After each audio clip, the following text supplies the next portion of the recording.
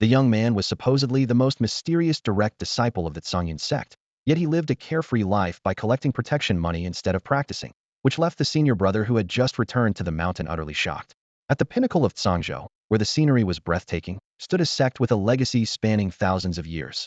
Between the 7 main peaks, 2 figures were making their way towards Qingyun Peak.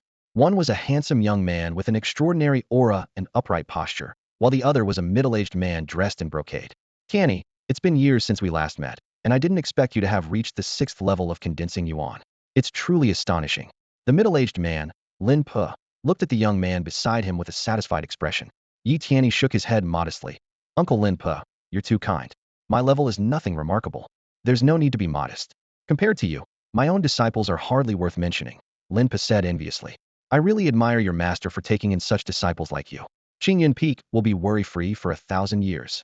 Uncle, 10 years ago when my master returned to the sect, he took in a junior disciple, saying he was extraordinarily gifted, unmatched by ordinary talents, and a rarity in Changzhou for a century. Is he truly that remarkable? Yi Tianyi suddenly inquired. Lu Changsheng. Lin Pe furrowed his brow at the mention of the name, and, after a moment of contemplation, said, that assessment is quite accurate. Not just in a century, even in 500 years, such a person is hard to come by. Following Lin Pe's pointed direction, they saw a young man in white leisurely sipping tea on a lounge chair under a pine tree, gently fanning himself.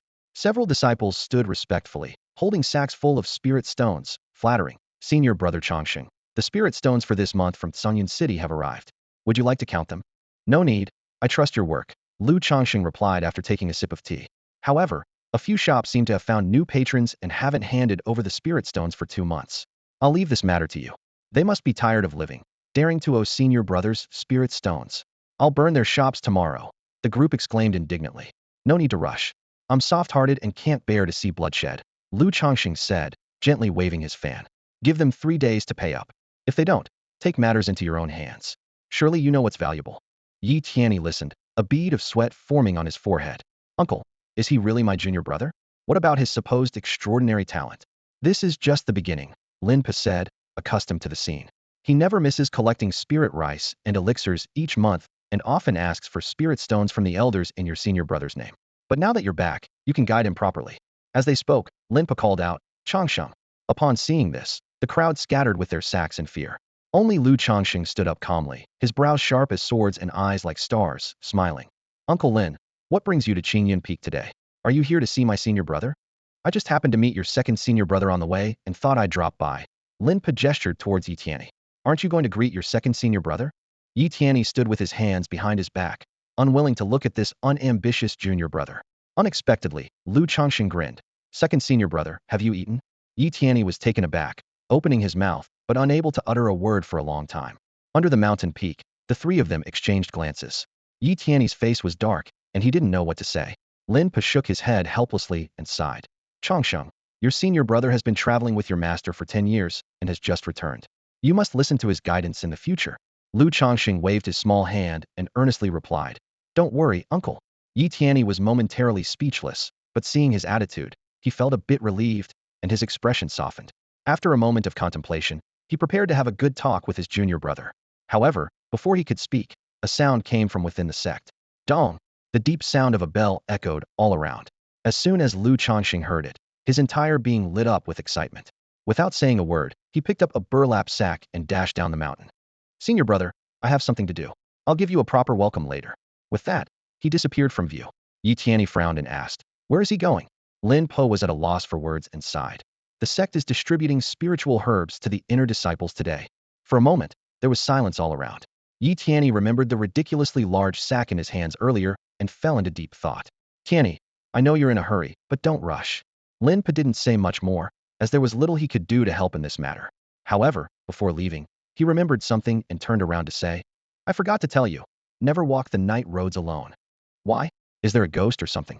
Yi Tianyi asked, puzzled. Lin Pe furrowed his brows and replied seriously, it's worse than ghosts. About 8 or 9 years ago, a night demon appeared in the sect, showing up periodically to beat someone up. Initially, it targeted only inner disciples, but later it didn't even spare the direct disciples. In recent years, it's become increasingly rampant, and not long ago, it even set its sights on the heads of each peak. Lin Pe's words became more and more outlandish until he realized it was getting late, and quickly took his leave. Yi Tianyi wasn't concerned, and kept his focus on Lu Changsheng. He collected his thoughts, determined to properly guide his junior brother.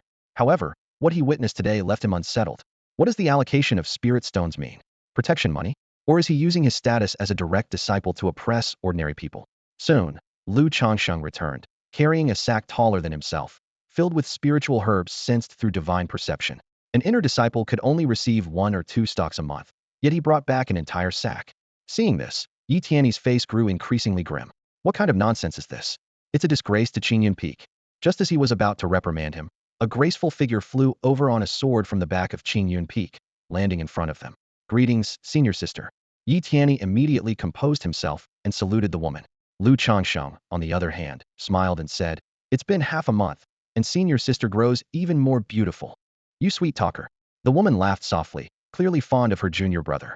Her name was Lu Qingcheng, the senior sister of Qingyun Peak, known for her stunning beauty and captivating demeanor. When did junior brother Yi return? Lu Qingcheng noticed Yi Tianyi. Yi Tianyi replied, "I just returned today. You've worked hard these 10 years away." "Not at all."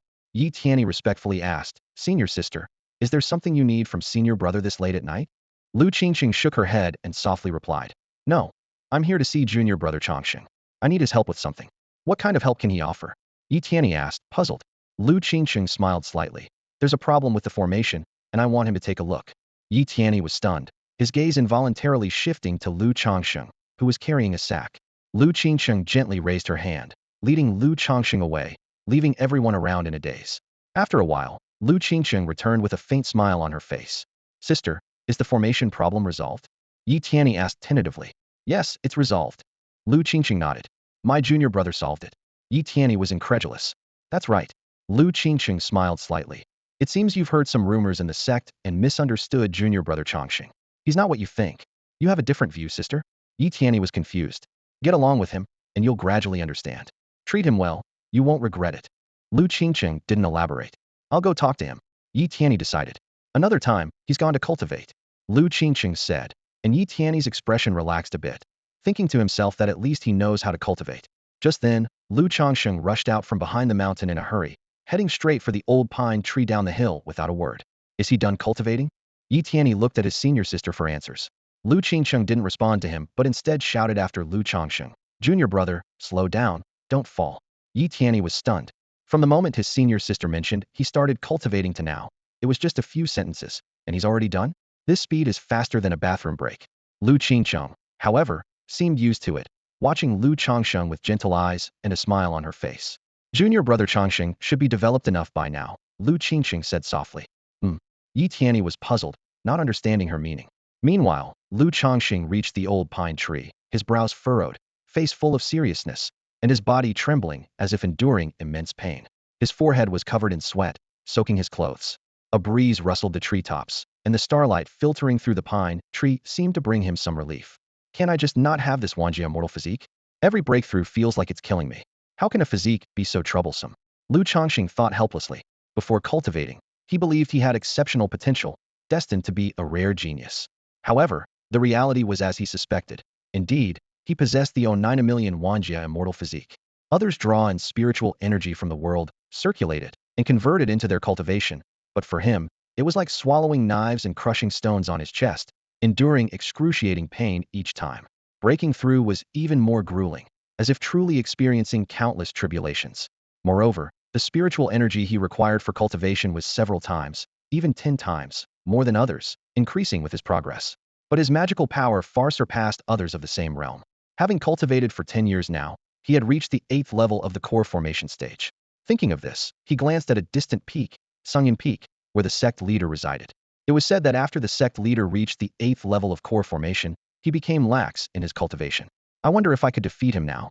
Lu Changsheng pondered, changed into black clothes, and stepped into the sky. The night was shrouded in mist, and the Qingyun immortal sect was enveloped in tranquility. Suddenly, a piercing cry followed by a wail shattered the silence. On Qingyun Peak, countless lights emerged as Luo Tian, the sect leader, staggered into the sky. At this moment, he had none of the dignity of a sect leader. Instead, he appeared disheveled, with tattered clothes, unkempt hair, several bruises on his face, and eyes so swollen they were nearly shut, making him look particularly pathetic. Behind him, a shadow pursued relentlessly. Luo Tian shouted angrily, "You insolent scoundrel! You've gone too far." Rage burned within him. As the sect leader, he had been dragged out at night for a fight and had failed to win. Although he wasn't seriously injured, the humiliation only fueled his anger. About 8 or 9 years ago, a demon began appearing frequently, coming around every so often to beat people up, and no one had been able to catch him. Over time, this person's audacity grew. First, he targeted disciples, then the elders of various peaks, and finally, he dared to attack the sect leader himself. The more Luo Tian thought about it, the angrier he became. Although he had never been severely injured, this individual had put the entire sect on high alert, forcing everyone to focus on their cultivation out of fear that they might be next. Soon, the disturbance drew a crowd, but the intruder had already vanished without a trace. By the time the leaders of the various peaks arrived, it was too late. On Qingyun Peak, Yi Tianyi heard the commotion and got up to investigate. Just as he was about to rush over to help, he noticed a shadow slipping into Qingyun Peak. His heart tightened, and he immediately went to check it out.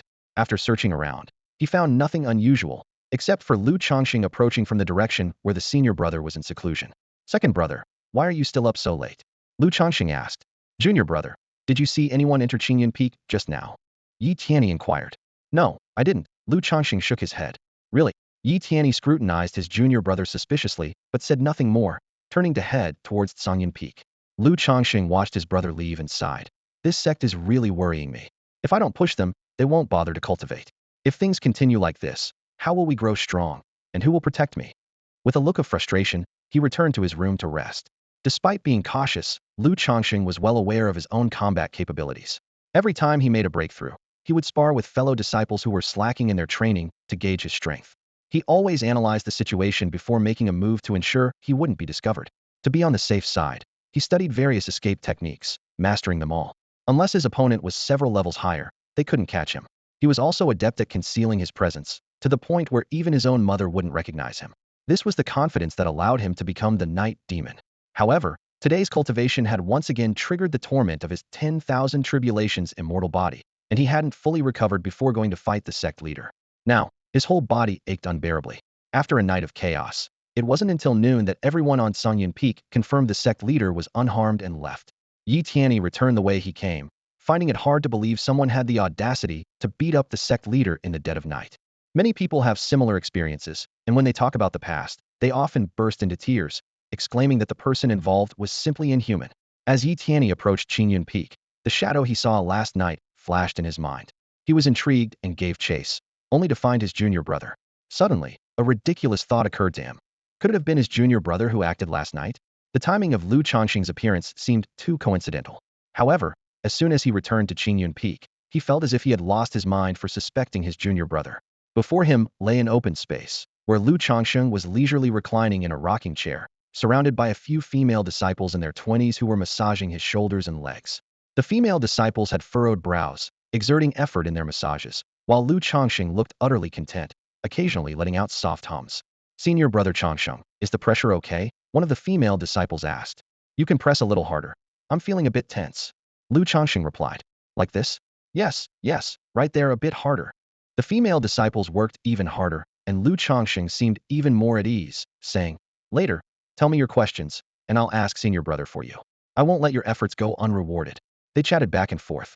Yi Tianyi's expression changed instantly. Unable to suppress his anger any longer, he shouted, What are you doing? The female disciples were startled, stepping back in fear. Lu Changsheng was also taken aback, looking at him in confusion. What's wrong, senior brother? What are you doing? Yi Tianyi questioned again. Lu Changsheng instinctively replied, Getting a massage. Ma? Yi Tianyi was at a loss for words, unsure if he didn't know it was a massage. Lu Changsheng understood his meaning and said, Senior brother, don't be so old-fashioned. Massages can promote blood circulation, relax muscles, and relieve body fatigue and pain. They're beneficial. After his breakthrough yesterday, he suffered some pain, which would take time to dissipate. That's why he often slept under the old pine tree not out of laziness, but because of the pain. He discovered that massages could alleviate some of the discomfort, so he asked these junior sisters to help him. Yi Tianyi looked at Lu Changsheng, speechless with anger, and turned to the female disciples, questioning, You are inner disciples of Qingyun Peak. Instead of cultivating, you're here for his amusement. It's simply. He was too angry to continue. The female disciples quickly bowed and said, Senior brother, we volunteered. Volunteered? Yi Tianyi was puzzled. Yes, one disciple said. We encountered problems in our cultivation. The peak master isn't here, and the elders often go into seclusion. Senior brother Changsheng frequently consults senior brother for us. We learn that he often experiences muscle pain, so we help him with massages to relieve it, not for amusement. Yi Tianyi was dumbfounded. Lu Changsheng continued. Yes, senior brother, you've misunderstood us. Yi Tianyi almost coughed up blood. Most of what they said was true, but it wasn't senior brother who solved their cultivation problems, it was Lu Changsheng. He had reached this point in his cultivation journey, and solving these issues wasn't difficult for him. It was also to help others, develop the sect, and make Qingyun Immortal sect bigger and stronger. Over the years, under his guidance, the Peak Master and elders worked harder in their cultivation, benefiting many disciples. Qingyun Immortal sect had already stood out among the three major sects in Sangzhou, with remarkable results. In this way, as the sect grew stronger, he gained a backing, allowing him to cultivate peacefully within the sect and ultimately ascend to immortality, which was his aspiration. However, the cultivation world was fraught with danger. He didn't dare venture out, fearing being plotted against by powerful individuals and being easily eliminated. He also avoided drawing attention to himself, keeping a low profile as much as possible. Even if the world misunderstood him, it wasn't a big deal. Sometimes, having a bad reputation wasn't necessarily a bad thing. As long as he could quietly cultivate within the sect, it wasn't a significant problem. With a stern expression, Yi Tianyi said, "You all should leave now." Yes. The female disciples didn't dare to argue and left after greeting. Then, Yi Tianyi looked at Lu Changsheng, silently deciding that today he must have a good conversation with him to uphold the honor of their sect. However, he still didn't have the chance to speak, as a young girl approached Qingyun Peak from afar, looking anxiously at Lu Changsheng. Senior brother Changsheng, something's wrong. Senior brother is having trouble with his cultivation. The young girl hurried over, and upon hearing that his senior brother was in trouble, Yi Tianyi's face immediately showed a look of concern. However, he was puzzled. If there was a problem, why not seek out the elders and the sect master, but instead come to Lu Changsheng? Lu Changsheng, on the other hand, remained calm, slightly raising an eyebrow as he remarked, "Another problem? It's really worrisome." Yi Tianyi was taken aback. The girl explained the situation and quietly watched Lu Changsheng, her face adorned with a radiant smile, her eyes glistening with tears. Her name was Luo Xianling, the daughter of the sect master, and she often came here to follow Lu Changsheng. Feeling her gaze, Lu Changsheng sighed and said, "Junior sister, didn't you say senior brother was in trouble?" Luo Xianling responded eagerly, "Yes. So hurry and bring him back. He's already on the way. I came to inform you first." Lu Changsheng frowned, feeling helpless about this junior sister. After all, she was the sect master's daughter, too conspicuous, which didn't align with his low-key personality. Bearing some bad reputation was finite most. Being called a playboy or a waste, it wasn't a big deal. But if entangled with the sect master's daughter, that was different. Thinking of this, he felt resigned. Before long, a few disciples came supporting a figure right was the senior brother of Qingyun Peak, Zhou Qingyu. He was tall and handsome, and even though he was being helped, he still appeared imposing. Senior brother. Yi Tianyi hurried forward to check on him, only to be pushed aside by Zhou Qingyu, who rushed straight to Lu Changsheng. "Junior brother, I'm in trouble again." "Don't worry," Lu Changsheng replied, supporting his senior brother into the house, leaving Yi Tianyi standing there in confusion, wondering, what does this mean? He turned to look at Luo Xianling. Luo Xianling explained, "Let senior brother Changsheng diagnose and treat him." "Him? Diagnose? Treat?" Yi Tianyi frowned, feeling increasingly uneasy, thinking this was sheer nonsense. The senior brother must have lost his mind. Just as he was about to rush into the house, Luo Xianling protested. "Every time, it's senior brother Changsheng who handles it, and there hasn't been any problem." "What do you mean every time?" Yi Tianyi was stunned. Could it be that he had wronged his junior brother? Could it be that his seemingly idle and lazy junior brother was actually a miraculous healer? As he pondered, Lu Changsheng emerged from the house, sighing from afar. "Ah, always making me worry. Can cultivation be rushed? Without me, this peak would fall apart sooner or later," he muttered as he walked into another room. Yi Tianyi hurried to check, only to see Zhou Qingyu already sitting on the bed, his previously pale complexion gradually regaining some color. "Senior brother, what happened exactly?" "It's nothing, just got injured while practicing sword intent." "Let junior brother take a look," followed his instructions, "and it's almost healed." Yi Tianyi exclaimed in surprise. "He even understands swordsmanship?" Zhou Qingyu thought for a moment and replied, "He knows a bit, though not much. And you still dare let him treat you?" Yi Tianyi couldn't believe it. He may not know much, but he's read a lot of texts. Every time there's a problem, he can always find a solution from the books. Zhou Qingyu's answer left Yi Tianyi even more puzzled. Soon, Lu Changsheng walked over with a book in his hand, looking excited as he said to Zhou Qingyu, "Senior brother, the content in this book is almost identical to the problem you're facing." Before Zhou Qingyu could reach out, Yi Tianyi took the book and examined it carefully, confirming that there was no issue. According to senior brother, this was almost a perfect solution. How did you know this was in the book? Yi Tianyi asked curiously. Lu Changsheng replied with a smile. I read books when I'm bored, and I happened to come across it. When you mentioned it, it just came to mind. Zhou Qingyu took the book, flipped through it, and nodded in agreement, feeling that his issue had been perfectly resolved. However, as he continued to browse, he found that the rest of the pages were blank. Where's the rest of the content? He asked, puzzled. I don't know either. It was like this when I found it, Lu Changsheng said helplessly. At that moment, Yi Tianyi noticed his finger was stained with black ink and exclaimed, this. The weather's been humid lately. It's probably ink bleed, Lu Changxing explained. The others didn't pay much attention, but Yi Tianyi felt something was off, though he couldn't pinpoint what it was. Soon, their attention shifted to Zhou Qingyu. As the senior brother of Qingyun Peak, he was exceptionally talented, having reached the 9th level of the condensing yuan stage at a young age, close to forming his core. The sect highly valued him, and he was one of the top disciples in all of Zhangzhou. Not only that, but his mastery of swordsmanship had reached the 6th level, earning him the title of a ancient century sword genius, even being called the Little Sword Immortal of Zhangyan. Swordsmanship is difficult to master. Many cultivators struggle just to get started. Achieving an understanding of the 2nd level is often the pinnacle for many. If one could comprehend the 9th level, they might touch the legendary state of sword heart clarity, a dream pursued by countless sword cultivators. Such an extraordinary individual had never appeared in Yu country, and Zhou Qingyu was no exception. Besides practicing, he was always contemplating swordsmanship, hardly taking a break. Even if Lu Changxing stayed on the mountain for a month, he might not see him more than twice. Every time he sought him out, it was to ask if there were similar problems in the books, often having to make something up on the spot, nearly getting caught this time. Seeing that there were no more issues, Lu Changsheng prepared to leave the room, but Zhou Qingyu called after him. Junior brother. What? Lu Changsheng turned back. The Ning family is here. Go handle it. Zhou Qingyu said. All right, no problem. Lu Changsheng replied, and left the room. Watching Zhou Qingyu's serious study, he couldn't help but shake his head, thinking, is swordsmanship really that complicated? Yi Tianyi stayed behind, wanting to have a good talk with senior brother about the junior brother's issues. After all, while being well-read is important, a cultivator's foundation is still their cultivation. Without practice, where would the cultivation come from? At that moment, Luo Xianling chased after Lu Changsheng. Senior brother Changsheng, where are you going? Wait for me. Sister Luo, do you need something? Lu Changsheng asked. Nothing, I just wanted to chat with you, Luo Xianling said, a hint of shyness on her face. Oh, we'll talk later. I have something to do now, Lu Changsheng replied. What do you have to do? Luo Xianling pressed. Senior brother just mentioned, I need to go to Qingyun City. Lu Changxing explained. For what? Luo Xianling asked curiously. There are quite a few things. Ning Yusin has arrived in Qingyun City, and I need to meet her. Lu Changxing explained. Ning Yusin? The daughter of the richest man in Zhangzhou. Luo Xianling said in surprise. Yes. Lu Changxing nodded. Luo Xianling raised an eyebrow, thinking to herself. It's one thing for him to visit the courtesan. She knows Lu Changxing often goes there. But Ning Yusin is the daughter of the richest man in Zhangzhou, and her father once said that the Qingyun Peak master seemed to have a close relationship with this wealthy man and had arranged a marriage for a disciple and Ning Yusin. What's she here for? Could it be about the marriage proposal? She felt a sense of crisis, but before she could ask, she found that Lu Changsheng had already vanished from sight. Senior brother Changsheng, you can't go let. Before she could finish her sentence, Lu Changsheng was already gone, heading outside the Qingyun sect towards Qingyun City. Soon, Lu Changsheng arrived at Qingyun City. The streets were bustling, with crowds of people weaving through. Street vendors enthusiastically called out to passers-by.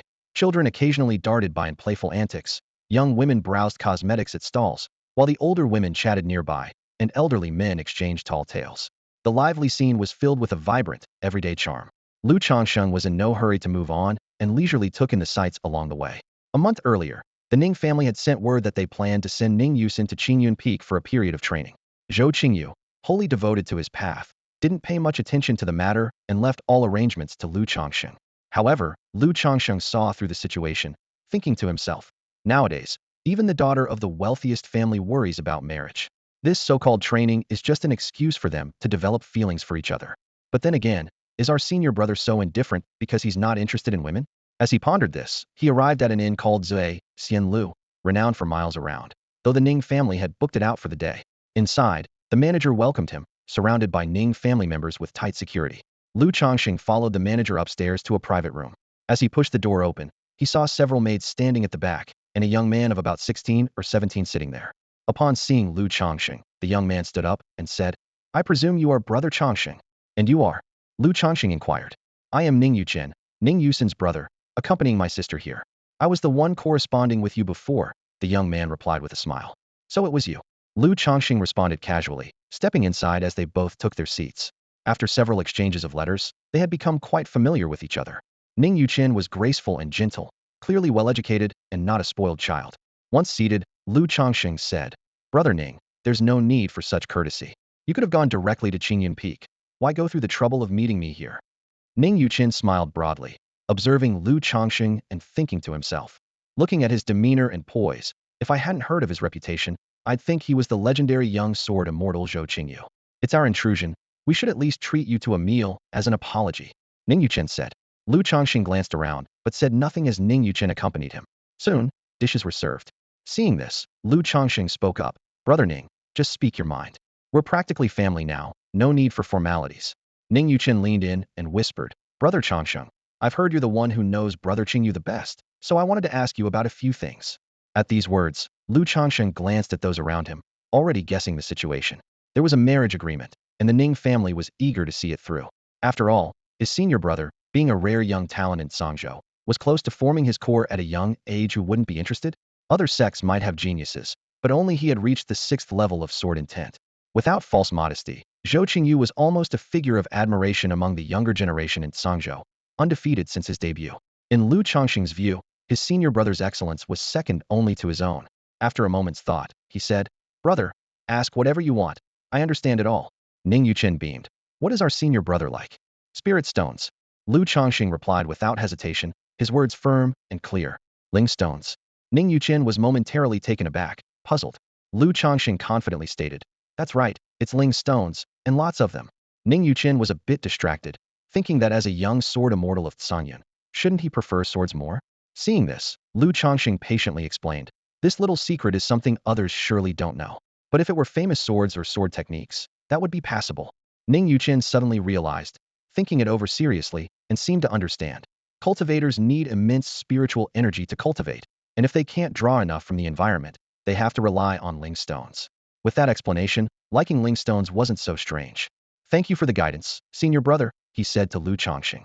You're welcome. Lu Changxing smiled slightly, then glanced at the sky. Since there's nothing else, I'll be off. I'm usually up on the mountain, so just come straight there. It's still early. Where are you heading, senior brother? Ning Yuqin asked curiously. To Zuiyu Pavilion. Lu Changxing replied without hiding anything, as he had already arranged to meet with the top courtesan there. He didn't care about his reputation, as he was already a subject of public discussion. Ning Yuqin hesitated for a moment, wanting to speak, but saw Lu Changsheng had already left, leaving him standing there, full of regret. Meanwhile, in a nearby tavern, a young woman watched Lu Changsheng leave, frowning slightly. She was 17 or 18, with a beautiful appearance and an elegant demeanor. She was Ning Yusin. She had heard everything clearly and couldn't help but speak. Qingyun Peak is such a celestial mountain. How could a genius like Brother Qingyu have a junior like this? Miss is here for young Master Qingyu. Lu Changxing's actions don't really matter, said an old servant beside her.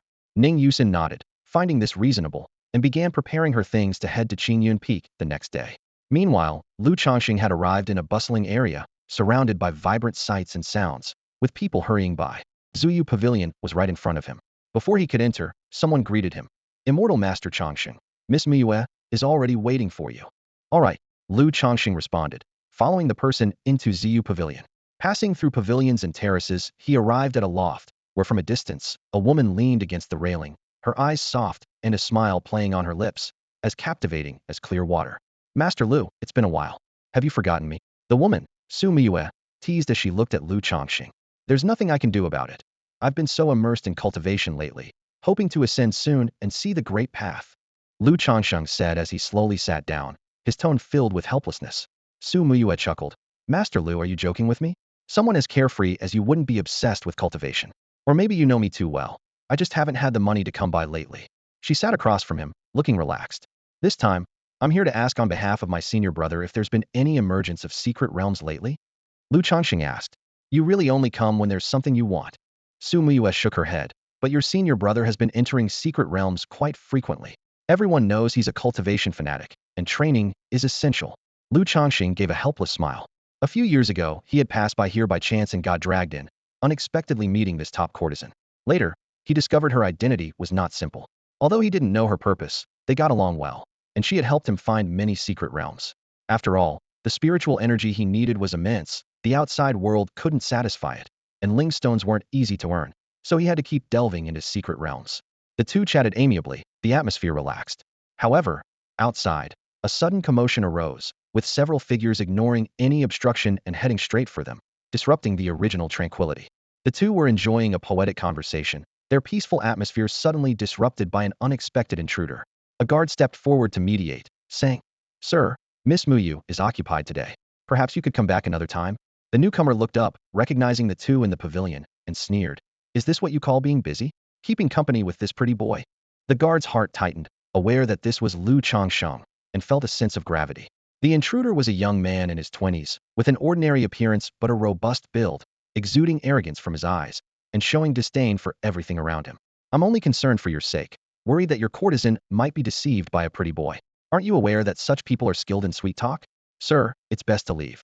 This is someone you can't afford to provoke," the guard earnestly advised, knowing Lu Changxing's extraordinary status.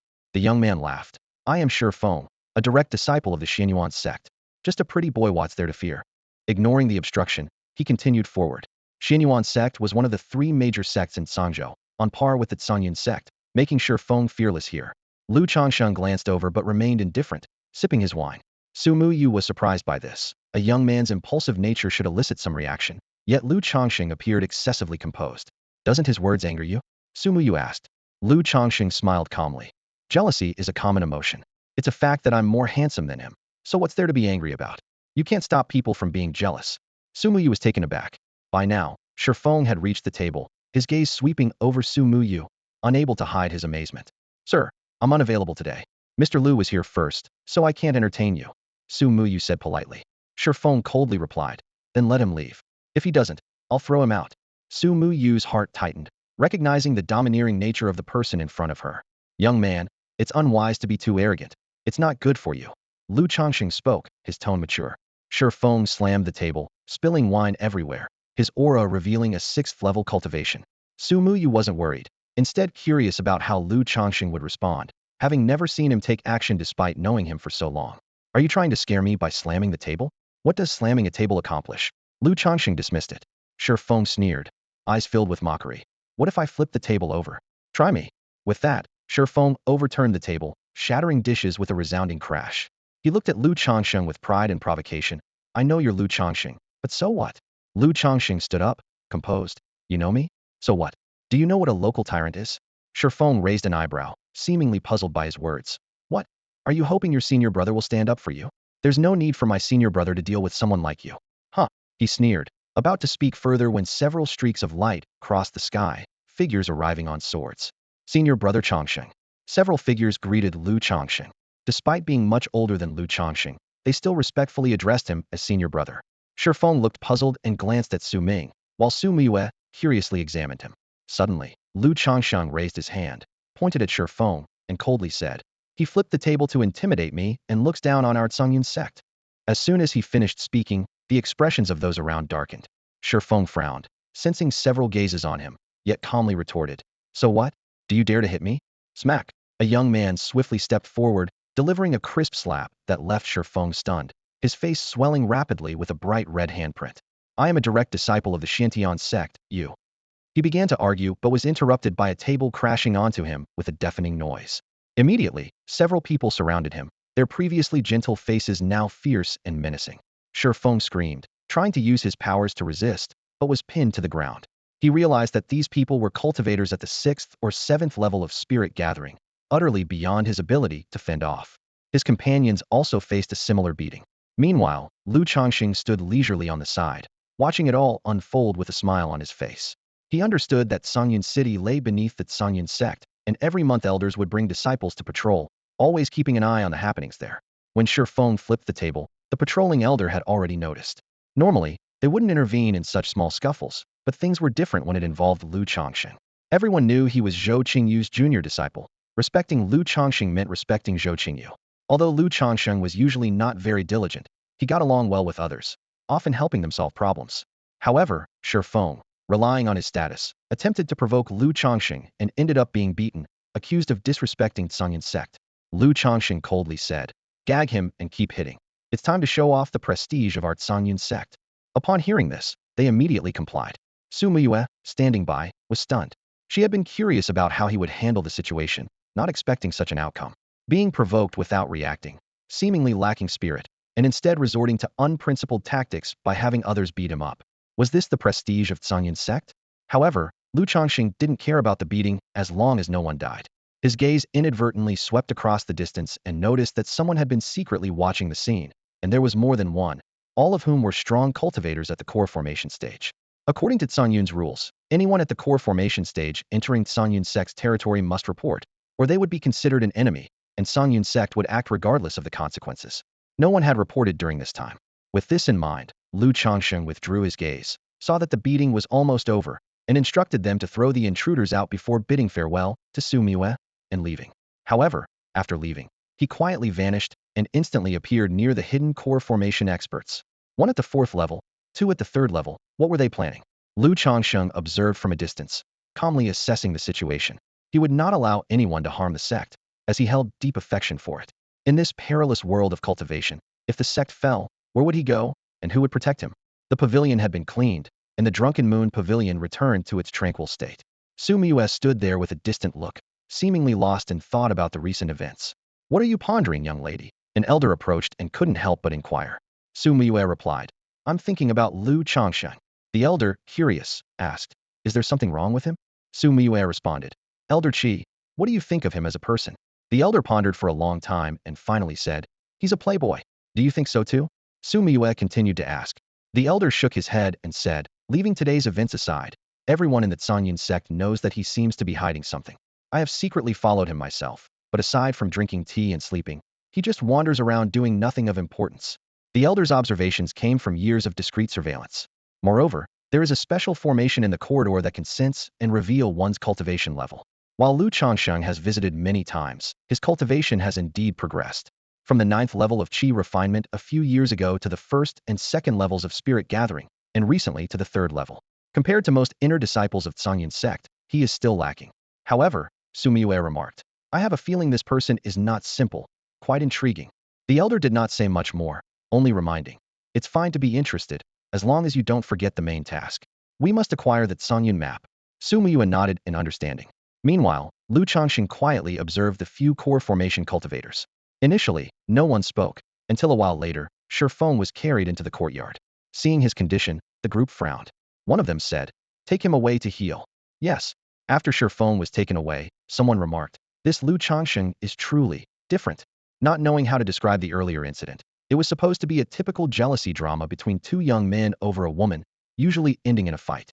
A fight did occur, but it was a group beating Shifeng. The plan was to beat up Lu Changsheng to provoke Zhou Qingyu and test his depth, but unexpectedly, Lu called for a group assault. It wasn't surprising, just a lack of foresight on our part. Why, someone asked. Lu Changsheng's cultivation was just at the 3rd level of spirit gathering. Not confronting Shifeng showed he wasn't foolish. Besides, someone like him wouldn't have the integrity to fight himself. True. Hearing this, Lu Changsheng raised an eyebrow and muttered, What kind of person am I? Then the three exchanged glances, and one said, Very well, we can test Zhou Qingyu later. Right now, the main task is important. Yes. Today, the patrol in Qingyun City changes shifts. Once they return to Qingyun, others will come, giving us half an hour to act. As they discussed, Lu Changsheng became curious, realizing these people were targeting the Ning family. And his provocation was just incidental. There's only one chance. Tomorrow they head to Qingyun Peak, and the opportunity will be gone.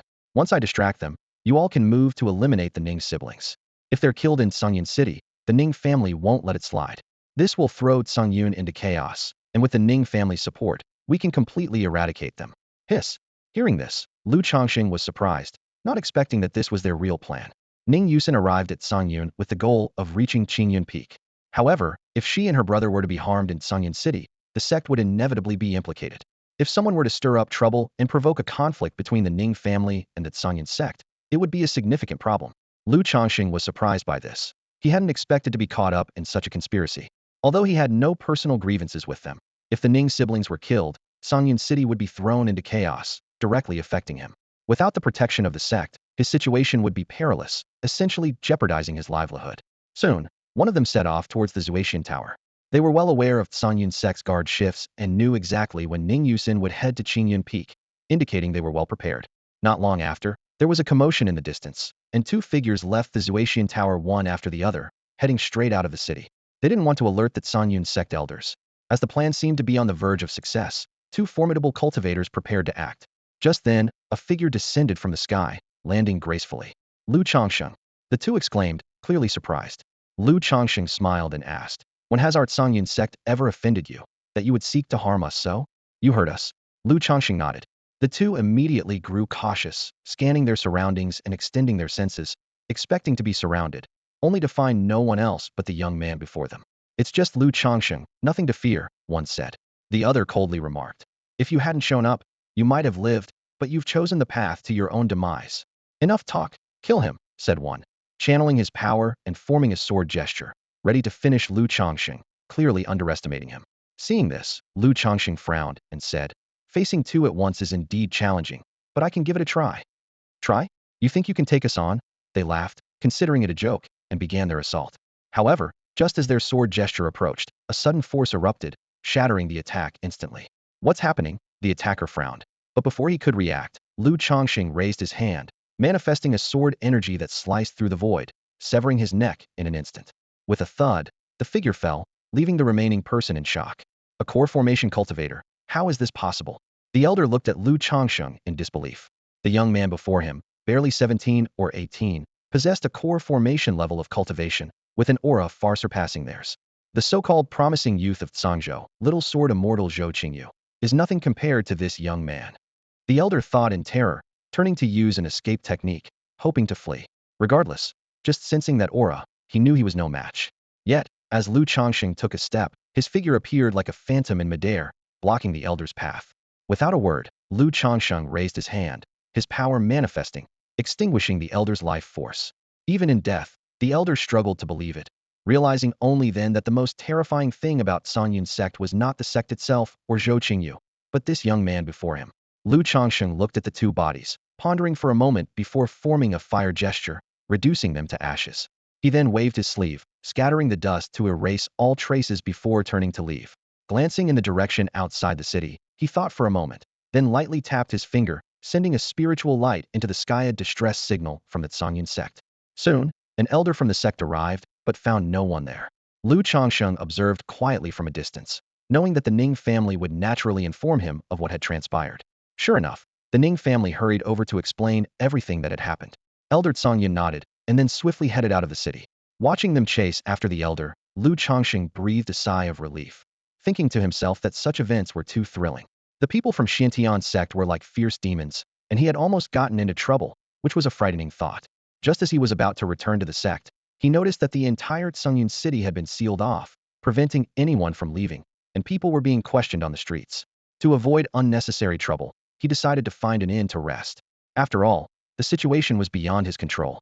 The next day, he leisurely got up at noon and found that the sect's questioning had ended, so he calmly headed towards Qingyun Peak. Along the way, he habitually greeted those he met, and instead of going directly to the peak, he headed to where the inner disciples gathered. He had previously promised the inner disciples of Qingyun Peak that he would help them with their cultivation problems. Brother Changsheng, they greeted him warmly.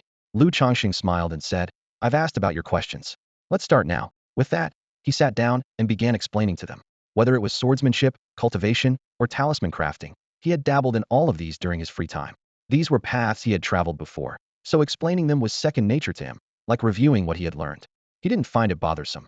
After all, a strong youth makes for a strong sect, and fostering the next generation is the path to sustainable development. Some challenges were not his to face alone. A strong sect was necessary. Even though he had beaten the sect master a few days ago, he knew there was an even more powerful ancestor in the sect. It wasn't until the afternoon that Lu Changsheng finished answering all the questions. He wasn't worried about being found out, as he carried the insights of his senior brother with him, and if anyone asked, he could attribute it to his senior brother. As night fell, Lu Changsheng, supporting his back, slowly ascended Qingyun Peak. The after effects of cultivation hadn't completely faded, and his back was a bit sore after sitting all afternoon. When he reached the peak, he found it surrounded by people, and he remembered that the Ning family was visiting today. Scanning the crowd, he spotted a young woman, Ning Yusin, waiting quietly without a trace of anger on her face. How could I forget about this? Lu Changsheng thought to himself, then spoke up. Everyone turned to look at him. Ning Yusin turned around, and Ning Yuchen was the first to greet him with a smile. Brother Changsheng, you're finally back. Ahem, what are you talking about? I had things to do today. Lu Changsheng quickly defended. Ning Yuchen laughed. I know you had things to do. I understand. Seeing Lu Changsheng supporting his back, his face was full of innocent smiles. At this moment, Ning Yusin also approached him and politely said, "Are the senior brothers not around?" Lu Changsheng asked. Ning Yusin shook her head. "I haven't seen the senior brother, and the second brother seems to be in the alchemy room, so I didn't disturb him."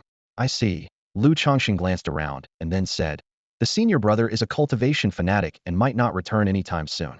I'll look for him tomorrow. You should rest first." Though he was arranging things, he casually pointed to an empty room. Since there were only the three of them on Qingyun Peak, there was plenty of space.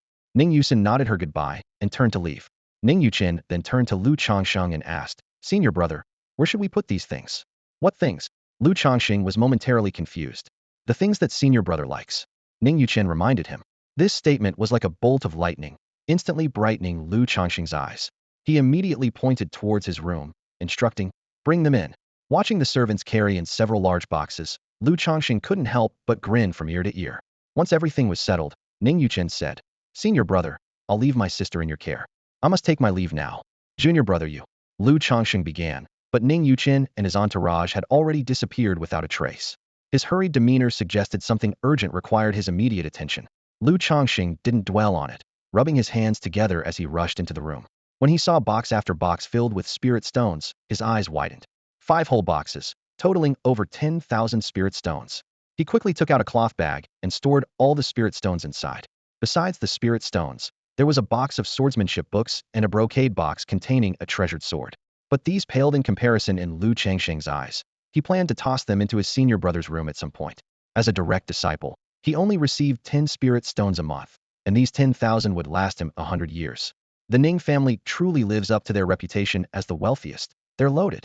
Lu Changsheng muttered excitedly to himself. With these spirit stones, my cultivation will be much easier. If senior brother really marries into the Ning family, he'd have an endless supply of spirit stones.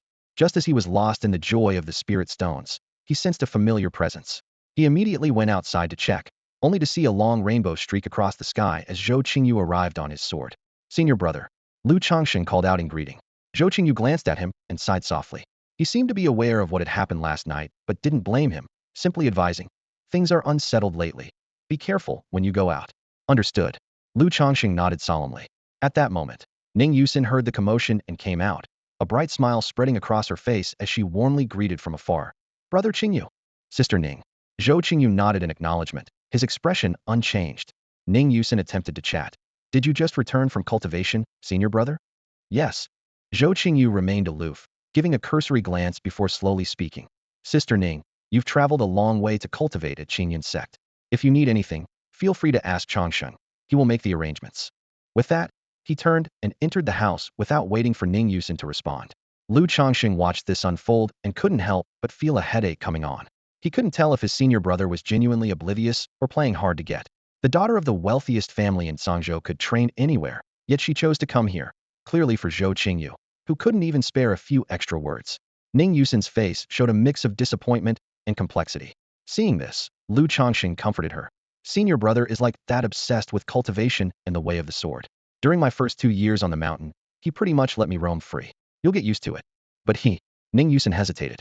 Lu Changsheng had a sudden idea and gently coached, "Sister, you can't approach it like this. Do you know how to win a man's heart? By winning his stomach?" Ning Yusin guessed. "We cultivators don't have time for meals." Lu Changsheng chuckled. "Then what should I capture?" "Do you really have to capture something?" Lu Changsheng felt a bit exasperated. "Of course, you should appeal to his interests. He's passionate about swordsmanship, so you should study it too. That way, you'll have something in common to talk about." Hearing this, Ning Yusin's eyes lit up, finding the idea reasonable. She reassessed Lu Changsheng and realized he might not be as frivolous as she had thought, at least in this matter. However, on second thought, Ning Yusin felt troubled again. But swordsmanship is difficult to master. Just getting started requires a lot of time and effort, That's because you haven't found the right method, Lu Changsheng said confidently. "It's actually not that hard to get started. Really simple? Not hard at all. How should I do it?" Ning Yusin pressed. "Just come to me," Lu Changsheng promised, patting his chest. "Come to you." Ning Yusin was taken aback, hesitantly asking, "But, are you capable?" Her words brought a sudden silence to the entire mountain. On the quiet mountain peak, 2 figures stood facing each other. Ning Yusin gazed earnestly at Lu Changsheng, her eyes filled with skepticism. With a slight furrow of her brows, she asked, "What do you mean by that?" "Young man, have you ever heard of the Jinshin Tongming pill?" Lu Changsheng's lips curled with confidence as he replied, Never heard of it? That's exactly right. Ning Yusin shook her head decisively, her confusion deepening. As the daughter of the richest man in Changzhou, she was accustomed to having rare items at her fingertips, yet she had never heard of what Lu Changsheng was talking about. Seeing her reaction, Lu Changsheng continued to explain, "It's a secret of my master. Not even my two senior brothers know about it. It's taught only to me. Just take one pill, and you'll gain insight into the way of the sword within 3 days, stepping into the first level of swordsmanship." Is that true? Ning Yusin's eyes lit up with a hint of anticipation in her voice. Lu Changxing patted his chest in assurance. "Genuine and fair. Only 10,000 spirit stones per pill. I'll buy one." Ning Yusin responded without hesitation, making a cloth bag appear in her hand, a magical artifact capable of holding many items. Lu Changxing was taken aback by her sudden decisiveness. He had prepared a lengthy pitch, ready for a long negotiation, but she had decided to buy before he even began. "You're buying it just like that? No second thoughts?" Lu Changxing couldn't quite believe it. Ning Yusin shook her head. "Although your reputation isn't great and your character seems questionable, everyone advises me to stay away from you. But I think you're not bad at heart. Besides, it's just 10,000 spirit stones per pill." Lu Changsheng was left speechless, unsure how to respond. Was she complimenting or insulting him? He regretted underestimating Ning Yusin's financial power, and it reminded him once again how people's experiences and emotions differ. After receiving the spirit stones, Ning Yusin eagerly asked, "When will you deliver it?" "Tomorrow morning." Lu Changxing answered firmly. "Deal." Ning Yusin's face broke into a smile again. She had traveled far for Zhou Qingyu, her idol, and was determined to make an attempt no matter what. Watching Ning Yusin leave, Lu Changsheng looked at the bag in his hand, feeling pleased as he headed to the pill room to prepare the pill for Ning Yusin. However, upon entering, he saw Yi Tianyi sitting there, dazed, with 2 exploded pill furnaces. "Senior brother, are you trying to create explosive thunder?" Lu Changxing teased. Yi Tianyi smiled wryly and explained, "Not explosive thunder. I'm trying to make Mingxin pills for our eldest brother to aid his sword training." "So why did the furnaces explode?" "Not sure if it's a mistake in the process or an issue with the ingredients." Yi Tianyi pondered, replaying the earlier steps in his mind. Lu Changsheng glanced over and pointed out, "Both are problematic. The Mingxin grass is the key ingredient that needs to be added at the moment of pill condensation, or it will collide with the pill fire causing an explosion.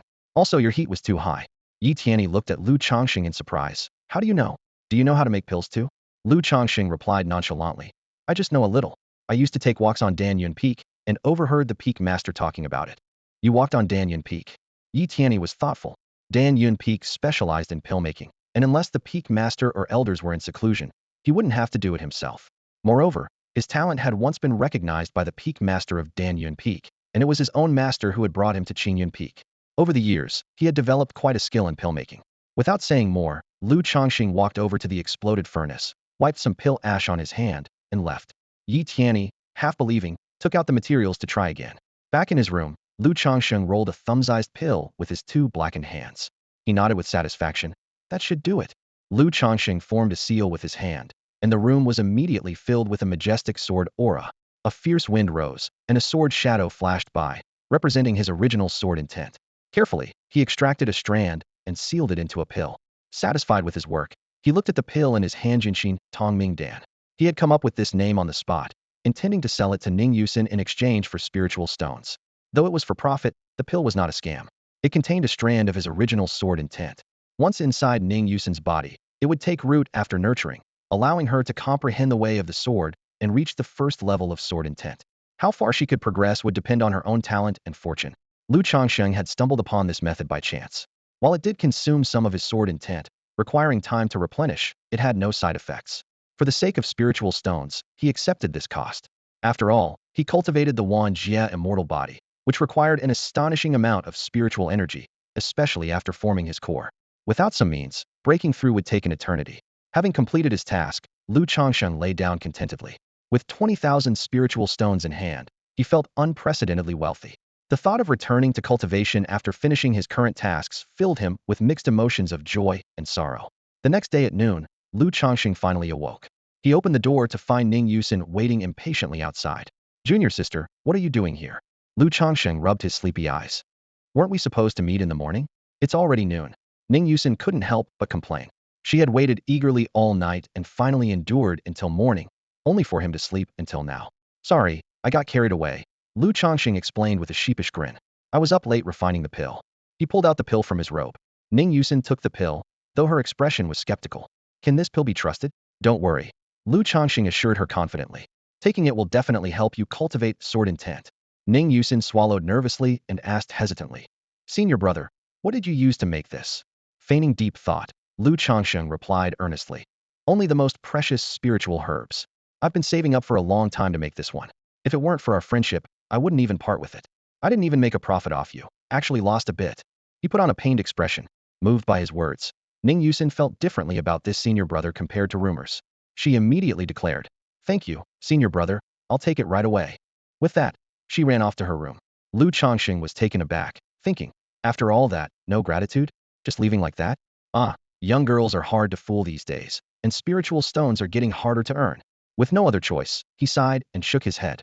At least he had a decent amount of spiritual stones and planned to find a place to start cultivating.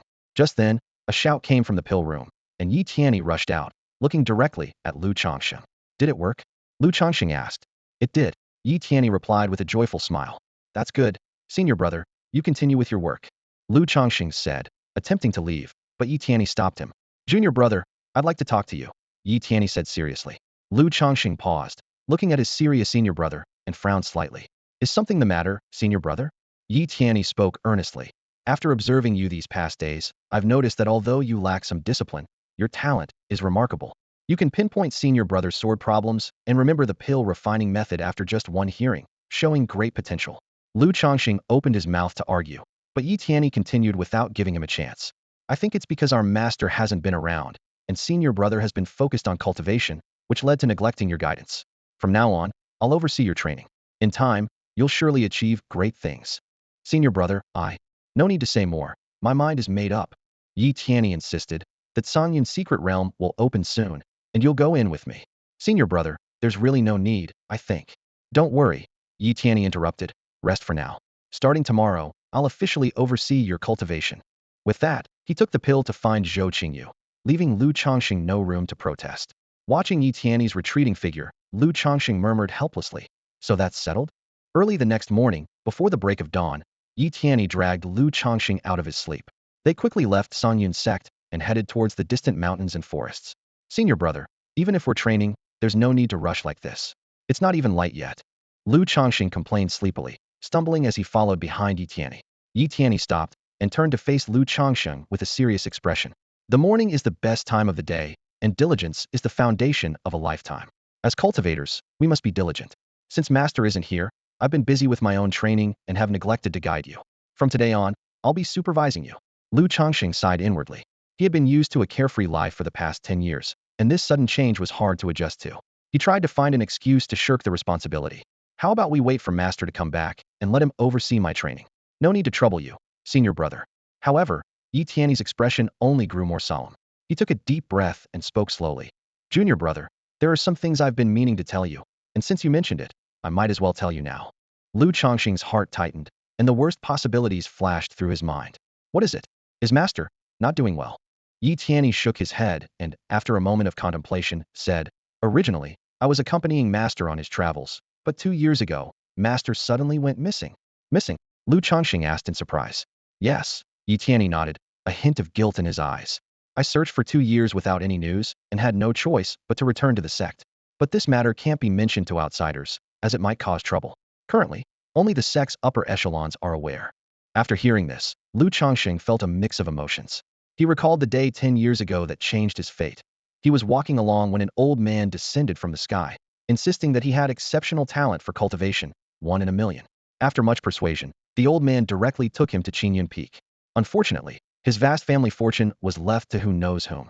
To make matters worse, the day after he arrived on the mountain, this so-called master left him with the senior brother and went off traveling, leaving him in a harsh environment at the tender age of 8. Yi Tianyi, seemingly unaware of Lu Changxing's inner turmoil, continued, I've heard from the sect that master came to Sanyun's sect over 100 years ago, and he seemed to have lost his memory at the time. Over 10 years ago, he suddenly remembered something and wanted to travel, and the sect was concerned, so I was sent to accompany him. But I lost track of him. Seeing Yi Tianyi's self-reproach, Lu Changxing couldn't help but feel a bit sympathetic. He consoled him, Don't worry about it, senior brother. Let's just focus on our training. Yi Tianyi nodded resolutely, a determined look in his eyes. You're right, junior brother. We should train hard. Once I form my core, I'll go out and definitely bring master back. Lu Changxing was left speechless. Clearly, It was Master who abandoned them and went off on his own adventures. Yet Yi Tianyi was still intent on finding him. Lu Changsheng shook his head inwardly, unsure whether to call his senior brother persistent or overly loyal. As they talked, they arrived at the foot of a mountain, their destination. Lu Changsheng frowned, muttering to himself. They woke me up early just to bring me to the trial grounds for outer sect disciples. This mountain, several hundred miles from the sect, was specifically for the trials of outer sect disciples. Though Lu Changsheng was only at the third level of spiritual gathering, he felt this place was somewhat beneath him. At the very least, they should have brought him to the inner sect disciples' trial grounds. Yi Tianyi seemed to sense Lu Changsheng's discontent and quietly explained, "You might not know, junior brother, but the sect has upgraded the difficulty here. It's not like before. Almost no one knows that this place contains the earth's spiritual veins. Even our senior brother comes here to cultivate." Lu Changsheng sighed inwardly. He already knew their senior brother was here. He had arrived last night. He had discovered the spiritual veins here years ago and nearly drained them. But he couldn't be bothered to say more. Although this place no longer held any surprises, it was quiet. With 20,000 spirit stones in hand, he could cultivate in peace. At the designated spot, Yi Tianyi watched Lu Changsheng begin his cultivation and sat down contentedly. Lu Changsheng glanced at his senior brother, knowing he meant well. He began to cultivate, realizing that improving his cultivation was the right path. Having witnessed the harsh realities of the cultivation world, where life and death were always at stake, he dared not slack off, fearing for his life at any moment. However, what troubled Lu Changsheng was that the 20,000 spirit stones were quickly consumed, and he was still far from reaching the 9th level of the core formation stage. He needed at least 100,000 spirit stones to break through. He couldn't help but wonder, if it takes this much for the 9th level, how much will it take for the nascent soul stage? Is it really pushing me to robbery? Feeling helpless, Lu Changsheng pondered over the situation. He required an enormous amount of spiritual energy enough to support 2 void transformation stage experts. He just wanted to reach the nascent soul stage quickly, as records stated that once the myriad tribulations immortal body reached that stage, cultivation would no longer be painful, although each breakthrough would require facing tribulations. The issue boiled down to spirit stones. The amount needed was too large, with no end in sight. Suddenly, Ning Yusin's image flashed in his mind. As the daughter of the richest man, she must be wealthy. With this thought, Lu Changsheng formed a plan and quietly returned to the sect. He had been away for several days, and Ning Yusin should have successfully developed her sword intent by now. He decided to check if she needed any further guidance. Soon, Lu Changsheng was back at the sect and hurried to Qingyun Peak. As he arrived, he saw Ning Yusin sitting by a stone table, surrounded by piles of books and scrolls, looking distressed and downcast. "Junior sister Ning, did you not succeed? That can't be right." Lu Changsheng expressed his confusion, having already sensed the sword intent emanating from her. Ning Yusin looked up and sighed. "I succeeded. Then why are you upset? Did senior brother still not pay attention to you?" "No." Ning Yusin shook her head. "After I developed my sword intent, senior brother's attitude toward me changed significantly. He kindly explained the way of the sword to me, gave me his cultivation insights, and comes to teach me every day. Isn't that great? You've gotten closer. What are you worried about?" Lu Changsheng asked, puzzled. From what he knew of their senior brother, the only things that could catch his attention were matters related to the way of the sword. Pointing to the books on the table, Ning Yusin said, troubled, "But I've been reading these for days and don't understand them. If he finds out I haven't made progress over time, will he?" Lu Changsheng immediately understood her concern and casually picked up the books to read. After a while, he nodded. They are indeed complex. Without at least a 5th or 6th level understanding of the way of the sword, they are hard to grasp. The more Ning Yusin thought about it, the more anxious she became. Lu Changsheng, however, reassured her. "It's not a big issue. As long as your sword intent keeps improving, he'll think you understand and know more, naturally leading to more interactions, and eventually, feelings will develop over time." Ning Yusin's eyes lit up, but soon dimmed again. Improving sword intent is easier said than done. I'm no sword genius. How can I improve quickly? She seemed deflated. "It's not that hard," Lu Changsheng said. "Really?" Ning Yusin perked up. Lu Changsheng gave a meaningful smile and slowly revealed the key. "All you need is money." With just a single sentence from Lu Changsheng, Ning Yusin's spirits were lifted. Her eyes sparkled, and she leaned forward slightly, clearly filled with anticipation for Lu Changsheng's proposal. "Senior brother Lu, do you really have a solution?" Ning Yusin eagerly inquired, her voice tinged with excitement. Lu Changsheng replied with a hint of hesitation. "It's not a big issue, but it might be a bit pricey." Ning Yusin waved dismissively. "How much do you need?" Lu Changsheng held up 2 fingers decisively. 20,000 and 3 spirit stones. The exorbitant amount made Lu Changsheng feel a bit uneasy himself. Recalling his past experience, he silently encouraged himself. After all, a peak master only earned a little over 100 spirit stones a month, and this was equivalent to their combined salary for over a decade. He had left room for negotiation, thinking that he should at least make 14 or 15,000 from this deal. However, Lu Changsheng underestimated the Ning family's wealth. Ning Yusin barely hesitated as she swiftly retrieved a bulging pouch from her ring. She gently opened it, revealing a dazzling array of spirit stones, totaling well over 20,000. Lu Changsheng was momentarily captivated, inwardly marveling at how extravagantly generous she was, without even bothering to haggle. He couldn't help but ask, "How wealthy is your Ning family to part with 20,000 spirit stones without batting an eye?" Ning Yusin nonchalantly replied, "If money can enhance my swordsmanship, what's 20,000? Receiving the spirit stones, Lu Changsheng felt a mix of emotions. He couldn't help but reflect on how being born into the right family was indeed a skill, as it directly determined one's quality of life later on. Watching the spirit stones being put away, Ning Yusin eagerly asked, "Senior brother Lu, what should I do next?" Lu Changsheng cleared his throat, feigning profundity. "You don't need to read these books anymore. If you like, you can keep them as mementos. Then, go back and get a good night's sleep. Come find me in the morning." "Thank you, senior brother," Ning Yusin said joyfully. "It's I who should thank you." Lu Changxing thought with delight, surprised at how easy it was to make money. He began to calculate that if this continued, earning 70 or 80,000 would be within reach. However, he cautiously reminded her, "Junior sister Ning, there's something you must promise." "What is it?" Ning Yusin asked earnestly. Lu Changxing lowered his voice. "No one else can know about this. Mainly because enhancing your sword intent requires the help of an old friend of my master, who doesn't like to be known. And of course, you can't expose me, or else senior brother won't like you, and I could be implicated." "Okay." Ning Yusin nodded solemnly, making multiple assurances before leaving. This time, Ning Yusin fully trusted Lu Changsheng. She recalled that after taking the Jinshin Tongming pill last time, she indeed developed sword intent, which even amazed Zhou Qingyu. Thus, she had no doubts about Lu Changsheng's words, and considering it was only 20,000 spirit stones, even if it didn't work out, it was no big deal. Lu Changsheng nodded with satisfaction, taking the 20,003 spirit stones to Qingyun City. He entered an herb shop, spent 3 stones on herbs, and the remaining 20,000 was his profit. Since Ning Yusin arrived at Qingyun Peak, Lu Changsheng's quality of life had soared. Earning 20,000 in a day was more than he could make in several months previously. He began to consider offering Ning Yusin a comprehensive enhancement package. Swordsmanship level 4 plus condensed origin level 9. Charging her 100,000 wouldn't be unreasonable, right? In Lu Changxing's view, neither condensed origin level 9 nor swordsmanship level 4 were particularly difficult, as long as one's talent wasn't exceptionally poor and they had the spirit stones. He recalled that it was under his step-by-step guidance that the senior brother achieved his current success. This path he had already walked, and for Zhou Qingyu, it was practically a smooth road. A sly smile appeared on Lu Changxing's lips, his eyes gleaming with shrewdness. He was already planning his next steps, preparing to widen this lucrative path.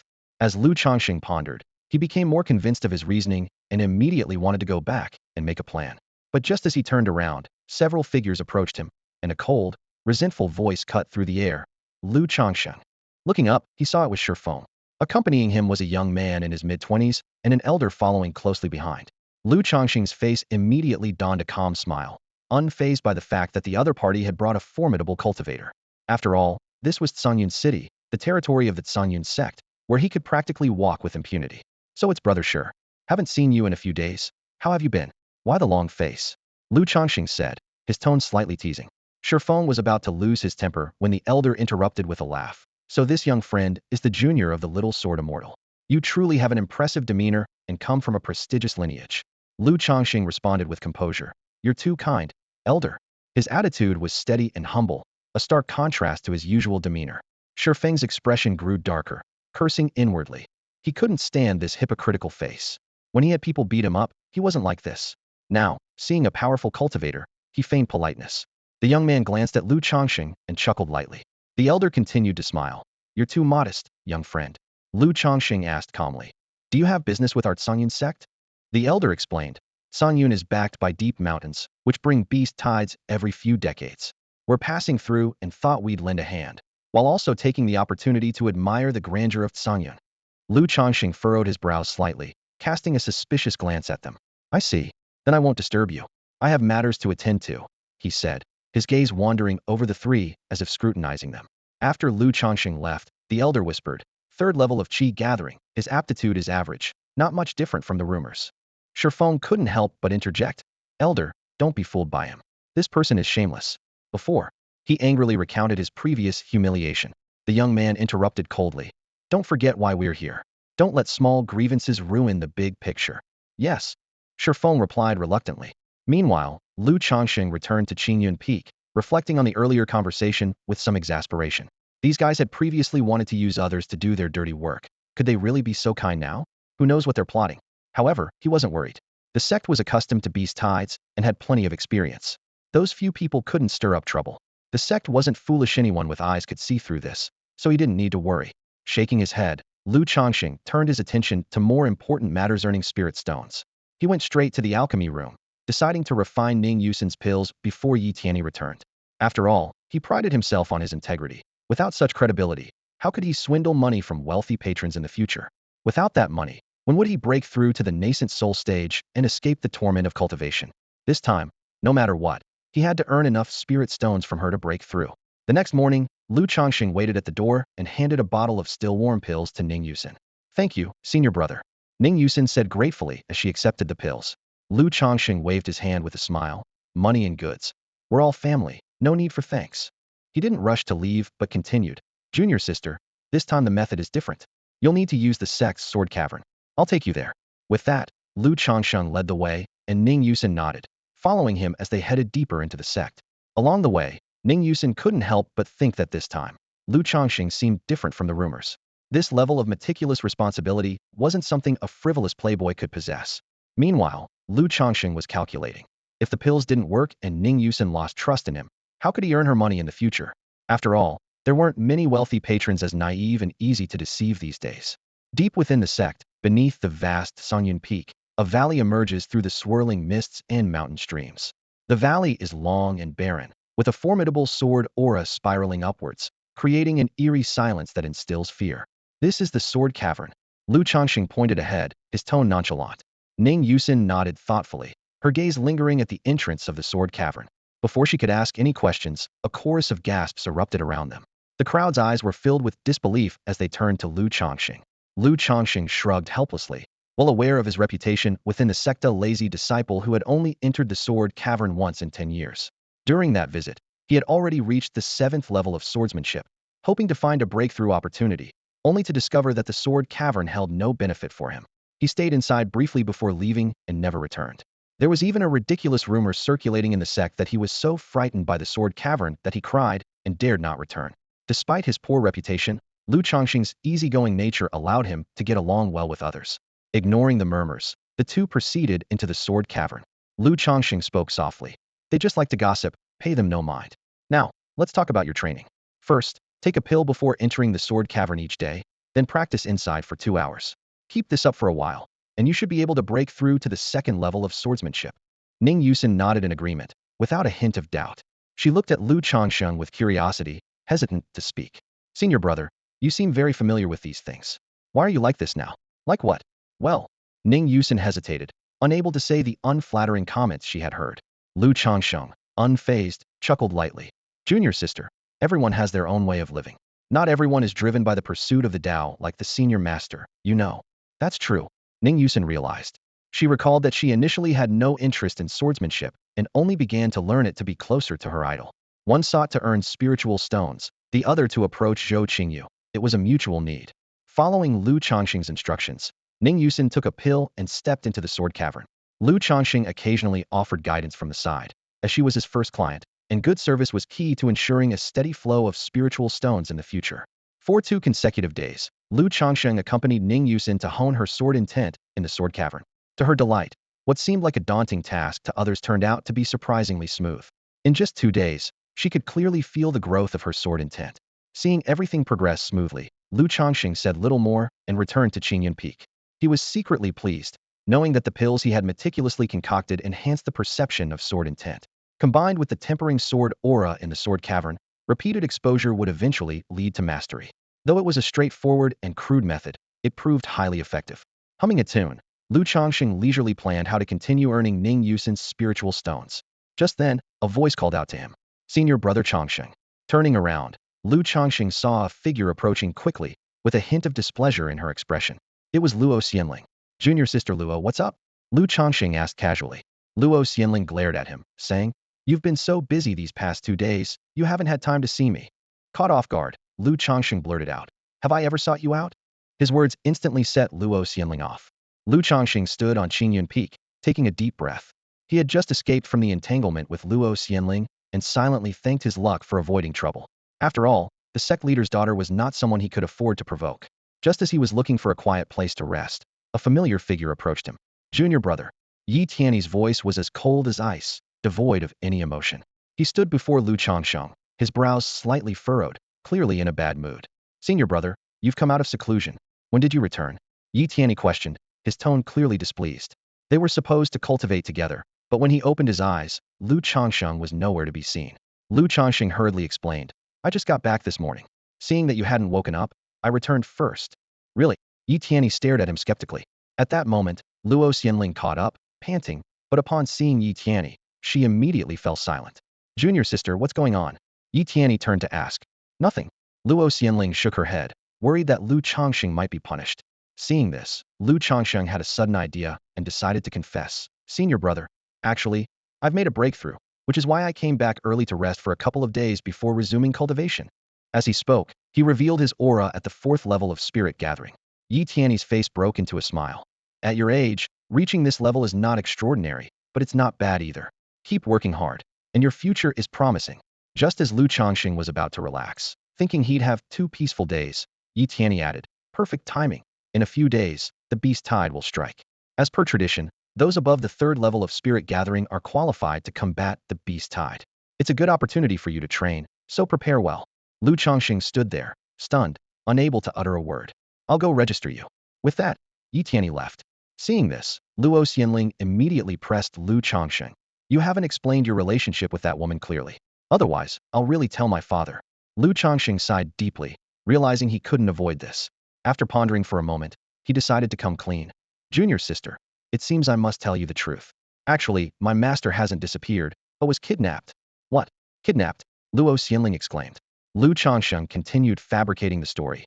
Yes, but this must not be disclosed to anyone, not even the sect leader. I'm helping Ning Yusin with her swordsmanship partly to match her with our senior brother, and partly to earn some spirit stones for ransom. I can't just watch my master suffer, and not speaking out is also to protect the sect's reputation. As you know, the sect is like my family. After hearing this, Luo Xianling's expression turned serious. How many spirit stones do you still need? A lot. Lu Changsheng feigned seriousness. To his surprise, Luo Xianling immediately said, I'll get you the spirit stones. I know where my father hides them. I'll steal them for you. Lu Changsheng was momentarily stunned, watching Luo Xianling's hurried departure. A pang of guilt rose in his heart. He hadn't expected his lie to lead to such consequences and, for a moment, didn't know what to do. His conscience ached slightly, but given the situation, he had no choice but to continue with the lie. Lu Changsheng returned to Qingyun Peak, his brow furrowed and his mind heavy with concerns. What used to be leisurely days were now disrupted. Not only did he have to focus on teaching Ning Yusin how to cultivate and earn spirit stones, but his second senior brother had also assigned him the task of fending off a beast tide. These trivial matters were already enough to give him a headache. But what worried him even more was Luo Xianling's plan to steal spirit stones from the sect leader for him. If the sect leader finds out, what then? Lu Changsheng pondered to himself. I might be sent to guard the spiritual herbs in the Baichao garden again. Should I bring a basket or a sack this time? As he sighed, reflecting on the hardships of life, he glanced up and saw a familiar figure not far away. It was Shifeng, whom he had encountered before. An elder stood beside him, acknowledging Lu Changsheng's arrival with a nod and a smile. Shifeng, however, maintained a hostile expression but said nothing, continuing to gaze at the back of Qingyun Peak. Lu Changsheng was puzzled about their presence when suddenly he sensed 2 powerful auras accompanied by intense fluctuations of magical energy. He looked up to see 2 figures leaping into the sky. They were Zhou Qingyu and a young man from Xinyuan sect. Zhou Qingyu stood in midair, forming seals with his hands as azure magical power swept out like a torrent. The fierce wind howled, stirring the mountain forest. Lu Changsheng keenly noticed that although Zhou Qingyu had reached the 9th level of condensed essence, he deliberately suppressed his cultivation to the 7th level. Not to be outdone, the young man from Xinyuan sect swung his arms, and crimson magical power surged upward like a roaring tiger, exuding a majestic aura. Lu Changsheng speculated that this young man, with such cultivation at his age, must be Li Changfeng, the second disciple of Xinyuan sect. As their magical powers collided, the air was filled with thunderous booms. The surrounding spiritual energy became chaotic, and brilliant spiritual lights blossomed in the sky. The entire Qingyun Peak trembled, and the sand and stones beneath their feet danced. The gusts of air tousled Lu Changsheng's hair, causing him to frown. Is this a duel? Lu Changsheng wondered to himself. As the battle intensified, the two exchanged blows, their magical energies intertwining, making it difficult to determine a winner. The elder watched intently, paying no attention to Lu Changsheng. Suddenly, a flash of light appeared in Li Changfeng's hand, and a spear materialized out of thin air. Gripping the spear with both hands, he thrust it forward like a dragon, the silver light glinting with a resonant hum. His arms moved as if lifting 1,000 pounds, launching a fierce attack at Zhou Qingyu. Zhou Qingyu remained unfazed, one hand behind his back, the other with fingers together. In an instant, a sharp intent surged through him. Countless sword auras materialized out of nowhere, hovering by his side. With a gentle gesture, the sword auras soared through the air, the continuous sound of them slicing through the air sending shivers down one's spine. The elder's expression suddenly froze, moved by the sword intent emanating from Zhou Qingyu. As the sword auras descended, they clashed with the spear, producing an ear-splitting explosion. The spear, initially swift like a swimming dragon, was forcefully halted. The sword lights were incredibly sharp, their killing intent astonishing. Li Changfeng was pushed back by this fierce offensive, his sleeve sliced off, the sword aura grazing his clothing and even brushing past his neck. Yet he persisted, his spear clashing with the sword, sparks flying, and the blade leaving marks on the spear's shaft. Li Changfeng's eyes flashed with astonishment. Zhou Qingyu's mastery of the sword was truly intimidating. The battle was fierce yet brief, and as expected, Li Changfeng was defeated. The fight came to an abrupt halt. Li Changfeng cupped his hands in respect, his voice filled with admiration. Zhou, you are indeed extraordinary. I concede defeat. Zhou Qingyu maintained a calm demeanor, standing with his hands behind his back, and replied modestly, Li, you flatter me. You are already a standout among our peers. I merely have the advantage of the sword. Li Changfeng chuckled softly, slowly descending from the void. An elder nearby also spoke. The young sword immortal of Cangcheng truly lives up to his reputation. I am enlightened. Your praise is too generous, elder. Zhou Qingyu replied with humility. The three then bid their farewells and departed. Lu Changsheng stood aside, witnessing the entire scene, and couldn't help but fall into thought. He sighed inwardly. If those naive young girls saw this, who knows how many would be captivated? He couldn't resist muttering to himself. Is it necessary to show off to such an extent? The more impressive Zhou Qingyu's demeanor, the more it gave Lu Changsheng a headache. Lu Changsheng pondered. They were clearly here to test him, yet Zhou Qingyu didn't hide his abilities at all, displaying a terrifying level of straightforwardness. Last time, Xintian sect sent people to assassinate Ning Yusin and her brother, and he left one alive. Did they not capture him, or did they fail to extract any information? Why hasn't anyone warned Zhou Qingyu? Despite this, Lu Changsheng was helpless. He knew Zhou Qingyu wasn't showing off intentionally. It was simply his nature devoted to the way of the sword, indifferent to worldly affairs. But the more he stood out now, the more formidable opponents he would face in the future. Lu Changsheng sighed in resignation, wishing he could give Zhou Qingyu a couple of slaps. Zhou Qingyu noticed Lu Changsheng's presence, descended from the air, and approached slowly. Junior brother, I heard from the second brother that he's taking you to fend off the beast tide? Yeah. Lu Changsheng felt even more troubled at the mention of this. Zhou Qingyu, however, said calmly, staying in the sect isn't a solution. It's good to gain some experience. You can stay by my side then. All right. Lu Changsheng nodded in agreement, secretly pleased. Where Zhou Qingyu was, no one would pay attention to him except for Shifeng. The radiance of the young sword immortal of Cangcheng was enough to overshadow everything. He just needed to follow along, pick up a few demon beast corpses to sell, and earn some spirit stones, which wasn't a bad deal. After speaking, Zhou Qingyu turned and left to continue his cultivation. Watching his brother's retreating figure, Lu Changsheng couldn't help but admire. He's truly becoming more and more like a sword immortal. After 10 years together, Zhou Qingyu, though not a man of many words, cared deeply for his junior brother, often sharing his insights and realizations. Whenever there was a gain from the Ascension Conference or secret explorations, he would think of sharing it with Lu Changsheng. Lu Changsheng pondered. This brother is too straightforward, making him uneasy. He needed to find a way to get him into one of those major sections. With his talent, he would surely receive better protection. He thought of the upcoming dynasty war. Every few years, Yu Kingdom would hold a grand dynasty war.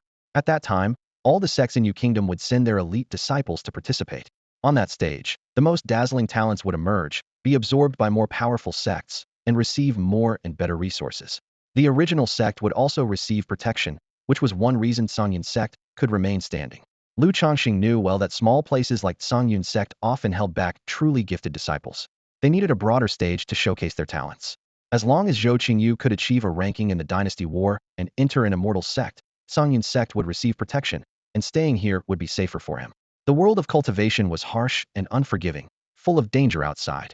Lu Changsheng dared not reveal his talents too much, understanding the principle of the tree that stands out gets blown down. In Yu Kingdom, the strongest were only at the nascent soul stage, and there were very few of them. As long as he didn't court death, he could ensure his safety. Just as Lu Changsheng was about to return to his room, a stream of light suddenly streaked across the sky over Qingyun Peak, radiating a blue light that lingered for a long time. Lu Changsheng's heart tightened, knowing it was a warning of the approaching beast tide. A sudden flash of blue light put the entire Qingyun sect on high alert. Elders and stewards, who had been in seclusion, emerged from their retreats with grave expressions. Based on past experiences, a beast tide was expected to sweep through in a few days. Lu Changsheng stood atop the mountain, gazing into the distance, puzzled. Why did these beasts always attack at a fixed time? Was there something special about the Qingyun sect that attracted them? He had been cultivating here for 10 years, and if there were any treasures, surely they wouldn't be left for these creatures to defile. Yi Tianyi hurriedly arrived to report, sternly reminding Lu Changsheng to be prepared. Lu Changsheng nodded silently, but couldn't shake the unease in his heart. Meanwhile, on a distant mountain peak, 3 members of the Xintian sect looked towards Qingyun Peak. Li Changfeng knelt on one knee, bowing his head in guilt. I was no match for Zhou Qingyu. Please punish me, elder. The elder sighed, shaking his head. Zhou Qingyu's brilliance exceeded expectations. There might not be anyone in Sangzhou who can rival him. This isn't your fault. Li Changfeng remained silent, his heart filled with mixed emotions. Shifeng frowned in thought, recalling that thrilling battle. Nearly 30 and about to form a corps, his swordsmanship was astonishing. Even the elders dedicated to swordsmanship in the sect might find it hard to compete. What should we do now? Shifeng asked worriedly. His swordsmanship is nearing the 7th level. Such talent is truly frightening. Even in the large sects, he would be a standout. If he were an ordinary genius, it would be fine, but given the current situation, we cannot let him be. A cold gleam flashed in the elder's eyes as he said, You will continue to help Songyun resist the beasts, and leave the rest alone. Understood, the two replied in unison. Time flew by, and the call to assemble had already sounded. The sect left some experts behind to guard while the others followed the sect leader to intercept the beast tide outside the sect, to prevent the beast from attacking and harming the common people. After reminding Ning Yusin of some precautions, Lu Changsheng also went to report with his senior brother. The entire sect was on high alert, with young disciples full of fighting spirit, eager for their chance to prove themselves. For these cultivators, seeking immortality and enlightenment was important, but the urge to battle was hard to suppress. Young people always have a restless vigor and an ambition to soar. Only Lu Changsheng seemed out of place, his mind elsewhere. Disciples from each peak quickly gathered, with Zhou Qingyu leading Yi Tianyi and Lu Changsheng at the front, followed by dozens of inner sect disciples. Just then, Luo Xianling arrived gracefully. Hello, senior brothers, she greeted Zhou Qingyu and the others. They smiled in acknowledgement. Then, Luo Xianling approached Lu Changsheng with a peculiar sparkle in her eyes. Senior brother Changsheng, she said, hands behind her back, with a cheerful smile. Sister, what's up? Lu Changsheng asked in confusion. I brought you the spirit stones. Luo Xianling said, handing him a bulging cloth bag. Lu Changsheng was stunned, and a quick scan with his mind revealed a shocking amount. 10,000 spirit stones. To put it in perspective, a peak leader's monthly salary was just over 100 spirit stones, and even the sect leader received no more than 200. 10,000 spirit stones would take an ordinary cultivator years to accumulate. Apart from someone wealthy like Ning Yusin, even the sect leader would find such a sum significant. This is so much you. Lu Changsheng began nervously, but Luo Xianling interrupted. Don't worry, my dad doesn't know. Luo Xianling said with a shy smile. He said it's my dowry anyway, so it's mine eventually. I'm just taking it early. Lu Changsheng's hands trembled slightly as he looked at his junior sister, unsure of what to do. Lu Changsheng glanced nervously at the sect leader, only to find Luo Tian staring intently at him with a gaze more terrifying than a fierce beast. He couldn't help but wonder, does the sect leader really not know? That look doesn't seem like he's unaware. Not far away, an elder noticed the sect leader's unusual demeanor and whispered, Did little Changsheng offend the sect leader? Luo Tian tersely replied, No. Yet the fierce look in his eyes remained. The elder was puzzled. Then why is the sect leader? Luo Tian glanced back, thinking to himself, Isn't it obvious? His daughter is about to be taken away. How could he possibly smile? After a moment of silence, he slowly spoke. I don't know why, but lately whenever I see that boy, I get inexplicably angry and feel an urge to beat him. There were a few times I almost couldn't hold back. The elder quickly advised, Sect leader, it's not that serious. Although Changsheng is a bit lazy, he's of good character. Plus, I heard Tianyi has started to push him, and he's already broken through to the 4th level of spirit gathering. Luo Tian's expression remained grim. So, is there a big difference between the 3rd and 4th levels? The elder continued. The master of Qingyun Peak has a good eye. Changsheng isn't lacking in talent, just needs more guidance and experience. Luo Tian frowned at the elder, still not showing a pleasant face. He knew full well that Qianjun was Lu Changsheng's mentor, the master of Qingyun Peak. Finally, Luo Tian glared at Lu Changsheng again, unable to resist cursing, brute. In his view, his daughter was only 16 or 17, yet that kid dared to make a move, which was simply unforgivable. All these words reached Lu Changsheng's ears. He breathed a sigh of relief, thinking the matter of the stolen spirit stones had been discovered.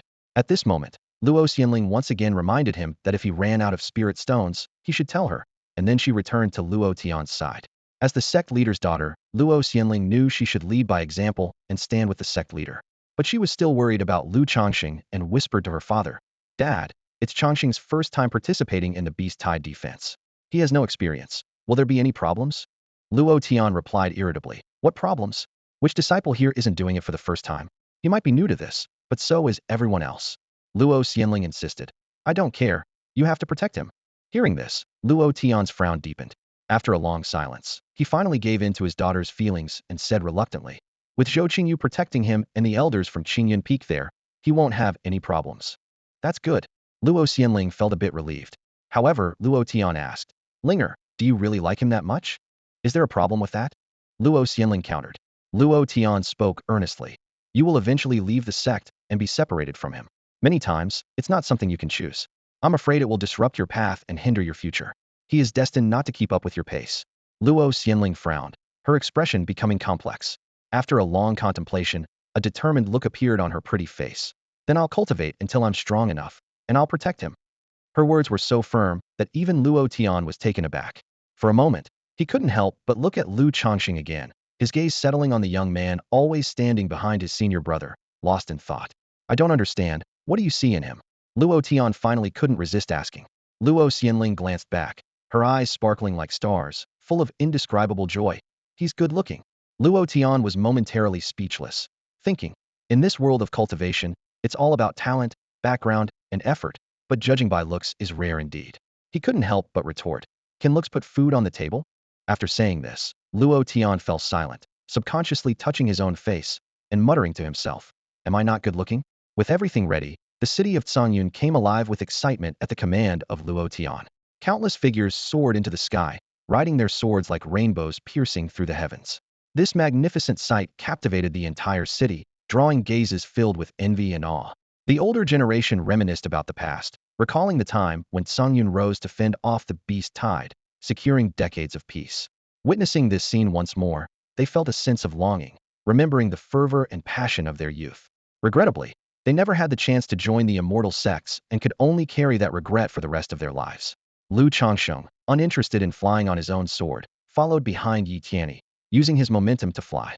Initially, Zhou Qingyu had invited him to join, but Lu Changsheng thought that the senior brother was too noticeable and preferred to keep a low profile by staying with Yi Tianyi. In a blink, they arrived at a majestic mountain range, stretching across the horizon. The vast mountains lay before them, grand and imposing. In the distance, a menacing aura surged as the beast tide gathered, charging toward them. A middle-aged man hurried over from the mountains to report to Luo Tian. "Sect Master, the beast tide has arrived and will reach here in an hour." Luo Tian surveyed the surroundings and shouted, "Where are the disciples of Qingyun?" "Here," the disciples responded in unison. "Use this trial to protect the living." "Yes," came the thunderous reply, as countless young men and women prepared to slay the beasts and safeguard the mortals. As the beast tide approached, everyone wore serious expressions. The monstrous beasts were terrifying, roaring and howling, their eyes either blood-red and fierce or cold and menacing. Now at the threshold, Luo Tian commanded, "Disciples of each peak, follow the elders, split into 7 groups, and attack." Zhou Qingyu stood with his hands behind his back, indifferent to everything around him. Lu Changsheng noticed 3 members of the Xiantian sect observing the beast tide. At this moment, an elder approached the Xiantian sect elder, requesting assistance. Surprisingly, the members of the Xiantian sect agreed without hesitation and followed the elder away. Lu Changsheng remained cautious, suspecting they had ulterior motives. As he pondered this, Luo Xianling hurried over, seriously telling Lu Changsheng, "Brother Changsheng, I forgot to tell you earlier. If you encounter danger, make sure to shout for help loudly." Otherwise, I'm afraid I won't hear you in time to get my father to save you." Her words caused those around them to burst into laughter, echoing with amusement. Lu Changsheng raised an eyebrow, pondering to himself, did she really come all the way here just for this? Although he felt a bit dismissive inside, he couldn't help but blush slightly under the gaze of everyone around him. Did they think he couldn't call for help? However, he knew that Luo Xianling meant well, so he nodded earnestly and said, "Thank you, junior sister. I will make sure to shout loudly when the time comes." Hearing this, Luo Xianling breathed a sigh of relief and turned to head towards the sect master. She initially wanted to stay, but Luo Tian was worried and didn't want Lu Changxing to lose face by following her. After some thought, she decided this was the best arrangement. Just as Luo Xianling turned to leave, Lu Changxing suddenly called out to her, "Wait, junior sister. What's the matter?" Luo Xianling turned back, puzzled. Lu Changxing produced a cloth pouch seemingly out of nowhere and handed it to her, saying, "Keep this with you at all times." "What is it?" Luo Xianling asked, taking the pouch with curiosity. Lu Changxing smiled mysteriously and explained, "It's a talisman for protection." Upon hearing this, a blush quickly spread across the young girl's cheeks. She carefully placed the pouch near her heart, covering her flushed face as she hurried away. The people around them suppressed their laughter, and even the usually serious Yi Tianyi couldn't help but let a small smile slip. Only Zhou Qingyu remained unaffected, seemingly uninterested in anything other than cultivation and swordsmanship. In that brief moment, a fierce sword aura suddenly erupted. Zhou Qingyu raised his hand, effortlessly cutting down a massive bull. Thus began the beast tide. Leading the charge, Zhou Qingyu summoned a long sword, its aura as sharp as a blade, as he charged forward. His movements were filled with such power that it seemed to slice through mountains, as he single-handedly advanced into the fray. Chaos erupted around him, with countless magical energies and roars echoing in the air. The elders of Qingyun Peak led many inner disciples into battle, while Zhou Qingyu cut through the enemy ranks like a sharp sword. His usual gentle demeanor turned into a fierce aura, facing even the 8th and 9th level condensed yuan beasts without fear. Sword light surged, drawing countless gazes as beast after beast fell, blood splattering everywhere. Massive beast corpses crashed down, shaking the earth, yet Zhou Qingyu remained untouched at the forefront. At that moment, Zhou Qingyu appeared like a sword immortal descending upon the world, cutting through the enemy with unmatched bravery. Even the elders couldn't help but marvel at his prowess. Remarkably, he was on the verge of forming a core, which would elevate his power even further, leaving everyone to wonder just how formidable he would become then. These astonishing scenes seemed oddly calm in Lu Changxing's eyes. He was positioned at the back, along with a few others, to prevent any stray beasts from breaching their defenses. While the others fought fiercely at the front, he didn't focus on the battle, instead using his divine sense to perceive everything around him without watching directly. Lu Changxing busied himself collecting the fallen beast corpses with his spatial artifact. A condensed yuan beast corpse could fetch 100 spirit stones, while those of the gathering spirit level could bring in 30 to 50. As for those at the core formation stage, they contained a demon core and were highly valuable, with the sect collecting them for alchemy. Gathering these was quite a windfall. He even found the pace of the battle too slow for his liking and would have joined in if not for the risk of exposing himself. Simultaneously, Lu Changxing kept a close watch on the battlefield, ready to intervene if anyone was in danger, ensuring no fellow disciple lost their life. Some noticed his actions and felt a bit helpless, but no one said anything. After all, given his abilities, he wasn't expected to contribute much. As long as he didn't cause trouble, he was free to do as he pleased. They didn't rely on him to repel the beast tide, and bringing the disciples was mainly for their experience. Unexpectedly, Lu Changxing found himself profiting from collecting spirit stones, making this trip quite worthwhile. Everything proceeded smoothly for 5 days without any incidents. Immersed in the joy of collecting beast corpses, Lu Changxing couldn't help but wonder if he had misjudged the people of Xintian's sect. However, as he pondered this, the air, filled with the heavy scent of blood, suddenly changed. He caught a faint sweet fragrance, starkly contrasting the surrounding stench. This unexpected anomaly instantly heightened Lu Changxing's alertness. On the 7th day, although all sides had suffered losses, they were expected. Despite the absence of a peak master at Qingyun Peak, the presence of the talented disciple, Zhou Qingyu, made the battles there fiercer than at other peaks. With a sword in hand, Zhou Qingyu moved with lightning speed, his sword light flashing like a rainbow. Each strike was impeccably accurate, taking down an opponent with every blow. His sword qi grew more formidable, advancing with an unstoppable momentum, like a blue lightning bolt darting across the battlefield. The spectators were left in awe, marveling at his incredible achievements, which quickly spread far and wide, bringing smiles to the faces of many. With a genius disciple like Zhou Qingyu, the sect was assured to thrive for at least 1,000 years. Even Lu Changxing couldn't help but exclaim, "This is how young people should be." While intended as praise, the words from Lu Changsheng caused those around to frown, eliciting a mix of admiration and sighs. They glanced at Lu Changsheng, who was leisurely seated on a large stone, tending to a roaring fire where two birds, slain by Zhou Qingyu, were roasting. The golden bird's skin sizzled and emitted a tantalizing aroma. Lu Changsheng unceremoniously tore off a wing, eating while inviting others. "It's done. Come on over. Don't just stand there." As the juices dripped down his chin, he remained oblivious. Those who were on good terms with him naturally gathered around, tearing off pieces and enjoying the feast. The elders sighed and shook their heads, saying, "Changsheng." Lu Changsheng grinned. "What? Add more chili. My old man loves spicy food." "Got it," Yi Tianyi replied, thinking to himself that his junior brother was indeed skilled at roasting meat. Meanwhile, Zhou Qingyu did not pause. He stood alone atop a solitary peak, sword in hand, his gaze piercing the distance. He closed his eyes in meditation, reflecting on the past few days' gains, feeling he had made substantial progress. Although he was closer to forming his core, he felt a bottleneck in his swordsmanship, pondering how to break through. As everyone savored the food, a disturbance suddenly arose in the distant sky. A massive blue bird tore through the air, its wings spanning 3 meters, talons sharp as blades, eyes filled with murderous intent. It let out an earth-shattering cry, unsettling the onlookers. A Qingfeng bird. Lu Changsheng stared at the sky, his expression grave. This was a ferocious beast, preying on humans, as swift as lightning, with formidable combat power, and it had already formed a core. The Qingfeng bird spread its wings, stirring up a fierce wind. Its appearance awakened Zhou Qingyu from his meditation, his eyes flashing with a fierce light. He leaped up, his sword gleaming coldly, charging without hesitation. As they clashed, everyone was taken aback. The Qingfeng bird's feathers seemed as if forged from metal, withstanding Zhou Qingyu's sword strikes. Sparks flew as the blades scraped against the feathers. The powerful forces clashed in the air, shaking the surrounding mountains. An elder was about to step in to assist, fearing Zhou Qingyu might be in danger, but another stopped him, saying, "Let's watch first." Qingyu has reached the 9th level of yuan condensation, a crucial moment for a breakthrough. It's good for him to experience this battle, especially since he practices the sword path. That beast can't harm him. Hearing this, the elders held back, agreeing with the reasoning. If the situation became truly dire, they could still intervene in time. Lu Changxing glanced at the battle but wasn't overly concerned, knowing the Qingfeng bird was no match for Zhou Qingyu. The senior brother was personally trained by Zhou Qingyu, so dealing with a first-level core formation Qingfeng bird was naturally not a problem. Although the two were evenly matched at the moment, once Zhou Qingyu activated his sword intent, the outcome would be decided instantly. The elders of Qingyun Peak noticed the subtleties and felt secretly pleased, gratified by the stunning performance of the sect's top prodigy. At that moment, a commotion erupted in the distance. The ground shook violently, sand and stones flew, and a deep roar pierced the sky. Everyone looked intently and saw a giant snail speeding toward them at an astonishing pace.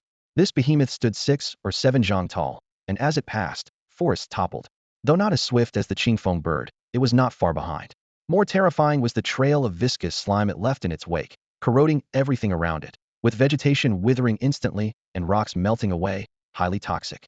An elder immediately acted to block the snail's path, preventing it from approaching Zhou Qingyu.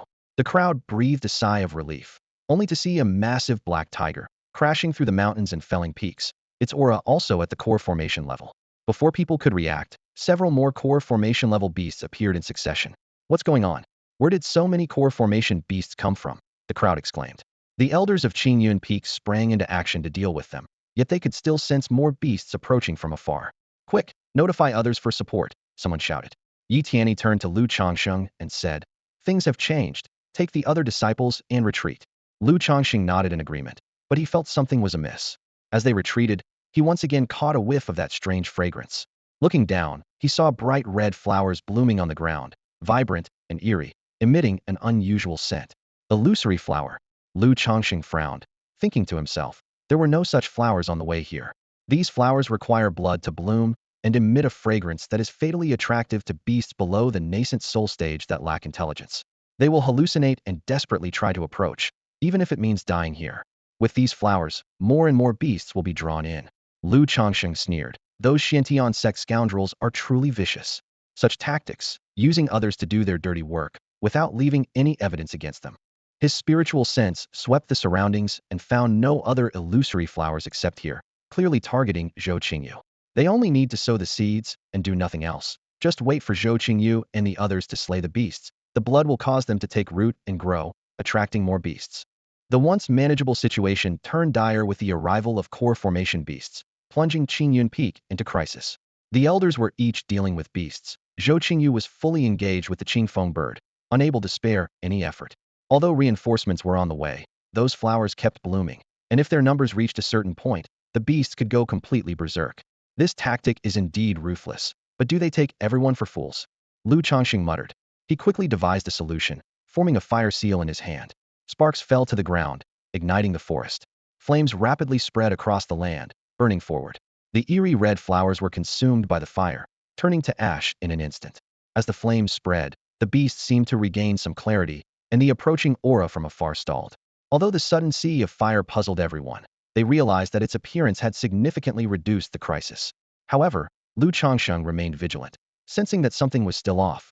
At that moment, a shadow flashed through the sea of fire, unnoticed by anyone, and swiftly ascended a mountain peak. A pair of cold eyes locked onto Zhou Qingyu in midair. What surprised Lu Changsheng was that he sensed no trace of life from this shadow, yet it possessed the cultivation of a third-level core formation. Everything was under Lu Changsheng's watchful gaze. He noticed a shadowy figure that appeared suddenly, realizing it wasn't someone from the Qingyun sect. The figure had a clear target, Zhou Qingyu. On the battlefield, a group of disciples had retreated to the rear, leaving only a few elders and Zhou Qingyu to fiercely resist the advancing beasts. In this tense moment, the shadow made his move. With a surge of magical power, a small 7-story tower appeared in his palm. Without hesitation, the shadow tossed the tower into the sky. Under Lu Changsheng's gaze, a massive shadow instantly covered the entire sea of fire. The tower, above Zhou Qingyu, expanded rapidly with the wind, transforming into a colossal structure dozens of feet tall, descending from the sky with crushing force. "Senior brother, watch out," Yi Tianyi shouted, rushing towards Zhou Qingyu. Zhou Qingyu, unable to escape, could only muster a defense. As the shadow continued to infuse power, the tower's oppressive force grew stronger, bearing down on its target with unstoppable momentum. Lu Changsheng was taken aback, realizing a spirit-level artifact. He knew well the hierarchy of artifacts: mortal, profound, spirit, king, and divine levels. Artifacts were precious and difficult to craft, with prices reaching astronomical figures. Even the cheapest low-grade profound artifact cost thousands of spirit stones, while spirit-level ones required tens of thousands, and top-tier ones even hundreds of thousands. As for king-level artifacts, they were rare treasures that a nascent soul-level artifact refiner might not produce even in decades. Even ordinary nascent soul powerhouses struggled to possess a high-grade spirit-level artifact, let alone a king-level one. The vast Qingyun sect had only one low-grade and one high-grade spirit-level artifact. Across the entire Zhangzhou, spirit-level artifacts were rare. Lu Changsheng watched in astonishment as the tower descended, its aura terrifying. Even Zhou Qingyu, a formidable core formation cultivator, was visibly alarmed by the spirit-level artifact. Yi Tianyi, though only at the condensation realm, unhesitatingly moved to assist. However, his sword shattered instantly, and the terrifying force was about to pierce through him. Tianyi, the elder of Qingyun Peak's, face changed drastically. Zhou Qingyu briefly forced back the azure bird, unleashing a burst of sword energy in an attempt to escape the crushing force. Yet, the azure bird attacked again, and the tower was about to fall. The situation was dire. No one expected such a sudden turn of events. Although they sensed someone acting from the shadows, it was too late to investigate. However, even more unexpectedly, just as the tower was about to pierce Yi Tianyi, a spiritual light emerged from the ground. A wave of golden spiritual energy swept in, blocking the tower's fierce momentum as it fell. Then, the energy enveloped the tower, sealing and containing its power. The gigantic tower trembled, trying to break free, but under the spiritual energy's restraint, it shrank back to its original size, falling to the ground. This, Yi Tianyi's heart trembled. He thought he was doomed, yet the threat mysteriously vanished. The elders, equally puzzled, looked towards the ground. Amidst the spreading sea of fire, Lu Changsheng stood proudly, holding the small tower. The intricate tower was engraved with countless patterns, exuding an ancient aura. Lu Changsheng examined the tower closely, noticing a crack on its surface. He frowned and exclaimed, "Qianluo Tower." He recognized the artifact as the treasured artifact of the Qianluo sect. Qianluo sect is one of the three major sects in Zhangzhou, alongside Qingyun sect and Xiantian sect. The Qianluo Tower bears the insignia of the Qianluo sect, and inside the tower, there are marks indicating that it was once a high-grade spiritual artifact, but it was downgraded to a lower grade due to damage from a great battle. At this moment, the small tower is struggling, as a man in black attempts to reclaim it, but after many attempts, he fails. In the distance, cultivators from other peaks rush over. Seeing this, The man in black abandons his control over the small tower and disappears into the forest. Lu Changsheng follows closely, weaving through the dense woods. 100 miles away, Lu Changsheng suddenly unleashes a wave of power, ensnaring the dark figure like an inescapable net. The figure is blasted backward by the sudden attack, crashing into a small mountain. As the figure attempts to flee, Lu Changxing instantly appears in front of it, effortlessly subduing it with a wave of his hand. The entire process is seamless. The opponent stands no chance, firmly restrained by Lu Changxing's power. Initially, Lu Changxing intended only to uncover the truth, but he is surprised to find that the person before him is actually a humanoid puppet. Beneath the black robe is an utterly ordinary face, yet it exudes the powerful aura of a third-stage core formation cultivator. A core formation puppet? Who would go to such lengths? Lu Changsheng is secretly astonished. He contemplates that puppets generally fall into two categories: those crafted from living beings' bodies, which are straightforward but result in loss of cultivation and are incredibly costly, and those made from rare treasures, which are more precious and can even grow stronger over time. Lu Changxing quickly forms a hypothesis. To kill the senior brother, Qiantian sect spared no expense. Everyone knows the Qianluo Tower belongs to Qianluo sect, so they would never use it for an assassination. If they fail, they can shift the blame onto Qianluo sect. However, such an obvious ploy would be easy for anyone to deduce. Even if Qingyun sect sees through it, they would become wary of Qianluo sect. Worse still, if Qianluo sect is unaware of the artifact's loss and traces it here, how would Qingyun sect explain it? Claiming someone went through great lengths to steal a Qianluo sect artifact to kill Zhou Qingyu? Such an absurd story, Qianluo sect would never believe it. Even if they don't retaliate, they would surely harbor resentment towards Qingyun sect. Lu Changxing ponders for a moment and realizes that regardless of the outcome, only Qiantian sect stands to gain. If they succeed in killing Zhou Qingyu, all the better. If they fail, they can still sow discord between the two major sects, making them suspicious of one another. Could Qiantian sect be so malicious? Lu Changxing wonders with a frown. He looks at the tower in his hand and the puppet before him, then glances at the distant battlefield and sighs. What deep-seated grudge drives Qiantian sect to target Qingyun sect so relentlessly?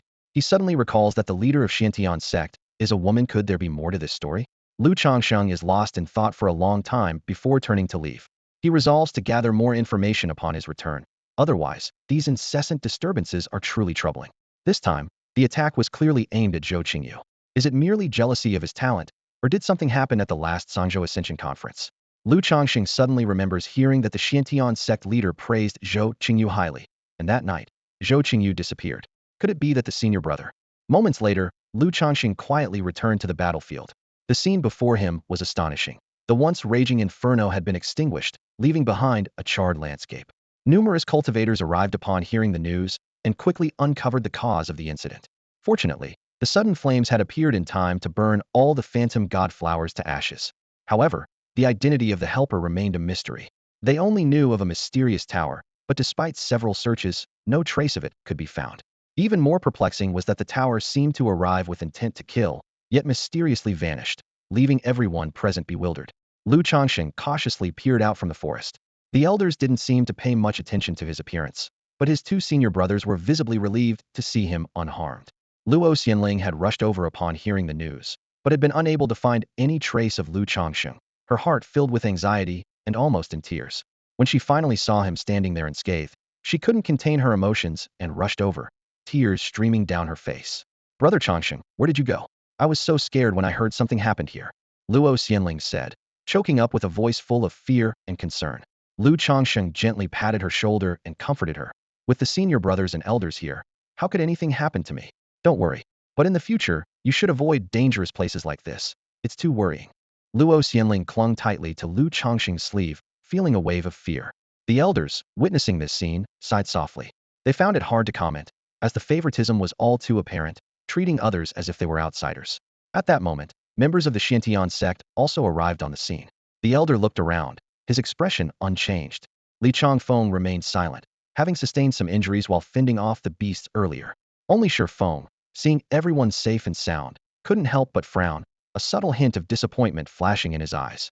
Over the next 3 days, the Qingyun sect gave it their all and finally repelled the beast tide. The large group began their journey back. Lu Changxing maintained his carefree demeanor as he followed the group back to Qingyun sect. Upon returning to the sect, he wasted no time in selling off all the captured beasts. Although the unit price was low, the sheer number resulted in nearly 10,000 spirit stones. Afterward, Lu Changsheng donned a low-key black robe and quietly made his way to the Drunken Moon Pavilion. He knew that, despite its appearance as a brothel, it was a hub for secret transactions where many illicit deals could be made. Cautiously, Lu Changxing took out the Qianluo Tower, fully aware it was now a hot potato that couldn't remain in his possession without bringing immense trouble. Unexpectedly, despite its damage, the tower still sold for nearly 40,000 spirit stones, almost making him wealthy overnight. In addition to acquiring a significant amount of spirit stones, he also resolved a potential issue. The advantage of selling here was that no questions were asked about the origins, as long as the deal was fair and square. The haul was substantial, and combined with his previous savings, Lu Changxing now held nearly 80,000 spirit stones. By his estimation, this wealth was nearly enough to support his breakthrough to the 9th level of the core formation stage. In high spirits, he hummed a tune as he walked back to the sect, inwardly grateful to the Xiantian sect for inadvertently gifting him this windfall. Without the tower, he wouldn't have known how to amass the necessary spiritual energy for cultivation. Despite his good fortune, Lu Changsheng remained vigilant about the movements of the Xiantian sect members. He planned to strike as soon as they left the Zhongyun sect's territory, eliminating them all. Acting within the sect would inevitably cause trouble. Meanwhile, the three members of the Xiantian sect exchanged grave looks. Everything had been part of their secret scheme.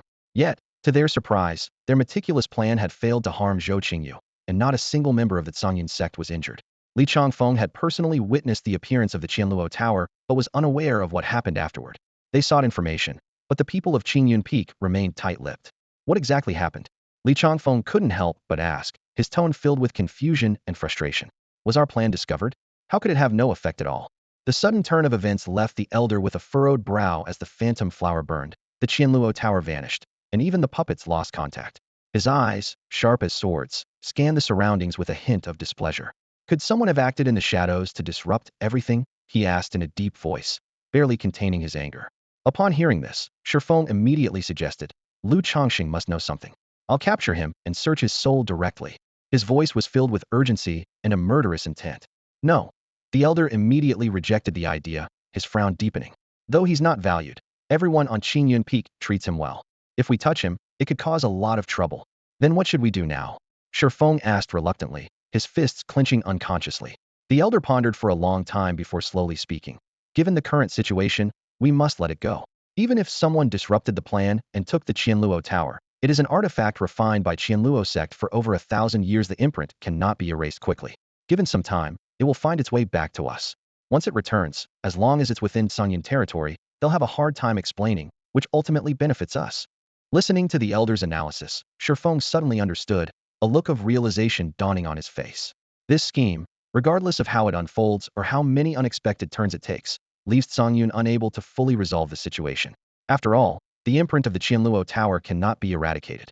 The three of them exchanged knowing glances, yet they couldn't fathom that the Qianluo Tower, once sold, had already been taken far away from Zhongyun City. The only question that puzzled them was who acted in the shadows. There were very few in Zhongyun capable of quietly taking the artifact. Moreover, these individuals were either not present or were right beside them, leaving them clueless about who could possess such capability.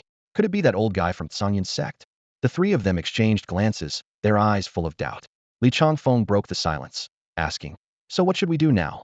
The elder sneered and replied, I've already sent the message back. We don't need to do anything more. Qianluo sect will naturally cause them trouble, and the Zhongyun secret realm will soon open. We just need to wait for that moment.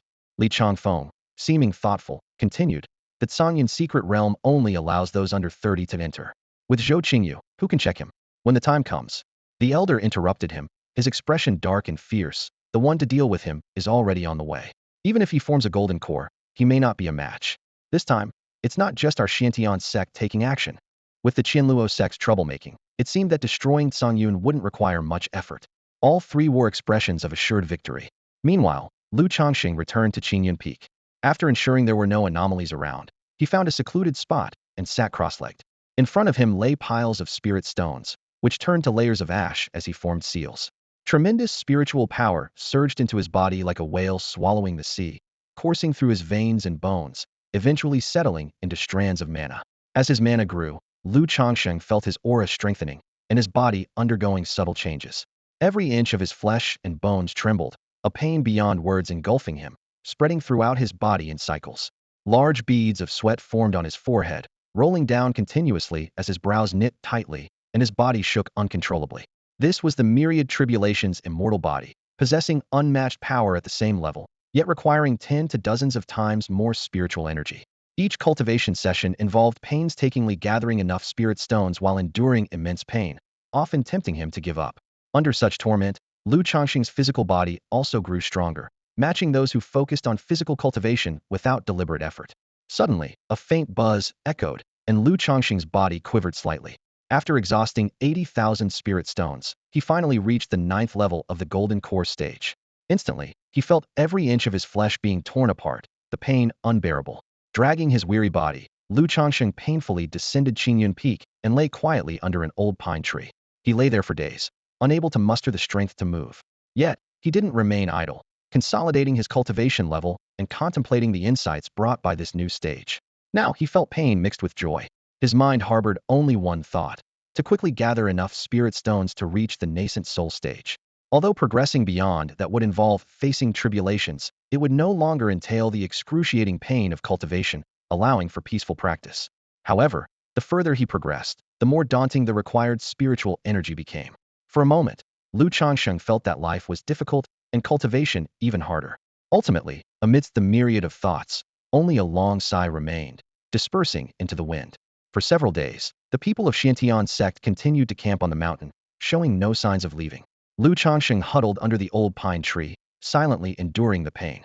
Zhou Qingyu focused on his cultivation as usual, undisturbed by the outside world. Yi Tianyi, still shaken by the incident where he nearly harmed his junior brother, kept his head down, diligently practicing. After all, the Cangyan secret realm was about to open, and they all needed to be well prepared. Meanwhile, Ning Yusin visited Lu Changsheng every day, yet always kept a certain distance, her face filled with hesitation about speaking. It wasn't until Lu Changsheng fully recovered and returned to Qingyun Peak that she finally gathered the courage to approach him. "Senior brother Lu, do you have a moment?" Ning Yusin asked cautiously. Lu Changsheng looked up at her. "What's up?" Ning Yusin sat down in front of him. After spending some time together, she was no longer as reserved as when they first met. "Is it that your sword intent hasn't progressed? Or has senior brother not noticed you?" Lu Changsheng asked tentatively. "No," Ning Yusin shook her head. "My sword intent has been growing, and quite rapidly. Senior brother Zhou often discusses swordsmanship with me." Lu Changsheng frowned. "Then what is it?" Ning Yusin took a deep breath and mustered the courage to say, "Since I started practicing swordsmanship, I've been feeling something's wrong." "What kind of problem?" Lu Changsheng immediately perked up, as he always took post-sale issues seriously as a conscientious seller. Ning Yusin hesitated, her cheeks reddening. "It's just some changes in my body." "Is it irregular, or has it stopped?" Lu Changsheng pressed on. "Or have you and senior brother already?" Before he could finish, Ning Yusin's face was flushed to her ears. She frowned and said, "Senior brother, what nonsense are you talking about? I just. So it's hard to talk about." Lu Changsheng suddenly understood. "How about I check your pulse? You know how to do that?" Ning Yusin asked in surprise. "A little bit," Lu Changsheng replied confidently. After a moment of hesitation, Ning Yusin extended her hand. Lu Changsheng gently placed his fingers on her pulse, and after a brief moment, he nodded thoughtfully. "Oh, I see. You feel chest congestion, accompanied by pain, with a sense of swelling and tearing." Ning Yusin's eyes widened instantly, her gaze fixed on Lu Changsheng, overwhelmed with embarrassment. She thought, wasn't the whole point of not saying it to avoid embarrassment? Yet after checking the pulse, he just blurted it out. What was the point of checking? However, she had to admit that although Lu Changsheng had a questionable reputation, he seemed genuinely skilled in swordsmanship and medicine, identifying the problem so accurately. Lu Changsheng withdrew his hand, furrowing his brows. He understood the root of the problem. Essentially, Ning Yusin's sword intent was derived from his own. Although he had erased his aura, allowing the sword intent to nurture within her, in essence, it was still identical to his. His sword intent was too domineering for most physiques to bear. Therefore, as the sword intent grew and moved within Ning Yusin, her body couldn't withstand it, resulting in damage. "What's wrong?" Ning Yusin asked anxiously. After figuring out the cause, Lu Changsheng waved it off, saying nonchalantly, "It's not a big deal." Ning Yusin glanced down at her swollen body, her brows furrowed. Lu Changsheng explained, "The sword intent you've cultivated is too domineering for your body to handle, and it's caused some tearing." "Dominating sword intent," Ning Yusin mused. "No wonder my senior brother was amazed by my swordsmanship talent, saying my sword intent is extraordinary." She seemed to understand something, and then asked, "So what should I do? I feel like I'm about to break through to the second level of swordsmanship, but the pain keeps increasing." Hearing this, Lu Changsheng looked Ning Yusin over, his mind racing. He spoke slowly. "Junior sister, this can be solved, but it might be a bit." As he spoke, his eyes fixed on Ning Yusin again. This gaze made her frown, and she instinctively prepared to get up and retreat. Senior brother, what do you mean by a bit? She asked warily, ready to run at any moment. Lu Changsheng unexpectedly said, a bit costly. What? Costly? Ning Yusin was momentarily taken aback. Yes, Lu Changsheng explained. Such a domineering sword intent requires a strong body to bear it. And your cultivation level is a bit low. You'll need to break through. Ning Yusin sighed in relief and asked with suspicion, you mean I need to temper my body and improve my cultivation? Exactly, but I'm not a body cultivator, and improving cultivation isn't something that happens overnight. I feel my sword intent is almost at the second level and is growing on its own every day. Lu Changxing nodded. That's why it's costly. You'll need spirit stones to buy spiritual medicine and materials, and it's not a small amount. As long as I have money? As long as you have money, he responded without hesitation. In Lu Changxing's view, if the money is right, not only could he help her temper her body and improve her cultivation, but even taking on the leader of Qingyun sect wouldn't be out of the question. Ning Yusin didn't hesitate any longer and asked, how much do you need, senior brother? I don't know exactly. We need to go to Qingyun City to check. Some prices fluctuate, and you know, I wouldn't overcharge you. All right, then I'll trouble you to accompany me to Qingyun City tomorrow. Ning Yusin still had a lot of trust in Lu Changsheng. After all, from developing her sword intent to its growth, everything had progressed smoothly with excellent results. She had informed her family of her progress, and her father was delighted to know she had achieved such a level of sword intent and was close to the second level. Especially knowing that she had improved so much with just a small amount of spirit stones, he found it incredibly worthwhile and was planning to bring his son over for training as well. In his view, it was truly a case of spending little to accomplish much. All right then, Lu Changxing agreed, watching Ning Yusin leave. But after she left, he raised an eyebrow, thinking to himself, could she have realized I overcharged her and wants to buy things herself? That shouldn't be the case. Lu Changxing felt a bit guilty. After all, the last time he made pills for her, it cost 3 spirit stones. Thinking of this, he began to ponder. This was a cash cow he couldn't let slip away. It was time to show some real skill. Back in her room, Ning Yusin couldn't stop thinking about Lu Changxing. With more interactions, she found him increasingly different from his rumored image. Previously, she felt wary because of his reputation, but now that feeling was gone, and being around him wasn't as unpleasant as she once thought. The night passed without incident, and Qingyun Peak was silent. Early the next morning, Lu Changsheng was already waiting outside, ready to take Ning Yusin to Qingyun City. Although it was early morning, Qingyun City was already bustling with activity. Lu Changsheng and Ning Yusin walked side by side, weaving through the crowded streets.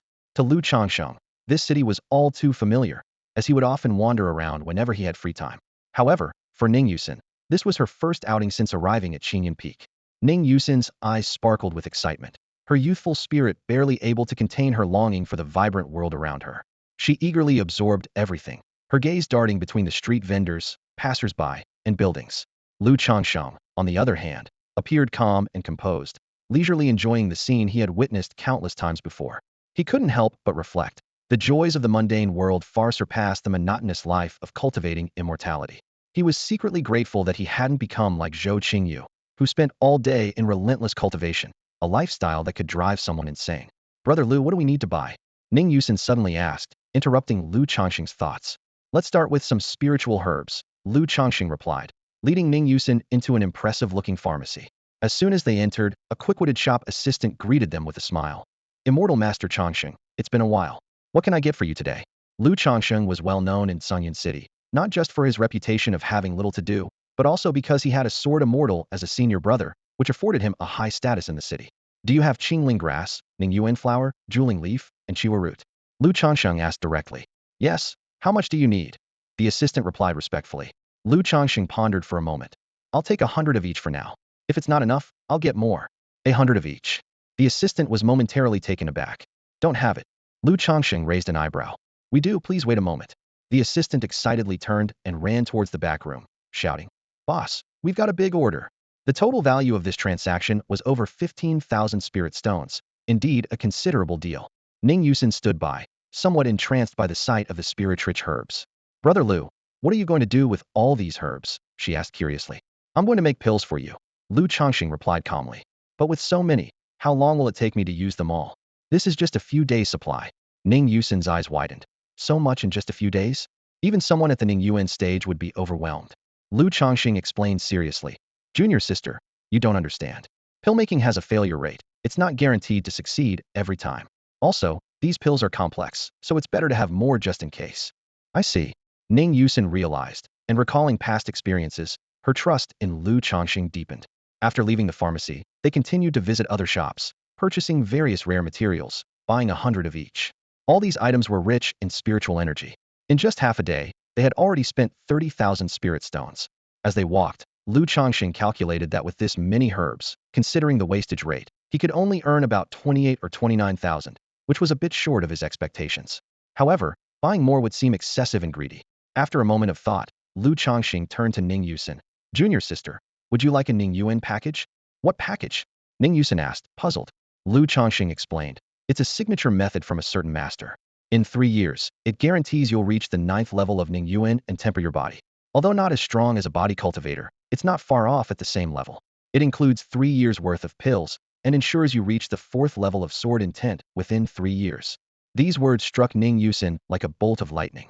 Currently at the 9th level of Juling, the idea of reaching the 9th level of Ning Yuan within 3 years, leaping an entire major realm, seemed utterly fantastical. Ning Yusin was taken aback by Lu Changxing's astonishing words, her eyes widening in disbelief. Achieving the 4th level of sword intent in just 3 years, with a physical body comparable to that of a body cultivator, was an exceptional feat in all of Zhangzhou. To reach such a realm in one's early 20s surpassed countless prodigies and was truly unbelievable. Seeing her surprise, Lu Changxing confidently reassured her. Though it sounds a bit far-fetched, it's absolutely true. If it doesn't work, you can get a refund. He was willing to take the risk to quickly gather spirit stones for his nascent soul breakthrough. After all, he was thoroughly familiar with each realm and had studied the path of cultivation extensively in his spare time. What should I do? Ning Yusin was clearly intrigued. Lu Changxing casually replied. It's simple, just have the money. How much?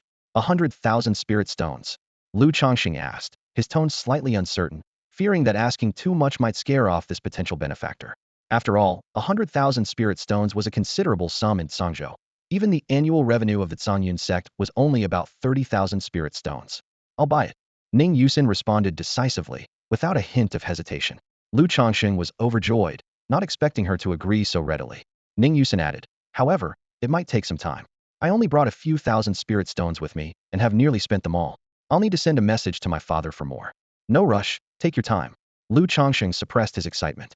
By his estimate, breaking through to the nascent soul stage would require at least 300,000 spirit stones. If this deal went through, he would earn 98,000, completing nearly a third of his goal. Both of them felt they were getting a great bargain. Though excited, Ning Yusin couldn't help but wonder. If Lu Changxing had such a brilliant method, why was he only at the 4th level of spirit gathering? Was he hiding something? Despite her confusion, she chose to trust Lu Changxing. While Ning Yusin was lost in thought, Lu Changxing arrived at a shop, his attention caught by a scarlet spiritual herb.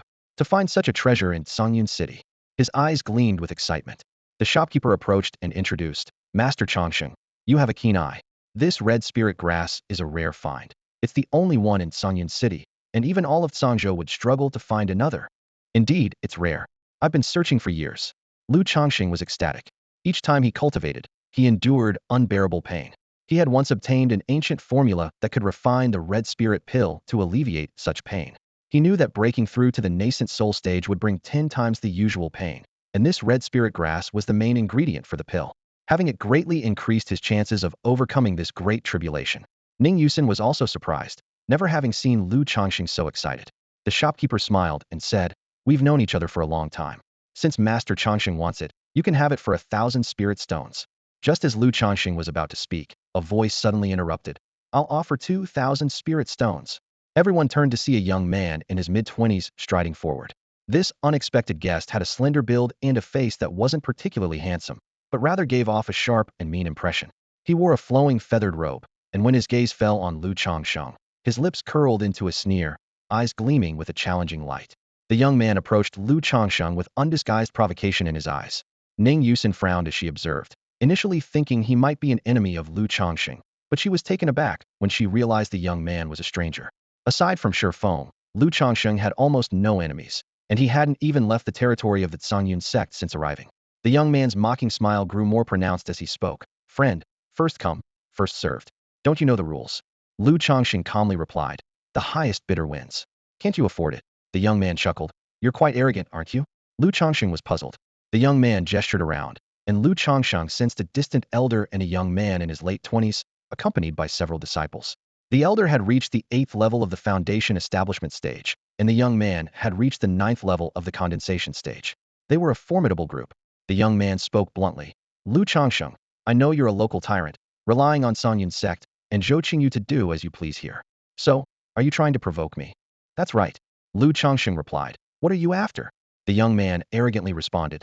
Nothing much, just wanted to tarnish the reputation of the Songyun sect a bit. Aren't you Zhou Qingyu's junior brother?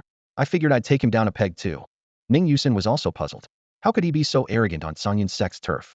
The young man continued. Forgot to tell you. I'm from the Xinxiao sect. He looked at Lu Changsheng with an overbearing gaze. Lu Changsheng was slightly surprised. Xinxiao sect, located beyond the Yu Kingdom, was an incredibly ancient and powerful sect with a history spanning thousands of years. It ruled over 36 countries and 108 sects, with vast territories. In Yu Kingdom, a nascent soul powerhouse was considered a formidable ancestor, but in Xinxiao sect, they were just ordinary.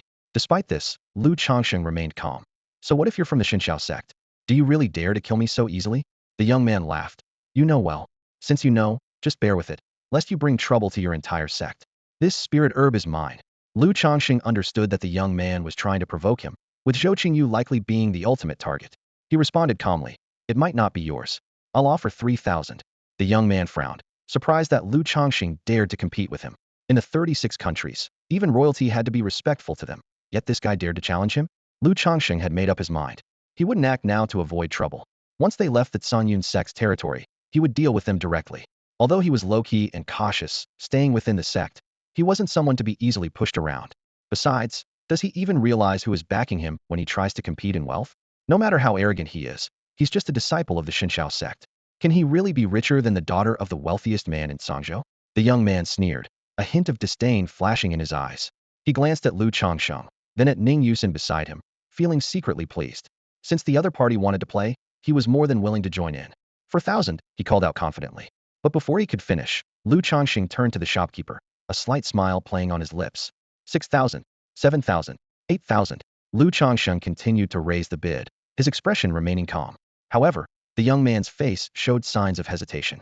8,000 spirit stones was no small amount, but backing down now would cost him more than just his pride. He couldn't help but glance at the two people watching from a distance and gritted his teeth. 9,000, 10,000. Lu Changsheng responded without hesitation. The young man calculated in his mind. A single red spirit grass was worth at most a little over 1,000 spirit stones, and now the price had nearly increased tenfold. Was the other party really determined to get it, or was he just being spiteful? While he hesitated, Ning Yusin quietly observed. She knew the grass wasn't worth that much, but if Lu Changsheng wanted it, 10,000 spirit stones was nothing. He had helped her a lot recently, and she considered it a gesture of gratitude.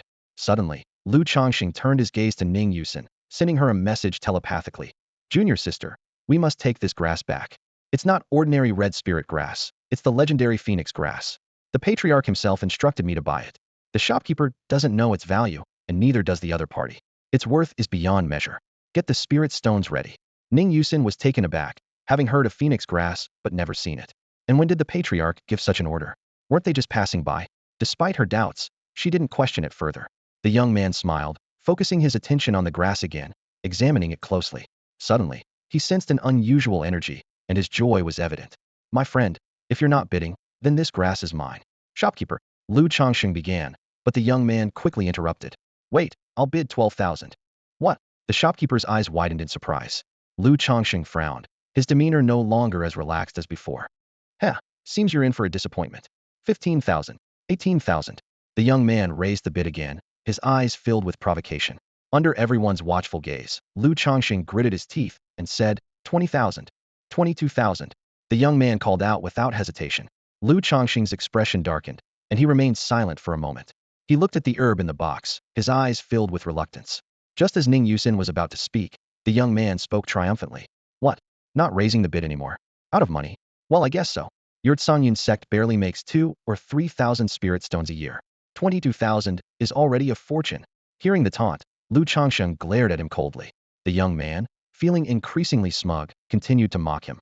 Did you think your telepathy could escape my notice? Just a mere 4th-level spirit gatherer, nothing impressive. Huh. Lu Changsheng's face grew more sullen, as if he had suffered a great humiliation. Ultimately, he had no choice but to concede. You're despicable. You've won this time. I'm leaving. With that, he stormed off with Ning Yusin. Huh.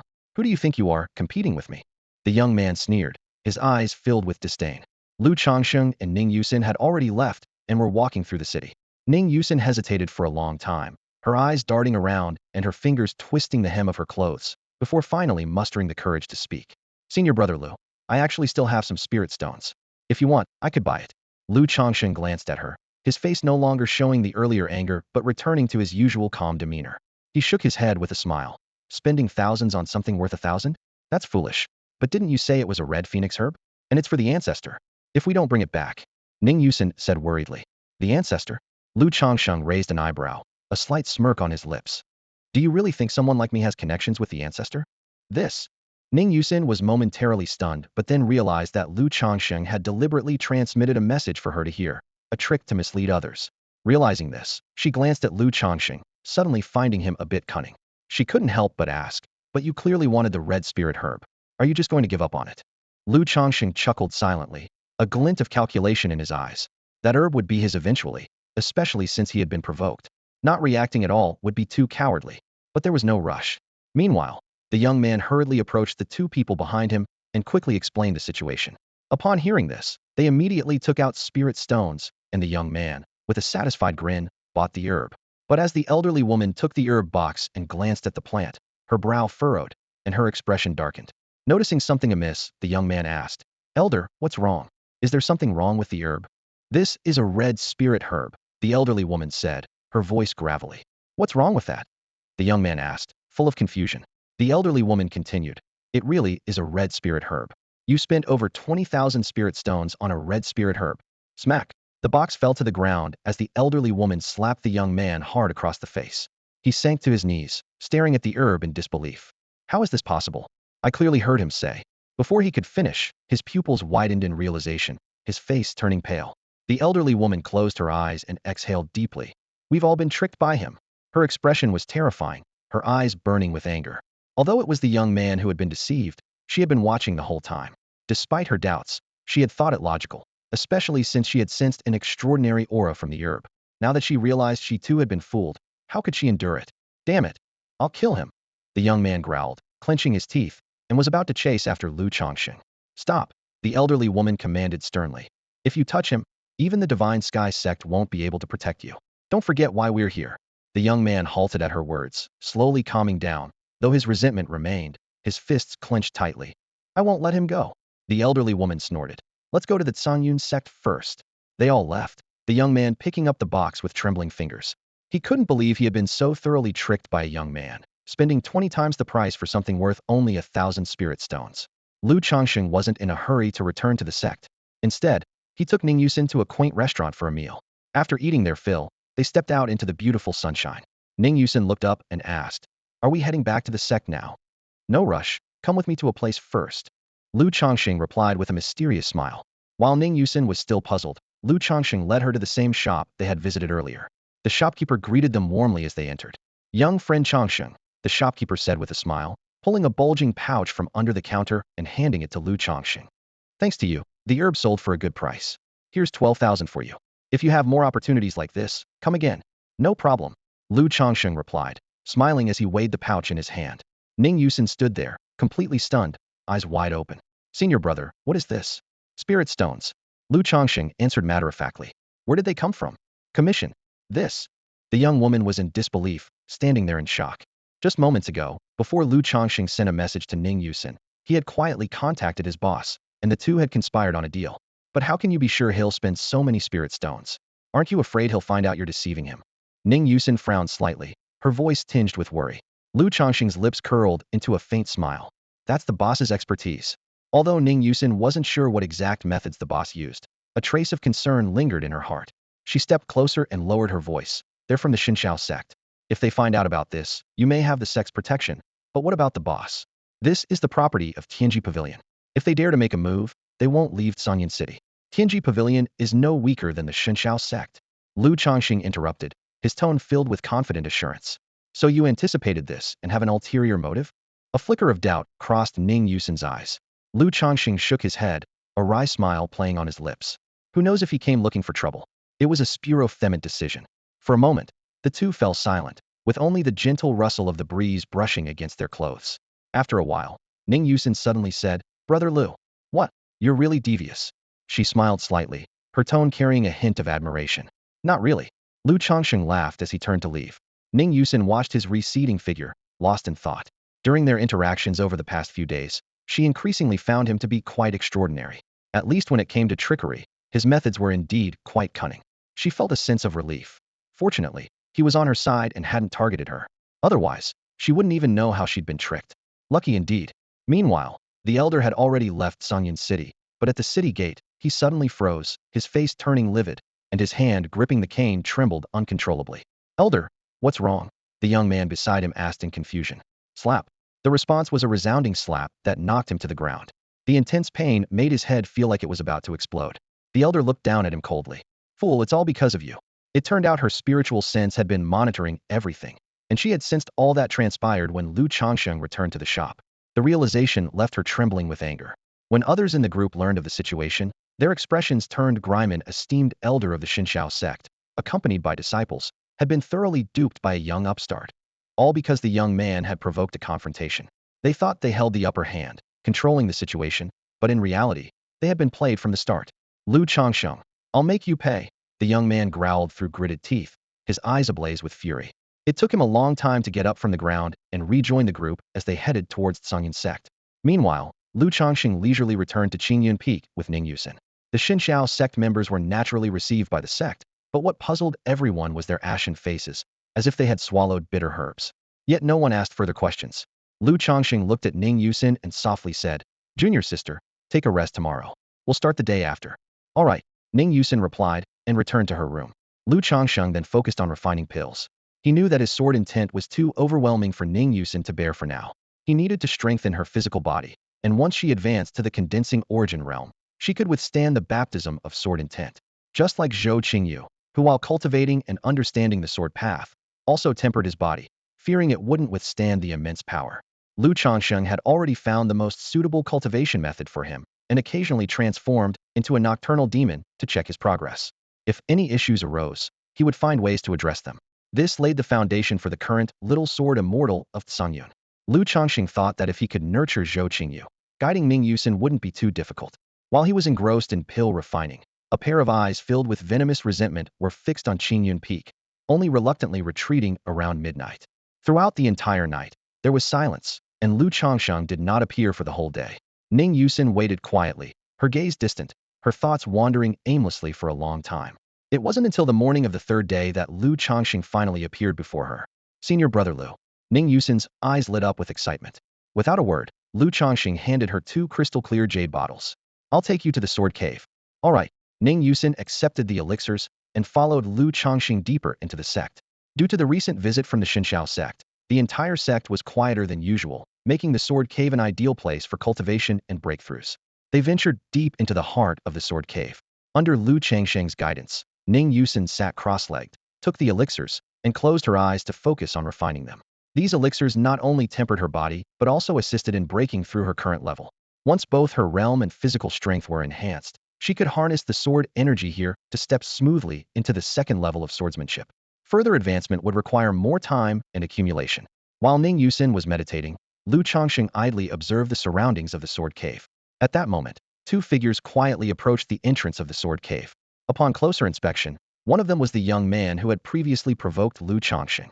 Accompanying him was an inner disciple from the Tsongyun sect, guiding him around the sect. Wang Ming, this is the Tsongyun sword cave, the Tsongyun disciple introduced respectfully. Hearing this, Wang Ming's lips curled into a faint, almost imperceptible smile, his gaze calm and unruffled. So, this is the sword cave where Zhou Qingyu usually trains. Senior brother Zhou comes here often. Then let's take a look, Wang Ming said as he stepped forward. The disciple frowned slightly, but chose not to say much. The sect leader had already instructed them to accommodate the Xinxiao sect disciples as much as possible and ensure their hospitality. As long as no secrets were involved, visiting the sword cave was permissible, so he decided not to interfere. However, the disciple did not expect that as soon as they ventured deeper into the sword cave, they would encounter Lu Changsheng. Lu Changsheng, I didn't expect we'd meet again so soon. Wang Ming sneered, his tone dripping with sarcasm. The Tsongyun disciple immediately sensed trouble. Lu Changsheng glanced up at the newcomers with a hint of surprise. Well, isn't this my unlucky day? Huh, sharp-tongued as ever. Wang Ming snorted. You, a disciple of the Xinxiao sect, deliberately targeted me the other day and snatched my spiritual herb. What are you planning now? To mock me? This remark made Wang Ming's expression darken. The thought of the lost herb soured his mood. Because of Lu Changsheng, he had suffered humiliation and channeled all his resentment towards him. In fact, he had been secretly tracking Lu Changsheng's movements, which led him here. Sensing the tension, the Qingyun disciple quickly interjected. Brother Wang Ming, perhaps we should leave and not disturb senior brother Changsheng's cultivation. Leave? Huh. Wang Ming's cold laughter was unrestrained. A flash of malice crossed his eyes, and the previously dormant sword energy in the cave began to stir, emanating a menacing aura. I've waited 2 days for this chance. Where do you think I'm going? With those words, the Qingyun disciple's face paled. Being chosen to accompany Wang Ming meant he was perceptive enough to realize what was about to happen. Without hesitation, he turned and sprinted towards the exit of the sword cave. Lu Changsheng raised an eyebrow at Wang Ming, calmly asking, "Do you intend to make a move against me here?" A sharp sword hum suddenly resonated as Wang Ming's fingers moved slightly, and the surrounding sword energy responded, as if under his control. His eyes held a mix of amusement and mockery, as though savoring the prospect of settling an old score. This place is indeed well concealed, blocking all perception from outside. Even if I were to kill you here, no one would know what happened. I could just say it was a sword cave upheaval, and you died here. I doubt anyone would offend the Xinshao sect over you. Wang Ming's voice echoed within the sword cave, each word laced with blatant threat and provocation. Lu Changsheng's expression remained unchanged as he looked calmly at him. You've thought this through thoroughly, haven't you? He felt no disturbance in his heart over any of this. Someone had been watching Qingyun Peak since the night before. At the time, he thought it was just someone disgruntled and spying aimlessly, but he hadn't expected someone to dare make a move against him within the boundaries of Qingyun sect. With a swift motion of his hand, Wang Ming's sword intent surged forth, causing the entire sword cave's energy to tremble. Sword Dao, 4th level, Lu Changsheng said calmly, accurately identifying Wang Ming's level. A look of smugness appeared on Wang Ming's face. Today's sword cave upheaval is unavoidable. He spoke with a playful tone, but Lu Changsheng nodded in agreement, saying, Indeed, I didn't expect the sword cave to be in turmoil today either. Huh, it seems you're mentally prepared. Wang Ming sneered. Lu Changsheng continued to nod. You should prepare yourself as well. Don't worry, I'm ready. With that, Wang Ming unleashed his sword energy. The surrounding stone walls were already worn and marked with sword scars. As his sword intent manifested, the surrounding energy stirred, causing a surge of turbulence. Die! Wang Ming shouted fiercely. Yet at that moment, Lu Changsheng remained unhurried. He raised his hand, casting a spell that enveloped Ning Yusin in a protective barrier, isolating her from the outside world and rendering her unaware of the unfolding events. Then, Lu Changsheng slowly lifted his hand, and the once surging sword energy seemed to freeze in midair. What is this? Wang Ming's heart trembled as the energy he once controlled suddenly stalled. The suspended sword energy quivered, emitting a strange, unheard melody. Though it was the same energy, it had slipped from Wang Ming's control, now exuding a terrifying and awe-inspiring power. Clang! A sword's cry shattered the heavens. Countless sword energies erupted from the cave, dispersing the clouds above. Lu Changsheng stood still, watching Wang Ming with an unchanged expression, his gaze calm. Sword Dao, 8th level? How is this possible? Wang Ming was in disbelief, staring intently at the young man before him, who seemed no older than 17 or 18, yet was radiating an overwhelming sword Dao power. Mastering the sword Dao is no easy feat. Reaching the 7th level alone is a challenge that many geniuses fail to overcome. He couldn't fathom the level of talent and perseverance required to reach such a level at this age. Even in the vast Xinshao sect, few have reached this level, and those who did spent centuries achieving it. Yet here was a young man who had already attained such mastery. In that moment, Wang Ming finally understood why Lu Changsheng had told him to be prepared. No. As the powerful sword energy surged forth, a force beyond resistance engulfed him, piercing through his body. Without a drop of blood or a sound, Wang Ming was consumed by the torrent of energy, vanishing into nothingness. Lu Changsheng observed it all, unfazed. Wang Ming was gone, leaving behind only a ring and a cloth bag. He bent down to pick them up, finding the scarlet spirit grass inside. Then, he quietly sat beside Ning Yusin, ignoring the changes in the sword cave, letting the sword energy stir the heavens and earth, drawing everyone's attention. At that moment, even the elders of the Xinshao sect and the leader of the Qingyun sect were stunned by the spectacle, plunging the entire sect into a moment of silence. A violent upheaval erupted in the sword cave, unleashing a terrifying force. The sword energy of the heavens was in constant turmoil, disturbing the entire Qingyun sect. Li Yu, the disciple who had been accompanying Wang Ming, was now sitting limply outside the sword cave, his legs weak and his face pale.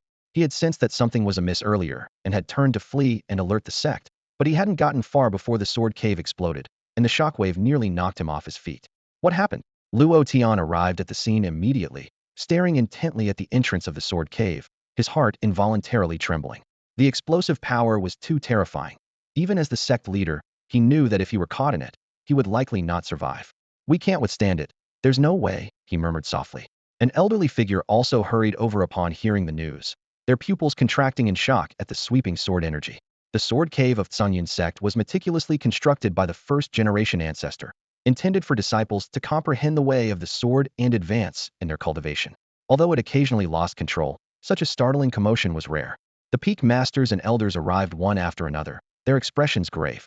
Luo Tian's gaze was sharp as he watched the terrifying aura within the sword cave slowly dissipate, the streaming light gradually calming. At that moment, someone noticed the disciple curled up outside the sword cave. Liu, what happened? Asked a white-haired elder. The disciple named Liu turned his head blankly, his lips trembling. He opened his mouth several times, but couldn't form a complete word, as if he had been scared out of his wits. Look how frightened the child is. It must be something serious, an elder sighed. Another elder suddenly frowned and said, wasn't he responsible for accompanying young friend Wang Ming? Why is he here alone? Liu, don't be afraid. Take your time. What exactly happened? Luo Tian asked calmly. As the commotion of the sword cave gradually subsided, Liu finally began to regain his composure, his voice trembling. Wang Ming wanted to go to the sword cave, and I accompanied him. But then what happened to him? Luo Tian's brows furrowed as a sense of foreboding rose in his heart. Liu swallowed hard and continued. He wanted to kill brother Changsheng. What? The crowd's expressions changed instantly, and sharp gazes focused on the entrance of the sword cave. He wanted to kill Changsheng? Why? How could Changsheng be in the sword cave? The crowd exchanged bewildered glances, their faces quickly darkening. If Zhou Qingyu found out, it would be disastrous. Although Zhou Qingyu usually ignored external matters, he fiercely protected his junior brother. If someone wanted to kill Lu Changsheng, he wouldn't stand by idly. Moreover, Zhou Qingyu was known for being stubborn and wouldn't care about the assailant's identity or background. Not only that, attacking a Songyun disciple within the sect showed complete disregard for the sect itself. The elderly figure's face was ominously dark.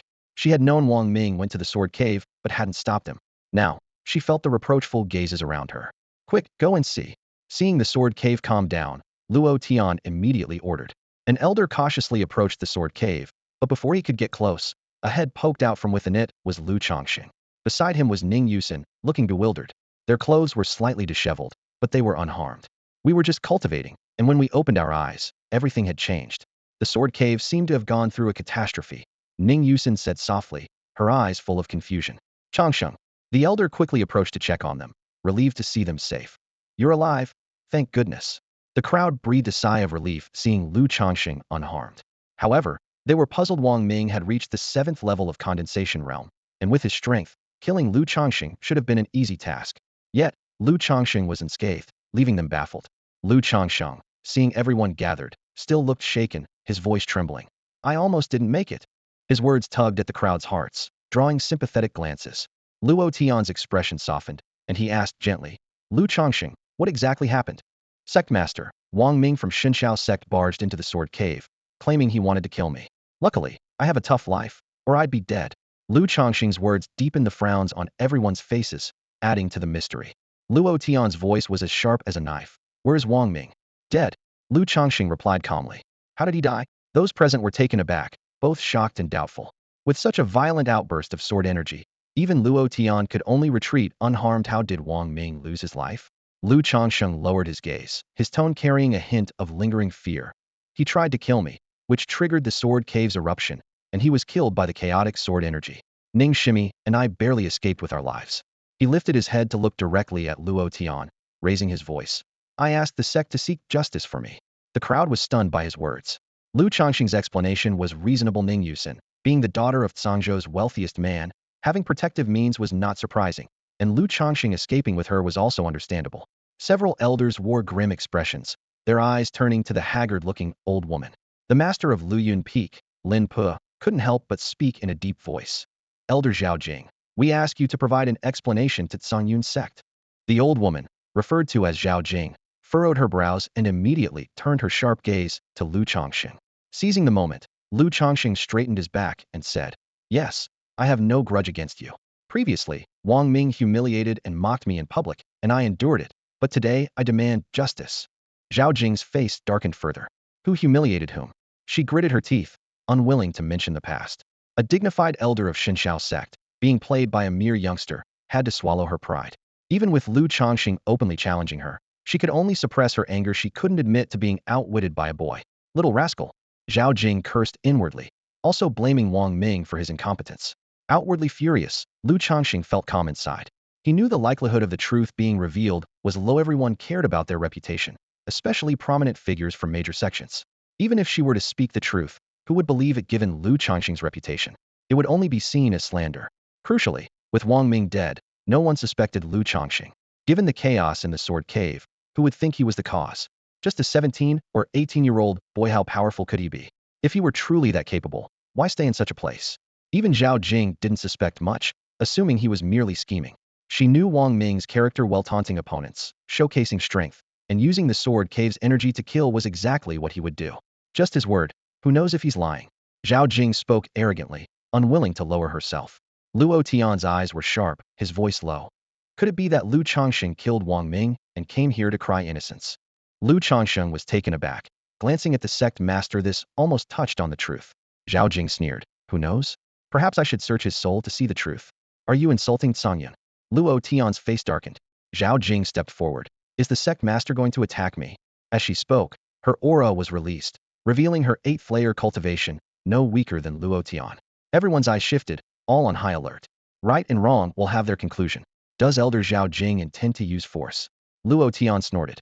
Zhao Jing laughed. Sect Master Luo, you may be imposing, but Xinshao sect is not afraid of trouble. You? The crowd was infuriated, clearly seeing this as using Xinshao sect's status to pressure them. Luo Tian's face fell. Lu Changxing squinted at Zhao Jing, his heart filling with killing intent. Before they could react, an invisible force suddenly descended, pressing down on Zhao Jing. Her expression changed, and just as she was about to speak, a surge of magical power rose. Slap. A loud slap echoed, the sound crisp and clear. Zhao Jing's cheeks swelled rapidly, a bright red handprint visible, and she was knocked to the ground. But it wasn't over. The force lifted her again, delivering several more slaps, giving her no chance to recover. How dare you? Zhao Jing roared, eyes filled with humiliation, her gaze turning toward the depths of Qingyun sect. At that moment, an elderly voice resounded, filled with authority and strength. Wretched woman, remember, this is Qingyun, not Xinshao. Do you think you can act arrogantly here? With those words, silence fell over the area. Ancestor! Someone exclaimed, and everyone was taken aback.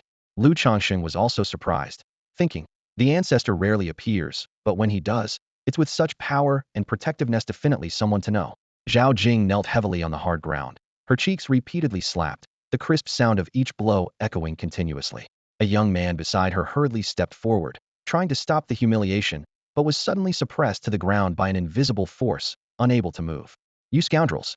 I am an elder of the Xinshao sect. How dare you insult me? Zhao Jing roared, her eyes cold as ice, staring incredulously at the person in front of her. Luo Tian, Lin Pe, and others stood by, utterly shocked. They hadn't expected the old patriarch to act so suddenly. After all, she was a member of the Xinshao sect, yet the patriarch mercilessly slapped her, showing no respect at all. What about the Xinshao sect? Does being from the Xinshao sect mean you don't have to be reasonable? That you can do whatever you want? The patriarch's voice thundered, making the eardrums of those around him ache. If you don't give me a satisfactory explanation today, I'll beat you to death. Everyone present gasped in unison, the atmosphere suddenly tense. At that moment, a tall figure emerged from the depths of the Qingyun sect, instantly drawing all attention. Lu Changsheng looked over, surprised once again.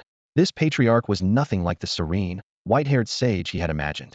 Instead, he was a man built like a tower, his muscles bulging, his hair and beard white, but his eyes sharp and full of vigor, exuding an undeniable commanding presence. His appearance made everyone present tense up involuntarily. The patriarch is a body cultivator. Lu Changsheng was shocked, something he never anticipated. Even more astonishing was that despite his age, the patriarch's vitality was overwhelming, far surpassing that of the young people present. Seeing the Qingyun patriarch, Zhao Jing's expression turned grave. Qingyun, are you rebelling? Smack! Before she could finish, the Qingyun patriarch slapped her face with such force that she flew like a kite with a broken string, crashing into the stone wall, causing the entire mountain to tremble. Zhao Jing's face immediately swelled, as if her whole head would explode, blood uncontrollably flowing from her mouth. Rebel against your nonsense. The patriarch shouted, his voice so powerful that it hurt everyone's ears, appearing particularly domineering. Despite the malice in Zhao Jing's eyes, she couldn't help but feel a trace of fear. The patriarch strode forward, his massive presence creating an invisible pressure. He looked down at the elder he had nearly slapped to death and said coldly, "You fool! Why are you acting so arrogant? Don't forget, it's your Xinjiao sect that came seeking help here. If you dare make another sound, believe me, I won't hand over the person." You, Zhao Jing was about to speak when the patriarch suddenly raised his hand.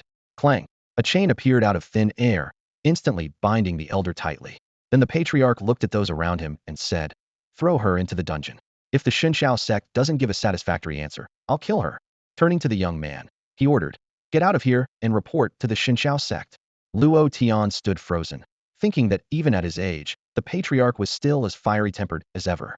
The peak masters and elders could only smile wryly, while the other disciples looked on with admiration, amazed to see such a bold and decisive figure in their sect.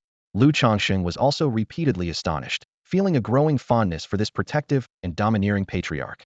Unexpectedly, the patriarch turned to him and said, "Are you Lu Changsheng?" "Yes, patriarch." Lu Changsheng replied respectfully. "Good." The patriarch nodded, then solemnly promised, "Rest assured, I'll definitely give you a satisfactory explanation for this matter. Disciples of the Qingyun sect won't tolerate such insults." "Patriarch, you're impressive." Lu Changxing couldn't help but smile. Everyone exchanged glances, never having expected events to unfold this way. At the same time, many felt concerned the Xinjiao sect was powerful, the absolute authority in this region, and they feared it might bring serious trouble. But the patriarch was unconcerned, waving his hand as he left the scene. The crowd began to disperse, and Zhao Jing was taken to the dungeon. Ning Yusin, also having watched in awe, quietly followed Lu Changxing back to Qingyun Peak. She had no idea what had happened, but this time she made a breakthrough. Her cultivation advanced from the 9th level of spirit gathering to the 1st level of condensing origin. Her physical body improved, and her swordsmanship also successfully reached the 2nd level without any discomfort. The joy was beyond measure. Her fingertips trembled slightly, as the spiritual power within her flowed like a rushing river. Advancing from the 9th level of spirit gathering to the 1st level of condensing origin usually took ordinary people at least a year or two, yet she succeeded in less than a day. Once again, Lu Changxing surprised her. Recalling Lu Changxing's mention of a package deal, her heart raced with anticipation. Such rapid progress in cultivation was a profitable deal in her eyes and her family's. She immediately took out pen and paper to write home, requesting more spiritual stones. Meanwhile, her curiosity about this mysterious senior brother grew, almost making her forget her original purpose for coming to Qingyun Peak. Meanwhile, Lu Changxing happily carried the newly acquired red spirit grass straight to the alchemy room. His steps were light, and a smile played at the corners of his mouth as he looked forward to the upcoming alchemy process. At the same time, the atmosphere in the main hall of the Qingyun sect was tense. The patriarch sat in the central high seat, upright and imposing as a mountain, exuding an undiminished authority. Luo Tian stood before him, his brow furrowed, eyes filled with evident concern. "Patriarch, about today's events, should we?" Luo Tian began cautiously. "Why so much nonsense?" The patriarch suddenly looked up, his voice thundering through the hall. "She dared to challenge Qingyun, and we can't tolerate this brazen woman." His words carried an undeniable dominance. "But she's from the Xinjiao sect," Luo Tian said softly, clenching his hand slightly. "What are you afraid of?" The patriarch's eyes snapped open, their sharpness like swords, filled with an extraordinary brilliance. His voice was icy. "They covet Qianning. The Grand Elder came to us demanding the myriad spirit body, and they're so arrogant. Shouldn't we teach them a lesson? Besides, do those riffraff dare to challenge the Grand Elder?" Luo Tian nodded silently, and, after a long pause, said, "That's true. But even if they don't dare to do anything to Qingyun sect, won't they target Lu Changxing?" His voice was tinged with worry. "And Qingyu is going to participate in the dynasty battle. Could he be targeted because of Lu Changxing?" Zhou Qingyu's talent was remarkable, and staying in Qingyun sect would only hold him back. Only by joining a stronger sect could he truly grow. Luo Tian didn't want to hinder such a gifted individual. The patriarch chuckled softly, a hint of disdain in his eyes. "Why are you so cautious? A genius under 30 at the 9th level of condensing origin, with swordsmanship at the 6th level, who wouldn't want him? Are you worried he won't find a place?" "You're right." Luo Tian relaxed slightly. "Moreover, their master is still around. Targeting them is courting death," the patriarch added, his tone filled with absolute confidence. Luo Tian looked up sharply, eyes wide. "He's been found. He was never lost." "But, don't ask," the patriarch interrupted with a wave. "Pretend you don't know about him, and there's no need to worry. No one dares to touch Qingyun now. Prepare for that, girl, Qianling." "Yes." Luo Tian responded respectfully, ready to turn and leave. By the way, the patriarch suddenly remembered something, squinting slightly. "Allocate one spot in the dynasty battle for that young Lu Changsheng." "What?" Luo Tian frowned, surprised. "Patriarch, We only have 30 spots. Giving one to Lu Changsheng means, when I say give it, you give it. The patriarch's voice brooked no argument. All right, Luo Tian dared not defy the patriarch's order, but he felt a pang of regret. Many disciples in Qingyun sect were stronger than Lu Changsheng, and even they might not succeed in joining the Xinxiao sect. Giving Lu Changsheng a spot seemed like a joke. The sect quickly returned to calm. Zhao Jing was tightly bound and suppressed in a dark room. The other disciples from Xinxiao sect crowded in a hall, having arrived with arrogance but now shivering with fear. They worried that if Qingyun sect was displeased, they might be beaten. After all, even the elders of Xinxiao sect were beaten half to death, so dealing with them would be easy. Meanwhile, the disciples from Xinyuan sect had varied expressions, a hint of anticipation in their eyes. Qingyun sect's actions undoubtedly provoked Xinxiao sect, and they eagerly awaited the dramatic conflict that might unfold next. For several days, the skies over Qingyun were peaceful and quiet. Lu Changsheng pushed open the wooden door of the alchemy room, a hint of satisfaction flashing in his eyes. The Qi Ling Dan was finally complete. The crystal-clear pill emitted a faint red glow, resting quietly in a jade box. He gently closed the lid, contemplating his next steps. As soon as he gathered enough spirit stones, he could break through to the nascent soul stage, freeing himself from the excruciating pain that came with limited cultivation attempts. 300,000 spirit stones. Lu Changsheng murmured, furrowing his brow. The number was a headache. He checked his storage pouch at his waist, finding only 40,000 spirit stones. The promised 100,000 from Ning Yusin hadn't arrived yet, and even combined, it was only 140,000, still far from his goal. Sitting on a stone bench in the courtyard, Lu Changsheng tapped his fingers on the table. Upon reflection, he realized that Ning Yusin was the only wealthy person he knew, but he had already borrowed a lot from her and couldn't keep asking. What worried him more was that Ning Yusin hadn't visited Zhou Qingyu in days, spending her time either cultivating or sitting alone, a trace of worry occasionally appearing on her delicate face. Lu Changsheng's heart sank. Ning Yusin had joined Qingyun sect to get close to Zhou Qingyu, working hard on cultivation and comprehending sword intent for that purpose. If she gave up on this goal, his business would fall apart. Fortunately, he had heard indirectly that the person delivering spirit stones from Ning's family was on their way, so the money should be secure. Sunlight filtered through the clouds into the courtyard as Lu Changsheng approached the daydreaming Ning Yusin and tentatively asked, "Sister Ning, why haven't you been looking for senior brother lately? Is he very busy?" Ning Yusin, as if waking from a dream, shook her head gently, her eyes not meeting his. "Not really. I just don't want to bother him anymore." "What does that mean?" Lu Changsheng was taken aback, thinking to himself, has she changed her mind so quickly? Is she playing around? They fell into a brief silence, broken only by the rustling of leaves in the breeze. Suddenly, Ning Yusin looked up at him, her eyes shining with a peculiar light. "Brother Lu, I've been here for so long, but we've never really discussed cultivation. Haven't we been discussing it all along? That was you teaching me. It's different." Ning Yusin's slender fingers gently played with a fallen leaf on the table. Lu Changsheng was surprised, humbly responding, "Those were just my master's and a senior's experiences. I can't really teach you." "What are your thoughts on cultivation then?" Ning Yusin asked, her eyes bright with interest. "Go with the flow," Lu Changsheng replied decisively. "How do you interpret that?" Ning Yusin tilted her head slightly, looking more serious. Lu Changsheng pondered for a moment before replying. "Cultivate when you feel like it, don't when you don't. If you have a goal, pursue it. If not, go with your mood. Aimless cultivation isn't very effective. People say obsessions can mislead, but sometimes they can temporarily strengthen your resolve. So, is it that you lack the mood or the goal now?" Ning Yusin's question hit the mark. Lu Changsheng started, but didn't know how to finish. He had everything except money. This thought made him sigh enviously. "Sister, I really envy you. I wish I were born into the Ning family." Hearing this, Ning Yusin seemed startled, and for some reason, a blush spread across her pale cheeks as she lowered her gaze. Amidst this awkward atmosphere, a commotion suddenly arose within the Qingyun sect. Before they could react, several figures streaked across the sky, heading straight for Qingyun Peak. Upon closer inspection, it was Lin Po accompanied by an unfamiliar middle-aged man, with Luo Xianling following, each wearing a different expression.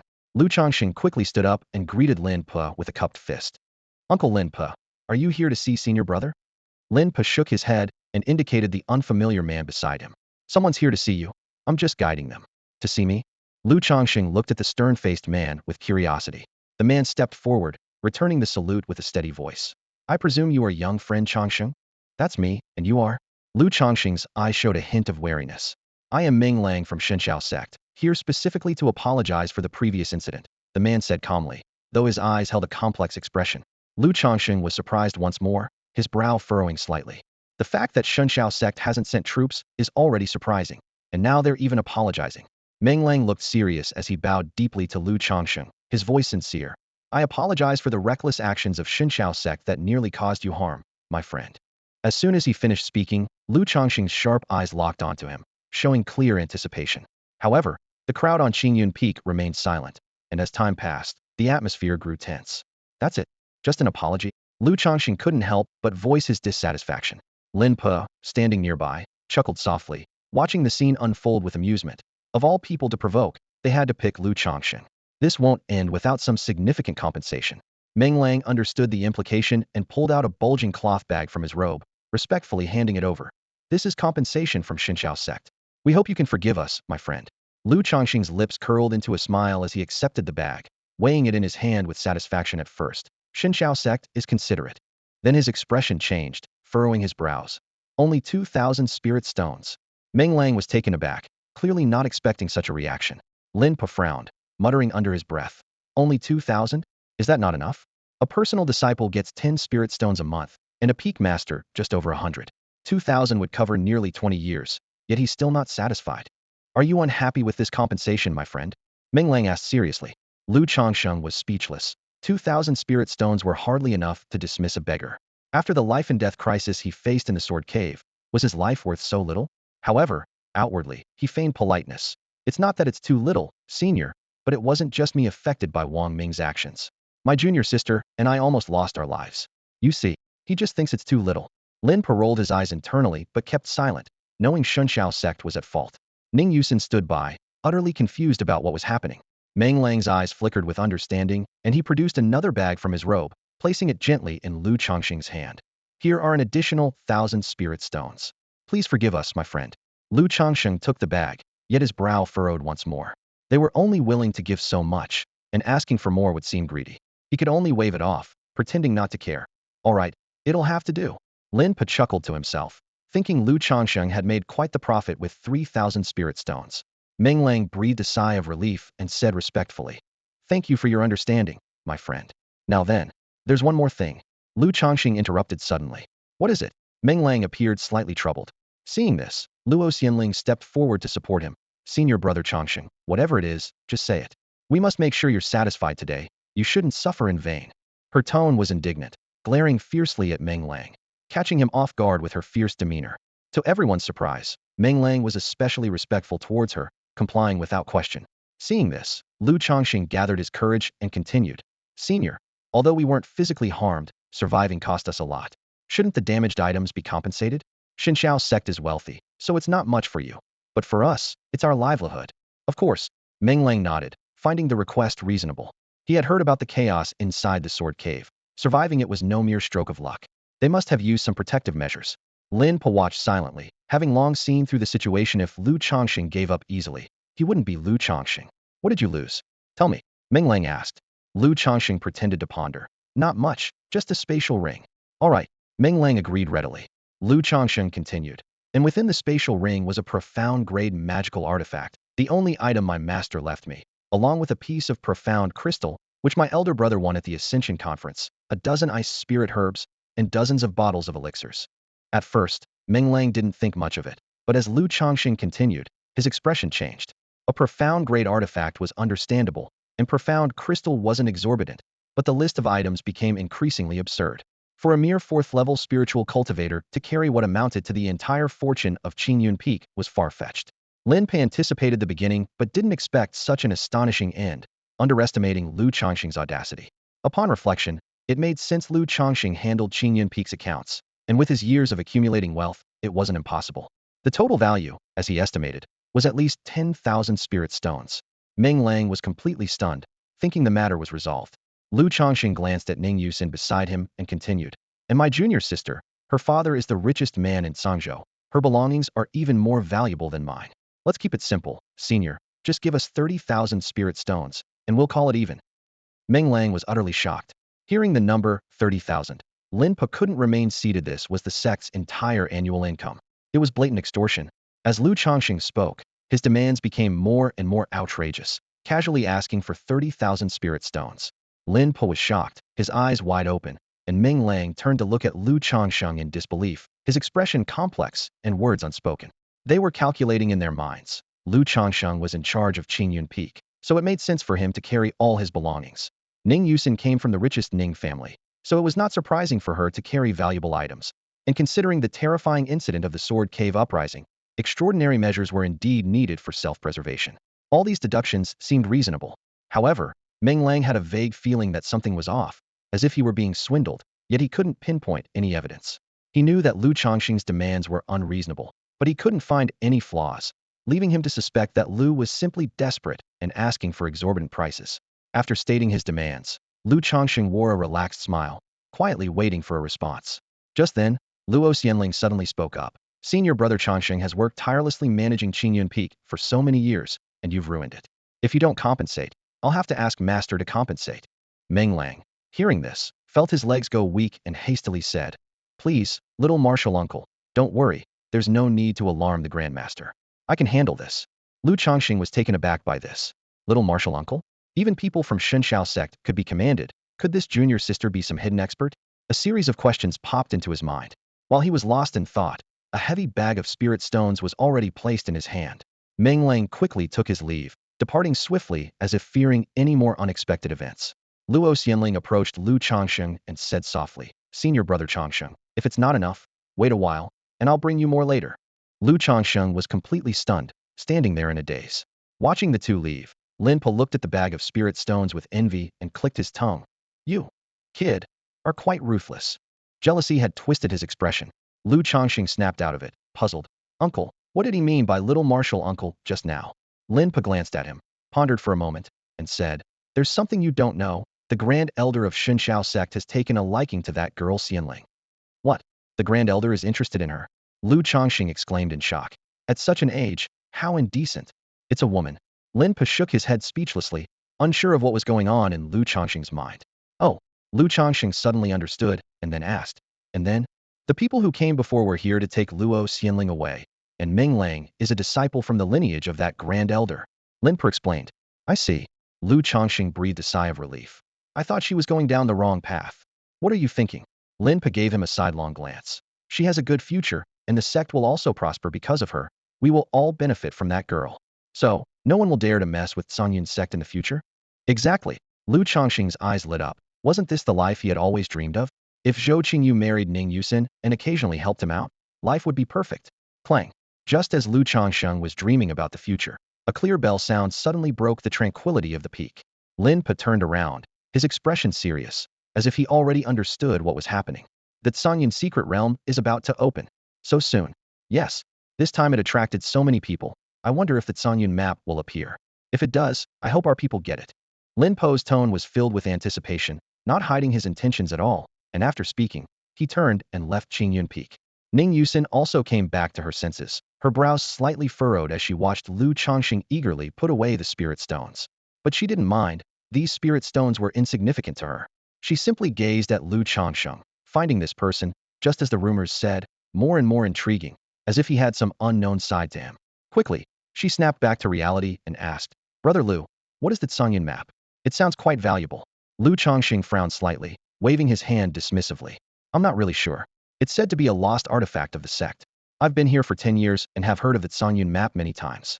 Apparently, Songyun sect was a major sect long ago but has since declined, and that Songyun map was once its prized treasure. It's been lost for a long time, supposedly hidden within that Songyun's secret realm, but hasn't been seen for years. Ning Yusin's eyes sparkled with curiosity as she leaned forward slightly. What level of artifact is it? I don't know. Lu Changxing shrugged, his tone nonchalant. It could be a king-level artifact, or maybe even a divine one. But since it hasn't been found in so long, it might really be lost. After speaking, Lu Changxing turned away, his eyes filled with a desire for spirit stones. With the secret realm about to open, he needed to be prepared. According to the sect master, each additional person who enters increases the chance of retrieving the treasure. What if some disciple manages to find it? Ning Yusin nodded quietly, saying nothing more, but watched his retreating figure with a subtle, complex emotion in her eyes. Soon after, the sect became bustling with activity. Many foreign cultivators flooded into Tsangyan City, some even arriving early to wait for the secret realm to open. Xiantian sect's top disciple, Xiancheng, also arrived. As the leading disciple, he was recognized as the sect's #1. At only 28, he had already reached the 9th level of condensing yuan, and many considered his strength comparable to Zhou Qingyu. As per tradition, Songyun's sect accepted benefits from these outsiders, allowing some of them to enter the secret realm whenever it opened. Even Zhao Yang, who accompanied Zhao Jing from Xinqiao sect, planned to enter the secret realm. As a core disciple close to forming his gold core, Zhao Yang's aim was likely that Songyun map. Rumor had it that the map was always within the secret realm, but only true geniuses could make it manifest. If it wasn't found, it simply meant that those who entered weren't talented enough. All these outsiders gathered here, each hoping to test their luck. Lu Changsheng remained indifferent to the commotion. He had his plan set. Find a place rich in spiritual energy within the secret realm and focus on cultivation until the realm closed. With his plan in mind, he began preparations, taking out the puppet he had subdued earlier and starting to erase its original markings to refine it anew. In his view, the puppet was indeed valuable, but its initial crafting was too crude. With re-refinement, its power could be elevated significantly. A puppet with gold core level strength could prove invaluable, perfect for covert operations. If nothing else, selling it could yield a fortune in spirit stones. As days passed, more people gathered in Songyun's sect, all eagerly anticipating the secret realm's opening. However, as the number of outsiders increased, sect master Luo Tian felt a growing sense of unease, a nagging anxiety he couldn't shake. On a bright afternoon, Luo Tian called a meeting with the peak leaders, each bearing a serious expression. During the meeting, he specifically mentioned the Night Demon, a figure that had been a thorn in Songyun's sect's side. Over the years, from ordinary disciples to peak masters, no one had escaped the Night Demon's lessons, and the individual was notoriously elusive. Luo Tian convened this meeting to warn everyone to remain vigilant. However, when the words Night Demon were spoken, most present couldn't help but laugh. In the end, Luo Tian resignedly concluded the meeting, having done his part to warn them. With the secret realm opening in a couple of days, everyone dispersed to make final preparations.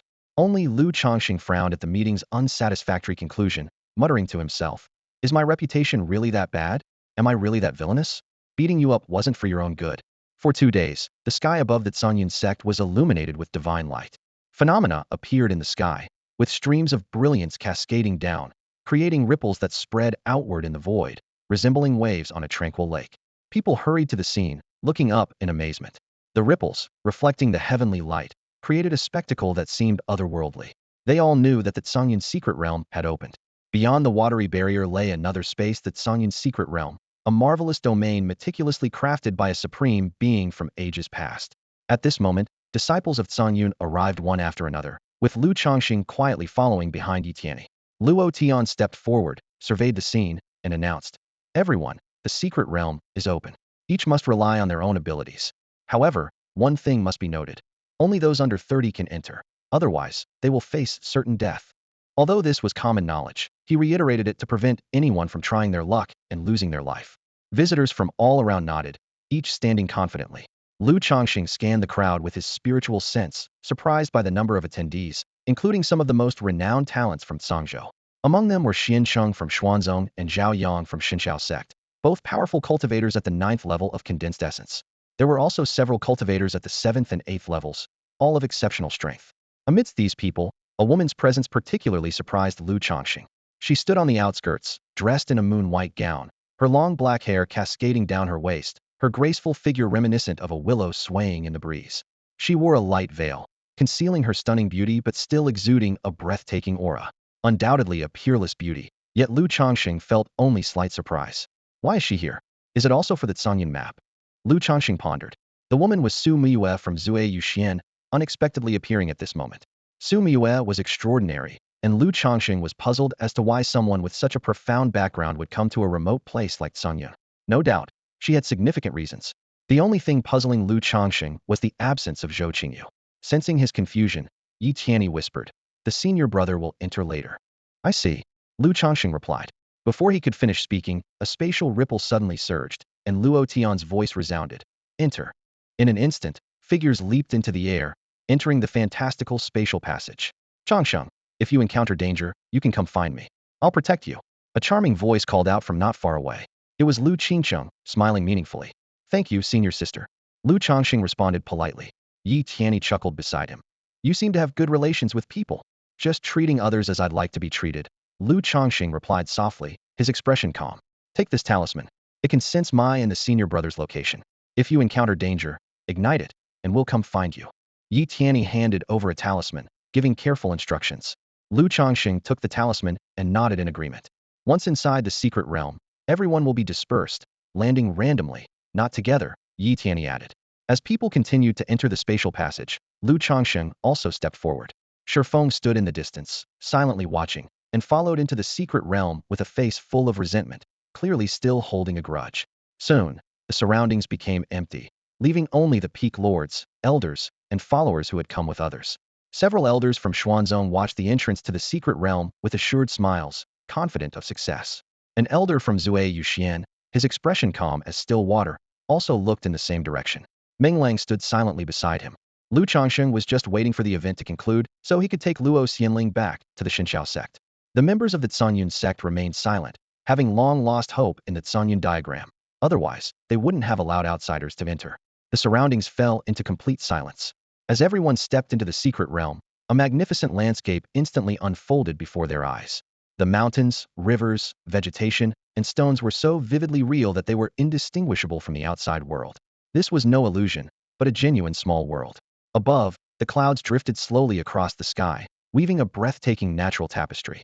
Almost everyone, upon entering the secret realm, couldn't wait to start exploring. Nobody knew where the Qingyun diagram was hidden. Most cultivators were just trying their luck. Even if they found nothing, cultivating in this area rich in spiritual energy was an excellent choice. Of course, some had come prepared with specific methods to try their luck. Lu Changsheng, however, was different. As soon as he sensed the dense spiritual energy, a bright smile spread across his face. Such rich spiritual energy, perfect for cultivation. Who knows how many spirit stones this will save, he thought to himself, delighted.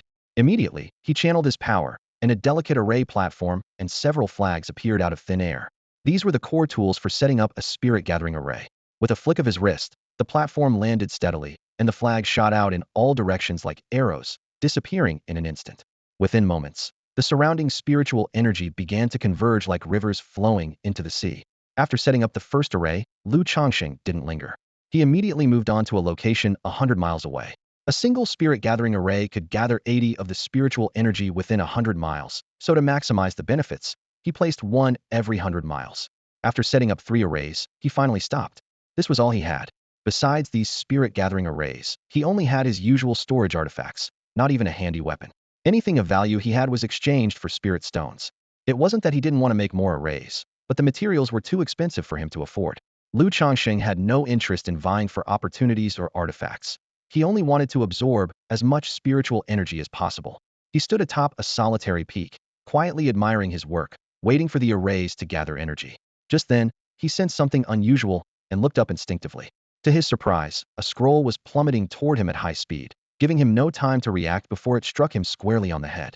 The impact was so great that even he couldn't keep his balance, and he fell from the peak, crashing headfirst into the ground. With a thunderous crash, he hit the earth, which cracked under the force, forming a deep pit. Lu Changsheng's head was buried in the ground, with only half of his body sticking out. The sudden incident caught him off guard, and even someone at his level nearly couldn't withstand it. If not for the torturous training of the myriad tribulations' immortal body, this blow might have been his end. Who the hell ambushed me? Lu Changsheng roared, pulling his head out of the ground. His power surged, creating powerful waves as his divine sense scanned the surroundings for the attacker. However, there was nothing but silence all around, no abnormalities except for the scroll lying nearby. No one. Lu Changsheng frowned, his gaze falling on the scroll. He picked it up and examined it closely, incredulously muttering, "Did this thing knock me down?" He found it hard to believe and slowly unrolled the scroll. Expecting some kind of secret manual, he was stunned the moment he opened it. The scroll revealed a breathtaking painting, depicting countless lifelike peaks with clouds weaving through them. Although it was a painting, it seemed as real as a tangible landscape, majestic and awe-inspiring, exuding an extraordinary aura that left one in awe. Looking at it, Lu Changsheng was left in pure shock. Is this the Qingyun diagram? It just fell on my head. Staring at the scroll in his hands, Lu Changsheng fell into deep thought. The Qingyun map, which others had sought tirelessly through countless means yet never found, had simply fallen from the sky as if afraid he wouldn't notice it, hitting him directly on the head. His brows furrowed slightly, and he gently traced the yellowed edge of the scroll with his fingertips, finding it hard to believe. Could it be fake? Lu Changsheng muttered to himself, raising an eyebrow. Then, with a surge of power, he reached out and tossed the scroll into the air. In an instant, an overwhelming force swept across the heavens and earth. The images within the scroll seemed to come alive, endless scenes appearing in the void, imprinting the sky, blocking out the sun and moon, stretching endlessly for thousands of miles. The spectacular vision made the surrounding air feel as if it had frozen. Startled, Lu Changsheng quickly clasped his hands together, hurriedly retracting the scroll. He no longer had any doubts such astonishing power could only belong to the legendary Qingyun map. He could feel that during the brief moment he activated the scroll, his spiritual energy was rapidly consumed, like a river bursting its banks. Even with his level of cultivation, he could only sustain it for a quarter of an hour before being exhausted. Everything happened so suddenly that he was momentarily at a loss. Who could have imagined that such a treasure would appear out of thin air, falling straight from the sky? Instinctively, Lu Changxing touched the back of his head, feeling a sharp pain, and suddenly understood. All these years, that Qingyun map hasn't been found, not because it hasn't appeared, but because those who encountered it couldn't withstand it and were struck dead on the spot, ascending right then and there. The more he thought about it, the more reasonable it seemed, and a smile crept onto his lips. After all, he was at the 9th level of core formation with a formidable physique, and he had nearly been killed by it. How could other cultivators fare any better? This time, not only did I gain a wealth of spiritual energy, but I also stumbled upon the Qingyun map. A glint of excitement flashed in Lu Changxing's eyes. This thing must be worth tens of thousands of spirit stones. With so many people and factions after it, it certainly won't be cheap. With that thought, he sat cross-legged, settling quietly atop a solitary peak, patiently awaiting the gathering of spiritual energy. As a day passed, Lu Changxing began absorbing the spiritual energy from the formations. The rich energy flowed into his meridians like a stream, quickly converting into spiritual power. Soon, he drained a formation of its energy, immediately moving on to the next location to set up, extract, and repeat the process. Despite the various pains from cultivation, he remained tirelessly committed. The spiritual energy here was as dense as a sea of mist, potentially saving countless spirit stones.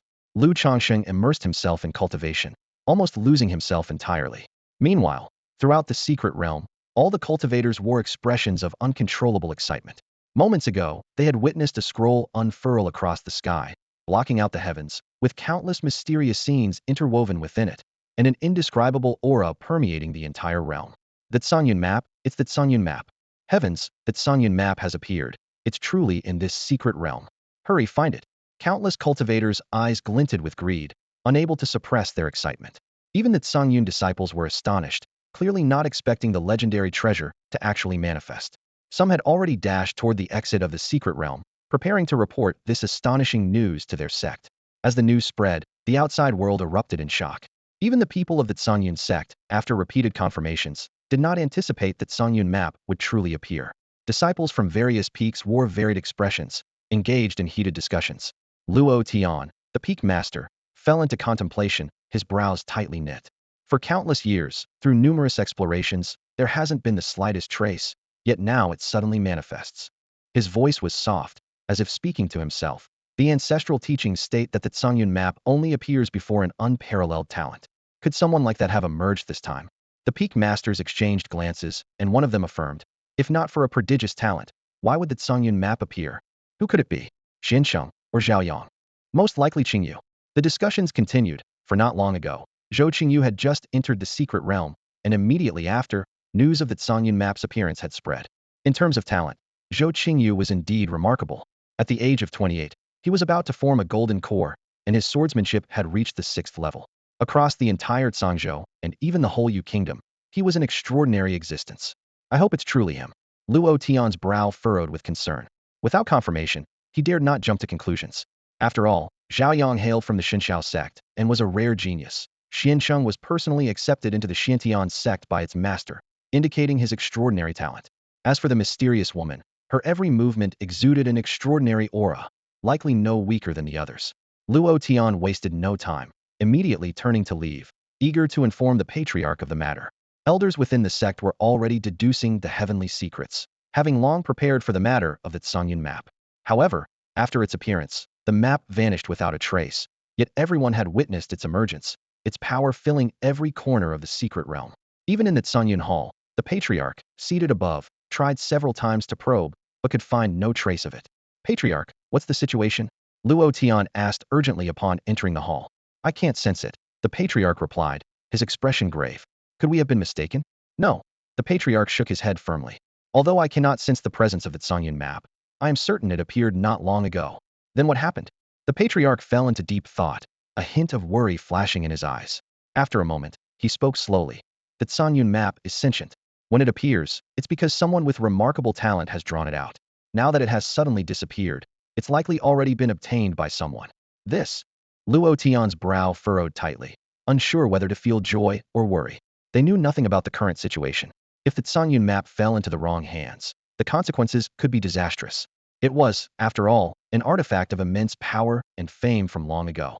If it fell into the hands of the Qingyun sect, it might restore the sect's former glory. If Changsheng obtained it, the Xiantian sect, dormant for thousands of years, would surely rise, possibly forcing even the Xinshao sect to yield. If Zhao Yang got it, the Xinshao sect would become even more terrifyingly powerful. And if that mysterious woman acquired it, it was equally concerning. At this moment, Luo Tian and the Patriarch could only hope that the person who obtained the Qingyun map was Zhou Qingyu. The hearts of everyone in the Qingyun sect were on edge, as no one expected the map to appear during this opening of the secret realm. Within the Qingyun secret realm, various factions had gone mad with the appearance of the map, losing interest in seeking other opportunities. Only Lu Changsheng seemed indifferent, still focused on setting up a spiritual array, continuously absorbing the surrounding spiritual energy. He felt his internal power steadily increasing, filling him with indescribable excitement, even dulling the pain of his injuries. What delighted him even more was that since acquiring the Qingyun map, the surrounding spiritual energy seemed to converge towards him, as if drawn by some force. 7 days passed in the blink of an eye.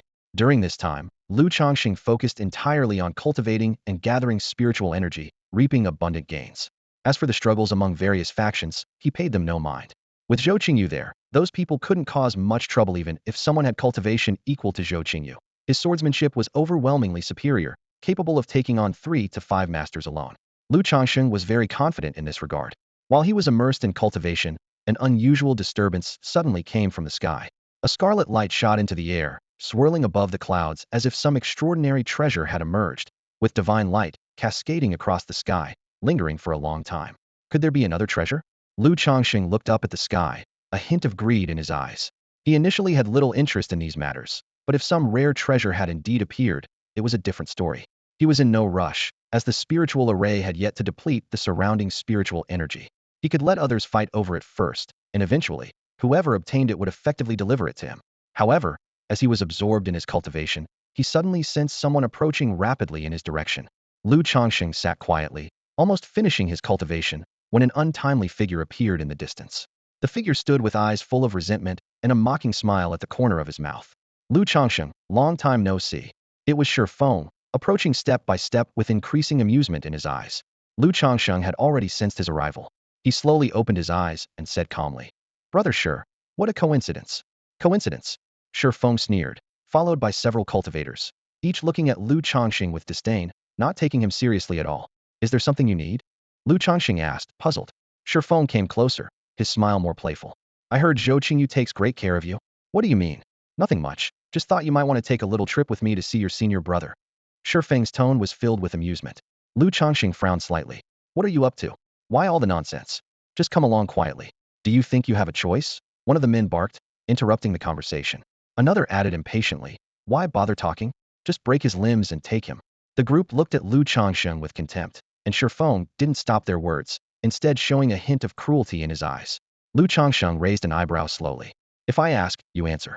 Don't bring trouble upon yourselves." "What did you say?" someone sneered. "You're facing death and still bragging. Truly ignorant." Shi Feng also sneered. "Lu Changsheng, you're the one bringing trouble to yourself." As soon as he finished speaking, a cultivator stepped forward to make a move. But just as he approached, his entire body froze. All actions halted, an immense pressure weighing down on him, eyes filled with pure terror. He wanted to speak, but found he had lost all control over his body. "What's happening?" The others noticed something was wrong, and Shi Feng frowned, looking cautiously in that direction. At this moment, without hesitation, they all attacked Lu Changsheng. But this time, their expressions changed drastically. A terrifying force erupted out of nowhere, flinging them all away with no resistance, their bodies crashing heavily to the ground. "What?" Shi Feng exclaimed in shock, but he had no chance to struggle. Lu Changsheng merely raised his hand, and Shi Feng's body floated uncontrollably.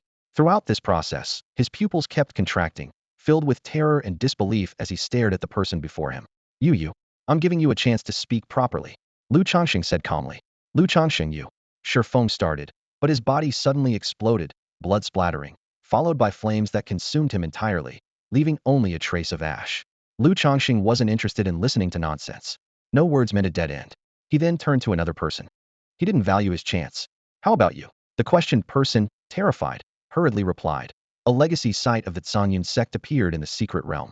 Everyone wants to enter it, but Zhou Qingyu is guarding it, not letting anyone in. They wanted to capture you and Yi Tianyi to threaten Zhou Qingyu in exchange for a spot inside. Boom. As soon as he finished speaking, Lu Changsheng waved his hand, and everyone instantly exploded into a mist of blood. Looking into the distance, Lu Changsheng frowned again. A legacy site? It was something he had never heard of. With a thought, he swiftly flew toward that direction. Spanning hundreds of miles, a mountain range gradually came into view. Beyond the mountains, divine light blossomed, as if a hall appeared within the mountains, emanating an extraordinary aura, the resonance of which matched perfectly with the atmosphere of the Qingyun sect. Not only that, but he also sensed a familiar aura there, remarkably similar to the Qingyun diagram. Could this really be the ancestral ground of the Qingyun sect? Lu Changsheng furrowed his brow, pondering as he spoke. This sect was once a mighty force, able to leave behind the Qingyun diagram. It's possible there are some legacies here. He instinctively touched his chest, puzzled, but I can feel the aura of the Qingyun diagram. Isn't it supposed to be on me? Ahead, at the foot of the mountains, Zhou Qingyu stood with sword in hand, his fierce aura filling the entire void. Behind him, numerous disciples of the Qingyun sect stood ready, forming a human wall to prevent anyone from approaching the mountain gate. Opposite them, the shadows of the Xintian sect's forces loomed. Xiancheng stood at the forefront, with Xintian sect disciples lined up behind him. Nearby, Su Mue was surrounded by powerful figures. The atmosphere was tense, with swords drawn. Zhou Qingyu, according to our agreement, we can enter this place to seek opportunities. Why are you blocking us? Are you planning to break the agreement? Xiancheng questioned coldly, his eyes filled with barely concealed greed as he fixated on the grand hall behind Zhou Qingyu, his expression eager and unrestrained. Zhou Qingyu's face was as cold as ice, his gaze calm and unwavering. Opportunities are earned by one's own abilities. If you can surpass me, then it's yours. His brief words were devoid of emotion, yet they carried an undeniable confidence. Su Mue stepped forward, her voice coaxing. Brother Zhou, such an opportunity cannot be fully grasped by one person alone. Why be so stubborn? Let me in, and I promise not to touch the Qingyun sect's legacy. Is that acceptable? Clang. The sword was drawn, its clear sound replacing words. Qingyun disciples moved forward in unison, standing their ground. According to the agreement, they could indeed take away opportunities if they obtained them, but whoever laughed last would claim them. Since Zhou Qingyu refused to relent, they were helpless. Su Mue's expression shifted slightly, clearly not expecting such a situation. So, you're planning to stand against all of us? Xiancheng's tone grew colder. Why should I fear? Zhou Qingyu's words were firm, his eyes calm and fearless. Xiancheng's gaze turned icy. By stubbornly going your own way, aren't you afraid of bringing disaster upon your Qingyun sect? Your junior brothers aren't as strong as you. Hearing this, Zhou Qingyu's expression changed slightly. He wasn't worried about Yi Tianyi's strength, but the thought of his youngest junior brother brought a hint of concern to his brow, leaving him silent. As the standoff continued, Su Mue fell silent, her internal magical power surging. Xiancheng also moved. It seems we have no choice but to fight. In an instant, Xiancheng formed hand seals, unleashing a surge of magical power. He charged towards Zhou Qingyu, with Su Mue following closely behind. The three figures soared into the air, battling beneath the sky, with sword energy crisscrossing and various magical arts flashing brilliantly. Lu Changsheng observed the battle from afar, his brow deeply furrowed. To think they would use such a despicable tactic to threaten Zhou Qingyu. Despite being outnumbered, he had no intention of intervening. Young people need to be tested, and besides, Zhou Qingyu might not lose. Even if he were truly outmatched, he would be fine. Lu Changsheng had already left a hidden trump card within Zhou Qingyu, undetectable in normal times, but enough to protect him in critical moments. Even against a cultivator at the 9th level of the Foundation establishment, Zhou Qingyu's safety was assured. Then, Lu Changsheng shifted his focus to the Grand Hall, extending his spiritual sense to cover the entire mountain range, contemplating whether to explore it first. Suddenly, he noticed someone sneaking into the hall. Zhao Yang had bypassed everyone, using a special method to get ahead, taking advantage of the fierce battle between Zhou Qingyu, Su Mue, and Xiancheng to seize the opportunity for himself. Are all the people from the Xinshao sect so shameless? I haven't even had my turn, and he's already making a move.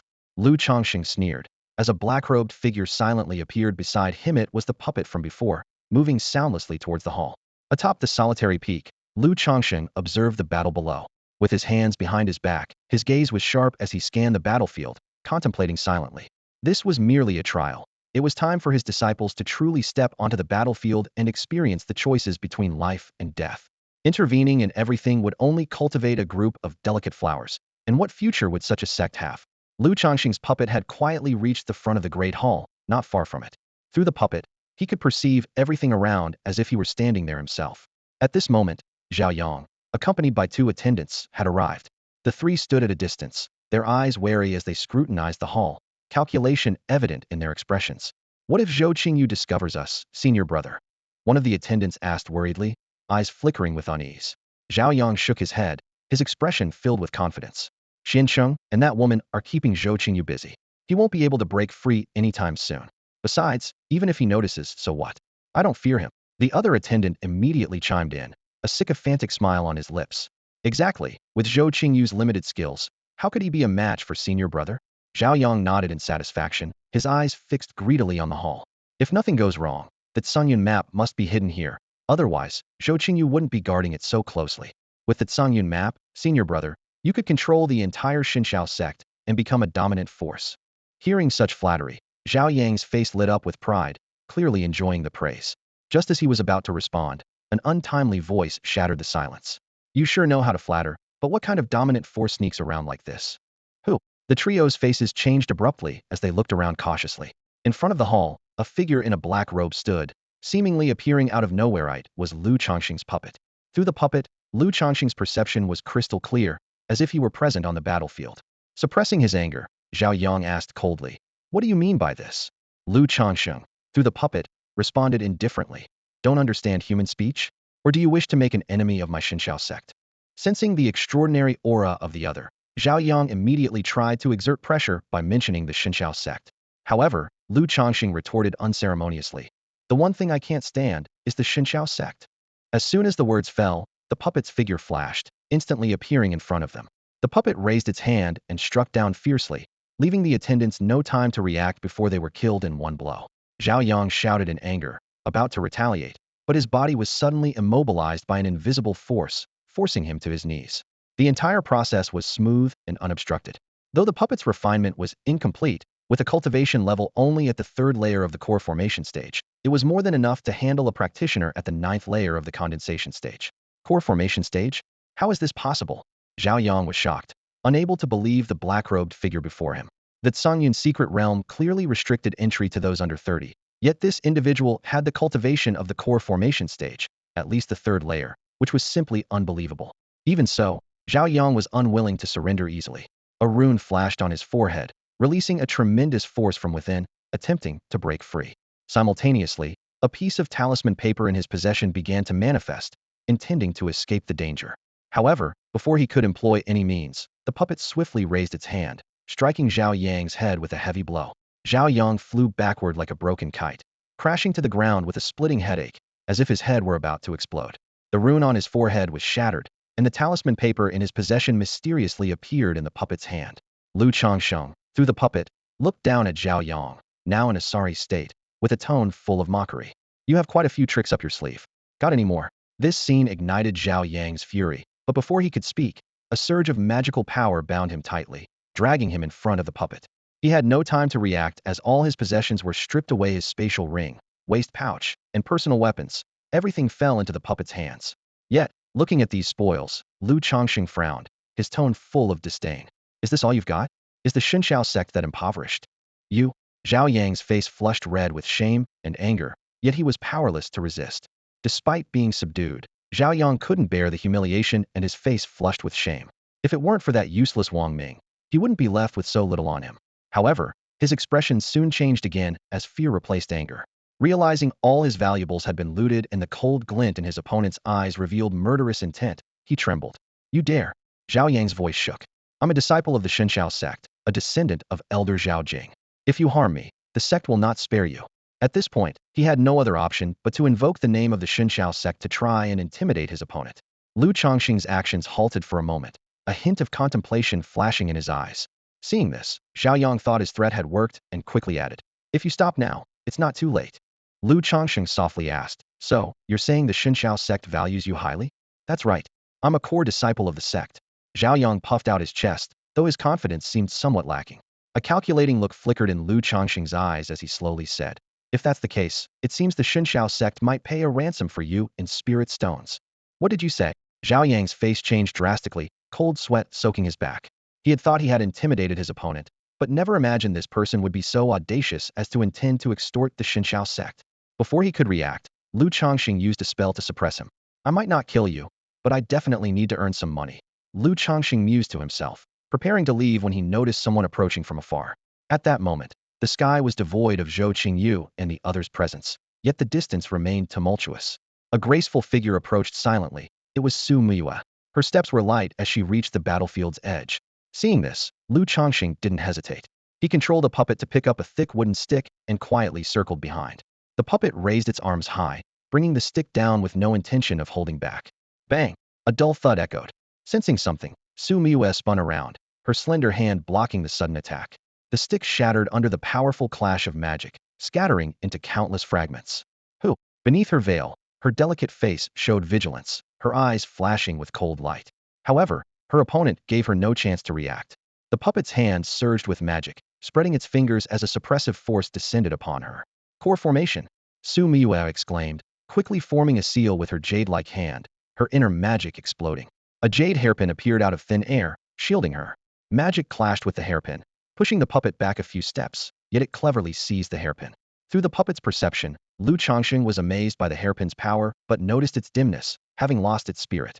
A forbidden artifact, he thought, observing through the puppet from afar. Such treasures could unleash incredible power, were expensive, difficult to craft, and single-use. Similar to the sword intent he left in Zhou Qingyu's body. What a waste! Lu Changxing shook his head internally and commanded the puppet to strike again. Su Miyue hadn't expected to encounter a core formation expert in such a remote place. As her opponent attacked again, a long sword materialized in her hand, unleashing a formidable sword intent. Countless sword energies crisscrossed, capable of slaying someone at the 5th level of core formation. Seeing this, Lu Changxing flicked his finger, sending a sword light slicing through the air. It landed beside the puppet, instantly dispelling all lethal energy. Su Miyue's sword shattered, dissolving into specks of light. Another forbidden artifact. This surprised Lu Changxing. Su Miyue's expression grew somber. Failing to escape multiple times left her deeply shaken. Her repeated use of protective treasures also stunned Lu Changxing. Such valuable items, costing tens of thousands of spirit stones, were not easily acquired. This young lady has hidden herself well. Lu Changxing muttered to himself, persistently directing the puppet to attack. Though they had a transactional relationship, there was no real friendship between them. Su Miyue sought out secret realms and provided information. In return, he offered her Zhou Qingyu's sword insights, though what he gave was merely his own notes. Now, facing this mysterious woman, Lu Changxing felt a sense of delight. It was clear she possessed many valuable items. If he could capture her, exchanging them for a batch of spirit stones would bring him closer to the nascent soul stage. With this thought, anticipation gleamed in Lu Changxing's eyes. The nascent soul stage was within reach. A dazzling light spread across the scene. Su Miyue's face was filled with shock. She had encountered a formidable opponent. Her various spells poured out like a torrential rain, sweeping towards the adversary, yet none could affect them. Each attack was effortlessly nullified, as if vanishing into thin air. In the blink of an eye, her opponent had breached her layers of defense and stood before her. Su Miyue's eyes widened with terror. The newcomer, expressionless and silent, simply raised a hand and pressed downwards.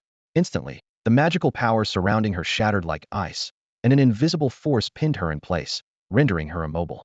Watching as her powers were completely sealed, and the opponent approached step by step, Su Miyue could only struggle and retreat.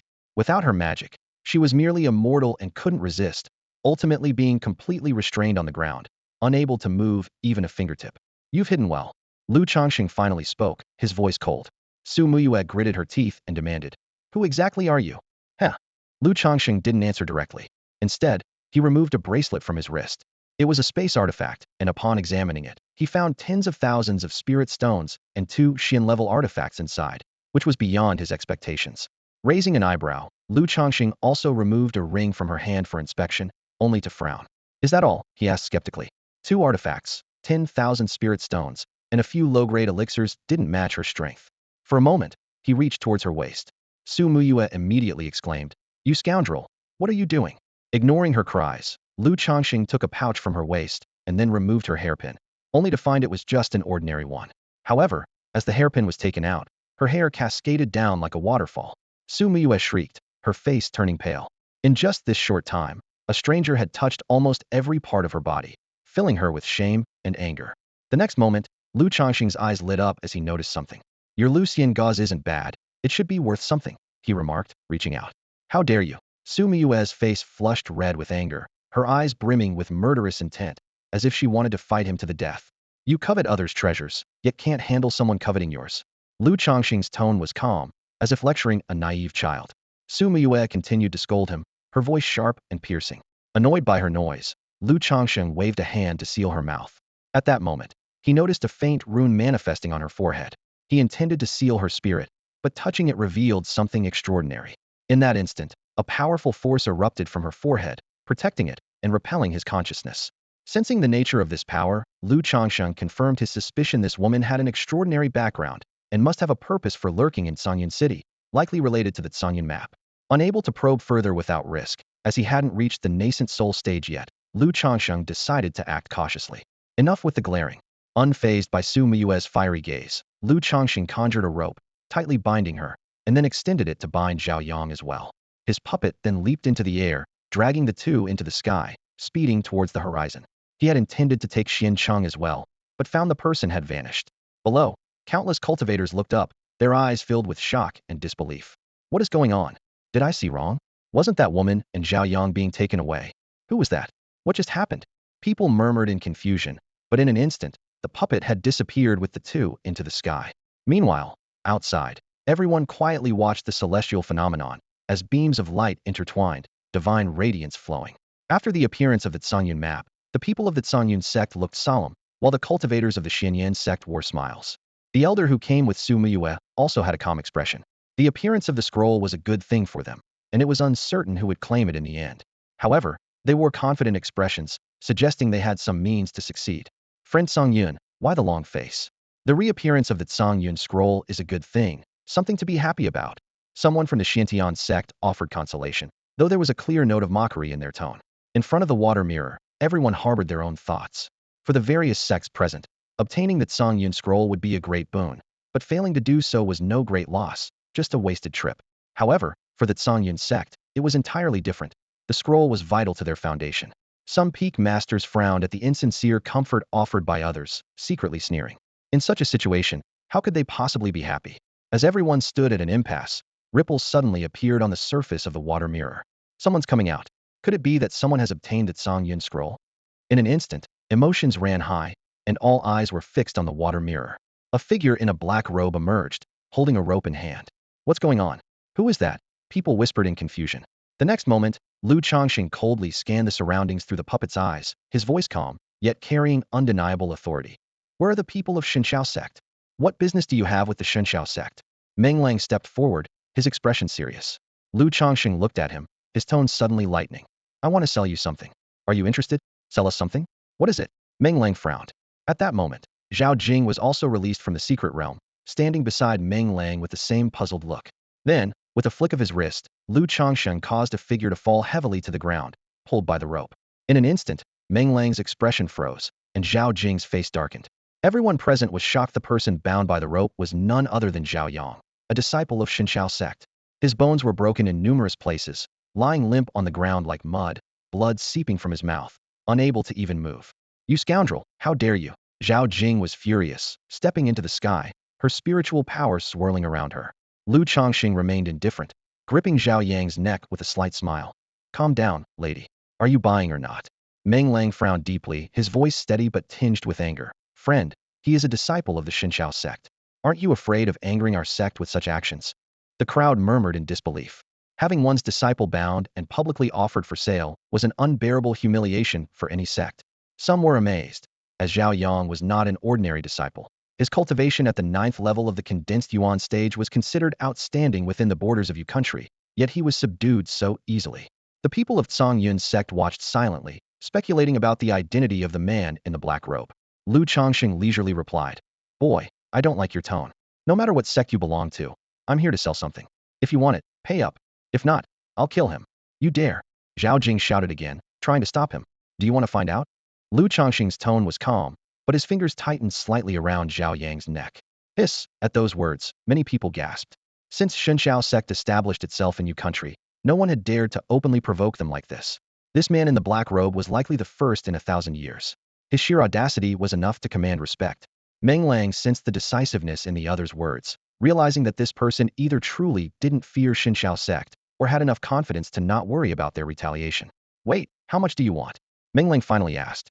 A hush fell over the crowd. No one expected the mighty Xinxiao sect to concede. Lu Changsheng chuckled. Charging you 2,000 spirit stones isn't too much, is it? I originally wanted 5,000, but I figured that might be too steep, and you wouldn't buy it, leaving me stuck with it.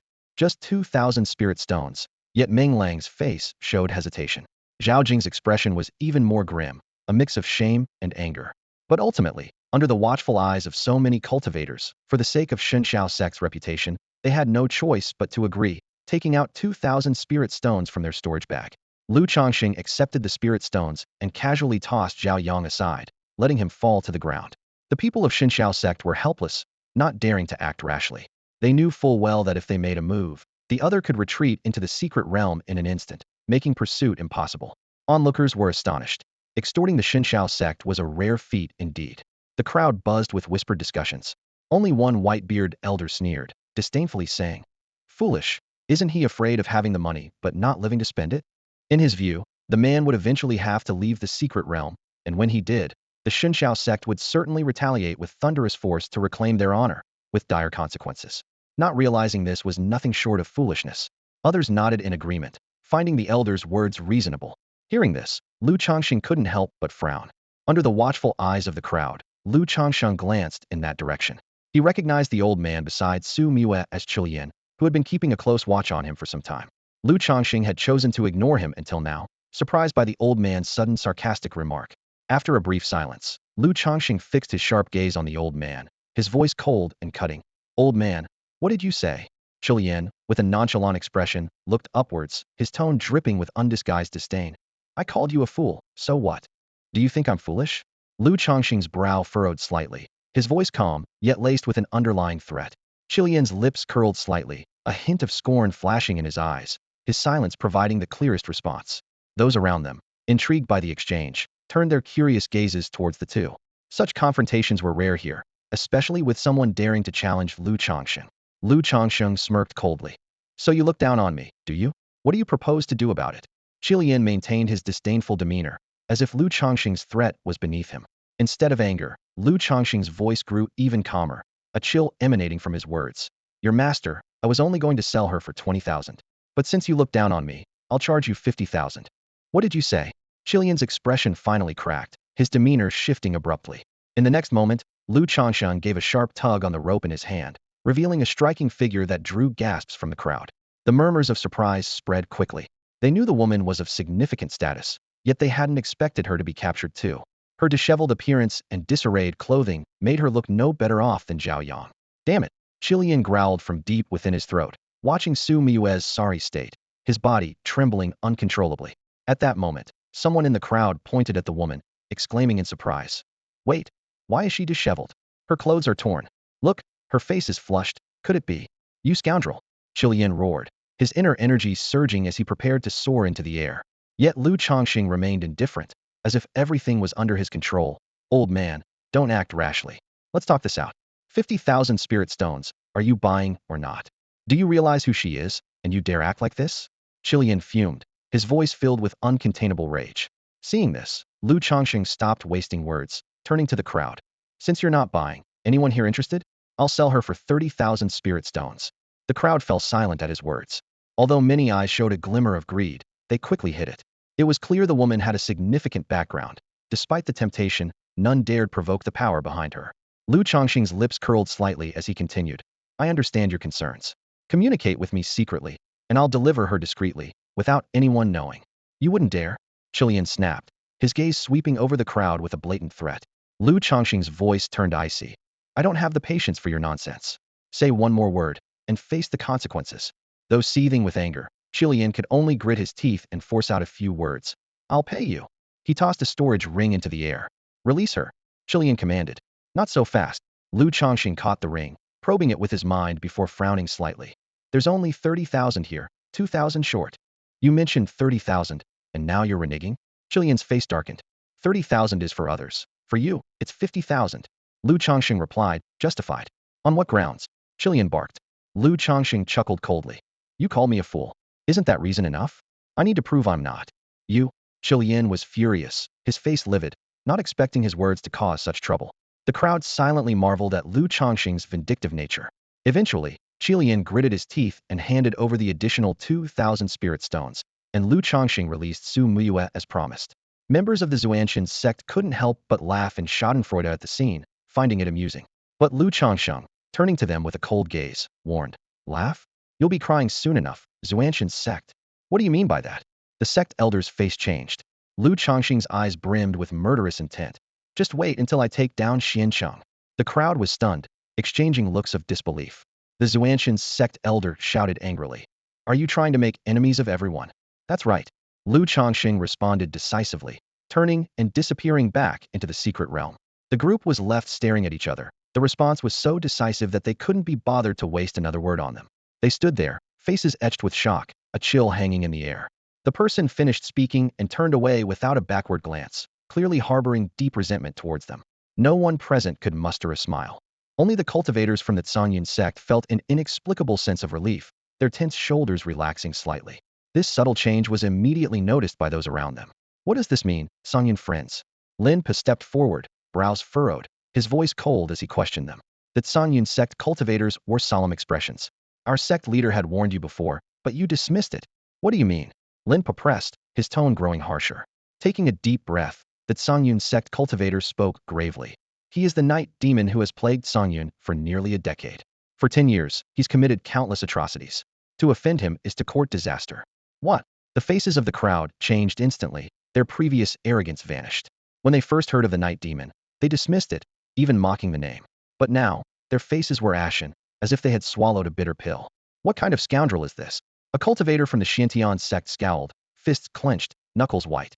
Seeing someone suffer at the hands of the night demon, the Qingyun group finally felt a sense of satisfaction, a subtle smirk barely visible on their lips. The Xinqiao sect members did not join the argument, but focused on treating Zhao Yang, who lay on the ground. They worked quickly, fearing any delay might cost him his life. A white-haired elder took out a translucent pill, carefully feeding it to Zhao Yang. The pill dissolved instantly, its effects miraculous, as Zhao Yang's injuries visibly healed, his pale complexion regaining color.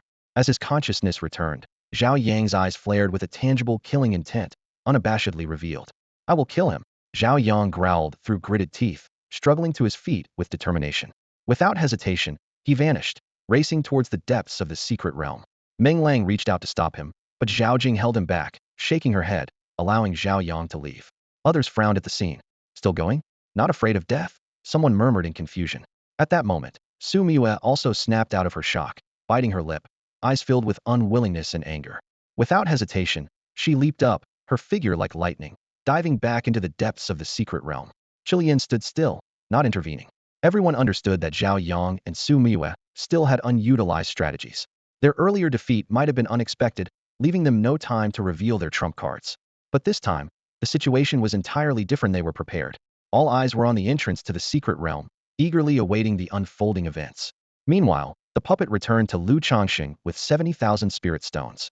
Looking at the pile of translucent spirit stones, Lu Changsheng felt surreal, as if he were dreaming. Earning 70,000 spirit stones in such a short time. At this rate, not only was the nascent soul stage within reach, but even the void transformation stage wouldn't take long. He felt as if he had opened a new door to wealth in the cultivation world. Technically, Xiantian sect Xuanqing was still unresolved, but Xiantian sect was similar to Qingyun sect, not much wealth to extract. Lu Changsheng decided to simply eliminate him. This sect had repeatedly attempted harm, and he couldn't allow them to remain. The puppet set off again, heading toward Xuanqing. By then, the great hall had vanished, moved further away, with Zhou Qingyu retreating there for refuge. Xuanqing had been injured in the previous battle, moving slowly. Lu Changsheng had already locked onto his position, instructing the puppet to eliminate him directly. As the puppet neared Xuanqing, ready to strike, Lu Changsheng sensed something amiss. Scanning the surroundings with his spiritual sense, he was astonished to find someone had re-entered the secret realm, locking onto the newcomers. He was even more surprised Zhao Yang and Su Miyue. He had just let them leave, yet they returned. Seeing the two appear, Lu Changsheng couldn't help but smile, greed flashing in his eyes. "Didn't expect such a fortunate turn," he murmured. "They're practically delivering wealth to me." Without hesitation, Lu Changsheng ordered the puppet to abandon Xuanqing and focus on the new arrivals. The puppet flashed forward, appearing before them, ready to suppress them again. However, to Lu Changsheng's surprise, Su Miyue stood in midair, a rune on her forehead blooming with dazzling brilliance. Behind her, a cyan crescent moon slowly emerged, suspended in the void. The cyan moonlight cascaded like water, exuding an indescribable might. The puppet's movements stalled, as if encountering a formidable resistance. Simultaneously, light intertwined around Zhao Yang, his body emitting a strange resonance, akin to the call of an ancient being. In the next moment, Changsheng watched as a figure emerged from Zhao Yang's body, a white-haired elder, his aura as deep as the sea. As the elder appeared, a powerful presence erupted, spreading like a tide, enveloping the entire area. Witnessing everything, Changsheng was utterly astonished. His eyes widened as he saw Zhao Yang's figure bizarrely split into two, revealing another person from within him, an elderly man. Soul-splitting technique. Changsheng blurted out, his mind racing through ancient texts that documented this secret art.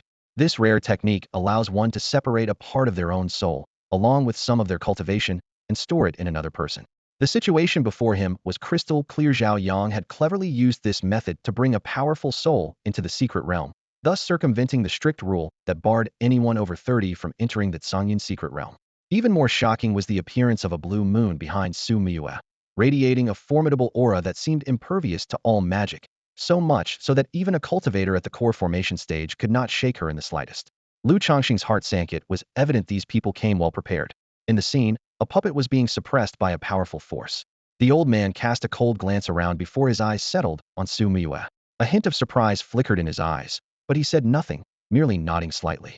Su Miyue responded with a gentle nod.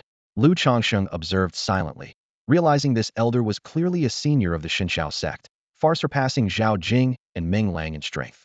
Yet, he treated Su Miyue with respect, indicating her extraordinary background. After a brief silence, the elder spoke, breaking the quiet. Zhao Yang, you called me out now. Does it mean you have found traces of the Qingyun map? Zhao Yang immediately knelt in respect, his expression reverent. Elder, the Qingyun map has manifested but then vanished without a trace. An unexpected situation arose, making it necessary to seek your assistance. What trouble? The elder asked, frowning. Zhao Yang pointed at the suppressed puppet, his eyes filled with resentment. This person is unusual, beyond our ability to handle. Please, elder, intervene. After a brief exchange, the elder grasped the situation. It seems indeed that I must take action, suppress this nuisance first, and then search further.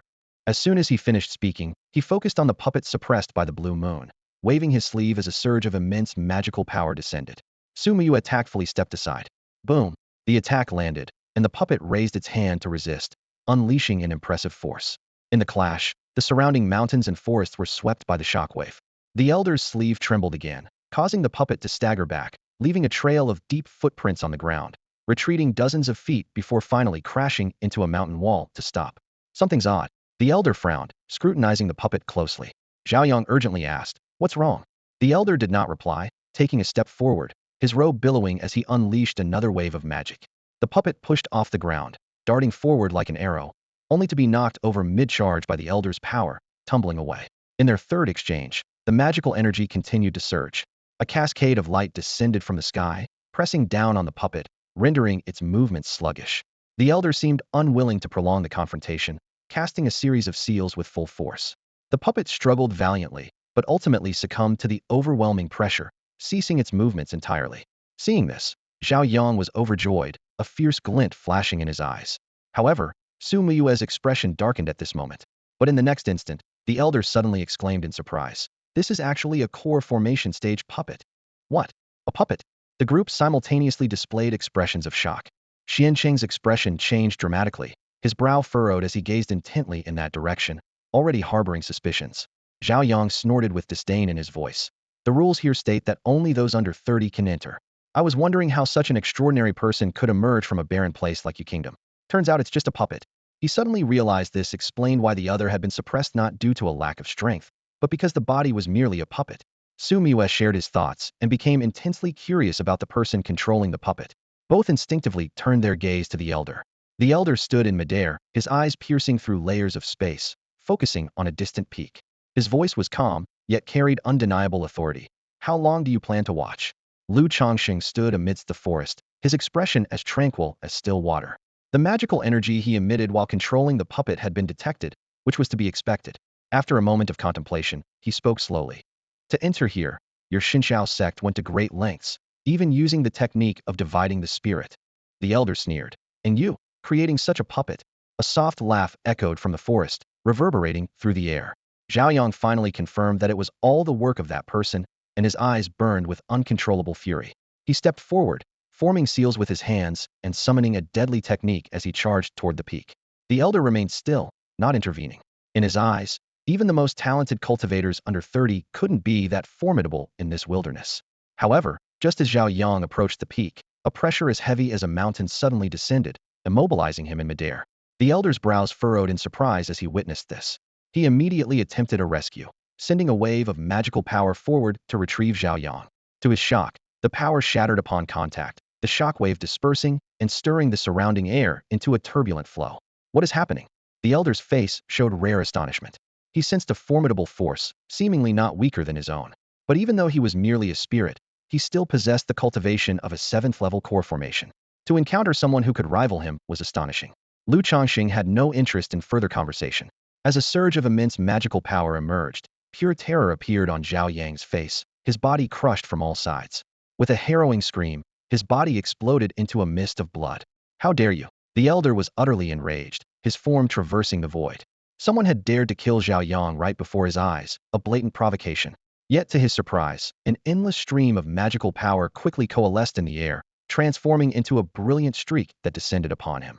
The streak spanned across the sky, exuding an overwhelming aura. The elder shouted in anger, exerting all his power to defend. However, his defenses shattered within moments, the residual magical energy bursting open. The streak pressed down, rendering him, a core formation cultivator, immobile. Feeling the force, his pupils contracted as he looked forward in disbelief. 9 levels of core formation. How could this be? A 9th-level core formation expert appearing in the Qingyun secret realm shocked everyone. A 9th-level core formation cultivator under 30 such talent was unheard of. Su Miyue's expression darkened. She hadn't anticipated the situation to unfold like this. Realizing she had to act, she knew that without intervention, none would leave today. Behind her, a turquoise crescent moon appeared once more, the void emitting a faint hum as an invisible force restrained everything around. The crescent moon descended slowly, exerting pressure on the area. Even the elder felt a sense of awe as the moonlight shone. However, as the moonlight illuminated the scene, a massive hand of magical power formed in the air, its 5 fingers open, grasping the crescent moon. The forces clashed fiercely in the air, the binding power dissipating instantly, losing all effect before their eyes. Su Miyue was shocked, her eyes filled with disbelief. She attempted to continue controlling the crescent moon, but the mysterious force held it in place, everything seemingly falling into a silent standstill. A large hand grasped the pale blue crescent moon. With a thought, Lu Changsheng's inner power surged like a tide, condensing into a blinding light that shot straight at Su Miyue. At the critical moment, a rune on Su Miyue's forehead suddenly lit up, and a blue radiance shielded her like a shield. The two forces collided, sending her flying like a broken kite, crashing heavily into a distant mountain peak, triggering a thunderous roar as the entire mountain crumbled. Lu Changsheng's gaze was cold, showing no mercy. Since he had struck, he intended to eliminate the threat completely. Whether she could escape depended entirely on her own abilities. Amidst the swirling dust, Su Miyue's body trembled slightly, surrounded by blue light that protected her. Though uninjured, her eyes were filled with shock. This person, although at the 9th level of the core formation stage, was no ordinary cultivator. Even a nascent soul expert might not be able to subdue him. Who is this? She wondered in disbelief. From the start of the battle, she had only seen the puppet and never the one truly controlling it. This meant they couldn't even get close to their opponent. The hovering hand unleashed a torrent of power, gradually crushing the blue crescent moon. As the forces collided, bursts of light erupted before dissipating into nothingness. It seems your origins are beyond my expectations. Lu Changsheng's authoritative voice echoed. The blue moon wasn't tangible. It was filled with countless intertwined runes that formed the scene before them. Despite Su Miyue's efforts, the crescent remained firmly in the grip, immovable. She was increasingly alarmed, knowing well the terrifying power of that blue crescent moon, which usually allowed her to retreat safely even against 9th-level core formation experts. Now, it was held captive, unable to break free. With a thought, Lu Changsheng unleashed waves of power in all directions. The elder of Xinxiao sect had no choice but to confront the below Heaton.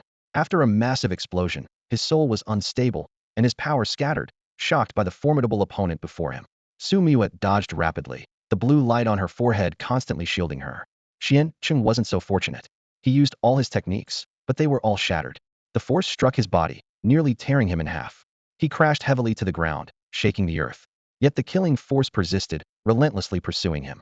He hadn't expected such ruthlessness. He had done nothing to provoke this deadly intent. This is too much, Changsheng roared, his body erupting with dazzling light.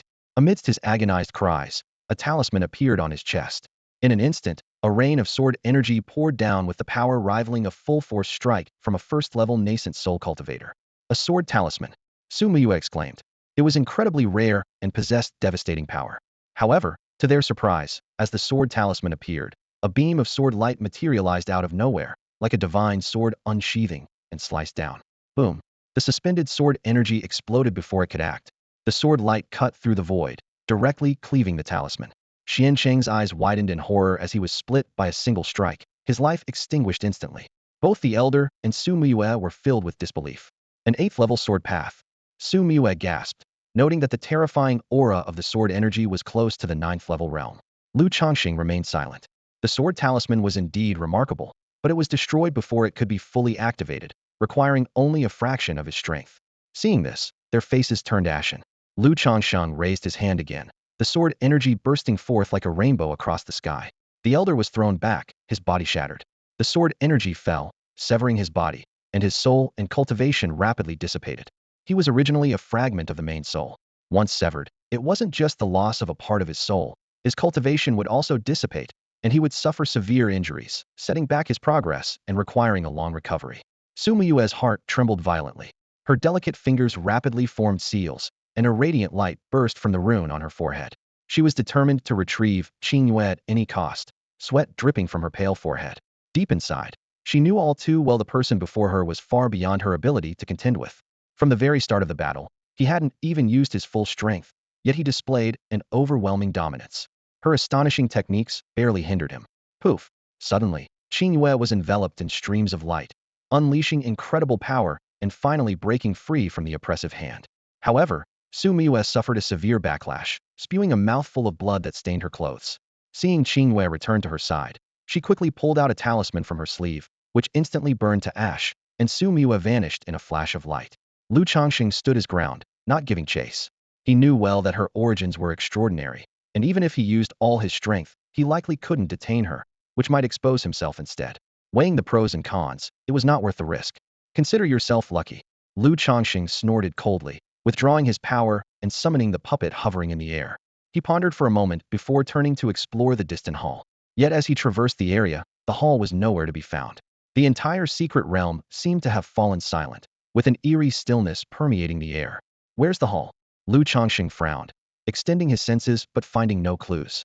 Instead, he located Yi Tianyi, who was sitting in a valley healing, with several visible wounds on his body. Lu Changsheng quickly made his way to the valley, where corpses lay scattered, mostly of Xintian's sect cultivators. Li Changfeng's body lay not far away, slain, with blood still fresh. It seems second senior brother is quite formidable, Lu Changsheng murmured, stepping forward. Yi Tianyi, seeing Lu Changsheng unharmed, breathed a sigh of relief, his tense shoulders relaxing. Without a word, Lu Changsheng took out a sparkling pill from his storage pouch and placed it in Yi Tianyi's mouth. As the pure medicinal power spread through his body, Yi Tianyi's tense expression eased, his wounds slowly healing, and his breathing stabilized. After a long time, he finally opened his eyes. How are you feeling, senior brother? Lu Changsheng asked. Much better. Yi Tianyi nodded, a flicker of gratitude in his eyes. Lu Changsheng frowned. What exactly happened just now? Xintian's sect attacked me, trying to force senior brother to comply. Yi Tianyi's voice was filled with anger, his eyes burning with rage. He then asked with concern, Are you alright? I just found a place to cultivate as soon as I came in, only just now coming out. Lu Changsheng replied nonchalantly. That's good. Yi Tianyi nodded, his worry easing. His greatest concern had been this junior brother, and seeing him safe brought him relief. Then, they quickly set out to find Zhou Qingyu. He stood as usual with hands behind his back, gazing indifferently around, showing no sign of injury. Only his blue robe bore traces of blood, with corpses lying at his feet. The surrounding mountains were shattered, carved with deep and shallow sword marks, silently telling of the fierce battle that had just occurred. Senior brother, did you catch up with the hall? Yi Tianyi eagerly asked. Zhou Qingyu nodded slightly. I went in, but there was nothing there. That Qingyun map isn't there? No. Zhou Qingyu's gaze pierced through the void, looking into the distance, his voice somber. I sensed a terrifying sword intent earlier, suggesting an extremely powerful individual was here. I fear that Qingyun map has already been taken. Stronger than you? Yi Tianyi frowned. Zhou Qingyu nodded slowly, his expression grave. Lu Changsheng remained silent. a strange glint in his eyes. Let's go. Leave this to the sect to decide. Zhou Qingyu decided, leading his junior brothers out of the secret realm. Outside, the atmosphere was already in an uproar. Su Mue had escaped heavily injured, and when people learned what had transpired in the secret realm, they were all shocked. Even the members of Qingyun sect hadn't anticipated such an outcome. According to Su Mue, there was a formidable nascent soul cultivator in the secret realm, a notion unheard of. Most astonishingly, this person had slain Cheng and Zhao Yang with ease, nullifying everyone's efforts. At this moment, everyone gathered at the secret realm's exit. Their expressions varied. The members of Qingyun sect finally realized it must be the legendary Black Knight demon who had infiltrated the secret realm. No one had expected such a commotion this time. The crowd turned their attention there. Both the Xinxiao sect and Qilian's eyes filled with murderous intent. The Night Demon. A Xinxiao sect cultivator gritted his teeth, unable to hide his anger. What a formidable Night Demon. The members of Xuanjin sect clenched their fists, veins bulging. Xiancheng was the hope of their entire sect, a future nascent soul cultivator who could protect the sect for a millennium, and now he had been slain. How could their hearts not be filled with anguish? Qilian stood silently in the center of the crowd, but his cold eyes were filled with a chilling and icy killing intent. The elders of Xinxiao sect were secretly alarmed. A cultivator under 30 who had reached the 9th level of core formation was an incredibly terrifying existence. If allowed to grow, his future achievements would be unimaginable. Such a person, especially one who had become their mortal enemy, must not be allowed to live. In no time, the cultivators from various sects reached a consensus to investigate each cultivator emerging from the secret realm, vowing to root out the Night Demon. Their words were fierce, their hatred overwhelming, with an air of relentless determination. Only the members of Qingyun sect exchanged glances, their expressions complex. Lin Pa couldn't help but voice his skepticism. That's a 9th level core formation expert. Are you sure you can take him down, even if you join forces? The cultivators present frowned at his words, suddenly awakened from their dreams. Lin Po's words struck a chord. None present were nascent soul cultivators, the strongest among them only at the 8th level of core formation. How could they suppress such an opponent? Even a large group might not be enough to satisfy him. Meanwhile, the peak masters of Qingyun sect felt conflicted. Regarding this Night Demon, they couldn't quite define their feelings. Over the past decade, countless disciples of their sect had been taught a lesson by him, yet none were truly harmed. Instead, they were indirectly motivated to cultivate diligently. Someone suggested asking the Qingyun Patriarch for help, but the members of Qingyun sect responded coldly, telling them to make the request themselves. They did not wish to get involved if they offended such a powerful expert. How could their sect remain peaceful? Eventually, Qilian stepped forward, suddenly revealing a lower-grade, king-level artifact, astonishing everyone.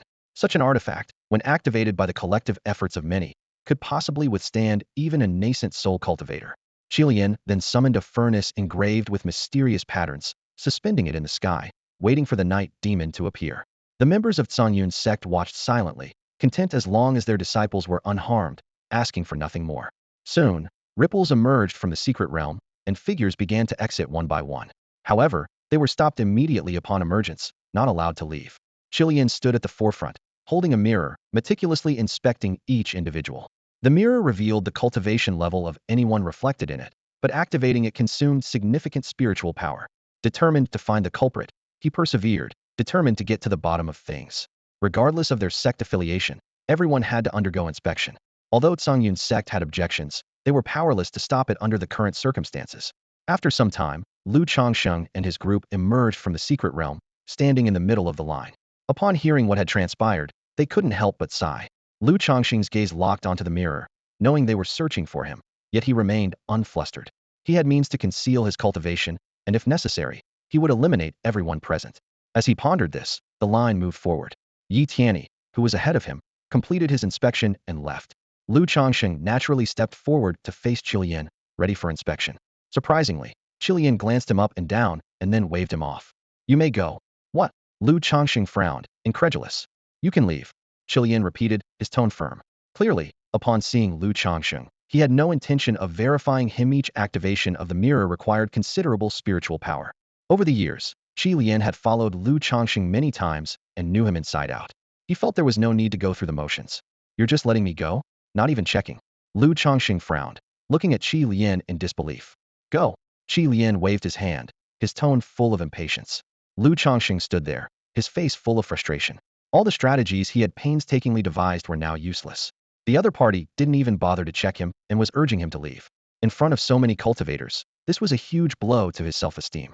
Just as Lu Changsheng was about to leave dejectedly, Lu Qingqing quickly approached him and softly comforted him. Changsheng, don't be discouraged. If it doesn't work out, let's practice hard and strive for them to check you next time.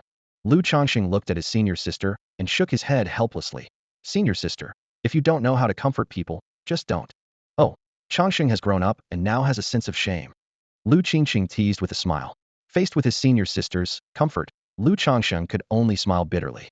He turned and stood with the Qingyun sect group, feeling a noticeable change in the surrounding people's expressions. The Peak Master's eyes were cold, their icy gazes directed at those opposite. Some disciples of Qingyun sect quietly left to summon the sect master. Before long, Luo Tian arrived with the Qingyun patriarch. The patriarch's towering figure stood there, exuding an intimidating aura. The two did not speak immediately, but silently observed the scene with piercing eyes. Everyone exited the secret realm without finding any trace of the night demon. As people discussed various possibilities, Luo Tian's voice suddenly interrupted the discussion. Everyone, have you finished the investigation? Luo Tian's gaze swept around. No trace found. Someone shook their head in response. Luo Tian sneered coldly and continued. Since the investigation is over, it's time to settle some scores. What? Only then did everyone wake up from their stupor and turn to see the 5 peak masters of Qingyun sect and numerous elders already positioned around, all with cold expressions, creating a tense atmosphere. What does sect master Luo mean by this? An elderly man with a white beard couldn't help but ask. Luo Tian's eyes flashed like lightning as he said sternly. In the secret realm, someone attacked our Qingyun disciples. How should this be resolved? In the struggle for opportunities, clashes are inevitable, someone immediately argued. Indeed, Luo Tian said coldly. But your people tried to capture our disciples, forcing us to yield and make way. Isn't that going too far? The faces of a group of people suddenly turned grim. The observing cultivators quickly retreated from the area. Their people had already recounted what had happened, and it was none of their business. Qi Lian also quietly withdrew from the dispute. Although Su Miyue attacked Zhou Qingyu, it was to seize an opportunity and wasn't considered excessive. But Zhao Yang and Xiancheng's actions were different. Li Changfeng led people to besiege Yi Tianyi, intending to use him as leverage against Zhou Qingyu. Zhao Yang even openly provoked, and many could testify to these actions. Upon hearing these accusations, a Xiantian sect elder defended, everyone, disciples' actions are sometimes lacking, and they are already dead. What more do you want? Meng Lang, seeing the tense situation, hurriedly stepped forward to mediate. Friends, many things were beyond our expectations. We can't. Before he could finish, Zhao Jing suddenly stood up, coldly looking at Luo Tian, and said, the people are dead. What more do you want? Do you really think our Xinshao sect can be bullied? Meng Lang's face turned pale instantly. He was unaware of some things, and there was still room for negotiation, but Zhao Jing's words completely closed off all avenues. The Xiantian sect members breathed a sigh of relief upon seeing Zhao Jing stand up. Xinshao sect was the absolute ruler in this region. With them on their side, what was there to fear? Elder Zhao Jing is right. The people are all ready. Slap. Before the words could be finished, a crisp slap resounded abruptly. The Qingyun patriarch stepped forward and slapped Zhao Jing hard across the face, his cold voice following. You wicked woman. It seems you haven't learned from your last lesson. The surroundings fell silent instantly, and everyone looked at the scene in disbelief. The Xiantian sect members were struck as if by lightning, frozen in place, completely unprepared for the Qingyun patriarch to dare lay a hand on a Xinshao sect elder. Zhao Jing was slapped, and an instant silence fell over the surroundings. Meng Lang stood nearby, his eyes vacant. When he finally came to his senses, a sharp headache hit him. He sighed inwardly, knowing they were in the wrong. Yet Zhao Jing had insisted on presenting her face to be hit, with a defiant attitude that even he couldn't comprehend. Didn't get enough last time? Or do you think with me, the two of us can take on a nascent soul cultivator? Meng Lang thought to himself. The people of Xiantian sect were pale and panicked. The ancestor of Qingyun sect remained expressionless and, without a word, raised his hand, casting a force that pressed down from above. Zhao Jing's eyes turned bloodshot, filled with rage and humiliation, yet she was completely immobilized by an invisible force. At that moment, Luo Tian spoke coldly. No one leaves today without an explanation. Upon hearing this, the Qingyun sect members acted in unison, subduing the Xiantian sect members with overwhelming power, binding them like trussed-up bundles. Some continued to curse and shout, but were immediately executed on the ancestor's command, swift and merciless. Then, with a wave of his hand, the Qingyun ancestor shattered Zhao Jing's body into a mist of blood. His expression remained cold and indifferent, even when facing Xinshao sect. The surrounding peak lords were stunned, unable to believe what they had witnessed. The decisiveness of the ancestor in killing a member of Xinshao sect left all cultivators present in awe. Such dominance, someone murmured in admiration. The surrounding cultivators were silent with fear, except for Lu Changsheng, who let out a light chuckle. He had long been displeased with Zhao Jing and had planned to deal with her himself, but now he was spared the effort. Such ruthless methods were rare in the cultivation world. Lu Changxing pondered silently that the elder from the opposing sect wanted to take Luo Xianling as a disciple, providing Qingyun sect with a strong backing, and now standing on moral high ground. There was little to worry about. With Zhao Jing dead, Meng Lang frowned deeply. From her shattered body, a faint spiritual light slowly emerged Zhao Jing's last remaining soul. The ancestor, still intent on killing, prepared to strike again, but Meng Lang stepped forward to intervene. She's already paid the price. Please, don't be relentless. Meng Lang pleaded softly. It was her mistake, and Shunxiao sect will not pursue this further. Despite his words, the Songyun ancestor ignored him and prepared to erase the soul completely. Just then, Zhao Jing's soul suddenly burst with bright light, a talisman appearing out of thin air, enveloping the soul and disappearing instantly. She got away. Lu Changxing frowned, sensing that the talisman was extraordinary, likely a special protection method from Shunxiao sect, which even the Songyun ancestor couldn't stop in time. Meng Lang felt a sense of relief. The ancestor's gaze turned sharp, looking towards the Xiantian sect group. He casually grabbed a disciple and said coldly, "Go back and tell the Xiantian sect leader to give me a satisfactory explanation within 7 days, or I'll march to your sect and flatten everyone." The surrounding cultivators gasped in shock.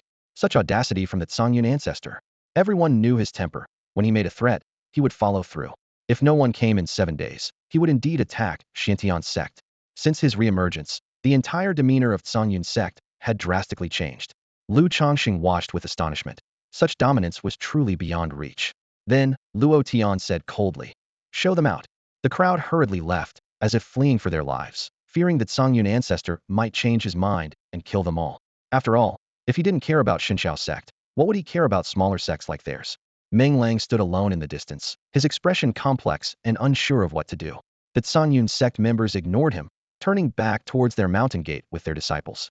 Upon entering the grand hall, Luo Tian's sharp gaze swept across everyone present.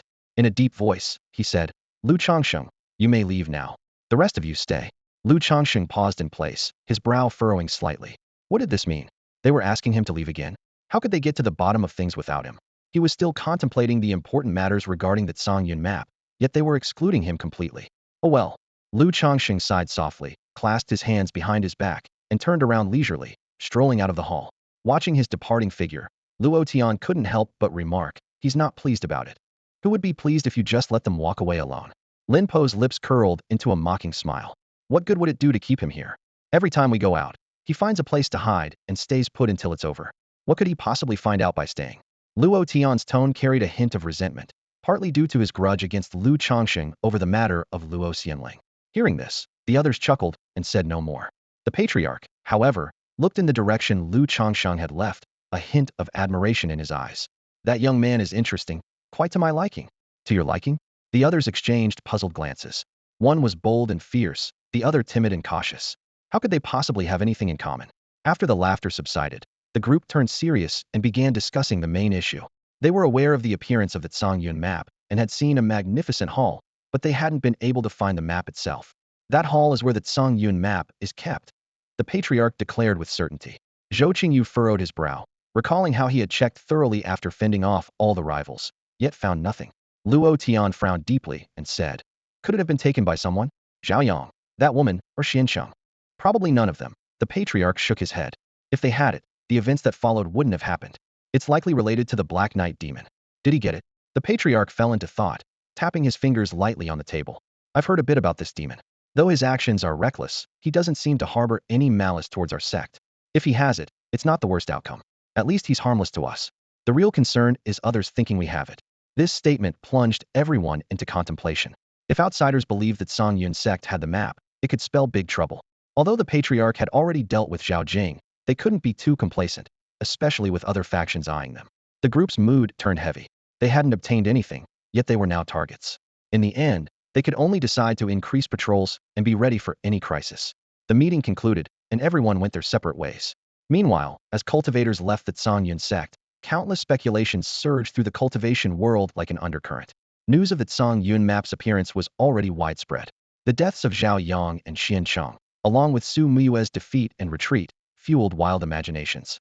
No one knew who had the map, but if it wasn't the mysterious Black Knight demon, then it might be someone within the Songyun sect. There were even rumors suggesting the Black Knight demon was one of their own. Various factions began plotting, eager to make a move. Luo Tian started organizing defenses, aware that no matter what, the sect would face turbulent times ahead. He needed to be prepared. Concerned for Luo Xianling's safety, he instructed Meng Lang to escort her back to the Xinxiao sect. With the elders there, even if the patriarch had dealt with Zhao Jing, others wouldn't dare harm her. Leaving this place was undoubtedly the safest choice. If anything unexpected happened, at least she wouldn't be affected. Even if the sect fell, perhaps one day she could restore its glory. Initially, Luo Tian wanted Zhou Qingyu to leave as well, given his extraordinary talent and potential, which far exceeded the nascent soul stage. However, Zhou Qingyu, with his straightforward nature, refused to leave, insisting on staying with the sect through thick and thin. Luo Tian could only resign himself to the situation, deciding that if a crisis arose, he would forcibly send Zhou Qingyu away. As long as Luo Xianling and Zhou Qingyu remained, there was hope for the sect. Meanwhile, Lu Changsheng stood alone atop Qingyun Peak, gazing out at the sect he had called home for a decade, filled with mixed emotions.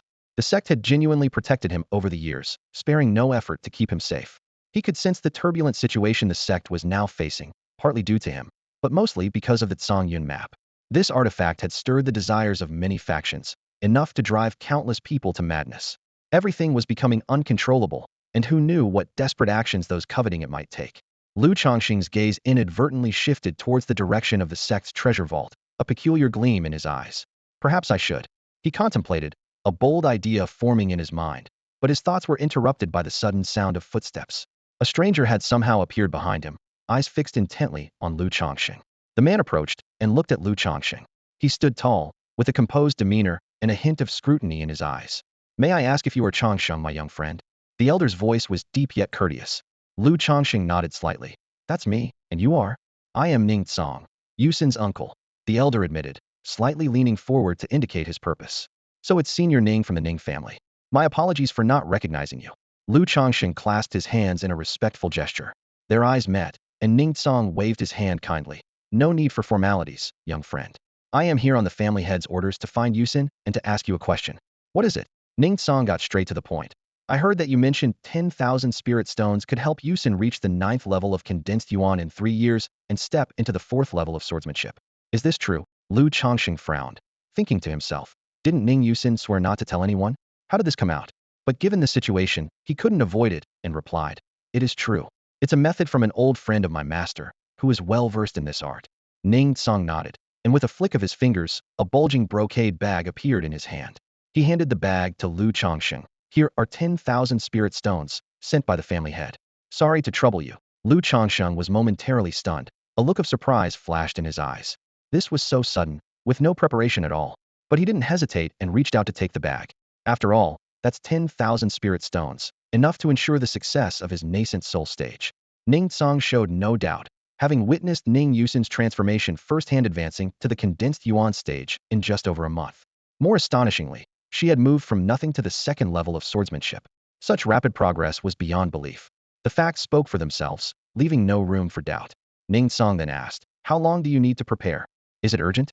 Yes, Ning Tsong admitted frankly. If possible, we need to take Yusin back in the next 2 or 3 days. His intentions were clear. It was evident that the Ning family had caught wind of external threats, and it was no longer safe for Ning Yusin to stay here with the looming turmoil in the Qingyun sect. Lu Changsheng understood and promised. I can have everything ready in about 2 days. Very well, thank you, young friend. Ning Tsong offered a parting gesture and left. Holding the heavy bag of spirit stones and reflecting on the Ning family's actions, Lu Changsheng had a realization. There's no time to delay. He immediately left Qingyun Peak and hurried towards Qingyun City. This time, he wasted no time, quickly acquiring the necessary items and focusing on refining the pills. 2 days later, having completed all preparations, he found Ning Yusin and explained the usage in detail before preparing for his own breakthrough. Brother Lu. Ning Yusin hesitated, her eyes filled with complex emotions. Lu Changxing gave her a brief look, understanding her thoughts. It's wise to leave a place of trouble sooner rather than later. If I could, I would have left already. With that, he turned and walked away. Ning Yusin wanted to say more, but Lu Changxing's figure was already receding, with no sign of stopping. I don't want to leave, she softly murmured to herself as she watched his departing figure, her voice almost lost to the wind. Behind her, Ning Tsong watched silently and advised, Yusin, times have changed. It's not safe to stay here. Uncle Tsong, is this really the right thing to do? Ning Yusin turned, her eyes filled with doubt and confusion. Ning Tsong's expression was stern. You don't understand the current situation. Ning Yusin frowned, a hint of dissatisfaction in her voice. You sent me here to be with Brother Qingyu, and that Songyun's sect agreed. But now that Songyun is in trouble, we're leaving immediately. Aren't you afraid of being criticized? She stood there, puzzled, unable to comprehend why things had turned out this way. Looking at the young girl before him, Ning Tsong sighed softly. Zhou Qingyu is exceptionally talented and would be an ideal match. For the Ning family, she would be a great shield in the future. Ning Tsong's eyes softened, his voice carrying a hint of expectation. But you may not be any weaker than him. With you, the Ning family needs no other reliance. Ning Tsong scrutinized the girl in front of him, a look of amazement flashing in his eyes. The difference between the spirit-gathering realm and the condensed Yuan realm is a fine line. Yet that line often takes years to cross. And you have smoothly surpassed this stage. A 17 or 18-year-old cultivator at the condensed Yuan realm. He paused. You're not inferior to Zhou Qingyu. Such a genius is rarely seen in Songzhou, or even the entire Yu kingdom. With the resources of the Ning family estate, nurturing a nascent soul cultivator is no longer difficult. I won't leave. Ning Yusin shook her head firmly, her gaze revealing an unyielding determination. Ning Tsong frowned, his tone grave. The current situation is extremely unfavorable for Songyun. The Xiantian sect won't let it go, and they have already allied with the Qianluo sect. Moreover, the forces in Songzhou are all eyeing us. Forces from beyond Songzhou will intervene in the future. Do you know what the consequences will be? Uncle Tsong, what if the Songyun sect actually obtains the Songyun map? Ning Yusin's words left Ning Tsong stunned. What if they truly regain that Songyun map? Ning Tsong fell into thought. If they endure this calamity, Songyun sect is bound to rise again. It was once a formidable force, perhaps it could rival the Xunxiao sect in the future. Ning Tsong fell silent, hesitance growing in his heart. He was contemplating whether to seize this opportunity. After a moment, he made a decision. I will go back to report. It was precisely because of the Songyun map that all of Songzhou was in chaos. No one was certain if the Songyun map had truly been obtained, yet rumors had indeed emerged. Countless people, adopting the attitude of better to believe it exists than not, wanted to test the waters. A storm was brewing over Songzhou, with various forces itching to move. Lu Changsheng had already decided to ignore these disturbances. He left the Songyun sect. During this time, Luo Xianling arrived at Qingyun Peak. Today she was leaving for the Xunxiao sect, specifically to bid farewell to Lu Changsheng. However, the vast expanse of Qingyun Peak was empty, and Lu Changsheng was nowhere to be found. She couldn't see him one last time. But she couldn't wait any longer. She had to head to the Xunxiao sect. Perhaps there, she could still assist her sect and help deter the covetous forces. This was Luo Tian's consideration. Little martial uncle, it's time to depart. Meng Lang reminded her. Luo Xianling looked into the distance, her voice tinged with bitterness. Let me take one last look. I don't know when I'll see him again, or if I'll ever see him. Eventually, her figure disappeared from that place. Meanwhile, Lu Changxing found a secluded spot, a place he often used for cultivation. He set up protective formations around him, placing a puppet outside the array to monitor the surroundings, then stepped into the formation himself. With the addition of the 100,000 spirit stones sent by Ning Tsong, he now had nearly 330,000 spirit stones, almost enough to reach the nascent soul stage. He had meticulously planned for 10 years for this moment, and today he could finally fulfill his wish and enter that realm. He could cultivate at any time, and even though each breakthrough would bring tribulations, he would no longer endure the pain of the cultivation process. This thought stirred his emotions. As piles of spirit stones surrounded him, their radiance enveloping him, Lu Changsheng immersed himself in it. As he formed hand seals, the spirit stones seemed to disintegrate, turning to dust and scattering with the wind. His mana continuously filled, advancing toward the nascent soul stage. The unbearable pain followed, his body trembling uncontrollably. It felt as if every inch of his flesh was being ground, torn apart, and gnawed by fierce beasts. Countless ants crawled all over him, biting incessantly, with thousands of unbearable pains. This agony seemed to combine all past sufferings. He had to swallow the Qi Ling pill, though even his fingers trembled, barely maintaining the hand seals. Even after the pill was refined, the pain remained intolerable. At the moment when all the spirit stones were exhausted, his cultivation finally stepped into the nascent soul stage. Within his brow, countless divine lights converged, forming a 3-inch-tall figure above his head. It resembled him precisely, sitting cross-legged, hands forming seals, emanating golden radiance, surrounded by streams of light like celestial glow. He achieved the nascent soul, and almost instantly, the sky above roared endlessly, countless thunderbolts crashing down upon him. Just one last step remained, overcoming the heavenly tribulation, and he would fully enter this realm. A massive heavenly tribulation descended, filled with murderous intent as it swept down. The mountains crumbled under the onslaught of the lightning, turning into ruins. Lu Changsheng, unafraid, rose into the air and bore the brunt of the countless lightning strikes. The lightning ravaged his body, leaving bloody gashes and torn flesh, the pain unbearable, yet he maintained a slight smile. Today, upon breaking through to the nascent soul stage, he would finally escape suffering, and the joy in his heart far outweighed the physical pain. With the last bolt of lightning, the storm clouds gradually dispersed, and clarity returned to the world. The surrounding commotion settled, leaving only Lu Changsheng's heavy breathing.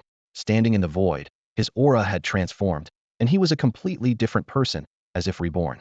It's done, Lu Changsheng murmured to himself, taking a pill from his storage bag to begin healing his injuries. The abundant spiritual power surged within him, bringing endless joy. In Changzhou, and even throughout the entire Yu Kingdom, he had now reached the level of a revered elder, speaking with newfound confidence. Core formation cultivators could live for 500 years, while those at the nascent soul stage had a lifespan of 1,000 years. This was not just a breakthrough in cultivation, but a fundamental transformation of life itself. 1,000 years was enough to create countless possibilities, and he even began to look forward to one day truly embarking on the path to immortality. Once his injuries healed, Lu Changsheng immediately returned to the Qingyun sect. The sect was on high alert, with an atmosphere of impending crisis as disciples prepared for battle, tension palpable in the air. Upon seeing Lu Changsheng frowned deeply. Changsheng, why are you still wandering outside? Don't you know how dangerous it is out there? Senior sister. Lu Changsheng replied respectfully. Lu Qingcheng urged anxiously. Why don't you go to Qingyun Peak? There are many formations there. It's safer. Thank you, senior sister. Lu Changsheng didn't refuse and, after bidding farewell, headed straight to Qingyun Peak. At Qingyun Peak, everyone was also preparing for battle. Yi Tianyi approached Lu Changsheng immediately, advising, Junior brother, the sect has arranged for a group of disciples to leave tomorrow. You should go with them and return once things have settled. Without waiting for Lu Changsheng to respond, he had already made arrangements for him. Frowning, Lu Changsheng observed the tense demeanor of everyone around him, feeling a growing sense of unease. Nascent soul cultivators were rare across the Yu Kingdom, most only at the first or second stage, and the Qingyun sect was considered strong. Even if an elder could easily handle two opponents, the current situation was still worrisome. At this time, Zhou Qingyu was in seclusion, attempting to break through to the core formation stage to add strength to the sect. The entire Qingyun Peak was enveloped in silence, unusually quiet. As Lu Changsheng was lost in thought, a clear voice called out from afar, Senior Brother Changsheng. Turning around, he saw Ning Yusin approaching quickly, her face filled with concern. Why haven't you left? Lu Changsheng asked. I don't want to leave. I want to stand with San Yun through thick and thin. Ning Yusin replied firmly. That's reckless. Lu Changsheng frowned, wondering why there were such foolish people in the world. If he could leave, he would have already left the Yu Kingdom. Ning Yusin said resolutely. My Ning family is willing to help San Yun through this crisis. Uncle Tsang has already gone home to call for reinforcements. As she spoke, she glanced at Lu Changsheng, feeling an unexplainable shiver. Today, Lu Changsheng seemed different from usual, but before she could inquire further, a commotion arose from below Qingyun Peak. In the distance, a staggering figure flew unsteadily, finally crashing into the forest. It was Ning Tsang, covered in blood, with horrifying wounds all over his body. Ning Yusin's face filled with anxiety as she rushed down the mountain. Soon, shocking news spread throughout the sect. The exits were all blocked, and someone had completely surrounded the Qingyun territory, cutting off all routes. The entire sect was in turmoil, not expecting the enemy to arrive so swiftly. Upon hearing this news, Lu Changsheng was also surprised. They're going all out? Many disciples wore solemn expressions, clearly aware that such a large-scale siege could not be accomplished by a single force. However, amidst everyone's worry, Lu Changsheng leisurely walked to a large tree, lay comfortably on a reclining chair, seemingly unconcerned about the events unfolding outside. By now, he had reached the nascent soul stage, possessing the power to protect himself. After a decade of preparation, he had secured means to preserve his life, and moreover, he held the Qingyun diagram. Such a formidable presence was awe-inspiring. With his current cultivation level, unless an exceptionally powerful figure intervened, he would remain unscathed. If things reached an irreversible point, there was nothing he could do. Given his bond with the Qingyun sect, he would certainly avenge them in the future. The entire sect was enveloped in a tense atmosphere, with disciples looking solemn and elders frequently convening, creating an intangible sense of pressure. The defensive formations were fully activated, patrols doubled, and every corner concealed hidden dangers. As the sun set and the last rays of the evening vanished behind the mountains, night fell quietly. Lu Changsheng had unknowingly fallen asleep, his breathing steady. Suddenly, a clear voice pierced the silence, startling many disciples who were meditating. Where are the people of Songyun? A graceful figure appeared out of nowhere outside the Songyun sect's mountain gate, drawing countless gazes. It was an extraordinary woman, in her early 30s, with a beautiful face and an air of mature charm in her every gesture. She surveyed her surroundings, a playful smile on her lips and amusement in her eyes. Luo Tian sensed the anomaly, immediately stepping into the air, his gaze as sharp as a blade as he coldly addressed the figure ahead. Xianmei, what brings you here? The visitor was none other than Xianmei, the leader of the Xiantian sect. She smiled back unhurriedly, her voice drifting leisurely. Your sect seems to have forgotten. Wasn't it you who asked me to give Songyun an explanation? Luo Tian frowned deeply, his expression growing colder.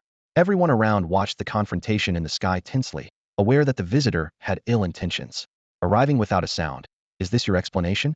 Luo Tian's voice carried anger as he reprimanded sternly. Xianmei dismissed it with disdain. What more do you want? Do you really see yourselves as overlords, expecting our Xiantian sect to hold you in reverence? Facing death, what more is there to say? As her words fell, dozens of figures suddenly appeared in the night, standing densely in the high air. Upon closer inspection, they were all strong cultivators at the Golden Core stage. On the peaks, several more powerful figures at the core formation stage revealed their presence, their auras fierce. Is this the full force of the Xiantian sect, intending to attack our Songyun? Someone exclaimed. Xianmei smiled alluringly. It's not just us. Before her laughter faded, everyone extended their senses, detecting more powerful individuals hidden in the shadows, with varying auras, clearly not just from the Xiantian sect. Luo Tian wasted no more words, his voice thundering. Songyun disciples, follow me to battle. Yes. The resounding response shook the heavens and the earth. Luo Tian stepped forward, his body surging with power he had long prepared. Xianmei met him with a cold smile, her terrifying cultivation at the 8th level of the Golden Core stage fully revealed, her power converging into a murderous intent aimed at Luo Tian. As the two clashed, a shocking wave of energy swept in all directions. Luo Tian wielded his sword, slashing fiercely, the mighty sword light cutting through the night sky, unleashing unmatched power directly at Xianmei. With just one strike, Xianmei was forced back several feet. Golden Core 9th level. Xianmei exclaimed, clearly not expecting Luo Tian to have broken through. Everyone present was shocked. Luo Tian remained expressionless. After being publicly humiliated by Lu Changsheng, he had devoted himself to rigorous training day and night, finally reaching the 9th level, just a step away from the nascent soul stage. This turn of events left many with grim expressions. In a place like Yu Country, a nascent soul cultivator could make a sect incredibly powerful, and with two, they were destined to rise as overlords. Xianmei's face darkened. She had been stuck at the 8th level of the Golden Core stage for nearly 20 years, unable to break through. Now seeing Luo Tian's rapid progress filled her eyes with resentment. At that moment, a cold voice echoed in the darkness. It seems we can't let Songyun remain. As the words fell, an elder stepped slowly out of the void. His figure was hunched, his face sunken, his skin like dried bark, and his cloudy eyes exuded coldness and killing intent. The Xiantian Patriarch. The onlookers' hearts trembled, yet they were not surprised. Simultaneously, within the Songyun sect, a powerful figure also stepped into the air. Xiantian Old Ghost. Do you think you can flatten my Songyun? Today I'll send you to the afterlife. His voice thundered. Boom. The Qingyun Patriarch appeared, his presence overwhelming, as he stepped down, causing the surrounding peaks to tremble violently, his formidable energy illuminating the night like a blazing sun. Heh. The Xiantian Patriarch let out a cold laugh.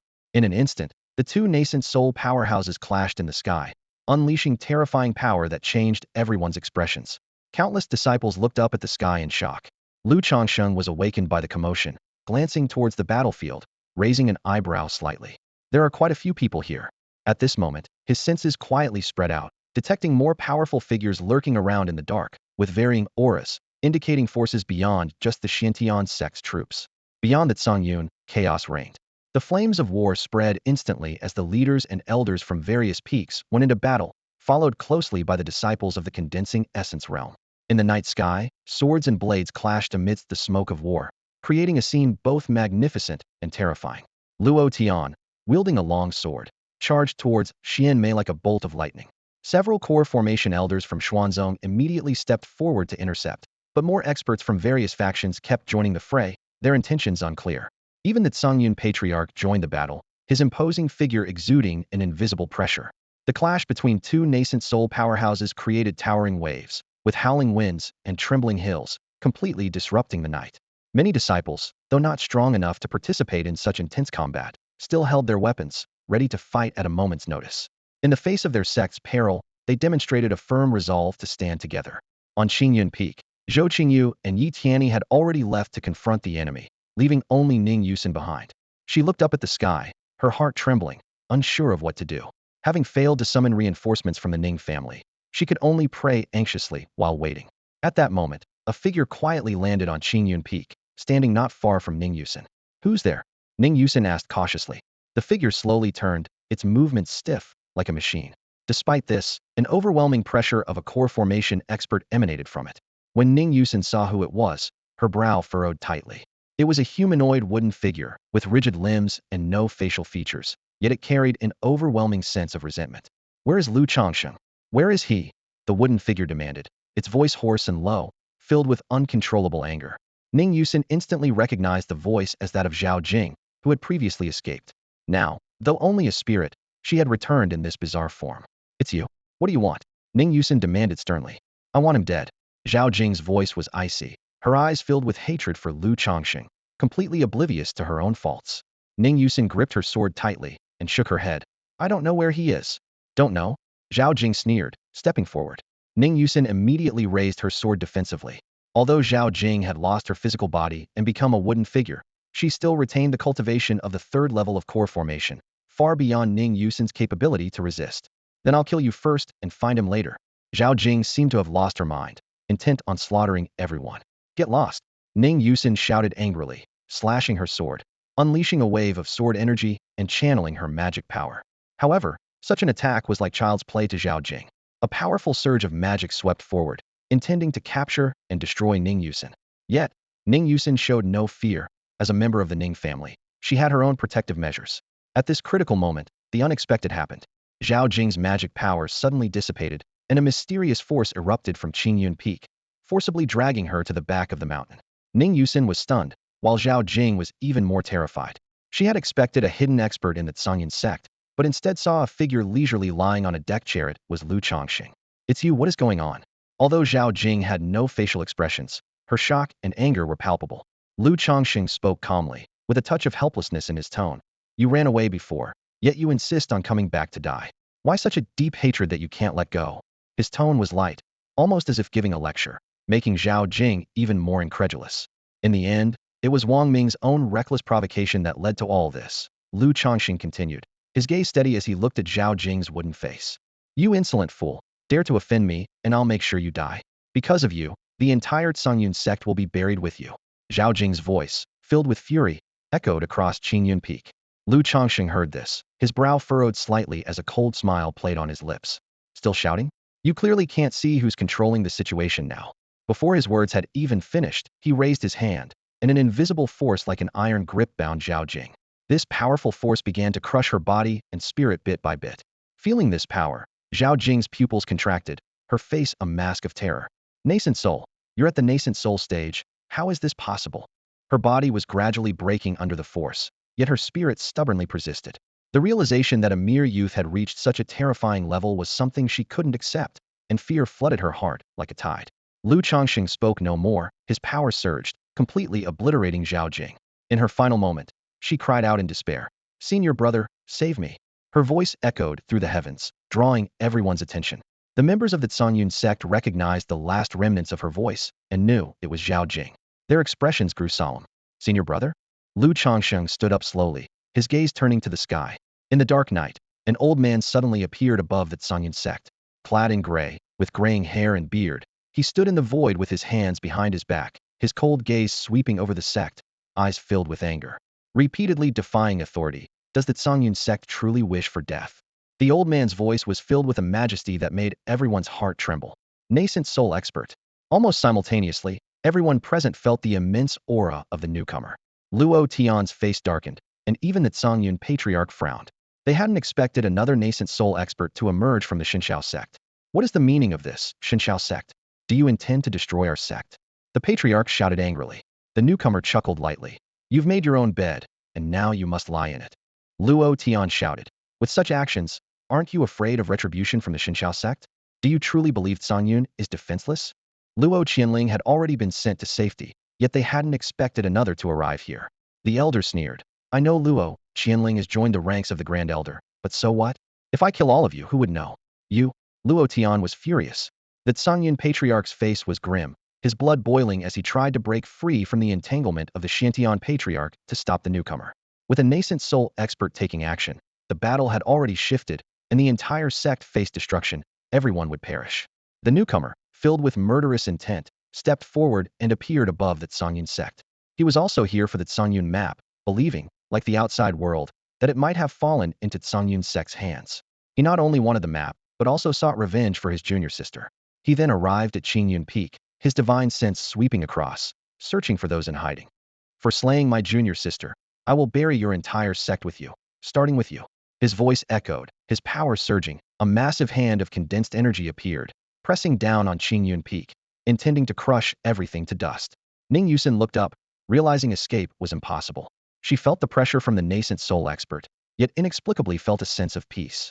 As the massive hand descended on Qingyun Peak, countless spiritual lights erupted from the earth, countless patterns emerged, weaving into a protective barrier over the entire peak. The barrier flowed, constantly clashing with the nascent soul expert's hand, the aftermath creating ripples. The Xinshao sect member frowned, not expecting a formation to guard this place. Unwilling to waste time here, he shifted to another location, planning to attack from elsewhere. However, before he could act, from Qingyun Peak, patterns began to weave and manifest, glowing brightly, spreading in all directions, enveloping the entire Qingyun sect in the blink of an eye. Simultaneously, a grand formation rose, unleashing countless forces of destruction, descending from the sky. The Qingyun sect's grand formation surged like a tidal wave, drawing countless eyes with its formidable and murderous aura. The faces of the core formation cultivators changed dramatically. They knew well that the power emanating from this formation far exceeded what they could contend with, capable of easily annihilating even a 9th-level core formation expert. Even the old ancestor of Xiantian couldn't hide his surprise, thinking that such an array could spell doom for a nascent soul cultivator if they were even slightly careless. I never expected the Qingyun sect to have such means. I underestimated you. Xianmei snorted coldly, a flash of jealousy in her eyes. Such a profound foundation was beyond what her own sect could compare to, intensifying her murderous intent. Luo Tian, upon hearing this, also found himself bewildered, his gaze landing on the grand formation rising beneath his feet. As the sect leader for many years, he was completely unaware of this formation. Had it not yet been passed down to him? However, the raised eyebrow expression of the Qingyun old ancestor indicated he was equally in the dark. Both pondered, concluding that only the master of Qingyun Peak could possess such skill. Regardless, this was undoubtedly good news for the Qingyun sect. As the formation rose, the disciples breathed a sigh of relief, spared from the threat of slaughter. The nascent soul cultivator from Xinshao sect watched coldly. No wonder you dared to provoke my Xinshao sect. You do have some skills. But do you think this alone can trap me? Before the words had fully left his mouth, his magical power surged, and with a wave of his sleeve, he deflected the incoming murderous force. The sound of explosions echoed everywhere as the formation churned, countless patterns interweaving and manifesting. Both sides began to fiercely contend, the momentum as awe-inspiring as the distant nascent soul battle. As the Xinshao sect cultivator continued his assault, the formation shook violently. At the point of their clash, divine light filled the sky, stirring up wind and clouds. Gradually, surprise flickered in the eyes of the Xinshao sect cultivator. He had intended to break open a gap to escape, but found the formation incredibly resilient, with no weak points in any direction. Does the Qingyun sect really have such an astonishing formation master? He was incredulous. Meanwhile, Lu Changsheng lay back leisurely in his deck chair, his divine sense perceiving the situation on all sides. With the current development, Xiantian sect was bound to lose. Xianmei was no match for Luo Tian, and even the old ancestor of Xiantian couldn't defeat the Qingyun old ancestor. The elders and peak masters of the sect, honed over 10 years, were not inferior to others. As for this grand formation, it was the culmination of Lu Changsheng's years of effort. To protect his own life, he had invested immense effort in its setup, continuously reinforcing and improving it over 10 years to reach its current might. He preferred not to reveal himself unless necessary, knowing well the saying, "A man of virtue is not guilty. Possessing a treasure is a crime." Despite this, Lu Changsheng released puppets, waiting in the shadows for an opportunity. If anyone encountered danger, he would act immediately to rescue them while dealing with those who struck from the shadows. Unexpectedly, someone from the Xinshao sect suddenly produced a crimson bead. Suspended in the air, it emitted a formidable power, and under the cultivator's control, it shielded him, radiating beams of light that began to shake the formation. A top-grade spiritual artifact. Lu Changsheng's eyes lit up, marveling. Great sects indeed have many treasures. With the appearance of the bead, the stalemate between the formation and the Xinxiao sect cultivator began to loosen, suggesting the possibility of breaking through. After all, Lu Changsheng had yet to reinforce the formation since stepping into the nascent soul stage. Everyone's eyes were fixed on the sky, as the battle's tide was subtly shifting. Meanwhile, Xianmei was already at a disadvantage on another battlefield. The Grandmaster of Xiantian was overwhelmed and struggling to breathe. Already old and frail, with depleted vitality, he now faced a vigorous opponent with endless power, leaving him in a tough spot. Realizing defeat was imminent, the Grandmaster of Xiantian still boldly declared, "Xiantian, old ghost, dare to step on my mountain gate, and one day, I will flatten your entire sect." The elderly Xuantian's face turned grim as he coldly retorted, "Song Yun hasn't won yet. Don't speak too soon." "Is that so?" Song Yun glanced at the trapped nascent soul, understanding their intentions. Xiantian's sect's aggressive actions were likely for that nascent soul. He calculated that as long as he could kill this old ghost and then deal with that person, the crisis for Song Yun would be resolved. With this thought, Song Yun's arms swung fiercely, unleashing a tremendous force. Boom! The Xiantian old ghost staggered back, blood trickling from the corner of his mouth. His eyes were filled with seriousness and ferocity as he looked ahead. Kill! Song Yun attacked again, with overwhelming power crashing down like a mountain, causing a resonance in the void. This strike left the Xiantian old ghost spitting blood, his body flying and collapsing a distant mountain. Song Yun, disregarding everything, closed in once more. The Xiantian old ghost, seeing the situation, couldn't help but shout into the night, "Qian Luo, how long will you watch?" The voice echoed through the skies, sending a chill down everyone's spine. Even Song Yun frowned. As the crowd's faces changed, a sense of foreboding washing over them. A cold laugh followed, and a long rainbow streaked across the sky, rushing towards Song Yun's sect. The presence it exuded was astonishing. It was an elderly man appearing to be in his 60s or 70s, none other than the master of Qian Luo. Luo Tian frowned deeply, surprised. "You actually broke through to the nascent soul." Qian Luo responded with a calm smile. "Just a stroke of luck." He appeared gentle, but everyone in Sangzhou knew he was the most cunning. His breakthrough to the nascent soul stage was unexpected. Since the fall of the Qian Luo sect's grandmaster, they hadn't seen such a powerful figure for centuries. Song Yun, with a stern tone, asked, "Qian Luo, do you also want to become an enemy of Song Yun?" Qian Luo quickly waved his hands, innocently explaining, "Friend, don't misunderstand. The treasure of my sect, the Qian Luo Tower, was lost. I followed its trace here, only to retrieve it, with no hostility towards your sect." "Nonsense," Luo Tian sharply rebuked. He recalled that during the Beast Tide defense, the tower they intended to use to kill Zhou Qingyu seemed to be the Qian Luo Tower. Qian Luo, unfazed, smiled. "Master Luo, don't worry. I'll search myself, and if I don't find it, I'll leave." Before he finished speaking, he had already acted, heading towards the Song Yun sect's great formation. Though his words were courteous, his intentions were clear. As he raised his hand, immense power surged, striking the formation heavily. Boom! The massive rumbling echoed continuously as the formation, under the assault of two nascent soul experts, began to waver, and a crack rapidly spread. "How dare you!" Song Yun roared in anger. Qian Luo ignored him, striking again to break the formation. He knew that once the formation broke, the nascent soul of the Divine Firmament sect would no longer be restrained, leading to Song Yun's sect's inevitable defeat.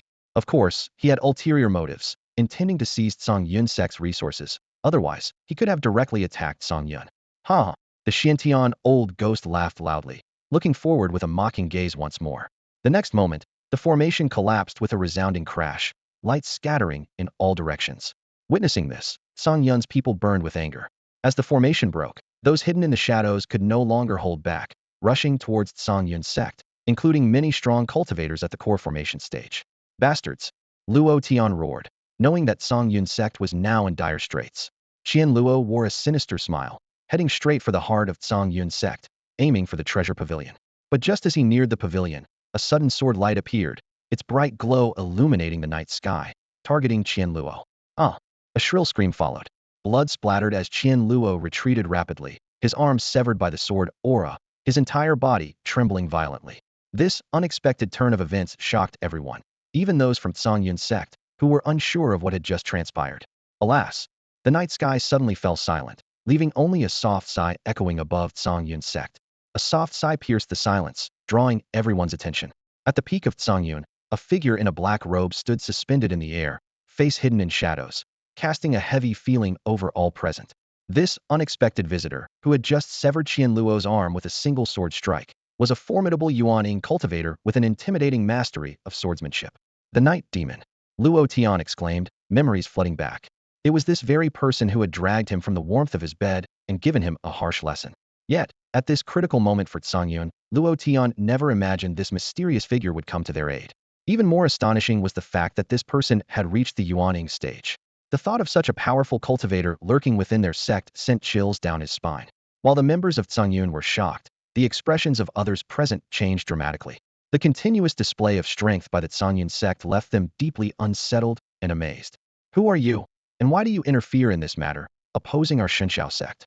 One member of the Shenxiao sect questioned. Lu Changsheng sighed inwardly. He hadn't anticipated the appearance of another Yuaning expert, forcing him to respond. In a calm tone, he replied to the inquiry. Can you represent the Shenxiao sect? I am of the Shenxiao sect. The person began to declare, but Lu Changsheng interrupted coldly. If you can't represent them, then be quiet. You're disturbing me. Lu Changsheng scolded, unwilling to waste more words. The man's face darkened with anger. You're quite arrogant. Do you truly disregard the Shenxiao sect? Before he could finish, the sharp sound of a sword filled the air. Lu Changsheng raised his hand, forming a sword seal, and a fierce sword aura sliced through the sky, as if cleaving the heavens, directly towards the front.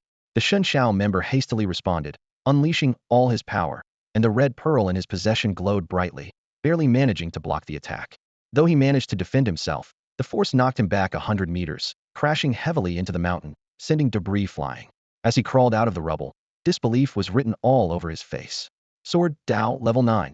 He trembled, staring at Lu Changsheng in shock. This strike stunned everyone, leaving many in awe. The path of swordsmanship is difficult, and reaching the 9th level is a feat that countless geniuses can only dream of, often spending their entire lives without achieving it. The legendary state of sword heart clarity is like an insurmountable barrier, halting the progress of many sword cultivators. The Yuaning cultivator from the Shenxiao sect was now filled with fear. His former arrogance vanished as he realized that he was no match for the person before him. The sheer mastery of swordsmanship was enough to defeat him countless times over. With no hesitation and not wasting a word, he turned to flee. Lu Changsheng, without a word, raised his hand again.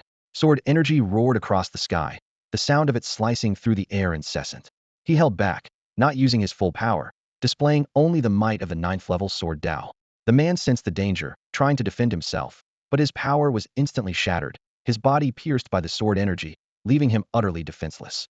Even at the same Yuan-ing level, few could withstand such a terrifying sword cultivator. As this person fell, Qian Luo's expression changed to one of terror. Clutching his severed arm, he retreated in panic, looking at Lu Changsheng with fear, stammering. Senior, I meant no harm. I just... Thump. Before he could finish, Lu Changsheng, uninterested in further conversation, waved his hand, and sword energy flew out, instantly severing Qian Luo's head. Blood bloomed in the air as everyone watched the scene unfold. Lu Changsheng did not pause, his power sweeping in all directions. Those who had emerged from the shadows earlier were instantly obliterated, turning into clouds of blood mist dispersing in the air. His actions were decisive and ruthless, showing no mercy. The scene left the members of the Qingyun sect in awe. They stared in disbelief at the spectacle before them, unable to fathom that such a terrifying power had been hidden within their sect. The Qingyun patriarch was in a daze, and Luo Tian's face was filled with astonishment. His previous resentment towards Lu Changsheng vanished instantly. Zhou Qingyu turned to look at the battlefield, his eyes gleaming with a peculiar light. This was the swordsmanship level he had always pursued. Witnessing such mastery stirred his heart, leaving him restless. As Lu Changsheng made his move, 2 nascent soul cultivators fell instantly, and countless core formation cultivators perished in their wake. He turned to Luo Tian and said calmly, "The rest is up to you." Luo Tian thanked him fervently. The people of Qianyuan sect were left ashen-faced. They wanted to negotiate peace, but realized the situation was beyond repair. Their greatest support had been cut down with a single sword strike, leaving them powerless to resist. Without another word, Lu Changsheng lifted the 2 nascent soul corpses and vanished into the night. The remaining core formation cultivators hurriedly fled the Qingyun territory, scattering across Zhangzhou. Lu Changsheng contemplated. Since things had reached this point, he might as well go all the way. He decided to strike against Qianyuan and Qianluo sects, toppling these 2 lineages to eliminate future threats. This would not only intimidate those with ulterior motives, but also allow him to seize the wealth of both sections. He understood the principle of eradicating threats at their roots and refused to allow any danger to linger. With the Qianyuan elder ghost torn apart by the Qingyun patriarch, his body and soul annihilated, the Qianyuan sect suffered a crushing defeat. Their sect leader was killed by Luo Tian, and not a single core formation cultivator survived. Those who besieged Qingyun sect were nearly wiped out. Even if a few managed to escape, They were destined for a life of unrest, as Qingyun's sect vowed to settle scores at any cost. The emergence of the night demon to rescue Qingyun boosted the disciples' morale, and their grievances against him dissipated. On reflection, although he had troubled the sect for a decade and fought many, no one had ever been harmed, inadvertently encouraging their cultivation. Once the dust settled, Qingyun's sect mobilized to strike the Xianyuan sect. This feud was destined to end in annihilation, as they sought to erase this power from existence. However, when they arrived, they found the sect already razed, its treasury looted. Frowning, they turned to Qianluo sect, only to find they were a step too late. The sect had been breached, everyone had fled, and the treasures, resources, and weapons were all gone.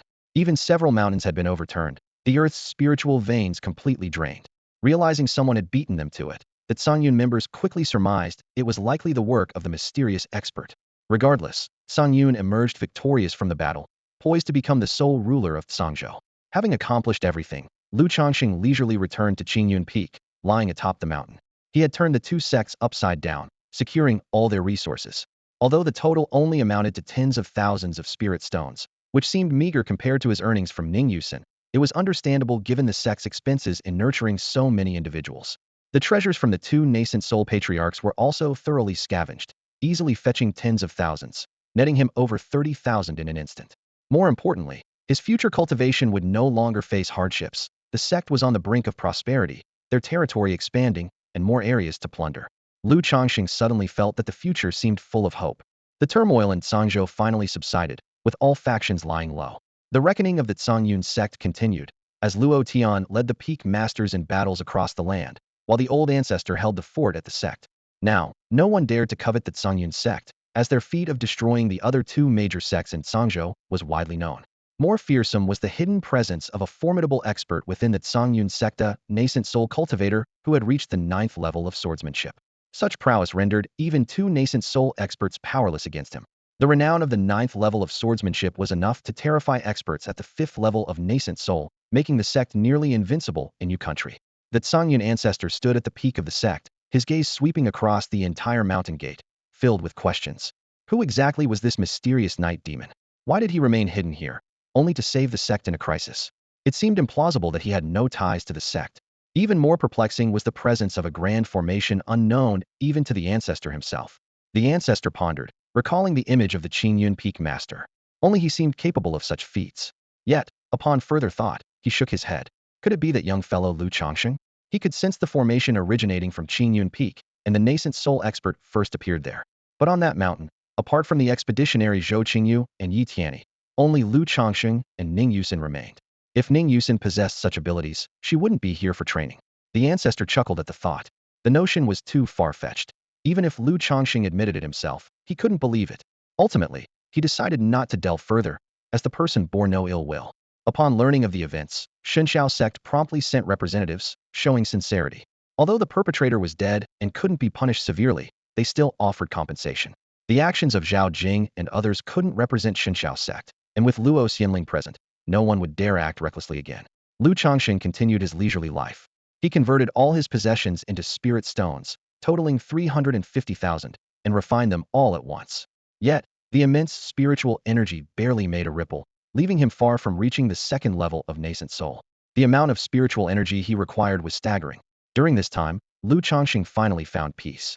Initially troubled about sending Zhou Qingyu to Shenxiao sect, he discovered Zhou had begun seclusion to form a core. With the impending dynasty war, sect geniuses from across Yu country would gather, although only the top 30 would eventually join Shenxiao sect. Once the core was formed, Zhou's position would be unshakable. This spared Changsheng the hassle. Zhou Qingyu was extraordinarily talented, and with proper training, his future was limitless. Unfortunately, Qingyun sect lacked the resources and guidance to fully develop his potential. Thus, sending him to Shenxiao sect was undoubtedly the best choice. Changsheng could then focus solely on his own cultivation. However, one thing puzzled Changsheng. Ning Yusin often gave him odd looks. She had grown suspicious of him.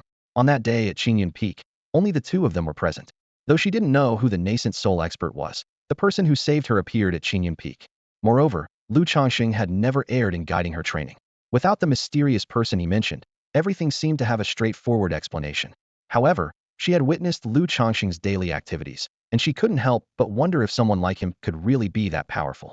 His handsome face was the only thing that seemed fitting for a strong person. Everything else about him didn't quite match the image. In the following period, Sangzhou gradually stabilized, and on the surface, everything seemed to return to normal. Lu Changsheng began a new routine. Each morning, he would step out into the dew and find a mountain rich in spiritual energy to absorb and cultivate. He would only return at sunset, exhausted, repeating this cycle day after day. Without the torment of painful cultivation, he became more diligent, but the mountains he visited were left almost drained of life, taking months to recover. Time flew by, and a month passed in the blink of an eye. The sect had completely settled down, and the prelude to the dynasty war was about to begin. Various forces in the Yu kingdom were gearing up, urging their talented disciples to intensify their training. Anyone who could join the Shunshao sect would ensure protection for their entire sect. If they thrived in Shunshao, it could elevate their entire sect to new heights.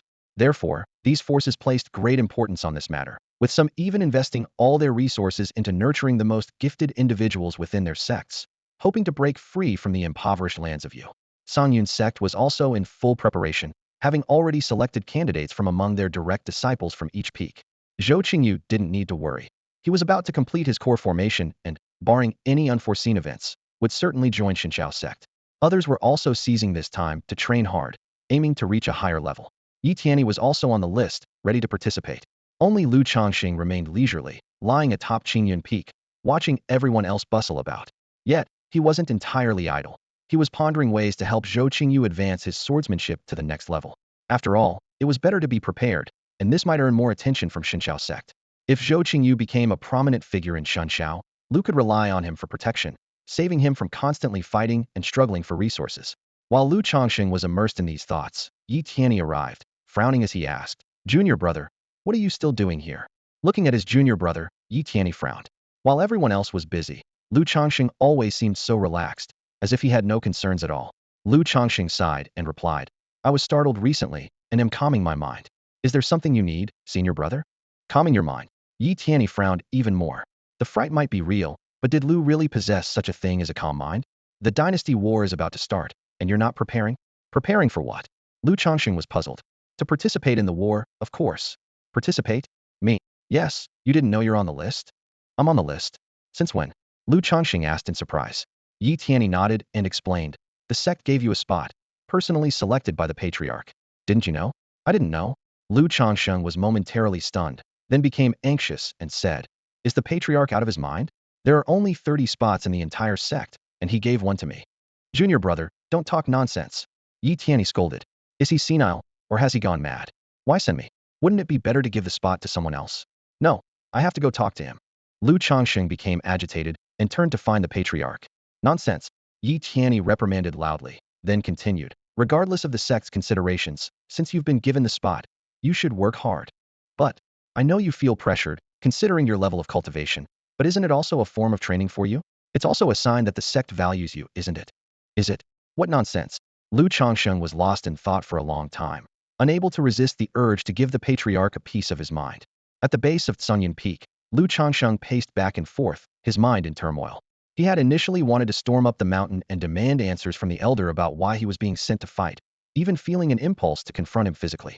10 years of cultivation had taught him the perils of the outside world, making the sanctuary of Songyun's sect all the more precious. In his eyes, the Shunshao sect was practically a den of monsters. Just as he resolved to climb the mountain, a figure approached from a ferret was the sect leader, Luo Tian. Lu Changsheng was about to greet him, but noticed Luo Tian's somber expression. "What kind of spell did you cast on the elder to snatch one of our scarce spots?" Luo Tian launched into a tirade. Lu Changsheng frowned. "Sect leader, this is an accusation. Do you think I want to go? You don't want to go? Then go tell the elder yourself." Luo Tian snorted and left in a huff. "That old man." Lu Changsheng muttered to himself, mentally noting this grievance. At that moment, the booming voice of the elder echoed from the peak of Qingyun Peak. "Changsheng, come up." Lu Changsheng wasted no time, quickly ascending the mountain. Upon entering the grand hall, he saw the elder standing like a towering pillar, bathed in the glow of the setting sun.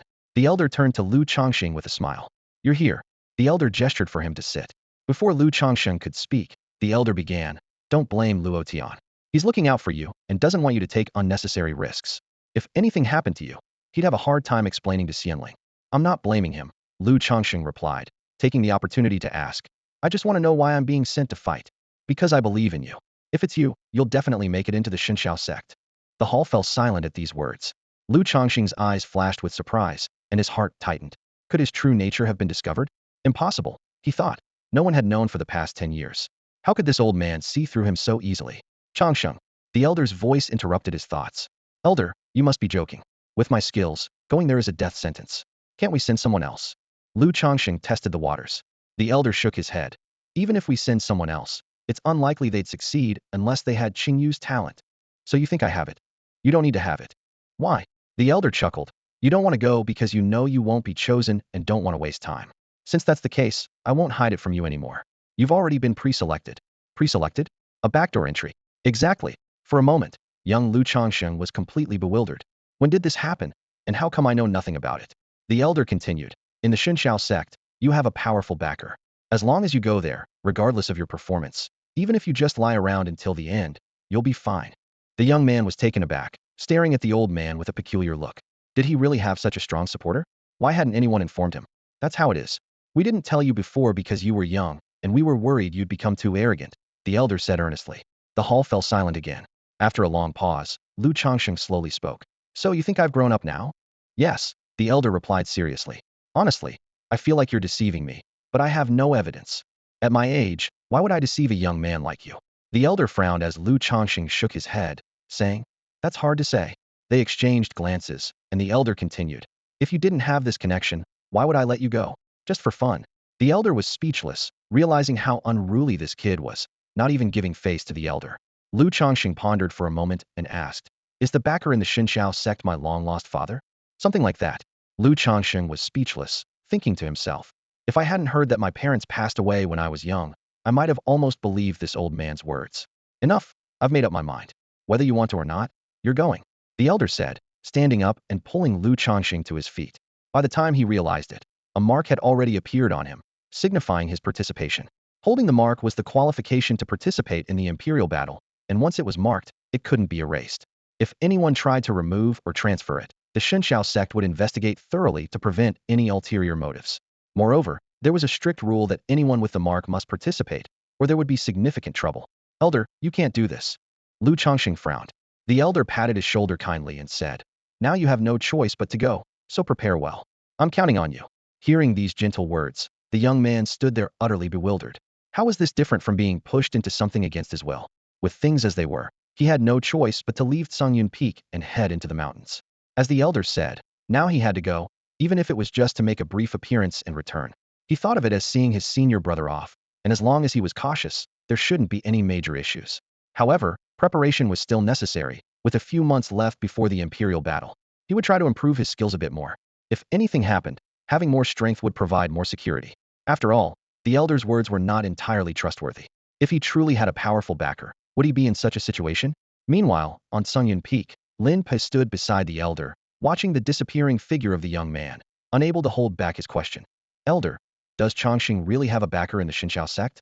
Is it really predetermined? The elder raised an eyebrow at the question. Sort of.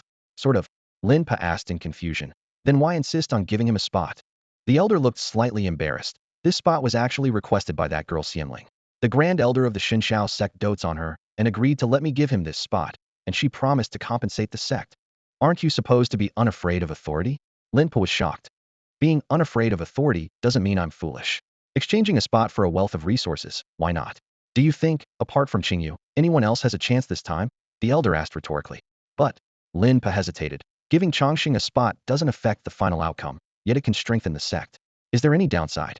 True, Lin Pe understood, recalling the earlier conversation and remarking, Changsheng is really lucky. He did nothing and can still enter the Xinxiao sect.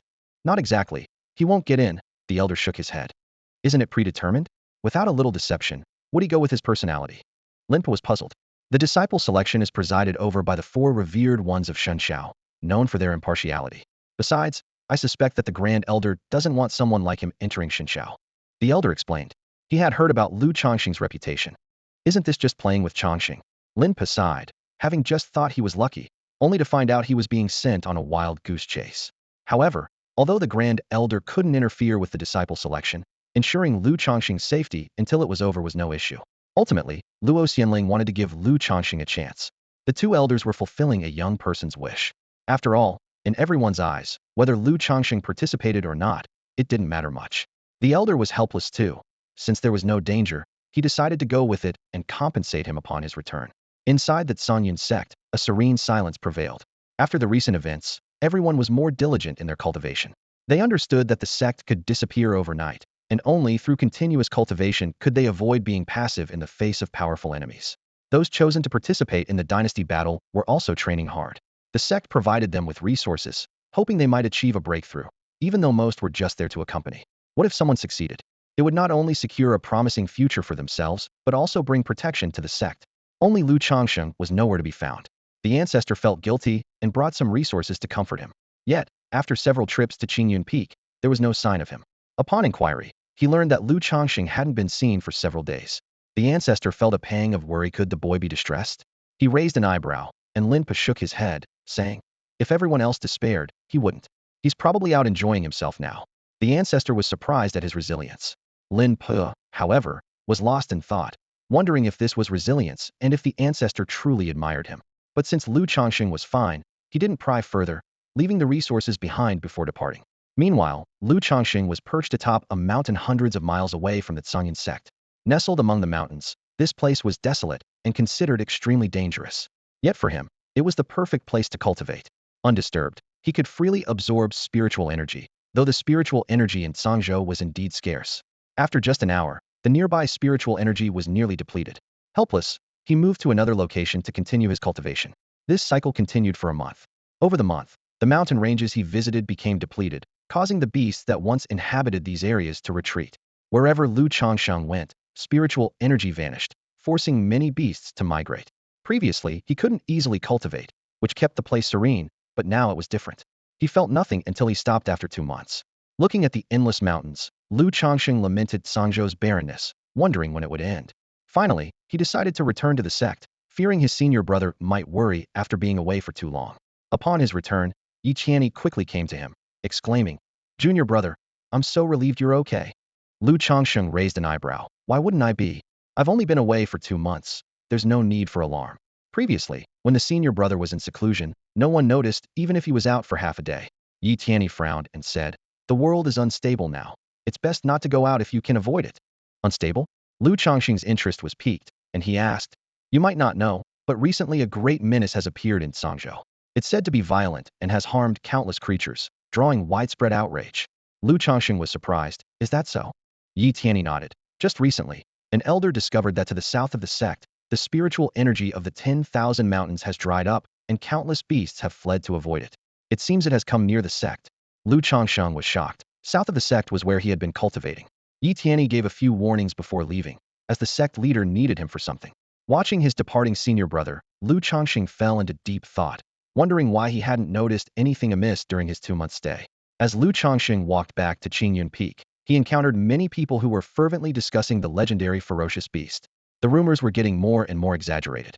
Some claimed to have seen the beast, describing it as 100 feet tall, hideous, with sharp fangs, and even using humans as toothpicks. Listening to this, Changsheng was speechless, wondering what was going on. Suddenly, a thought struck him. Could they be talking about me? This realization left him feeling even more helpless, though he couldn't deny that the commotion was indeed significant. After wandering around the sect for 2 days, Changsheng noticed an increasing number of visitors to Qingyun sect. Everyone knew their intentions were either to probe the whereabouts of the Qingyun map or to seek the Dark Night Demon. Changsheng couldn't be bothered with them, and after 2 days, he left the sect, heading eastward, as there was some time before the war with the dynasty. He ventured into the mountains and found a place rich in spiritual energy to begin cultivating. Everything was as usual. The spiritual energy was continuously absorbed, and his mana grew slowly. However, while he was deeply focused on cultivating and absorbing spiritual energy, he suddenly felt a strange disturbance. He realized there was a force competing with him for the spiritual energy, and neither side was willing to relent until the surrounding energy was nearly depleted. Changsheng abruptly opened his eyes and looked into the distance, thinking, "Is this guy desperate enough to fight over this bit of spiritual energy with me?" With that thought, he immediately moved towards the source of the disturbance. His spiritual sense detected something amiss. In a mountain valley, he saw a bird, about 3 meters in size, lying there. Its black feathers were streaked with red, making it particularly striking. The bird seemed extraordinary, emitting an astonishing aura, and appeared to be injured. The once clear pool had turned crimson, and the bird raised its head warily, seemingly aware of Changsheng's presence. "What kind of bird is this? I've never seen one like it before," Changsheng muttered to himself, observing quietly. Just then, The large black bird seemed to sense him and began searching, revealing its nascent soul stage cultivation. Nascent soul? Could it be the creature my senior brother mentioned? Could the ferocious beast not be me after all? In the next moment, the black bird suddenly opened its mouth, and countless fireballs erupted in all directions. The flames were scorching, burning the void, and even igniting the spiritual energy. A few fireballs headed towards him. Changsheng frowned, raising his hand as mana surged forth, dispersing the fireballs, their flames scattering around, casting a radiant glow. Before he could react, the black bird took to the sky, its wings unfurling as countless black feathers shot towards him like a storm of arrows. Boom! A massive roar echoed as Changsheng dispersed the attack, thinking, so stingy, can't even take a look? He frowned, but inwardly he was impressed. This black bird was truly extraordinary. If there were no other explanation, it was likely the ferocious beast everyone was talking about. With that thought, he immediately retreated, unwilling to engage further. The brief encounter had shown him its formidable strength, and if they were to fight to the death, the commotion would be too great. So many people were searching for it, and those daring to pursue it were surely not weak. If discovered, it would be a costly mistake. Changsheng's figure flashed, and he appeared outside the mountain range. As he left, the black bird did not continue its attack, but instead chose to remain dormant. It was clear that the bird was seriously injured and would not have acted unless absolutely necessary. A thought crossed Changsheng's mind. Capturing a nascent soul demon beast might fetch a good amount of spirit stones. However, he quickly calmed himself, worried about being discovered. After all, there were rumors of great calamities in Changzhou, causing widespread panic. Many people were said to be coming from the sects, eager to capture the calamity. With this in mind, he glanced into the distance. Since the east wasn't an option, he'd try another direction. After all, he couldn't neglect his cultivation. Just as he was considering where to go, he noticed someone approaching from afar. He intended to avoid them, but then he heard a young man call out, "Young friend, wait." The speaker was a young man of about 24 or 25, with a golden crown in his hair and an extraordinary demeanor. His cultivation had reached the third level of the foundation establishment stage, which was quite rare. Compared to his senior brother, Zhou Qingyu, he seemed even more remarkable. Zhou Qingyu was indeed exceptionally talented. If he hadn't focused solely on swordsmanship, his cultivation would surely have been higher. Behind him was a middle-aged man who surprisingly was a powerful cultivator at the second level of the nascent soul stage. There was also a teenager, around 17 or 18, with bright eyes and handsome features, yet his gaze was filled with arrogance. "What's the matter?" Changsheng spoke, his tone fearless. Although the other party had brought powerful cultivators, and their cultivation was a small realm higher than his, youthful vigor would not easily yield. Was he joking? He couldn't outrun himself. The young man stepped forward with a smile, speaking warmly. "What brings you to these mountains, fellow cultivator?" "Just wandering around." Changsheng's response left them stunned. The middle-aged man raised an eyebrow, his disdain evident. The teenager snorted coldly. "Kid, I don't like your attitude. When we ask you something, I suggest you answer properly. Is that my problem?" Changsheng responded indifferently, thinking that in a place like this, a second-level nascent soul was not much of a threat. "You," the teenager fumed with anger, saying coldly. "Do you know who I am? You'd better watch your attitude, or else." Changsheng glanced at the teenager. The young man immediately scolded. "Zhao Huan, mind your manners." "Humph." The teenager huffed, clearly displeased. The middle-aged man also spoke. "So young and yet so ignorant of the world. Do you even know who you're speaking to?" Hearing this, Changsheng raised an eyebrow, pondering. The young man seemed slightly annoyed, organizing his thoughts before saying, "Fellow cultivator, we are new to this area and unfamiliar with it. We wanted to ask you some questions." Changsheng was a bit surprised. The man's humility was not off-putting. "What questions?" he replied, willing to share his knowledge given their polite approach. The young man explained, "It's strange, we came here to find demon beasts, but haven't seen a single one after all this time." "Looking for demon beasts? What?" Changsheng asked curiously. "To be honest, my junior brother here has never left the sect. We came here hoping to find a demon beast for him to train with," the young man explained candidly. The man impatiently said, "Giving him a chance to respond is a favor. Why waste so much breath? If you're that capable, don't ask me. How dare a youngster like you be disrespectful to me? Tired of living?"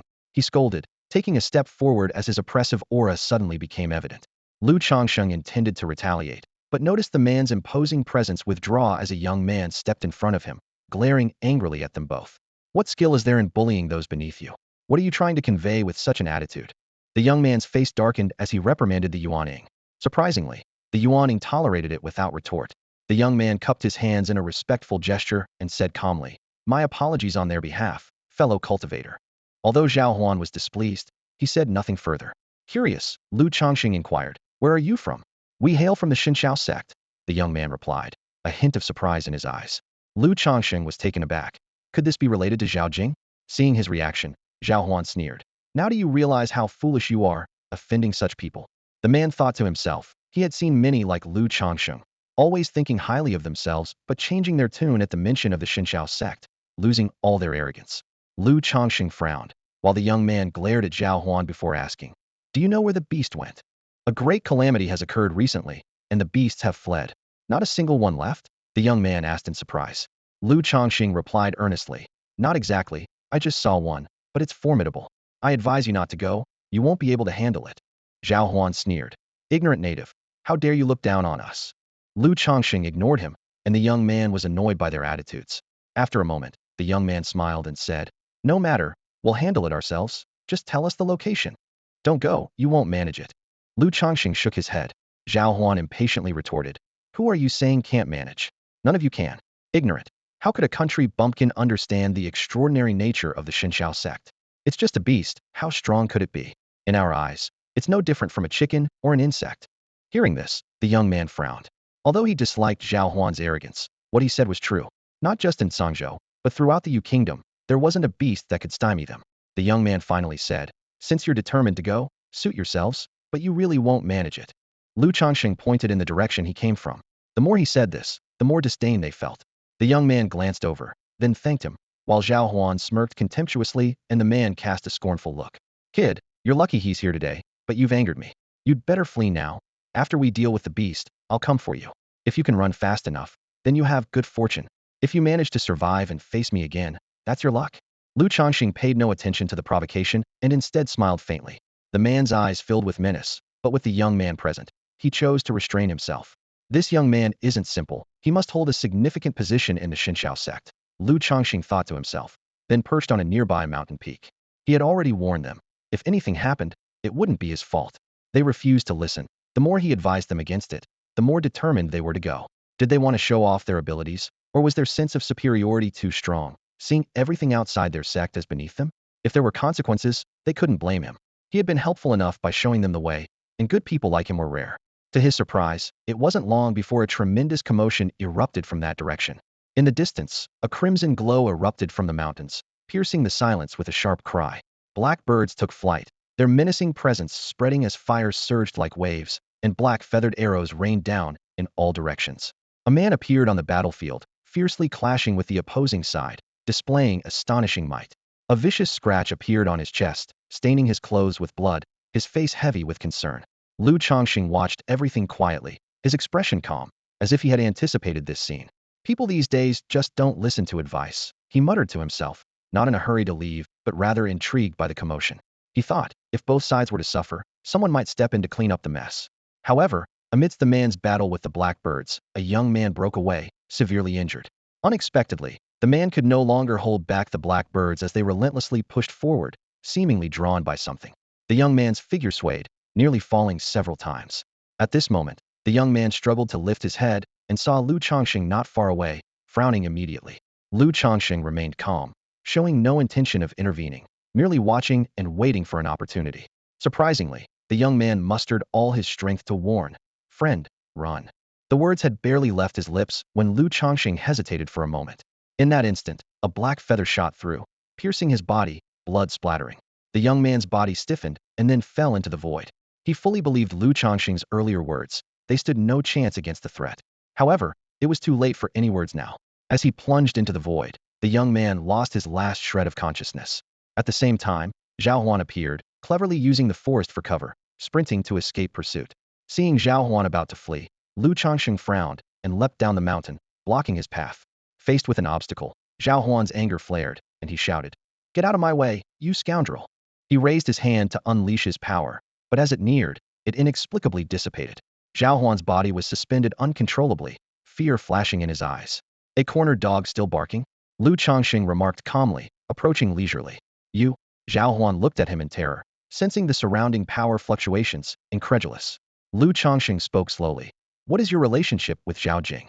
She's from my Zhao family. You've offended my Xinxiao Zhao family, and you won't die well. Zhao Gongming, one of the 4 deities of Xinxiao, is from my Zhao family. You. Zhao Huan was shocked, realizing the other was also from the Zhao family. Lu Changsheng nodded. Zhao Huan's expression gradually eased, feeling fear at the thought of the Xinxiao for deities. However, the next words left him stunned. Since we're both from the Zhao family, there's no burden in killing you. What did you say? Zhao Huan was incredulous, then showed fear. A force appeared in his vision, slicing into his brow, life extinguished instantly. The nascent soul sensed something amiss and turned back, roaring in anger. Kid, you're asking for it. You better take care of yourself first. Lu Changsheng's voice was cold, his gaze piercing as he watched the battle unfold. The man was shocked by his opponent's skill, a murderous intent rising within him. Yet he was helpless, barely able to defend himself. The forest fell silent. The man seized the moment to try and escape, but just then, a sword's aura cut off his retreat. When he turned back, Lu Changsheng was already standing on a distant peak, having been the one to act. You? What are you stammering about? Focus on your enemy. You're from the Xinxiao sect, so noble. How can you flee in battle? Fight. Fight to the death, and don't return without victory. Lu Changsheng's voice remained calm. Since the opponent harbored murderous intent towards him, this matter wouldn't end easily. He was not one to forgive and forget. You deserve to die, the man roared, fear gripping him as he sensed the terrifying sword or the young man's cultivation was beyond his expectations. He was besieged on all sides. The black bird attacked, his retreat blocked.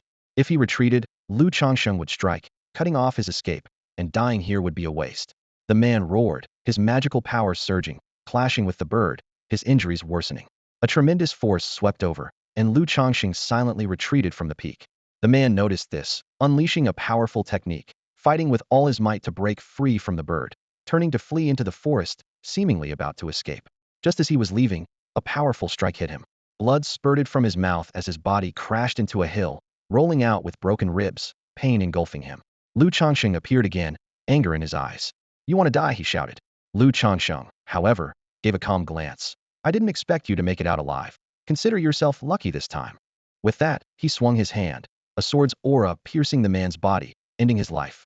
The man's eyes trembled, looking forward in terror, feeling Lu Changsheng's power in his final moments, disbelief filling his heart. Meanwhile, the blackbird watched Lu Changsheng warily, neither side making a move. Lu Changsheng didn't want unnecessary trouble. Letting the man come was to prevent the bird from swallowing him, which would leave Lu Changsheng with nothing.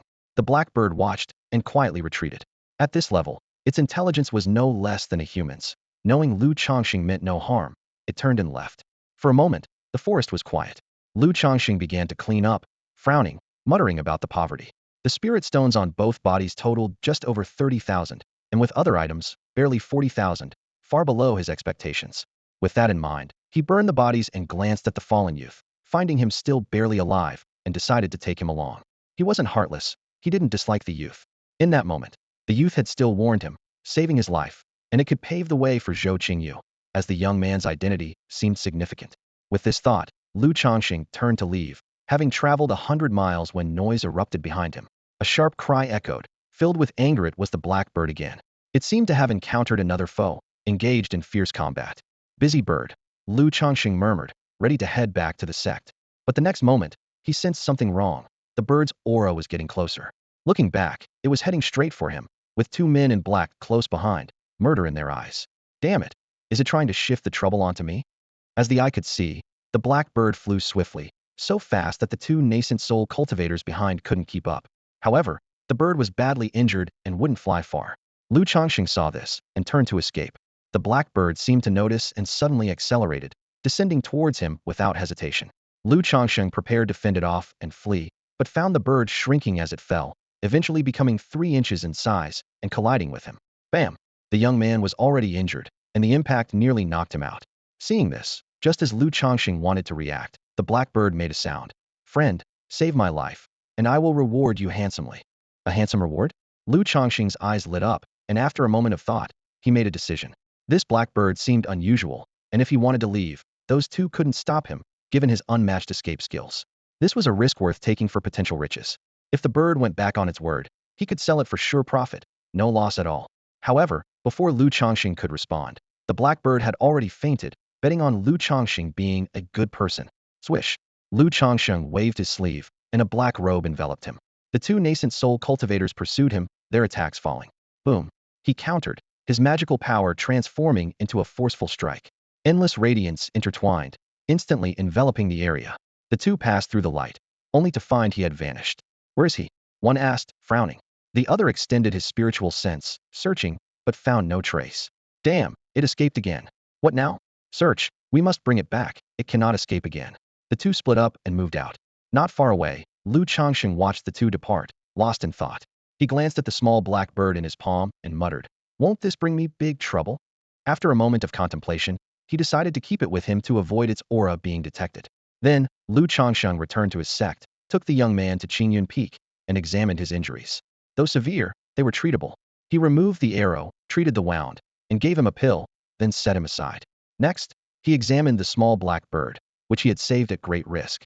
He hadn't yet received any reward and didn't intend to risk it for nothing. While treating it, Changsheng discovered a golden feather embedded in its body, with sword intent flowing from it, relentlessly eroding its vitality. The sword intent was at the 9th level. What kind of opponent had it provoked? Changsheng immediately eradicated the sword intent and removed the golden feather. The black bird couldn't eliminate the sword intent, but for him, a 9th level sword intent was nothing, easily dispelled. After treating its injuries, Changsheng hesitated, then fed it a pill. This had to be repaid. He then tinkered with the black bird for some time. Finally finished, he sighed with relief. Saving lives was much more exhausting than taking them. The young man soon awoke, eyes filled with caution as he surveyed the unfamiliar surroundings. Surprised to see Changsheng, he asked, "Did you save me?" Changsheng raised an eyebrow. "Isn't it obvious?" The young man was taken aback, recalling how they found the valley and encountered the black bird. What they hadn't expected was that it turned out to be a formidable nascent soul beast. The three of them were no match for it, and had to flee, eventually encountering the young man before them. After that, their memories became hazy. The last person they saw was indeed Changsheng. The two exchanged glances, and the young man immediately stood up, gratefully saying, "Thank you for saving our lives." His manner of showing gratitude surprised Changsheng. This person seemed different. The genius from Xinshao sect was neither arrogant nor haughty, unlike Xiao Huan, and he could distinguish right from wrong, which was quite endearing. No need to be so formal. As cultivators, how could we stand by and watch others perish? Changsheng replied. The young man continued, "Such a great favor will not be forgotten. My name is Yi Qingchen. May I ask for your name?" Changsheng. Changsheng. Yi Qingchen was momentarily stunned. "Is there a problem?" Changsheng remained calm. Yi Qingchen said, "It's quite a coincidence. I've heard your name before. It's no secret what happened at the Qingyun sect." Changsheng smiled and said nothing. Yi Qingchen then asked, "Lu, what about the other two?" "They're dead." "Dead?" Yi Qingchen was shocked. "Yes, you know how terrifying that beast was. It was sheer luck that I managed to save you. I almost got caught up in it myself." Changsheng recounted the perilous situation, leaving listeners in awe. Yi Qingchen was filled with admiration for how difficult it all had been and once again stood to express his gratitude. Of course, Changsheng also reflected on the unpredictability of life and felt regret for the deaths of the other two. Finally, he left the room, advising Yi Qingchen to rest well and return to his own quarters. Before he could sit down, a voice emerged from his chest. "Friend, you're quite something. You killed them, but still managed to express regret." Changsheng was startled and pulled out a small black chicken from his robe. "When did you wake up?" "Since you started telling the story." The black chicken glanced over, stunned. It could clearly sense the youthful vigor of the person before it, definitely not one of those ageless beings. Yet his cultivation had already reached the nascent soul stage. Such talent was truly astonishing. Changsheng nodded and said, "Since you're awake, it's time to uphold our agreement. You should pay the promised reward. You, such an extraordinary person, still care about a little reward. Are you trying to renege?" Changsheng narrowed his eyes. The black chicken leapt, trying to fly onto the table, but fell flat on its face. With a thud, it looked at him in shock. "You've placed restrictions on me." The black chicken's emotions fluctuated wildly as it hurried to sense its body. Changsheng said, "I just casually placed a few. It's just in case you try to dodge the payment." In the next moment, the black chicken felt its body, its feathers standing on end. 18 restrictions, just a few? It hadn't expected there to be 18 restrictions, almost completely binding it. With just a thought, it would be done for, with no room to resist. Just to be safe, I added a few more. Changsheng smiled. The black chicken trembled, never imagining it would be so tightly controlled. However, it calmed down, feeling fortunate that despite the many restrictions, the person had saved it, and it couldn't help but scrutinize the one in front of it. Seeing the other party hesitating, Changsheng's expression changed. "Friend, you're not really thinking of backing out, are you? Saving you came with a lot of risks." Changsheng's eyes glinted with a cold light. The previously lively little black chicken had now quieted down, looking puzzled as if it couldn't comprehend the situation. A nascent soul under 20 years old, such a prodigious talent shouldn't be like this, focusing solely on the reward without asking anything. According to its understanding, Even if this person wasn't from an ancient holy land, he should at least be a disciple from a great sect. How could someone like that lack such things? Wouldn't a personal favor be more valuable? I apologize for my presumptuousness. What kind of reward does the fellow cultivator desire? The black chicken inquired. Upon hearing this, Lu Changsheng's expression softened, and he smiled again. No need to prepare anything special. Just give me spirit stones. How many would you like? The little black chicken asked. Faced with this question, Lu Changsheng pondered, looking him up and down. That depends on how much you think my life is worth. After the incident with Ning Yusen, he had become shrewd, afraid of undervaluing himself. By letting others set the price, he could gauge their bottom line. The little black chicken was taken aback, looking at him suspiciously, then flapped its wings, and a bag of spirit stones appeared before Lu Changsheng. Here are 100,000 spirit stones. Please accept them. You think my life is only worth 100,000? Lu Changsheng was somewhat dissatisfied. Previously, he might have been content, but this time he had taken a risk. 100,000 seemed too little. The little black chicken watched, its eyes filled with complex emotions. This is all I have left from this trip. If it's not enough, I'll compensate you later. No later, let's settle it now. Anything like magical artifacts or elixirs will do. I'm not picky. Lu Changsheng spoke decisively, wanting anything that could be converted into spirit stones. After all, having it in hand now was no joke compared to promises of later. If the little black chicken ran off, where would he collect? The little black chicken didn't expect this genius to be so unexpected, completely overturning its understanding. Could someone with such talent really be like this? However, it shook its head. I've come all this way, and there's really not much left on me. I will definitely repay you in the future. Another pauper? Lu Changsheng looked on with disdain. Fine, just go. But before you leave, swear that you won't reveal anything about me to any living being in any way, or may you be struck by lightning, your Tao heart shattered, your lineage ended, and meet a miserable end. The black chicken was stunned. What did he mean by pauper? Such blatant sarcasm? And did the oath have to be so vicious? How shameful could it be? After a moment of contemplation, the little black chicken gritted its teeth. I agree to everything you said, and will make a deadly oath. I will also definitely repay you with spirit stones in the future. Lu Changsheng glanced at it and chuckled. Oh, quite stubborn. The black chicken took a deep breath and swore to the great Tao with its Tao heart and bloodline.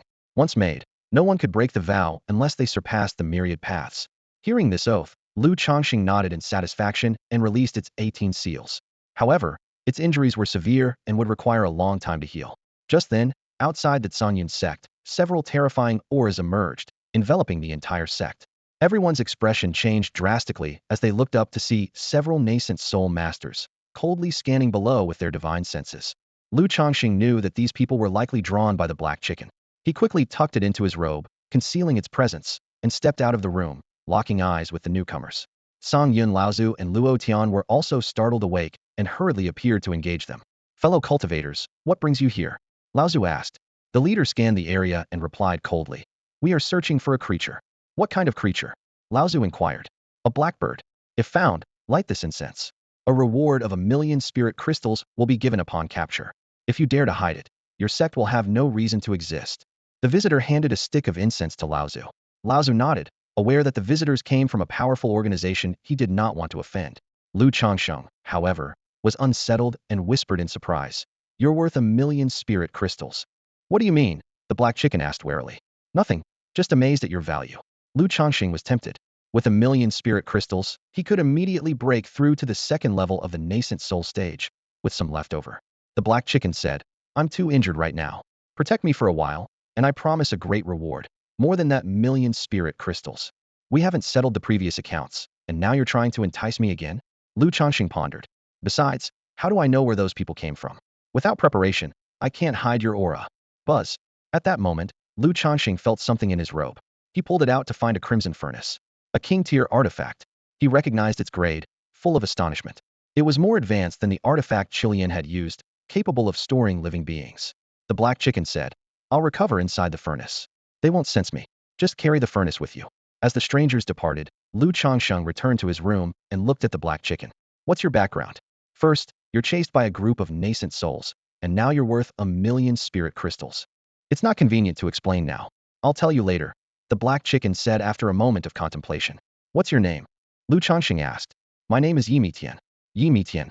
Lu Changsheng repeated. Yes. The black chicken looked at him, hopeful. But Lu Changsheng shook his head. That's too hard to remember. I'll call you Xiaohei. You? The black chicken was exasperated. By the way, my name is Lu Changsheng. Lu Changsheng said.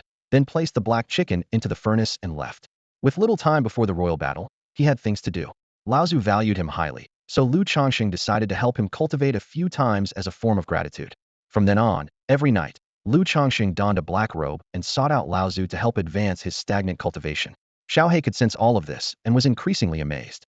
This was just an ordinary sect, and Lao Tzu was barely at the nascent soul level. Yet they had such an extraordinary disciple. Achieving the nascent soul stage at such a young age was astounding. In other places, talents like this would be in high demand. Unexpectedly, such a person was willing to stay in this remote area, which was beyond comprehension and somewhat indescribable. Time moved on, and Lu Changsheng returned to Qingyun Peak, where he found Yi Qingchen waiting. Brother Lu. Yi Qingchen approached. What's up? Lu Changsheng asked. My injuries have mostly healed, and I'm here to say goodbye. Goodbye? Returning to Xinxiao sect. No, I have some matters to attend to before returning to the sect. Thank you for everything during this time, Brother Lu. If you ever need anything, come to Xinxiao sect, and I'll help you without hesitation. Yi Qingchen said sincerely. Lu Changsheng didn't say much, as he wasn't looking for a reward. He just hoped Yi Qingchen would look after his fellow disciples. After all, he wasn't the type to demand repayment for kindness. Watching Yi Qingchen leave, Lu Changsheng decided to rest. He initially planned to cultivate, but with so many people pursuing Xiaohe, he didn't want to attract attention. He decided to wait until after the battle, send Xiaohe off, and then return to a peaceful life. However, just then, a message came from the sect. They would depart for the competition in 3 days. For several days, the Qingyun sect was bustling with activity. Just before departing, Luo Tian appeared with a group of 30 people ready to head to the capital of Yu Kingdom to participate in the imperial battle. The journey was long and required an early start. However, when he saw the participants, the atmosphere was somewhat subtle.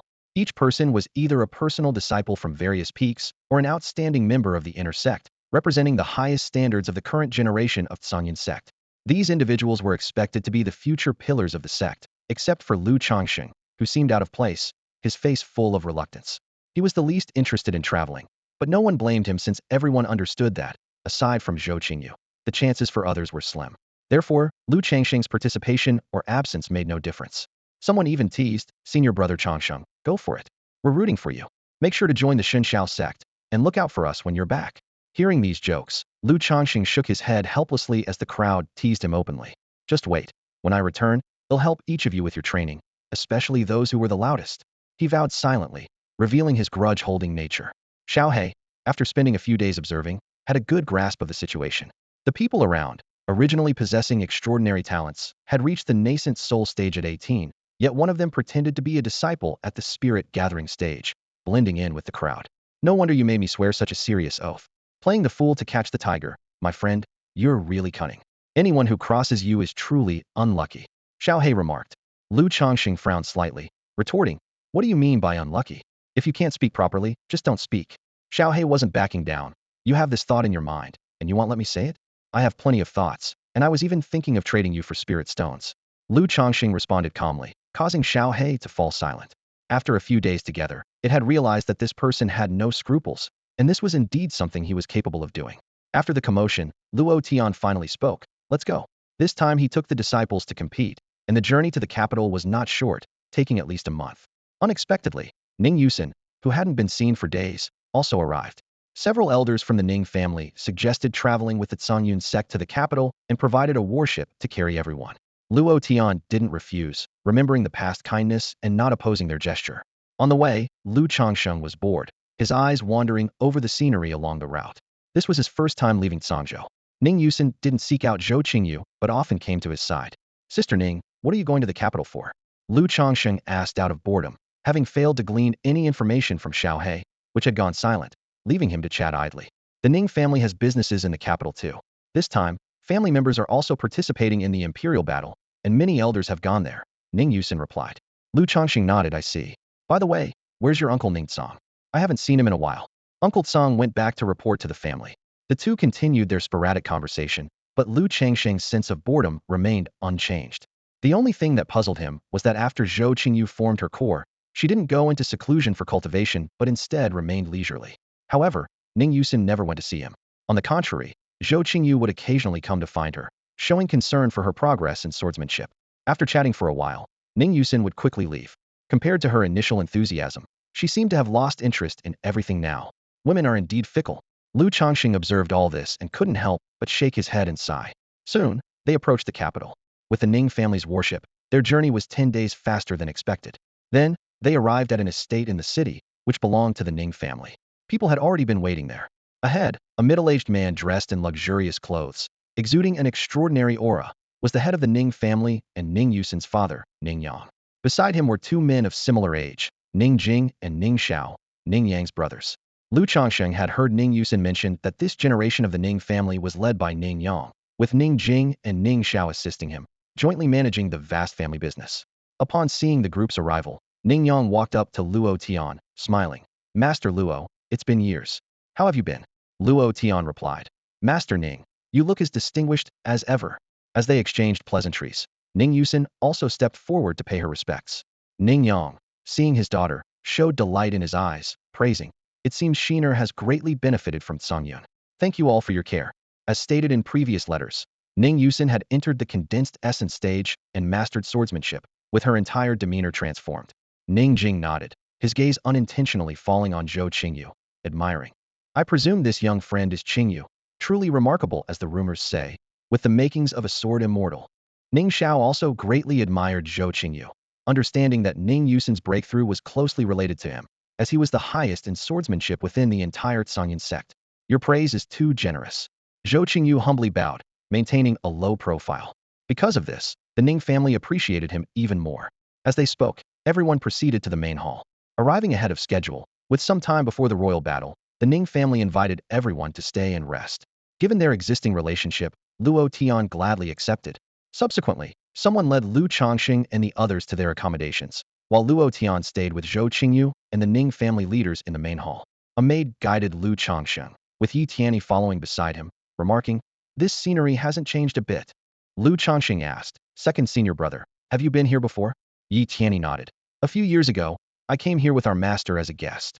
Mentioning his master, Lu Changsheng was left speechless, unable to recall his master's appearance, as he had only seen him once.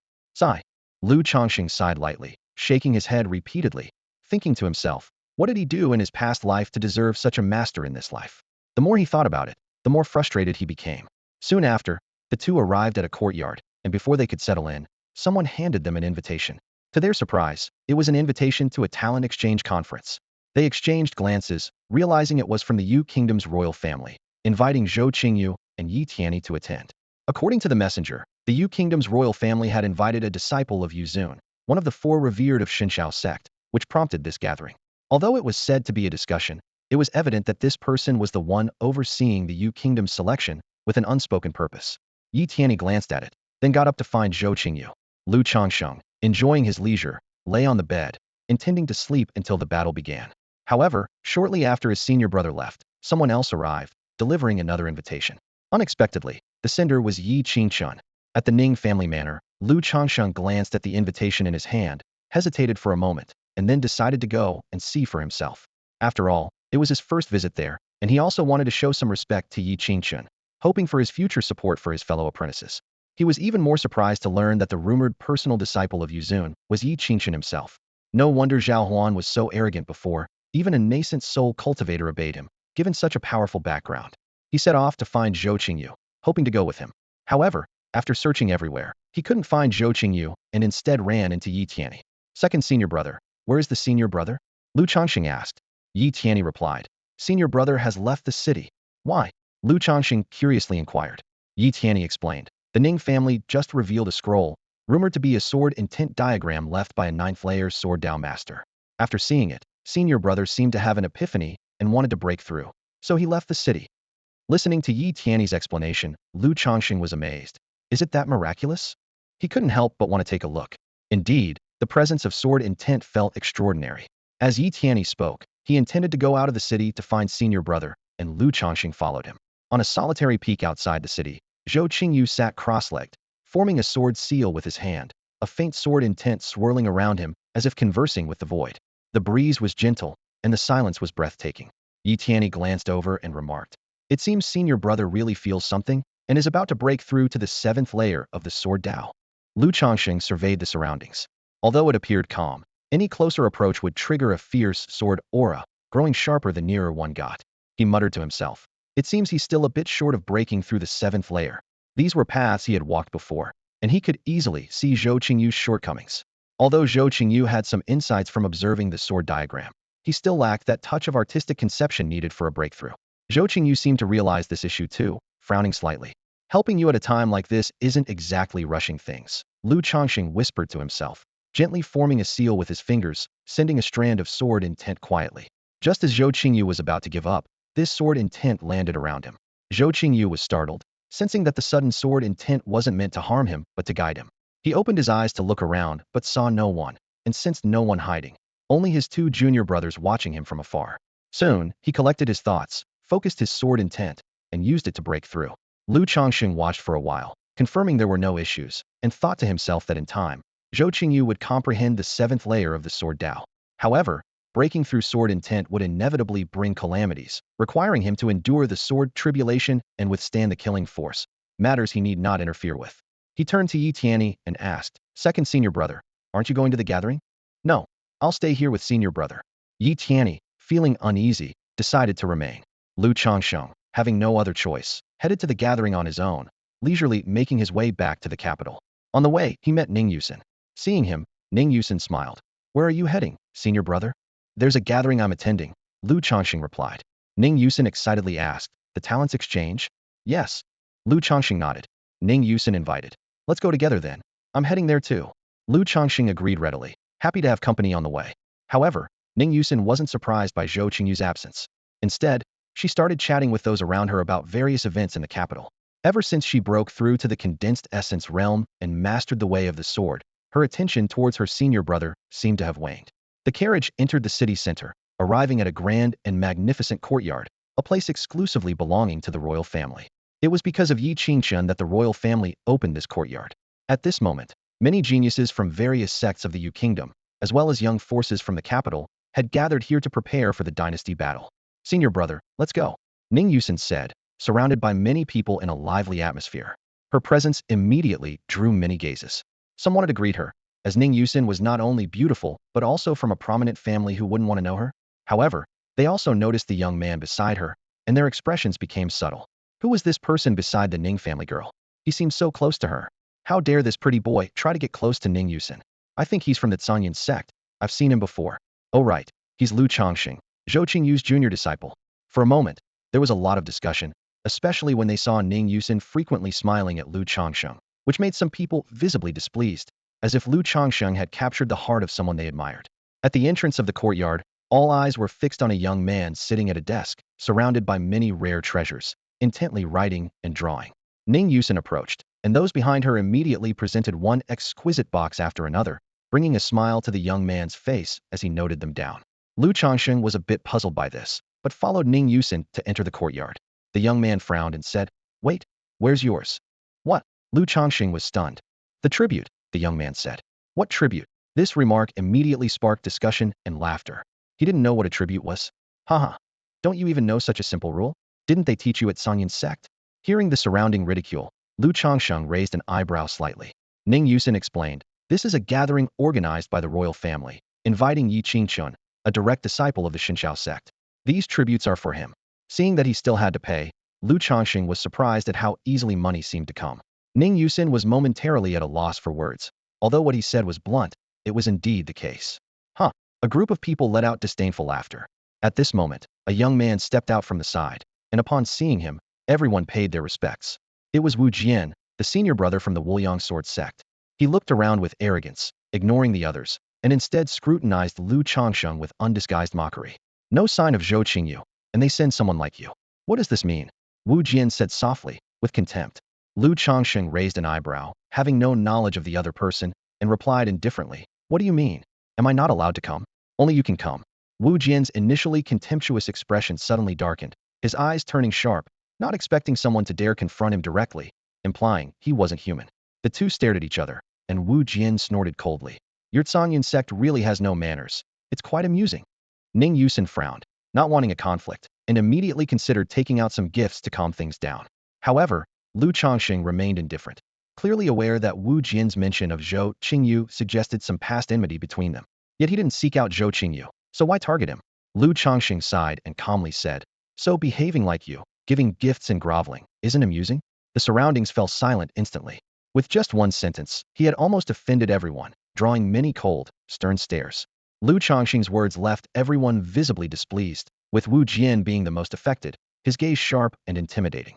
Ning Yusin was taken aback by Lu Changsheng's unexpectedly assertive and sharp remarks this time, showing no mercy.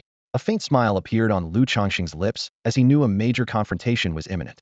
The people from Shunxiao sect had already arrived, and they had strictly forbidden any fighting who would dare defy them. A crack echoed as Wu Jian clenched his fist tightly, drawing everyone's attention. A young man in his 20s slowly emerged from another courtyard. He had a refined appearance, waved a folding fan, and chuckled softly, resembling a noble gentleman. Ha ha, Songyun Daoist friend isn't backing down at all. Everyone greeted him respectfully, addressing him as the third prince. Lu Changsheng was slightly taken aback, his gaze sweeping across, as Ning Yusin also paid her respects. No need for formalities, Ning family sister, he smiled, and Ning Yusin nodded without saying much, introducing him to Lu Changsheng. This is the third prince of you, Yu Ming. Lu Changsheng sized up Yu Ming with a curious look. Noticing this, Yu Ming spoke up. Brother Lu, why such a look? I'm on your side. Oh, Lu Changsheng was surprised and was about to ask further when a cold snort came from a distance. A young man, around 27 or 28 years old, dressed in luxurious attire and exuding extraordinary presence, appeared. It was the first prince, Yu Ling. Another one. Lu Changsheng thought to himself, surprised. Yu Ling stood beside Wu Jian, his gaze intense, and said coldly, Songyun sect is quite aggressive. Do you not regard us at all? Or is it because Yu Ming is backing you that you're so brazen? As his words fell, there was an uproar. Lu Changsheng didn't rush to respond, but looked at Yu Ming. Yu Ming said, Brother Lu, don't look at me like that. He's targeting Songyun sect and me together, not just because of me. Is that so? A hint of doubt flashed in Lu Changsheng's eyes. Yu Ming openly continued. He heard that Songyun sect got that Songyun map and came to borrow it, but you said no. He then tried to win you over, but you refused, which is why he bears a grudge. It really has little to do with me. Win over? Lu Changsheng thought, intrigued. Yu Ming added, he wants to seize power and rebel, so naturally, he has to win over various forces in you. He's somewhat wary of me, which is why I'm also seen as an enemy. His words left everyone stunned, and they looked at Yu Ming in disbelief. Lu Changsheng was also surprised, especially seeing Yu Ling's increasingly gloomy expression. He frowned and said, can such matters be discussed openly? Is it that he does it, but others can't talk about it? That's a fair point. I like your attitude. Lu Changsheng couldn't help but nod in approval, finding the young man beside him intriguing. Yu Ming raised an eyebrow, feeling a bit odd, as if he was being treated like a junior, but he didn't say much, finding this young man quite interesting. Yu Ling's face darkened completely, and he shouted angrily. Enough! Yu Ming, what nonsense are you spouting? Isn't it the truth? The two confronted each other, and Lu Changsheng felt a thrill. He enjoyed such scenes, especially the drama of two heirs vying for the throne, having heard of various dark methods. But this was his first time witnessing such an open confrontation. Yu Ling sneered. He comes without a gift and speaks so arrogantly. Isn't he afraid of offending the Xinxiao sect? His gaze swept over the crowd, his tone filled with disdain. He's not on my list, which means you must have invited him. I'm afraid you. Before he could finish, Yu Ming shook his head and said, I didn't invite him. Huh. Yu Ling sneered, and Wu Jian also showed a playful expression. Ning Yusin's face changed slightly, surprised that Yu Ming's attitude shifted upon hearing the name of the Xinxiao sect. Others began to mock, and a member of the Lin family said coldly, young man, it seems you're in for some trouble today. The Lin family's influence was no less than that of the Songyun sect, backed by a powerful elder at the nascent soul stage. Another woman glanced at Ning Yusin and laughed. You really don't know your limits. Ning Yusin, did you bring him here? It looks like the Ning family might get dragged into this because of you. Voices of mockery rose and fell as the onlookers watched with amusement. Ning Yusin felt a heavy weight in her heart. She wasn't afraid for herself, but involving the Ning family could lead to complications. Yu Ming couldn't help but look at Lu Changsheng, who appeared indifferent, seemingly unconcerned about the situation. Lu Changsheng glanced at Ning Yusin, quietly admiring her. Then he said calmly, no one brought me here. I came on my own. Huh? You dare come without an invitation? A member of the Lin family taunted. Neither of the princes invited you. Where's your invitation from? Zhou Qingyu. Lu Changsheng responded coolly. Can it be my own? Huh, yours? That's laughable. Who do you think you are? Do you really think you could get an invitation? The Lin family youth laughed, and Wu Jian chimed in. Brother Yu, I think we need to investigate this and punish whoever gave him the invitation. Hearing this, everyone became tense. Yu Ming offered. Brother Lu, do you want me to get you an invitation? Trying to help Lu Changsheng out of the situation. But Lu Changsheng shook his head. No need. All eyes focused on him. Lu Changsheng understood that Yu Ling was resentful for failing to ally with the Songyun sect and was venting his anger on him. especially since Wu Jian's sect sided with Yu Ling. It seemed they couldn't let it go without targeting him a bit. At this moment, a young man beside Yu Ling stepped forward coldly. Please show your invitation. I need to verify it. Lu Changsheng glanced at him, uninterested in arguing, and handed over the invitation. But as the young man took the invitation, his expression changed dramatically, looking at Lu Changsheng in disbelief. This. The crowd, who had been mocking, sensed something was wrong. Yu Ling directly asked, "What's the matter? Who gave him this invitation?" It's. The young man's words were stuttered. Yu Ling snatched the invitation and, upon seeing it, showed a look of shock. Yi Qingchen, how is this possible? Wu Jian frowned. How could brother Yi give him an invitation? The group exchanged looks, all appearing uncomfortable. Yu Ming was also surprised, having not expected this at all. Moreover, the invitation was genuine, even bearing Yi Qingchen's mark. As silence fell over the crowd, Lu Changsheng glanced around and said slowly, "Why is everyone so silent? Don't you recognize this person?" His words made them seethe with resentment. In the entire Yu kingdom, who would dare provoke Yi Qingchen? He was the personal disciple of one of the four Xinxiao masters, the Moon Master, possessing a lofty status that even their own nascent soul elders would treat with respect. They couldn't have imagined that the invitation came from him. But why invite him? Seeing no one respond, Lu Changsheng continued. Or are you all thinking about how to deal with this clueless fool? In front of the courtyard, a group of people stood with grim faces, not expecting to suffer such a setback at the hands of a young boy. This boy was not only unafraid but also constantly mocked them, calling out scoundrel at every turn. Although it wasn't directed at them, one wrong move could cost them their lives. You really have a way with words. Yu Ling's voice turned cold, while Wu Jian glared at him, full of anger. Lu Changxing nonchalantly said, "Did I say something wrong? You called Yi Qingchen a scoundrel, didn't you? Are you all too scared to admit it? Surely, no one is that cowardly." Yu Ming chimed in, making their faces even more unsightly. To put it bluntly, they were indeed trying to curry favor with Yi Qingchen to pave their own way. If this remark backfired, it would be a grave mistake, even dragging their sects into trouble. Enough, stop talking nonsense here.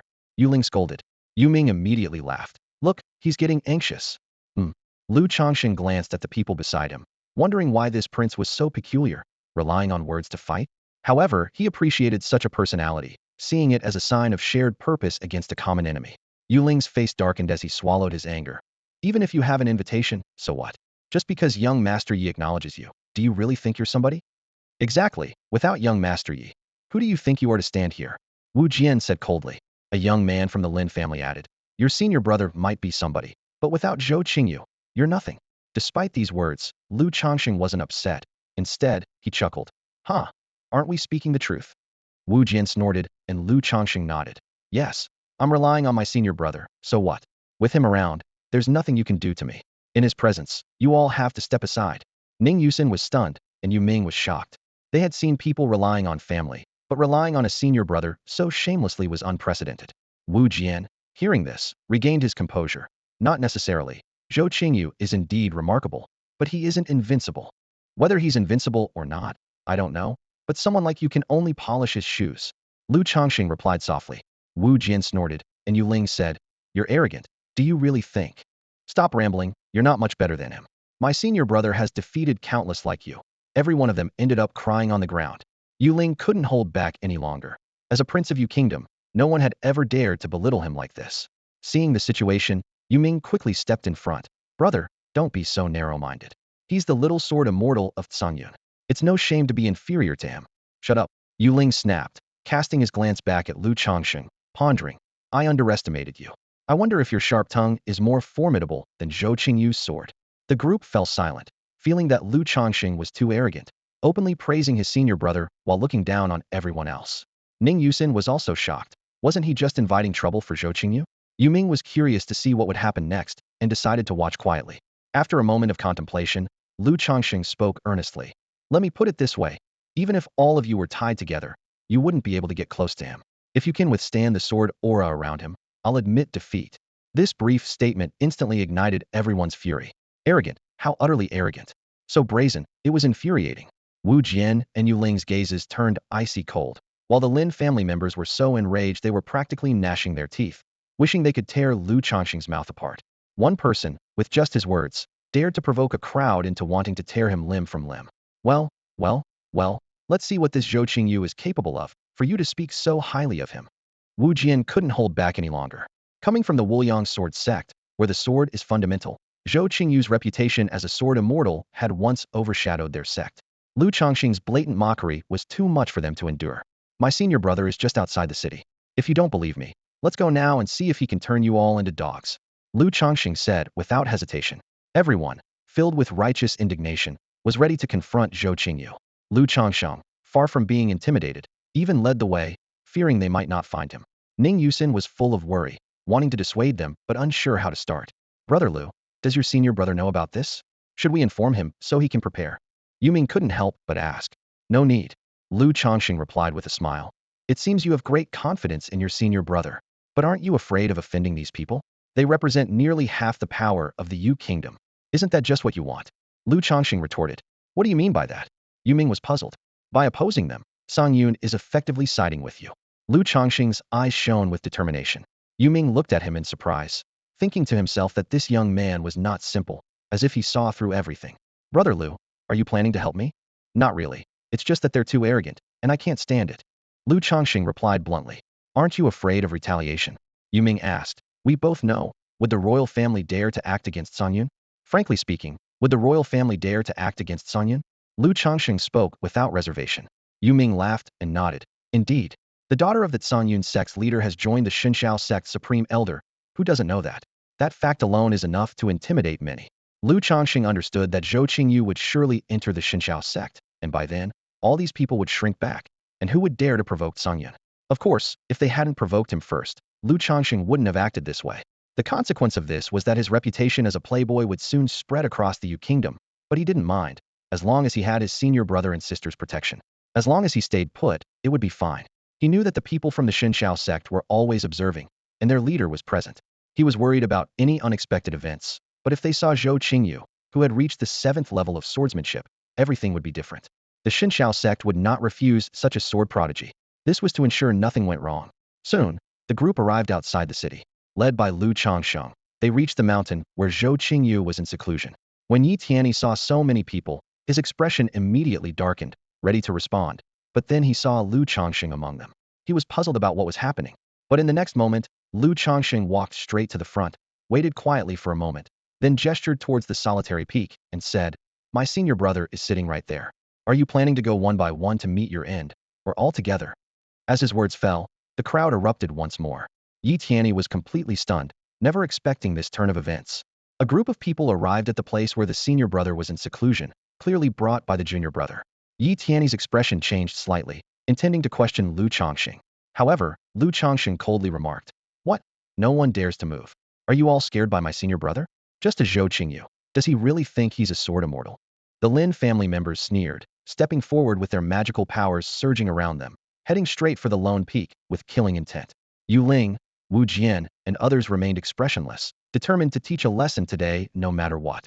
What are you doing? Stop! Yi Tianyi shouted, stepping forward to intervene. The Lin family members sneered, but at that moment, Zhou Qingyu transmitted a message. Don't come over. He could sense everything happening, not understanding why Lu Changsheng acted this way. However, as the Lin family members approached the center, their killing intent blossomed. A sword aura suddenly appeared out of nowhere, slashing down. The killing intent was instantly shattered, and the sword aura pressed forward with an indescribable sharpness. The Lin family members' expressions changed drastically, hurriedly raising their hands as their magical artifact appeared, trying to block the sword aura. Poof! The magical artifact in front was cleaved open, the sword aura descended, blood splattered, and the Lin family member was sent flying, an arm severed at the shoulder, crashing heavily. Countless eyes turned towards the scene in disbelief. The young man was not ordinary, having reached the 7th layer of condensing element, yet was rendered defenseless by a single sword aura. Wu Jian frowned. Rumors said Zhou Qingyu had achieved the 6th level of swordsmanship, but many believed he was only at the 5th level. The sword aura just now was terrifying beyond measure. Not to mention the 6th level, even the 7th wouldn't have such might. Yu Ming was also surprised, growing more intrigued. At this moment, Lu Changsheng spoke. What a joke. Can't even block one move, and you dare to boast. The Lin family members showed pain and trembled, struggling under the gaze of the crowd. Lu Changsheng coldly stated, I said my senior brother is invincible, and you think you deserve to face him? Lu Changsheng, don't be so arrogant. Wu Jian responded coldly. Lu Changsheng replied, I'll say it again, if any of you get close to him, I'll admit defeat. Arrogant. Yu Ling snorted, looking around, exchanging glances with others before moving. Wu Jian looked ahead, holding a long sword. sword aura surged around him, intertwining with unmatched sharpness, fixing his gaze on the lone peak. Today, we'll see if he's as extraordinary as you claim. Clang. The sword sang again as Wu Jian stood in midair, swinging his sword, the sword aura crisscrossing. His cultivation had reached the 5th level of swordsmanship, with signs of breaking through to the 6th, and his cultivation was at the 9th layer of condensing element, a prodigy nurtured by the boundless sword sect, seemingly no weaker than Zhou Qingyu. Yet Zhou Qingyu remained seated, unmoving, not even opening his eyes or saying a word.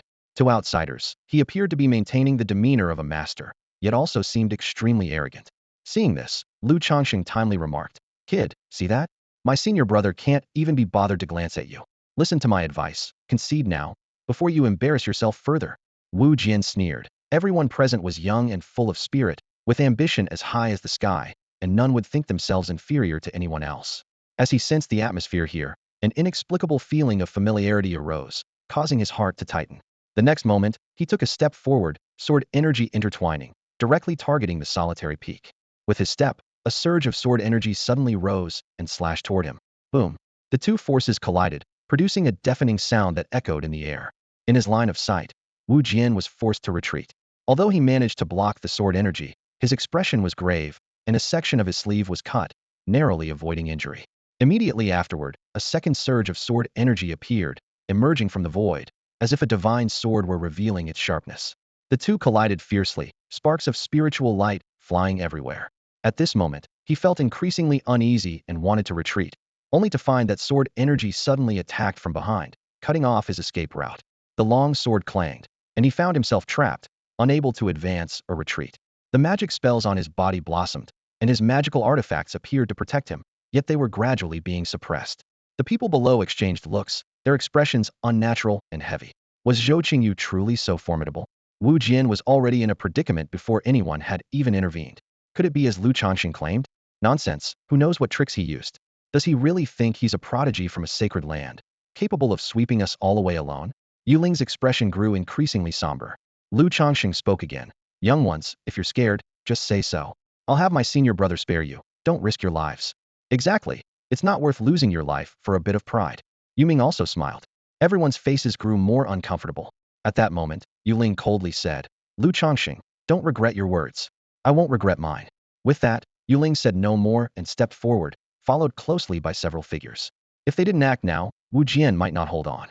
Yuling produced a square seal in his hand and tossed it into the void, shaking the surroundings, attempting to rescue Wu Jian. Some attempted to seize the opportunity to advance, but didn't get far before the entire void churned, and countless sword energies surged forth as if from an endless abyss.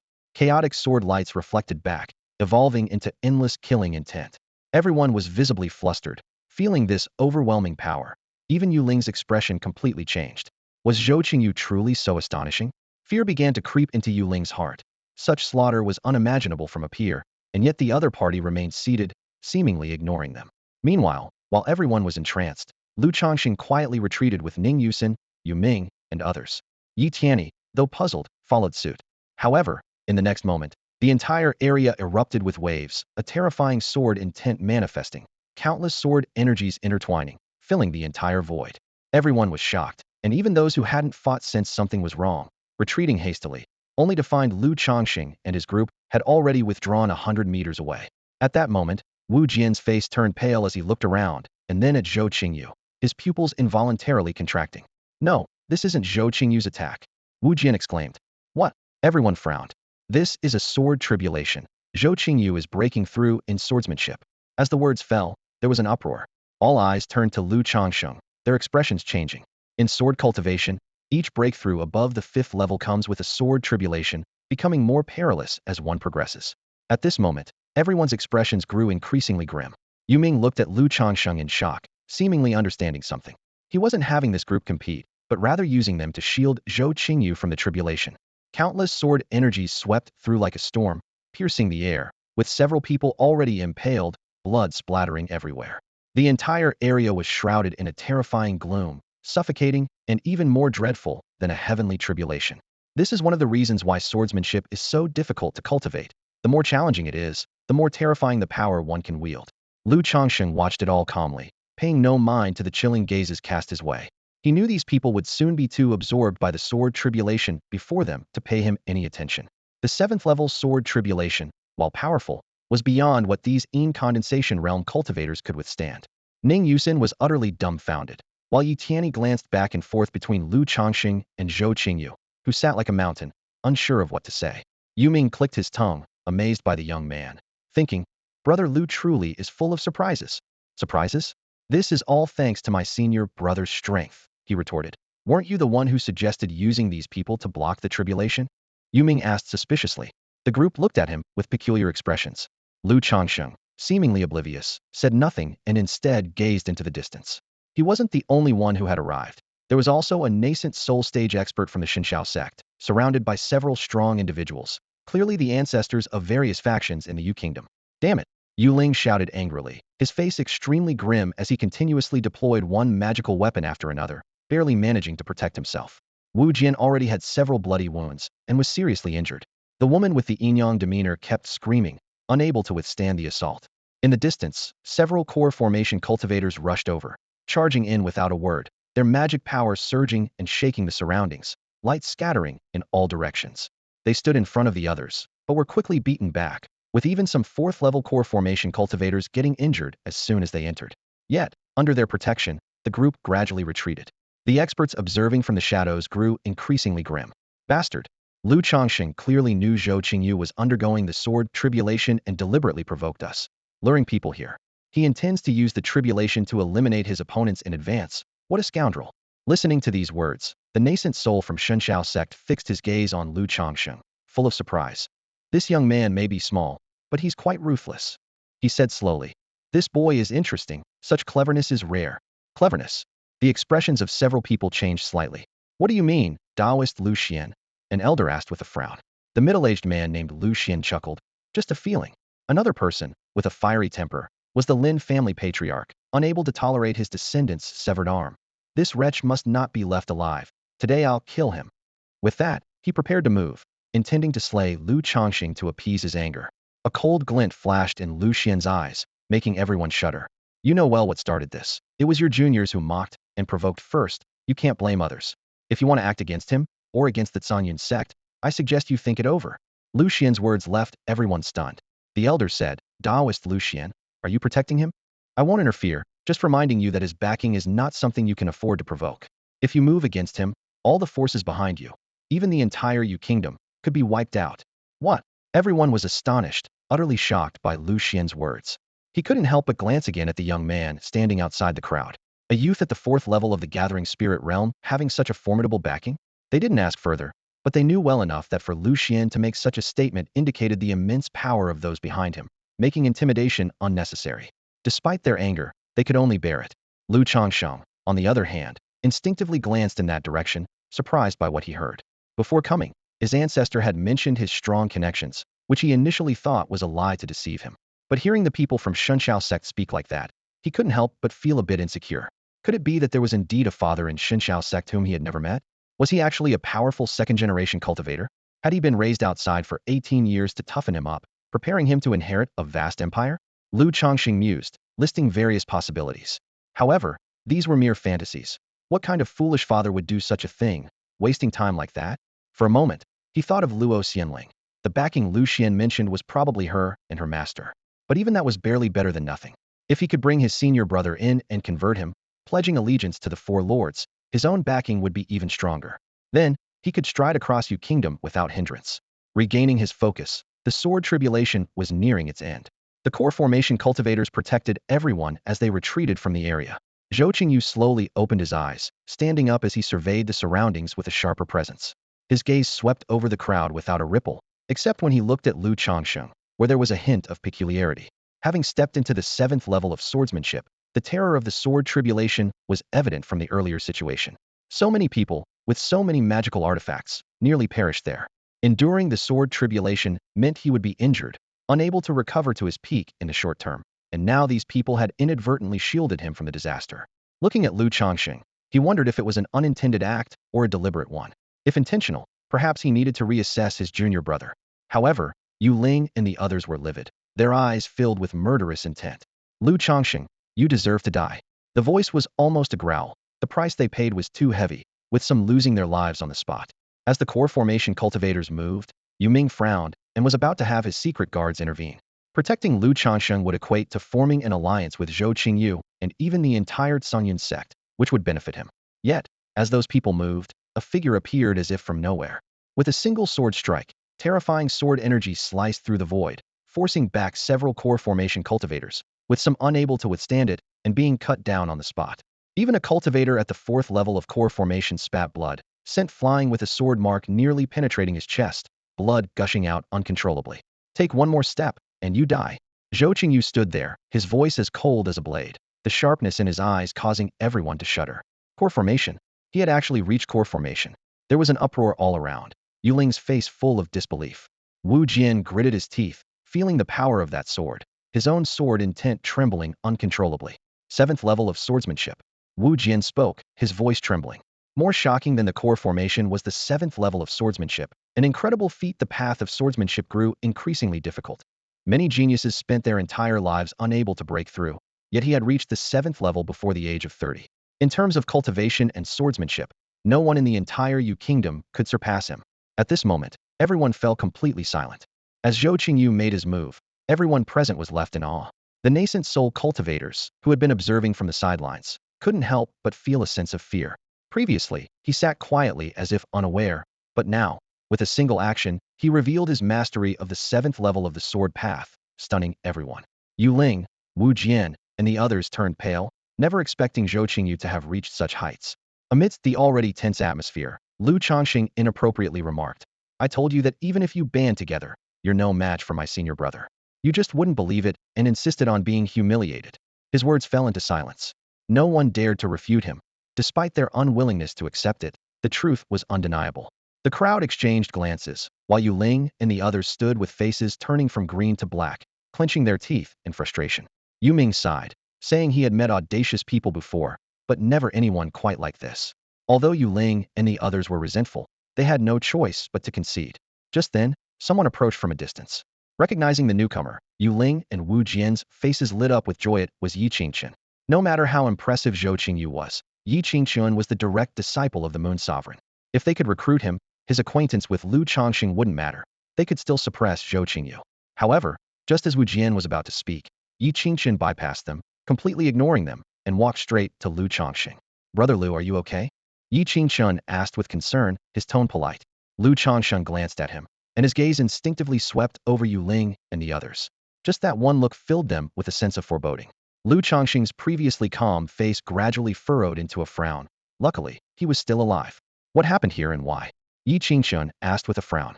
Lu Changsheng replied, "You invited me, sent me an invitation, and they called you a scoundrel and wanted to teach you a lesson. You, Lu Changsheng, stop making things up. We never said that." Lu Changsheng glanced at them with an odd expression, and they fell silent. Wu Jian hurried to explain, "Brother Yi, it's not what you think. We didn't know it was you who sent the invitation, so we spoke out of turn. If we had known, we certainly wouldn't have. If they had known, they indeed wouldn't have." Lu Changsheng nodded. Everyone was taken aback, stunned by his words, as if they had misheard. Yu Ming raised an eyebrow, amused, while Yu Ling was lost in thought. Then, Lu Changsheng continued, "They would only demand a tribute from me, and without it, they wouldn't let me in, even mocking me. Brother Yi, no offense, but this habit of yours needs to change. How can you charge just to meet you? No matter how poor, one must have dignity. You can't exploit your status as the Moon Sovereign's disciple like this." As soon as he finished, Yi Qingchen's face darkened, and Yu Ling and the others' expressions changed dramatically. "When did I ever say I would collect tributes?" Yi Qingchen demanded from Yu Ling, showing no hesitation despite Yu Ling being a prince of the Yu kingdom. It was clear that he was an upright person, but if this matter got out, how would others perceive him and what would they think of the Moon Sovereign? Wouldn't the Shenshao sect be accused of exploiting its power for profit? Unlike the others who were flustered, Lu Changsheng remarked with surprise, "Wasn't it you who instructed them to collect it?" "Of course not," the other party quickly denied. Lu Changsheng continued, "Then they're using your name to line their pockets, taking the money for themselves, and letting you take the blame. That's quite a clever tactic." Everyone's expressions turned grim instantly, realizing Lu Changsheng was stirring trouble, but they hadn't expected him to be so ruthless, almost as if he's pushing them to the brink. Zhou Qingyu was stunned, thinking to himself, "Is this really my junior brother?" Yu Ming almost couldn't help but laugh, while Ning Yusin remained in a daze, unable to recover from the day's events. She knew Lu Changsheng was cunning, but she hadn't expected him to cause such a stir with an innocent face. Yuling's expression was extremely unpleasant. Wu Jian said, "Brother Yi isn't like this. We collected it to give to you, we." Mid-sentence, he realized he had misspoken. The others also noticed that no matter how they explained, it wouldn't sound right. "See, it was still collected for you." Lu Changsheng's casual remark instantly ignited everyone's emotions. "Lu Changsheng, shut up," Yuling shouted angrily, trembling with rage. Originally intending to win over this direct disciple, they ended up pushing him further away. Yu Ming laughed. "Brother Yi, you can't blame my brother. He just wants to befriend you, to leverage your influence to control the Yu kingdom. He really means no harm." Yuling almost spat blood. His brother always seized the opportunity to put him down. Lu Changsheng turned to look at this brother, thinking, can such things really be said so bluntly to one's face? How is he better at this than me? Facing Lu Changsheng's gaze, Yu Ming just grinned. Yi Qingqian's expression turned completely dark as he said, "No need to say more. I'll pretend I didn't know about today's events, and I don't want to hear of this happening again." Though he spoke as if he was unaware, the message was clear. Wu Jian wanted to argue, but Yuling stopped him, bowed, and left. The group stood there, bewildered. Someone stood there dumbfounded and couldn't help but say, "Has the crown prince lost his influence?" The others were stunned upon hearing this. Yi Qingqian looked at Lu Changsheng, and Yu Ming sensibly said, "Brother Lu, I'll come to bother you another day. I must leave now. Farewell." With that, Yu Ming left. Yi Qingqian said, "Brother Lu, I sincerely apologize. I didn't expect this to happen. People are unpredictable. Not everyone is as pure-hearted as I am. It's not your fault." Lu Changsheng shook his head with a sigh. Yi Qingqian continued, "I must report today's events to our master. I'll visit you later. I have matters to attend to first." Lu Changsheng waved goodbye. Zhou Qingyu and Yi Tianyi looked at their junior brother, wanting to speak, but ultimately decided to return to the city first. Ning Yusin followed behind in a daze, having witnessed the entire process, unsure of what to say. Lu Changsheng walked along the road, calm and composed, as if nothing had happened. At this moment, Yi Midi spoke. "Lu Changsheng, you're ruthless, using others to shield your senior brother from trouble and still causing so much trouble. Is it my fault? Did I provoke them? You're a nascent soul cultivator, yet you bully the younger generation without any integrity." Yi Midi couldn't help but speak. Lu Changsheng laughed. "There's still some integrity left." "Really? If there wasn't, I'd be facing a king-level artifact and a million spirit crystals right now." Yi Midi immediately fell silent, unwilling to say more, already certain that this person had no integrity at all. The surroundings fell silent in an instant, the strong ones witnessing everything, speechless. They were shocked, realizing that Yi Qingqian, as a direct disciple of the Moon's sovereign, treated him with such courtesy. Coupled with what Lu Xian had said earlier, it seemed his backing was indeed formidable. At the same time, they were astonished. Many eyes fell on Zhou Qingyu. Achieving the core formation stage at his age was impressive, but not enough to shock. However, comprehending the 7th level of sword intent at this age was unimaginable, hinting at the emergence of a fearsome sword cultivator in the near future.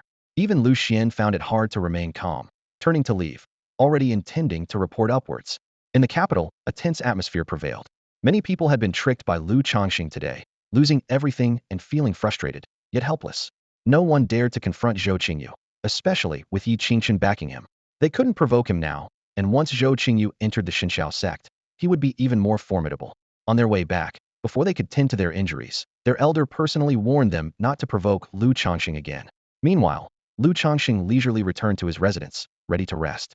Although he didn't make money today, it was still a triumphant return. The whole capital was abuzz with discussions. Yu Ling was brooding over countermeasures, while Yu Ming felt fortunate for siding with Lu Changsheng today.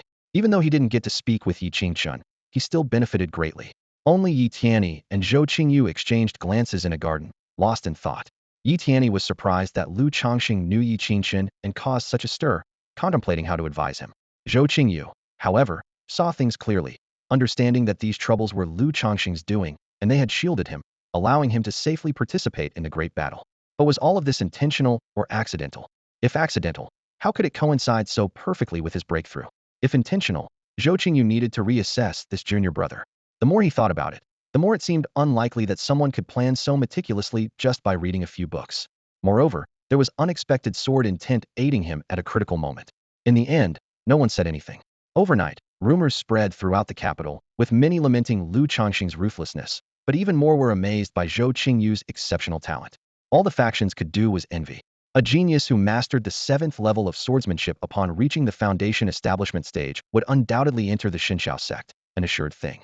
No sect would let go of such talent. Even if they harbored resentment, there was nothing they could do. The Xinxiao sect, wary of any mishaps, had already secretly started protecting Zhou Qingyu to prevent any harm. With this incident, Lu Changsheng's expectations were met, effectively paving the way for his senior brother into the Xinqiao sect. He was also considering the possibility of getting his second senior brother in as well. Double the joy. Of course, he also considered his own actions, aware that others might think it was a scheme set by the brothers. Zhou Qingyu, however, knew it was solely Lu Changsheng's doing. It seemed time to show the senior brother some real strength. Lu Changsheng sighed. Yi Mitian chuckled, turning over a new leaf. Not harming anyone? I don't need a king-level artifact or a million spirit crystals for now. Keep it down. At the mention of this, the room fell silent. Initially planning to mock a little, he ended up feeling threatened and found it truly unsettling. In the following days, everything seemed normal, but the Ning family had more visitors, most of whom came for Zhou Qingyu. In others' eyes, he was destined for greatness as a sword immortal, and everyone wanted to curry favor with him in advance. Only Yu Ming visited, not looking for his senior brother but rather his junior brother, engaging in awkward small talk without minding, occasionally bringing valuable gifts. This made Lu Changsheng appreciate the young man even more. He was sensible and knew how to help others solve their problems. Ning Yusin often visited Lu Changsheng, but found him increasingly hard to understand. Soon, a disturbance appeared in the sky over the capital. A portal emerged, radiating a magnificent spectacle that captured everyone's attention. The curtain of the imperial battle lifted, and forces from all sides began to gather, waiting for the moment to arrive. Zhou Qingyu appeared, standing with the members of Qingyun sect. Luo Tian scanned the crowd and frowned habitually when he saw Lu Changsheng. He was well aware of the previous incidents, but chose to remain silent. Members of Xinqiao sect also appeared, with Lu Xian looking down from above, staring into the vast sky, his expression unchanged. Yi Qingchen approached Lu Changsheng, speaking with a hint of apology and a bright smile. Brother Lu, what's the matter with you? Lu Changsheng asked. You want to join the battle, presumably to enter Xinqiao sect. I owe you a favor and should help you achieve your wish, but the selection of the sect is to ensure the legacy doesn't fade. As a disciple of the Moon Sovereign, I can't break the rules of the sect. Please forgive me. Yi Qingchen's words made Lu Changsheng frown deeply. Seeing this, Yi Qingchen felt guilty, but Lu Changsheng slowly said, Brother Yi, if you really did that, I would look down on you. This statement left Yi Qingchen astonished. Lu Changsheng spoke with righteous indignation and impassioned fervor. A true man stands between heaven and earth, destined for boundless prospects, with a heart as vast as the sky. If entering Xinqiao sect requires such means, then it's better not to go. Yi Qingchen looked at him in shock, realizing that Lu Changsheng was not only pure-hearted and chivalrous, but also had an unyielding and upright character, which deepened his admiration. I was too shallow, Yi Qingchen acknowledged sincerely. Lu Changsheng felt unsettled, thinking this was all a joke. He was merely here for a visit, and if Yi Qingchen truly got him into such a dangerous place, it would be a disaster. Nevertheless, he slowly said, There is something I would like to ask of you, Brother Yi. Please, Brother Lu, speak. Yi Qingchen responded earnestly. My senior brother Zhou Qingyu seems likely to enter Xinqiao sect, and I have a junior sister there as well, whom you might have heard of. In the future, I hope you can take care of them and not let them be bullied. Lu Changsheng sighed, his only concern being his senior brother. Zhou Qingyu was too stubborn and inflexible, which worried him if he wasn't around. Yi Qingchen nodded. I will do my best to protect them. Lu Changsheng expressed his gratitude. Thank you.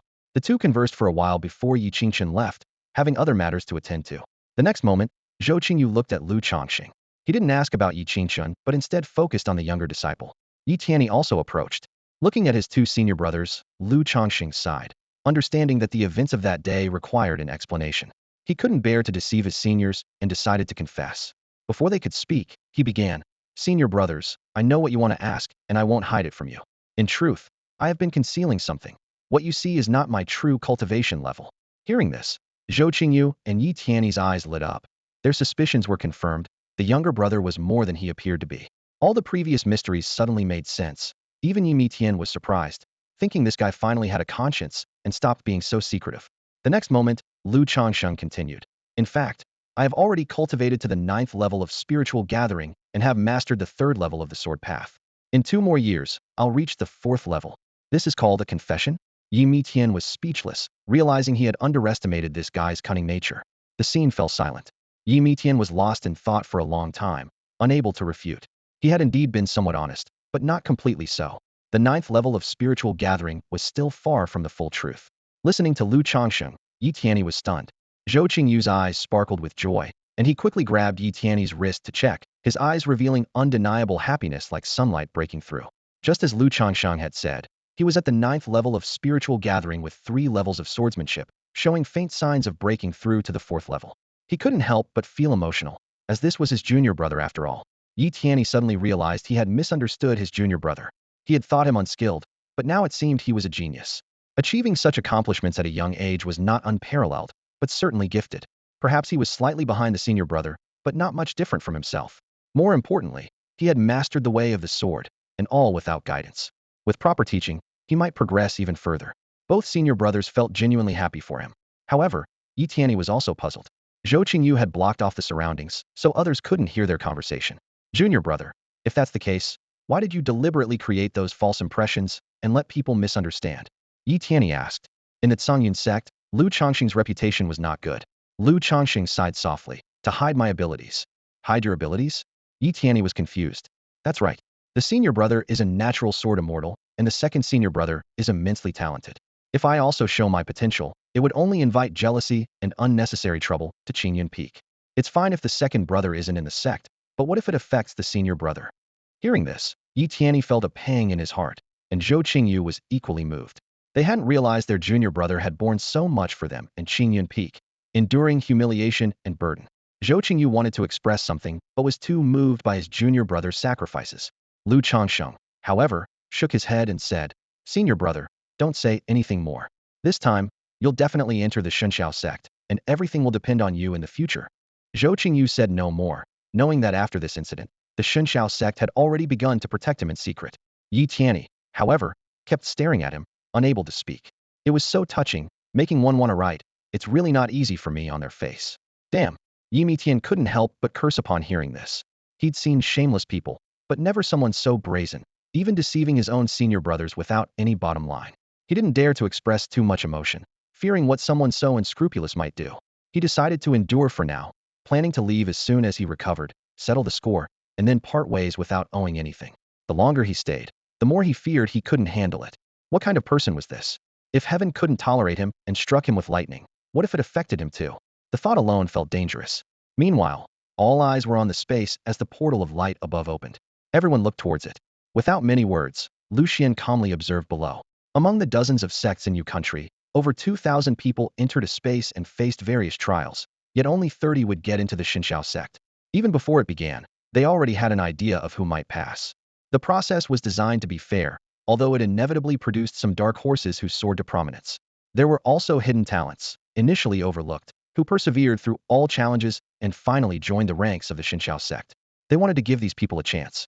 The rules were simple. The last 30 standing, or the first 30 to reach the end, would be the winners. Suddenly, beams of light descended from the sky, forming paths leading to a gate. As soon as they appeared, everyone moved. It didn't matter who went first. Once inside, everyone would be dispersed to prevent anyone from relying on a sibling's protection to make it to the end. The Xinxiao sect valued fairness.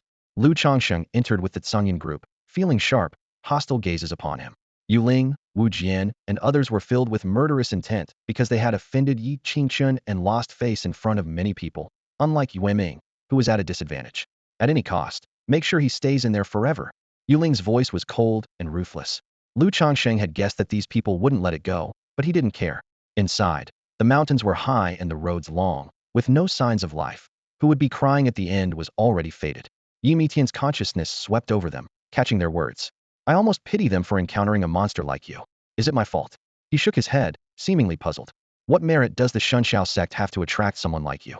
There are countless more powerful sects you could join, even the sacred grounds and ancient teachings. Isn't coming here a waste of time? Lu Changsheng sneered. I'm just bored. After all, his current path was contrary to his ideals. He only wanted to stay at the Tsungyan sect and go nowhere else. Yi Mitian said, Lu Changsheng, you seem unaware of many things. How about I tell you something useful, help you gain an opportunity, and you do me a favor? Little Black, what do you want to use me for this time? Not use, but trade. Lu Changsheng was curious. What trade? Yi Mitian probed. I'll tell you a secret and help you gain an opportunity if you help me find some healing elixirs. How about that? Lu Changsheng was cautious. What opportunity? He wasn't naive. He needed to understand before agreeing. I'll tell you once you're inside the space. It's worth at least 1,000,000 spirit crystals. Hearing 1,000,000 spirit crystals, his eyes lit up, and he couldn't help but say, Are you suggesting we pretend to sell you? Take the crystals, then take out the buyer, and keep everything ourselves? Yi Mitian was shocked. Such a shameless scheme. Was this really what a genius could come up with? And he said it without hesitation. The cultivation world was cruel and terrifying, but none of it seemed as daunting as this teenager. Soon, they entered another space. It was more like a world, isolated like the Qingyun secret realm. The landscape stretched out in red earth for miles, peaceful at first. But when they took the first step, a fierce wind arose, turning the air into a barrage of sand and stones, with wind blades cutting like knives. Ordinary cultivators could barely move. The howling wind filled his ears, and Lu Changsheng was surprised. As his consciousness spread out, he saw many couldn't withstand it and were blown away, disappearing from sight. It seemed they were eliminated. But this had no effect on him. He even blocked all his aura, moving forward slowly, eager to leave this area he disliked. As everything began, a middle-aged man stood in the space, seemingly able to perceive the entire area, scanning each person. He was the master of this space, overseeing the selection process, as if everything was under his control. At that moment, a young girl appeared beside him. Miss Jiao. The man couldn't help but speak, his gaze shifting to the girl. The girl responded, Steward by Jiang. I've been sent to inquire about the progress. Her tone was firm, as if reassuring him. Please assure our master that everything is under control. I will handle the tasks assigned to me properly, and I will keep a close watch on the 3 from Qingyun sect. There will be no issues. That's good to hear. Thank you, Steward by Jiang. The girl continued, with a hint of concern in her voice. Even though this matter violates the rules and carries risks, even if the other 3 elders discover it, I will protect you. Bai Jiang nodded seriously, without a trace of hesitation in his eyes. He then watched as the girl left and began his investigation, his senses sweeping over Zhou Qingyu and Yi Tianyi, leaving a mark around them. After completing everything, he remained expressionless, but when he attempted to leave a 3rd mark, he noticed something amiss. Wasn't there supposed to be another one? Where did they go? Bai Jiang frowned, a peculiar light flashing in his eyes. When he entered, there were clearly 3 people, but in the blink of an eye, the 3rd one disappeared. No matter how he tried to sense them, he couldn't locate them. He scanned the area again, but there was still no movement. Could they have already been eliminated? But it's only been a short while. Bai Jiang's expression turned grim as he pondered, seemingly concluding that this was the only possibility. Although he knew Lu Changsheng was a failure, he hadn't expected him to be this incompetent, getting eliminated as soon as he entered. How could someone this weak dare to participate in the competition? Damn it, what now? Bai Jiang muttered to himself, feeling troubled, as he looked around and fell into deep thought. Meanwhile, Lu Changsheng walked through the sandstorm, letting the grains fall, the fierce wind having no effect on him. This force posed no threat to those at the foundation establishment stage, nor could it be resisted by cultivators above the 5th layer of the condensing element stage. Even so, this sandstorm would still eliminate over a 3rd of the participants. As he passed through this area, the sandstorm suddenly ceased. According to his estimation, this should be the first trial, with new obstacles continuously appearing as he delved further, until only 30 people remained, or 30 people reached the final area. The mountains and rivers unfolded before him, and Lu Changsheng sensed them as he took a step forward. A heavy feeling emerged instantly, as if a mountain was pressing down on him. Each step bore immense weight. This place will probably eliminate more than half the participants. The trials of the Divine Sky sect are indeed tricky. Is this a process of sifting out the best? Lu Changsheng couldn't help but click his tongue, initially thinking that the royal battle was just about fighting and slashing, but it turned out to be such a tedious test. After pondering for a moment, he set off again, thinking of finding his senior brother. Previously, he worried that Zhou Qingyu might be ambushed, but now it seemed there was no need to worry. This level of trial was no burden to him. Instead, he wanted to find Yi Tianyi, thinking that if he sent both senior brothers through, his future days might be more prosperous. The thought made him a bit excited. Brother Lu. Just as Lu Changsheng was imagining his future, someone caught up from behind. Brother Yu, what a coincidence. The newcomer was Yu Ming. He wasn't being polite. It truly felt coincidental. After entering, everyone was scattered, and the chance of encountering 2 acquaintances was quite low. Yu Ming smiled, observing Lu Changsheng, feeling surprised. The previous area was challenging for ordinary condensing element stage cultivators, yet he had arrived here early. The same thought crossed Lu Changsheng's mind. Yu Ming was only 22 or 3 years old, yet his cultivation had already reached the 8th level of condensing essence. His talent was truly astonishing. Coincidentally, Lu had been looking for Yu Ming since he arrived, and eventually, luck was on his side. What do you need from me? Lu Changsheng asked. It's about that previous matter. My brother Wang and Wu Jian bear a grudge against you and are determined to kill you here at any cost. They've secretly enlisted many people, offering a reward of 100,000 spirit crystals for your death. Yu Ming said seriously. This was a significant matter, as 100,000 spirit crystals were enough to drive many, even entire sects, to madness. After all, Qingyun sect only earned 30,000 spirit stones a year, so 100,000 spirit crystals were more than 3 years' worth. Lu Changsheng couldn't help but blurt out, "Am I worth so little? Only 100,000? Yu Ming was taken aback, silent for a moment before speaking. "What do you mean by only?" "Nothing." Lu Changsheng shook his head. In the past, he would have been surprised to be worth 100,000. But ever since he met Xiao He and learned that someone had offered 1 million for its capture, his perspective had changed. If it's not 1 million, is it even worth putting a bounty on? Yu Ming fell silent. Sometimes Lu Changsheng's reactions were perplexing.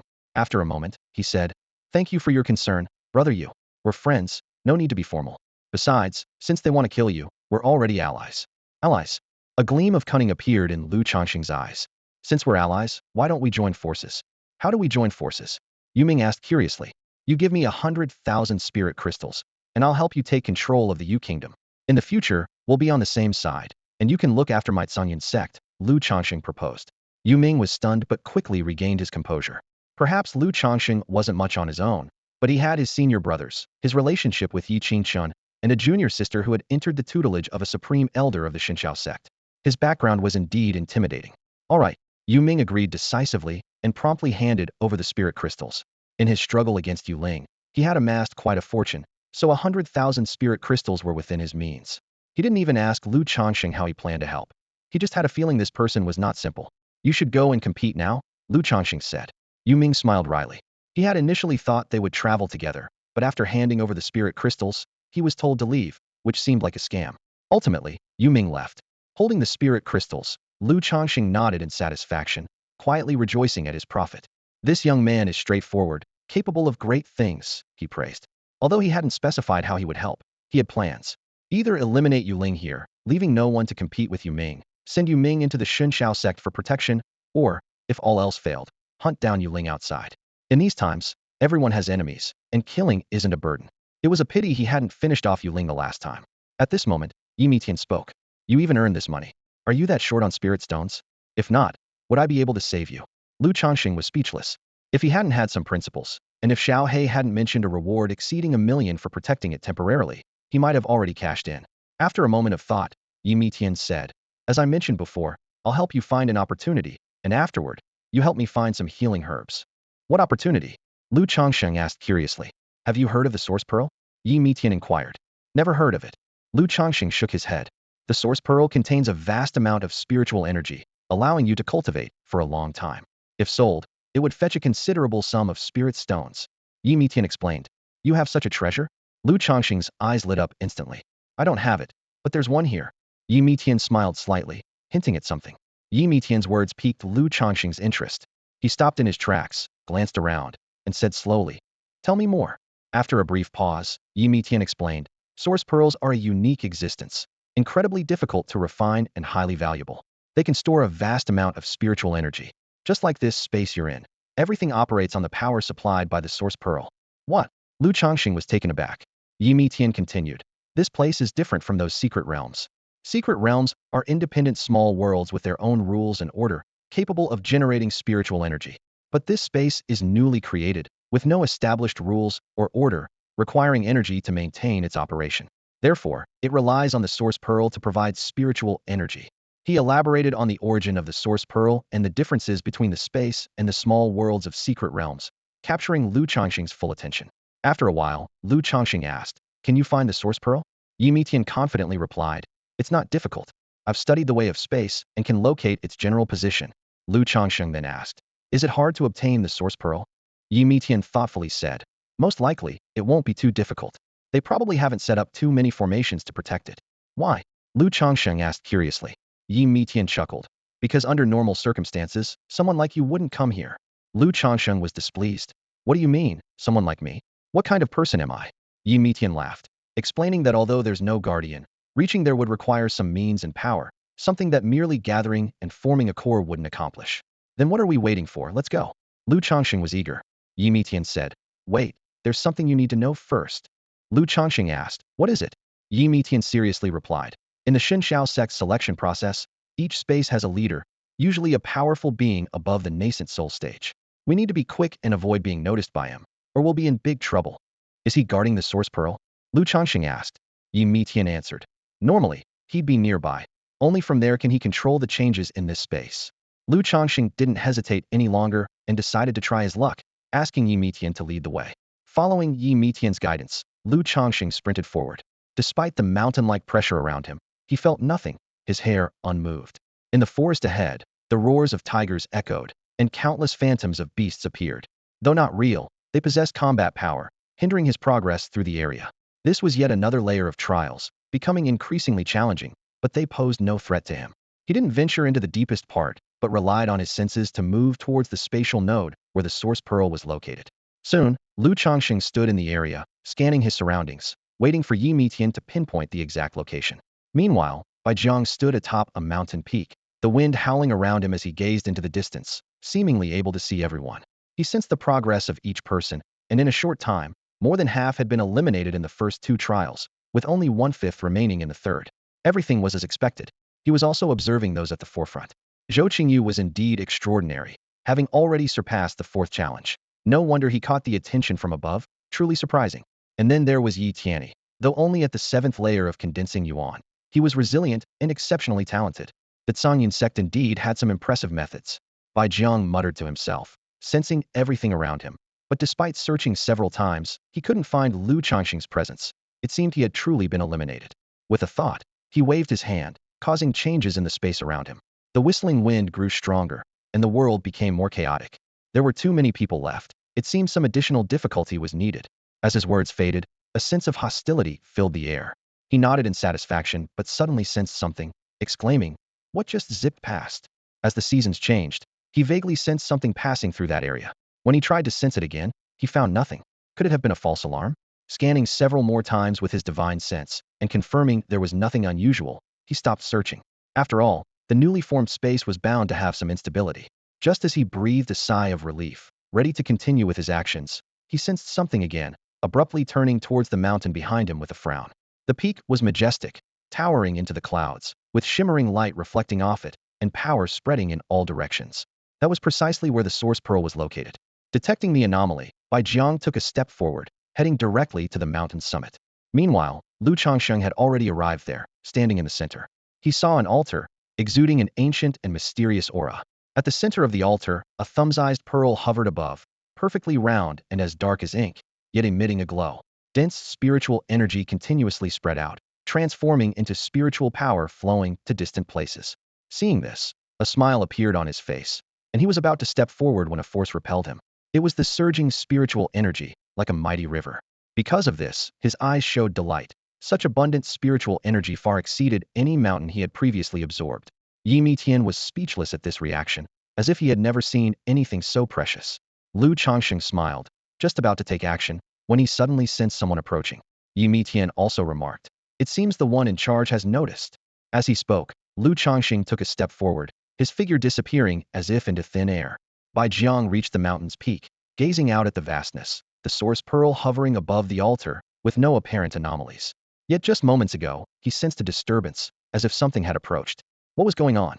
Bai Jiang's expression was serious. Something had zipped past earlier, and now there was another disturbance here.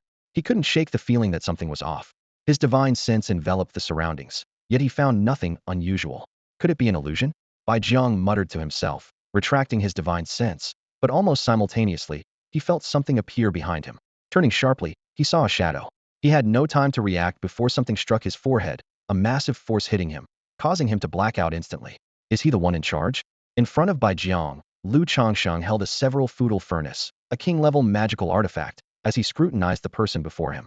At the peak, before the altar, Lu Changsheng held a furnace in one hand, curiously observing the person on the ground. Yi Mitian was stunned. He saw Lu Changsheng retreat earlier, and thought he was waiting for people to leave before coming back to seize the source pearl. Unexpectedly, Lu Changsheng acted immediately, knocking the person down. Such urgency. As the leader, he should always be aware of his surroundings, leaving even at a glance. Yet Lu Changsheng lacked even this patience. In terms of ruthlessness, Lu Changsheng was undoubtedly the best. When the Xinshao sect selection committee decided to strike, they did so decisively. Yi Mitian was shocked. The person was clearly at the 2nd level of the nascent soul stage, yet couldn't withstand a single strike from Lu Changsheng. Even more astonishing was that Lu Changsheng didn't use any magical tools, merely wielding the furnace like a brick. How strong did that make him? At this moment, Lu Changsheng spoke. Why not just eliminate him completely? Yi Mitian asked, what grudge do you have against him? Lu Changsheng pondered for a moment, about to express his thoughts, when he noticed the person before him was enveloped in a glow and disappeared the next instant. Where did he go? He frowned, scanning the surroundings. Yi Mitian explained, this space has protection. If he encounters a problem, like those eliminated before, he can choose to teleport away. Lu Changsheng felt tense. If he returned to the Xinxiao sect and called for reinforcements, it would spell trouble. Yi Mitian reassured him. Don't worry, the path for them to enter here is different from yours. They must come through the sect, and it's a long way from here to Xinxiao sect. By the time he returns, it'll take some time. That's good.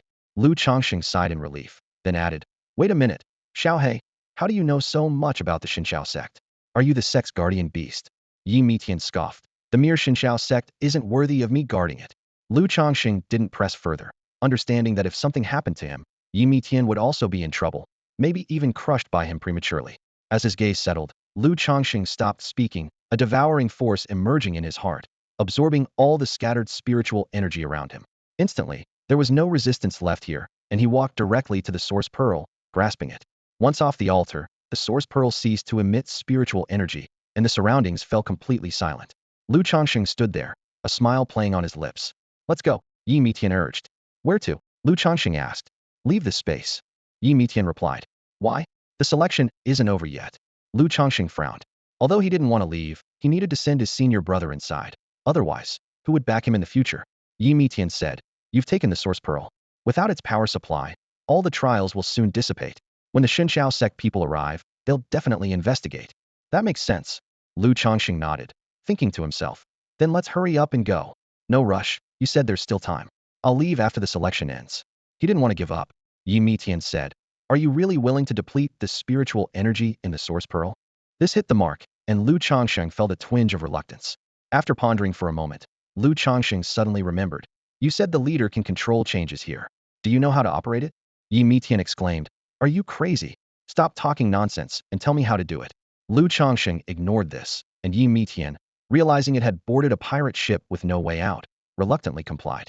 In the end, he resignedly said that there would be a formation in this place, and as long as someone entered it, they could control and become the helmsman.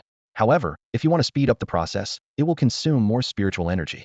Are you willing to let the source pearl be drained? No problem, I'll use my magic power. Lu Changsheng said, descending from the peak, scanning the surroundings with his divine sense, and quickly locating the formation. Yi Mitian was stunned. Using magic power to control all this was something it had never heard of. Even several nascent soul cultivators working together might not be able to sustain this space. However, in the next moment, it was once again taken aback. Lu Changsheng stood within the formation, raised his hand, and his magic power poured into the altar. The power supply that had been lost due to the displacement of the source pearl suddenly eased the resistance faced by everyone. Some who were already struggling felt this change and showed delight, thinking they might have a chance to advance further.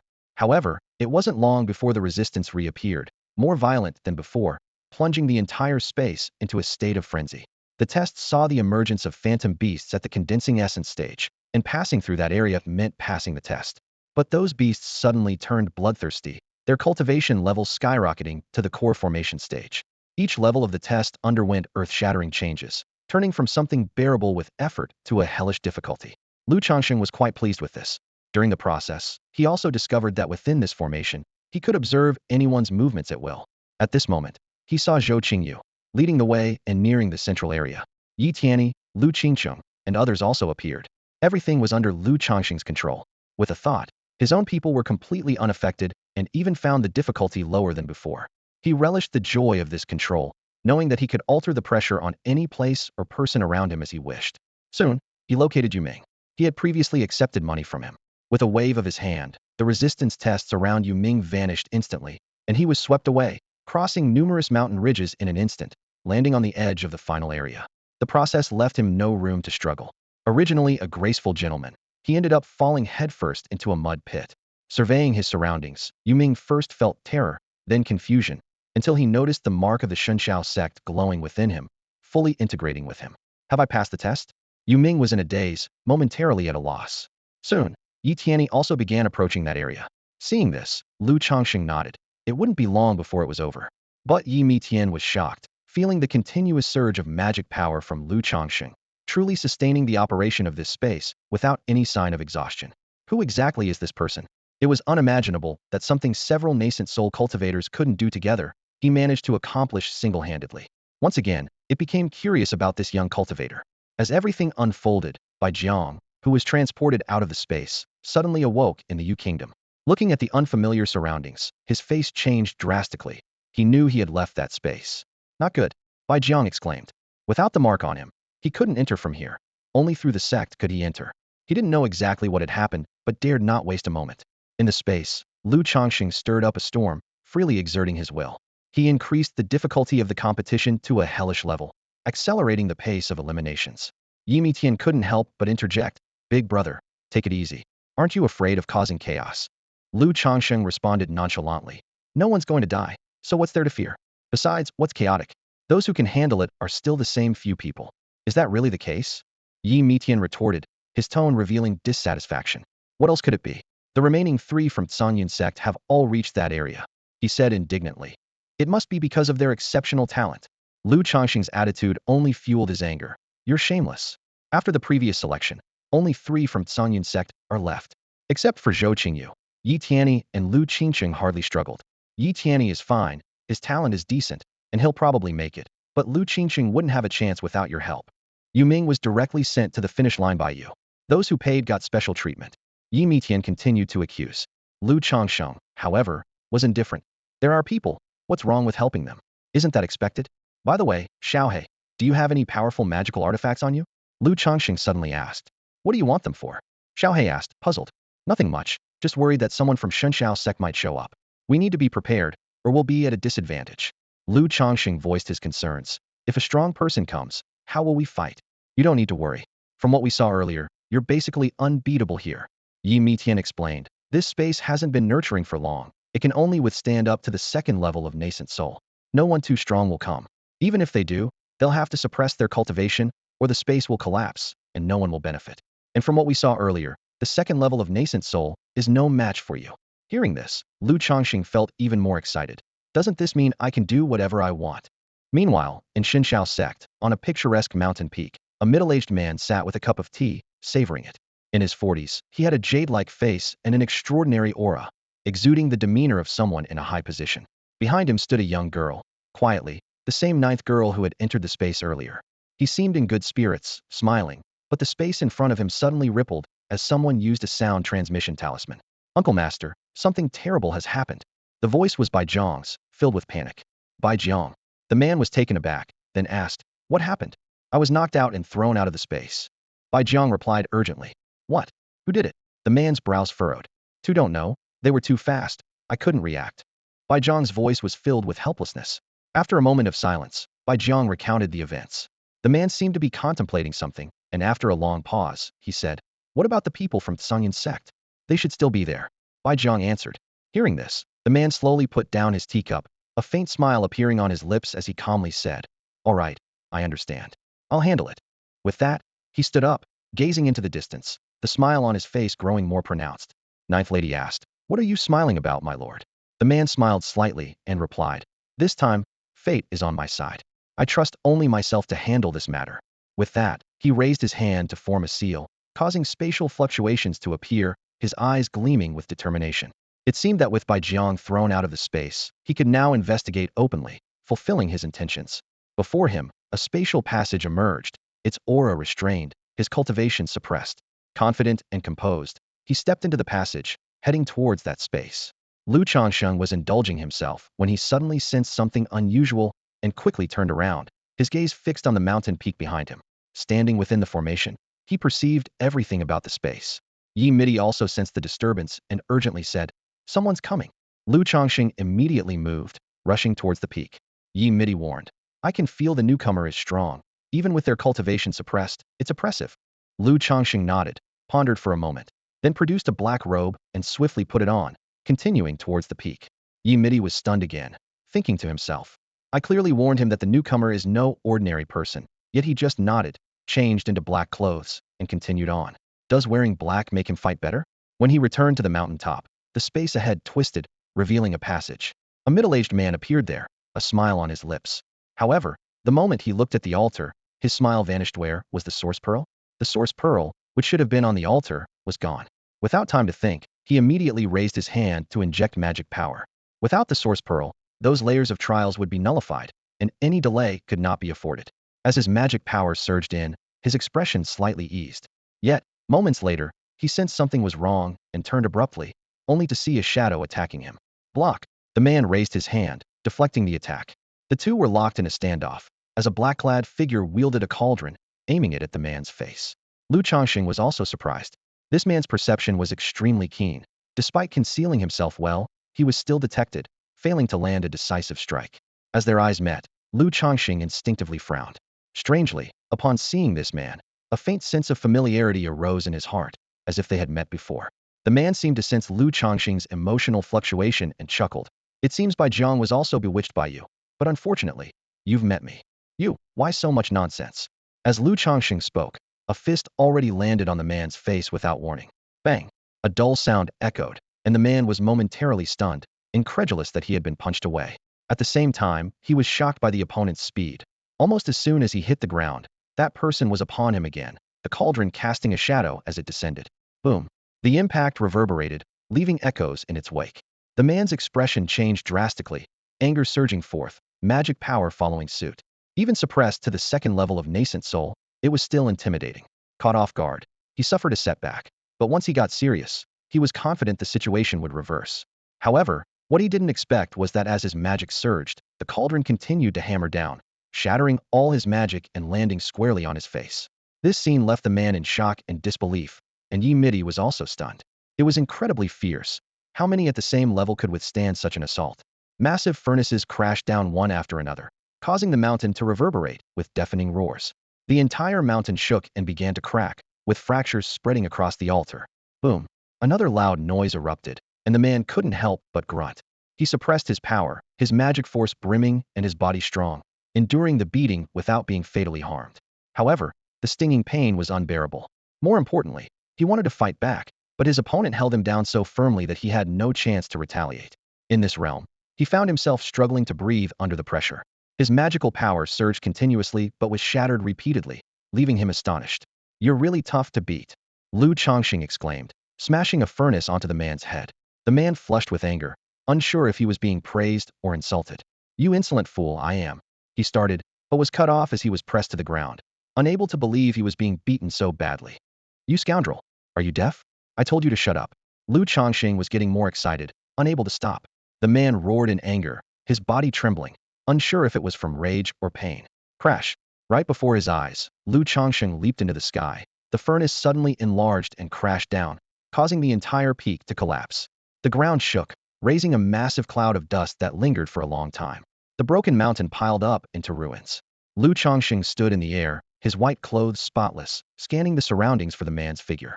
As this unfolded, the man crawled out of the rubble, once handsome and elegant, now looking utterly disheveled and standing with his hair in disarray. Ah! A furious roar echoed, accompanied by a powerful magical surge, deafening all around. You bastard, you'll pay for this today. The man almost howled, having never suffered such humiliation in all his years. Clenching his fists, he glared forward, wishing to tear the person apart. However, when he looked, the figure was gone. In a moment of heightened awareness, he sensed Changsheng had somehow appeared behind him. As he turned, the furnace met his face. Thud! The hit was dull, and the man lost his ability to think, his body like a kite with a broken string, his eyes rolling back as his consciousness began to fade. Why are you shouting so loud, trying to scream me to death? Changsheng remarked, holding the furnace with one foot, chasing after him again. However, as he approached, a stream of light crossed over, enveloping the man, twisting the void, and whisking him away, disappearing entirely. He got away? Changsheng frowned, puzzled. Yi Mitian was utterly shocked, at a loss for words, finally speaking after a while. He must have been knocked out and taken away. Hey, that old guy was really tough. Took so many hits before passing out. Changsheng said as he put away the furnace. At this moment, the space fell silent, the dust settled. Yi Mitian swallowed, calming himself before saying, You're really ruthless. Don't worry, I just tested it. They really can't beat me here. That guy's cultivation must have been above the nascent soul, a formidable expert. Aren't you afraid of causing big trouble? Yi Mitian felt a bit apprehensive. After beating someone like that, who could just let it go? Changsheng calmly said. Do you think if I tell him I did it, he'd believe me? At this moment, Yi Mitian was lost in thought, thinking to himself, after such a long time, who would believe that a boy of 18 or 19 could have the cultivation of the nascent soul stage without seeing it with their own eyes? Moreover, it seems he doesn't want to join Shenshao sect at all. Once he's eliminated, Who would look among the eliminated for the perpetrator? With this thought, Yi Tian closed his mouth, feeling that this person was terrifying. Outwardly harmless and elegant, with stunning looks, but secretly ruthless and vicious. Just when it seemed everything had calmed down, Lu Changsheng remained restless. At this moment, he soared through the sky and arrived atop a towering mountain. What are you up to? Xiaohe asked. Lu Changsheng replied. When I was controlling the formation earlier, I got a sense of this space. This is the boundary wall. Xiaohe, puzzled, asked. I know it's the boundary wall. I'm asking what you plan to do. Break through the boundary wall. Lu Changsheng said firmly. Why would you break it? Xiaohe exclaimed in shock. You see, I rarely get a chance to come here. Who knows when the next time will be? Besides this place, there are many other spaces. I want to bring back some local specialties, Lu Changxing said earnestly. Xiaohe was speechless, understanding that this guy had his eyes on other source pearls. It was about to persuade him otherwise, but felt the world spinning instead. A thunderous boom echoed across the land. The entire mountain trembled, water ripples spread across the boundary wall, and their collision caused a monumental commotion. Before Xiaohe could react, Lu Changxing struck again. Boom. The sound was still deafening. The furnace fiercely crashing against the boundary wall, the forces from both sides shaking the heavens. Xiaohe was left in awe, feeling that the young man seemed to possess endless magical power, a suffocating force spreading out.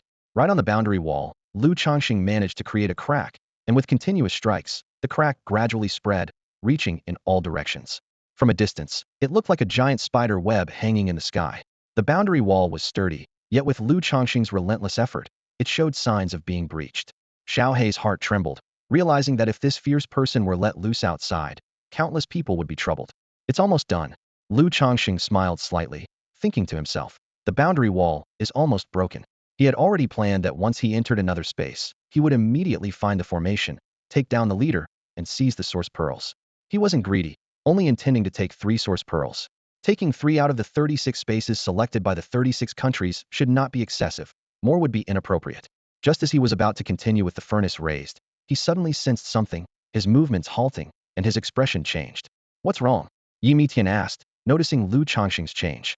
Without a word, a mark appeared on Lu Changxing's forehead, a mark that the ancestor had imprinted in his body. The originally dim mark now glowed, like a candle being lit. Once the mark was lit, the runes manifested, signifying he had passed the test, and became one of the final 30, successfully passing the Xinxiao sect selection. In other words, he had now successfully joined Xinxiao sect, and become a disciple of Xinxiao sect. Lu Changsheng passed the selection process and gazed blankly into the distance, unable to comprehend the situation. He had overturned the helmsman and sent the others away. Everything seemed under his control. Shouldn't this have been within his expectations? Yet, he succeeded. Could it be that someone discovered him and sent another helmsman? His mind was filled with questions. Xiaohe thought for a moment and suddenly had a revelation. I remember now. What is it? Lu Changxing asked urgently. Xiaohe continued. You injected your power into the altar, speeding up the process. It should have been enough, but when that person arrived, they added more power, and those people couldn't withstand it and were sent away. That's why you ended up as one of the final 30. Lu Changxing fell silent, deep in thought. What was really going on? He had put in so much effort, even handling things personally, yet he couldn't completely control the situation. He immediately tried to erase the mark, only to find that his cultivation level couldn't affect it. It was over. Meanwhile, in the Yu Kingdom, a man was sent away, and it was too late for him to return. He was in disbelief, shocked that he had been beaten so badly without even having a chance to fight back. What shocked him even more was Bai Jiang. Bai Jiang had informed him of the situation, and the man had said he would handle it, expecting everything to end smoothly. Yet, shortly after, he was thrown out, embarrassed and beginning to doubt his own eyes. Uncle Master you. The man glanced at Bai Jiang and said coldly, if you dare to speak of this, don't blame me for being ruthless. Yes. Bai Jiang was flustered, clearly seeing that the man had suffered a significant loss. He didn't dare to ask more questions and retreated quietly. The man then left, determined to return to the sect and re-enter the space. Losing the source pearl was one thing, but being beaten like this couldn't go unavenged. He had more important matters to attend to. Whoever you are, just wait. If I don't make you pay, I'll take your name. The man gritted his teeth, unable to calm his thoughts about the recent encounter. If it weren't for his carelessness and being ambushed, he wouldn't have ended up like this. Still, he was indeed shaken. The person who attacked was extraordinary. As he walked, he pondered, heading towards the Xinxiao sect. According to his estimation, it would take a few more days to completely settle everything. At that moment, a change occurred in the space. An ancient voice echoed in all directions. The selection is over. From now on, you are disciples of my Xinxiao sect. With that, streams of light descended in all directions. Seeing the light approach him, Lu Changsheng's expression changed drastically. He struggled to break through the boundary to reach another space and seize the source pearl. Yemi Tian spoke at this moment. That is the decree of the Xinxiao sect. If you defy it, you'll be discovered, and everything you've done will be exposed. With no other choice, he reluctantly gave up, allowing the light to envelop him, thinking, my source pearl. Lu Changxing's voice echoed as he watched the barrier he was about to pierce, his heart trembling. His body was surrounded by the light, slowly rising. In the void, a path leading to the outside world appeared. All those who passed gathered at one point, passing through the passage one after another, leaving this place and heading to the outside world. Almost simultaneously, in the capital of the Yu Kingdom, countless eyes turned towards the sky. The fluctuations in the atmosphere were already present, signaling that the results of the selection were about to be revealed. Everything happened so quickly that it caught everyone by surprise. All eyes were fixed on the sky, expressions tense, especially those of the leaders from various factions, including some who were considered ancestors in status. At this moment, they were silently staring upwards, and it was no exaggeration to say that the results about to be revealed could determine the fate of their sects for decades, if not centuries. While everyone else was on edge, Luo Tian appeared remarkably calm. He understood in his heart that Zhou Qingyu would undoubtedly pass the test. It was almost a certainty, leaving no room for worry. Others noticed his composure, their eyes filled with envy. Zhou Qingyu was a Jiedon cultivator, a genius of the 7th level of swordsmanship. If even he couldn't pass the test, then there was little hope for anyone else. Soon after, the light screen fluctuated, and figures began to appear through it. As expected, Zhou Qingyu was the first to appear. His expression was unchanged, neither happy nor sad, and seeing him, no one was surprised. It was all within expectations. Luo Tian nodded in satisfaction, as Zhou Qingyu did not disappoint. Then, the second figure appeared. It was Yu Ming, the third prince of the Yu royal family. His talent was undeniable, and he was able to rival Yu Ling at a young age, so his appearance did not cause much of a stir. As figures continued to emerge under the watchful eyes of those present, each appearance brought a wave of excitement. The disciples of the sect stepped out of the light screen, unable to contain their joy, smiles beaming across their faces. However, in the next moment, a flash of surprise lit up Luo Tian's eyes. Yi Tianyi appeared. Upon seeing him, those around were stunned, their eyes filled with envy, and they all offered their congratulations. Congratulations, Luo.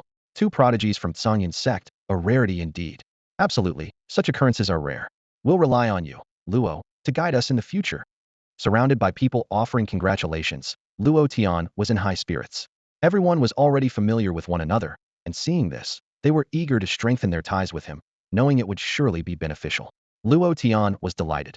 Even though Yi Tianyi had delayed some of his cultivation due to traveling with his master, his core abilities were still exceptional. It was a pleasant surprise. However, when a young woman appeared, Luo Tian was taken aback. Lu Qingxing stood before the light screen, her image reflected in the water ripples.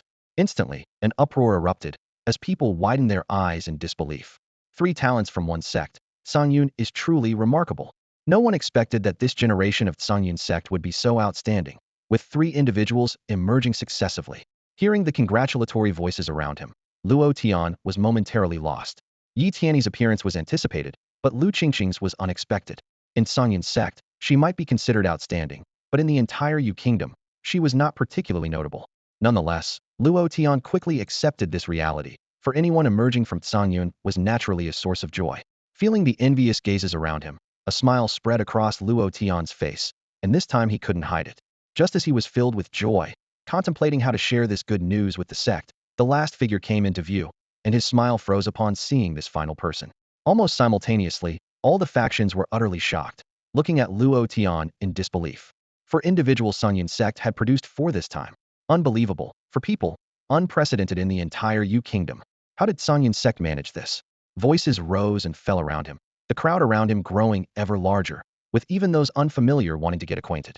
For from one sect was truly astonishing. Even the people from Xinxiao sect were surprised. Such occurrences were indeed rare.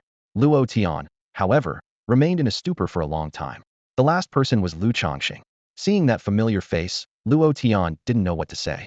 All of this exceeded his understanding, leaving him at a loss. Wherever one looked, all eyes were drawn to the scene.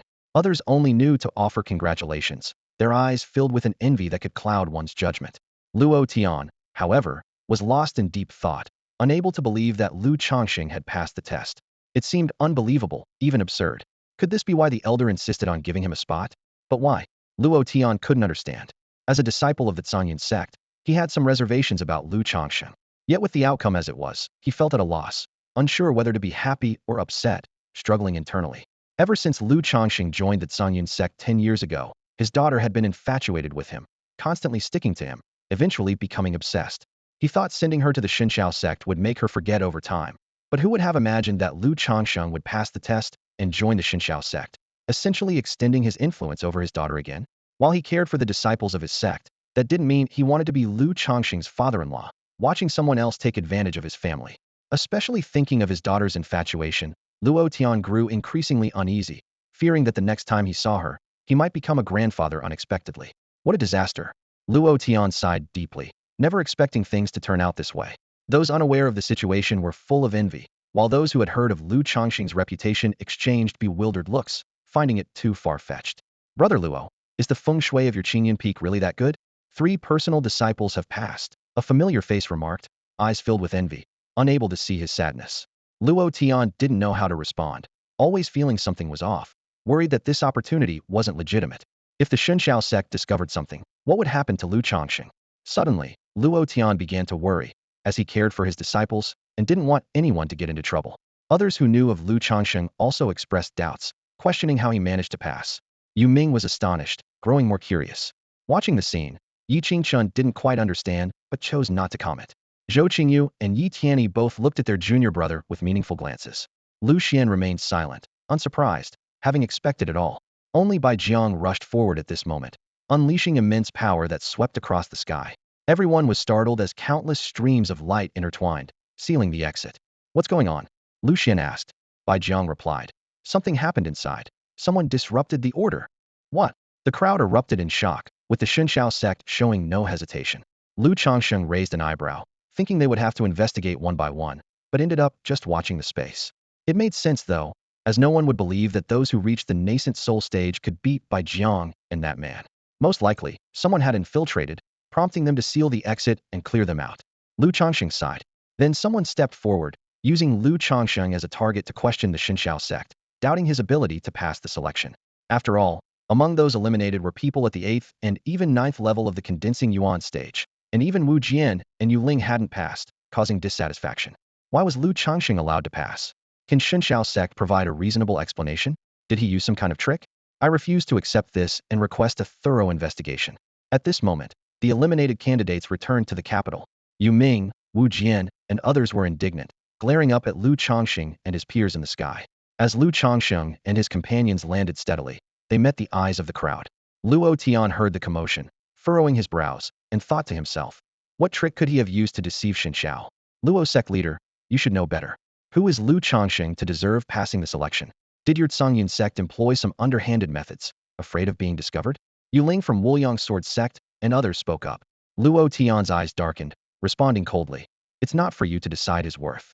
Regardless, the fact is he passed, and you didn't. Who do you think you are? If you're not as skilled, who can you blame? Or maybe he was just lucky. Are you dissatisfied? Yu Ming stood before the crowd, surveying them, as Yu Ling remarked icily. What does this have to do with you? Are you upset because you didn't make it? Wu Jian chimed in.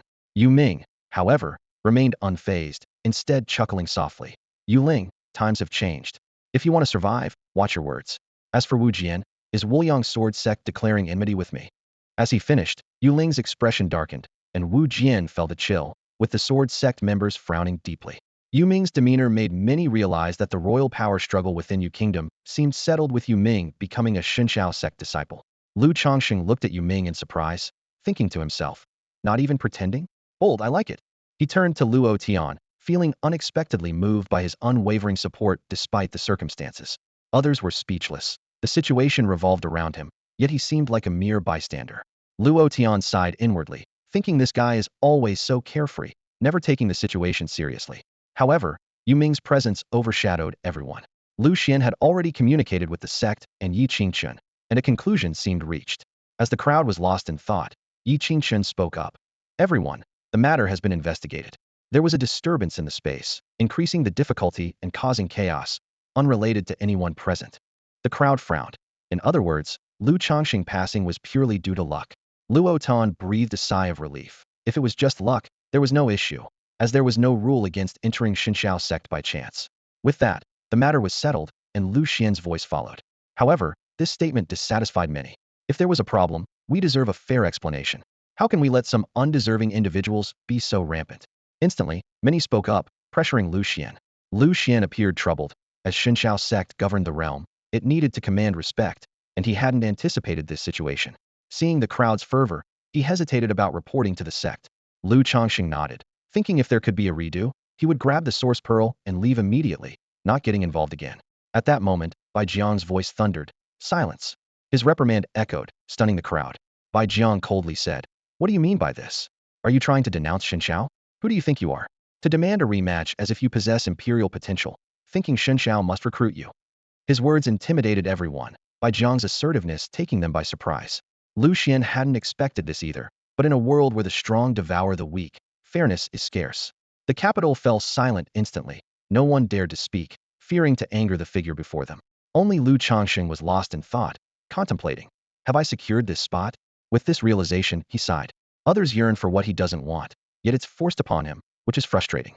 In a fleeting moment, he noticed Bai Jiang glance at him, seemingly relieved to have kept him, which puzzled Lu Changsheng, plunging him into deeper thought.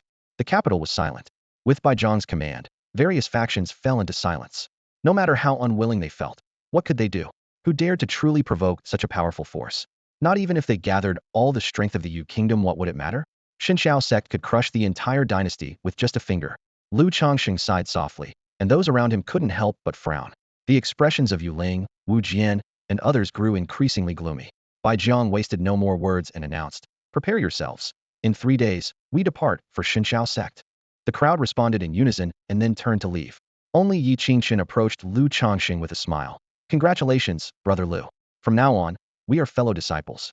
Feel free to come to me if you need anything." "Thank you." Lu Changsheng nodded in response. Yi Qingchen bowed and took his leave, understanding that he couldn't break the sect's rules to help Lu Changsheng pass the test. But since he had passed, whether by luck or otherwise, he wouldn't let him be troubled. That was his principle. His words also served as a warning to those plotting in the shadows. "Congratulations, Brother Lu." Yu Ming approached with a broad smile. Lu Changsheng, however, didn't know how to respond. Honestly, he didn't want to go. So he approached Luo Tian and pleaded, "Sect Master, could you talk to Xinqiao sect and have me expelled? I'd really like to return to Cangyun." Luo Tian's face remained stern as he coldly replied, "Do you think Xinqiao sect is a marketplace where you can come and go as you please?" Lu Changsheng felt helpless and thought to himself, "They forced me to come, and now they won't let me leave. Isn't this just bullying?" He thought of Bai Jiang, always feeling that his gaze was off. Luo Tian sighed, his expression softening. "Since you have this luck, you should make the most of it. It may not be a bad thing for you. If you don't pass the assessment in 6 months, then come back." "What assessment?" Lu Changsheng's eyes lit up. "New disciples will have an assessment in 6 months. If you don't pass, you'll be sent back. Judging by your attitude, you probably won't make it. So just consider it a 6-month training experience." Lu Changsheng's eyes sparkled. He had been wondering how to return honorably, and now it seemed like it wouldn't be a problem. "That's good, Sect Master. See you in 6 months, he said excitedly. "You rascal." Luo Tian frowned, thinking to himself, he hasn't even left, and he's already planning his retreat. What's going on in his head? Yet deep down, he hoped Lu Changsheng would have a better future, at least better than staying at the sect. If he had some fortunate encounters, Lu Changsheng could rise to great heights. However, he considered this possibility rather slim. "Go prepare yourself." Luo Tian said no more, leading them away. As the crowd dispersed, the capital buzzed with excitement once more, and this time the focus was undoubtedly Lu Changsheng. Even those who usually looked down on him were now left with envy. Not even Zhou Qingyu and Yi Tianyi had expected that the spatial turmoil would cause so many to fail, yet Lu Changsheng, due to these circumstances, passed the assessment and became one of the final 30. His luck was truly extraordinary. Gradually, more and more people began to pay attention to the happenings in the realm, but no one connected them to Lu Changsheng. Upon returning to his residence, the Ning family treated him with even more enthusiasm. Some even hinted at a relationship between Zhou Qingyu and Ning Yusin, given that he had joined the prestigious Xinqiao sect, which elevated his status significantly. If circumstances allowed, they could marry that very night, and consummating the marriage wouldn't be out of the question. Ning Yusin glanced at Lu Changsheng, wondering if he had truly succeeded just by luck. Lu Changsheng was unfazed by this and pondered his next move upon returning home. Yi Mietian remarked, "The Xinqiao sect is indeed a better choice for you. If you wish, I can introduce you to the immortal sanctuary, where the world is much broader. Why stay in this small Yu kingdom?" He paused before continuing. "The larger the world, the greater the dangers. Throughout history, many prodigies have perished on their path of cultivation, often because they drew too much attention. Even a sanctuary might not be able to protect them. Lu Changsheng responded earnestly. I seek longevity, not glory. Yi Mietian fell silent, and after a moment of contemplation, he said, everyone has their own path. If that's your choice, then so be it. But as agreed, I'll help you obtain the source pearl, and you must find some healing elixirs for me. What kind of elixirs do you need? Do you have the recipes? Lu Changsheng asked with a smile. Buying them is too expensive. I can refine them for you, saving money and ensuring safety. Yi Mietian was taken aback once more. You can refine elixirs too? Meanwhile, Bai Jiang and Lu Xian discussed matters before Lu Xian reported to the sect. Bai Jiang used a communication talisman to inform a man. Uncle Master, the selection in Yu Kingdom has ended. The man was surprised, so soon. Bai Jiang's expression was serious. The sect has already investigated. There are major issues. The situation is quite severe. How severe? The man inquired. Bai Jiang replied. The source pearl is missing. The selection was chaotic, and a boundary wall cracked and nearly broke open. It seems to be the work of that person. The man's voice turned somber. He wants to break through the boundary wall? What is he trying to do? Bai Jiang had no response. The matter had alarmed the sect, and many were already investigating. After a while, Bai Jiang added, Uncle Master, there's one more thing. For people from the Qingyun sect passed the assessment. All 3 from Qingyun Peak succeeded. Really? The man's voice was filled with joy. Bai Jiang was puzzled. Uncle Master, why do you hold those 3 in such high regard? Zhou Qingyu is indeed extraordinary, and Yi Tianyi's talent is notable, but the sect isn't lacking in such talents. As for Lu Changsheng, his words trailed off, as Lu Changsheng's reputation was quite unsavory. You don't need to ask further. My entry into the realm should not be disclosed to anyone. I'm heading to the sect now, and we can discuss anything else in person. The man's tone was resolute. Bai Jiang, though confused, dared not disobey. 3 days passed quickly. Bai Jiang and the others gathered everyone, preparing to head to the Xinxiao sect. Various factions were envious, some hopeful. The Xinxiao sect activated a teleportation array to escort them away. Luo Tian, after seeing off the 4 disciples, stood in a daze before leading the remaining disciples back to the sect. The results were unexpected, and when the news reached Songyun's sect, the entire sect was astounded. Even the patriarch was unsettled. 4 successes in one go were unprecedented, especially with Lu Changsheng's passing, which left everyone incredulous. People thought it was incredible luck, but because of these 4, the sect would receive abundant resources and continue to establish itself in Yu Kingdom. Everyone was delighted, except for Lu Changsheng, who felt a heavy weight in his heart. Beyond the Yu Kingdom, thousands of miles away, a breathtaking landscape of sacred mountains and clear waters unfolds. This is the Xinxiao sect, where Lu Xian leads the group. Everyone gazes up at the grand mountain gate, with majestic halls and divine peaks intermingling, their excitement evident. Compared to their previous sect, this place is on an entirely different level. The sheer density of spiritual energy alone is overwhelmingly impressive, making the barrenness of their former location seem insignificant. As the group revels in their excitement, Lu Changsheng looks back at the path they traveled, sighing softly. Who knows how many miles we've come, or when we'll return home? Xiao He stands silently beside him. Soon after, under Lu Xian's arrangements, they pass through the mountain gate to the outer area of the sect, where each is assigned a cave dwelling for living and cultivation. According to tradition, once all the selections from various nations are complete, everyone will gather, and the elders will choose their favored disciples. Among these elders, even the weakest are at the nascent soul stage, with some even stronger. There are even exceptional individuals who may catch the eye of the 4 deities of Xinxiao. Being accepted as a disciple by them means truly rising above, but such individuals are rare. Lu Changsheng doesn't expect or even dare to hope for this. The higher the level of power, the more uneasy he feels. Thankfully, no one seems interested in him. He plans to stay quietly for 6 months, then pack up and return home, possibly taking something back if the opportunity arises. The spiritual energy here is abundant, several times that of Songyun, and might even bring fortuitous encounters, potentially enhancing his cultivation. After Lu Xian finishes his instructions, he lets everyone rest. Thanks to Yi Qingchun, Lu Changsheng is given an exceptional cave dwelling with even denser spiritual energy. Brother Lu, feel free to reach out if you need anything. Yi Qingchun says. Lu Changsheng nods, grateful. Everyone is eager, looking forward to the disciple selection ceremony in a few days. Lu Changsheng immediately sits down to cultivate. It's his first time experiencing such dense spiritual energy, a godsend for cultivation. Moreover, whether due to his constitution or talent, while others need to absorb spiritual energy and sense realms, he hardly needs to sense anything. All he lacks is spiritual energy. Over the next few days, the Xinxiao sect's surroundings remain bustling as people from various nations arrive after their selections. During this time, many renowned individuals appear, some as famous as Zhou Qingyu. A woman named Huang Shan, only 25, has already formed a core, showcasing astonishing talent. Another individual, though 30 at core formation, is a formidable body cultivator, unmatched in physical strength, defeating all at the same level. Body cultivation, while not as difficult as swordsmanship, is still extraordinary. With the emergence of these talents, even before the disciple ceremony begins, many start scouting disciples, with some even making early offers. Everyone wants to find disciples who align with their ideals and pass on their legacy. Changsheng, however, remains indifferent, focusing solely on his cultivation. In his view, his senior brother's threshold is probably already overwhelmed. Without surprises, he expects to rely on his senior brother's support in the future. Unexpectedly, during this period, Yi Qingchun approached Changsheng, accompanied by an elderly man with white hair and beard, which was quite surprising. Brother Lu, this is Elder Moing. Yi Qingchun introduced. The old man smiled warmly and looked at him kindly. Changsheng greeted him and then asked, "Is there something you need, Elder?" Moing nodded, and Yi Qingchun continued. "Brother Lu, the elder is here to discuss the matter of accepting a disciple and would like to talk it over with you." Accepting a disciple? Discuss.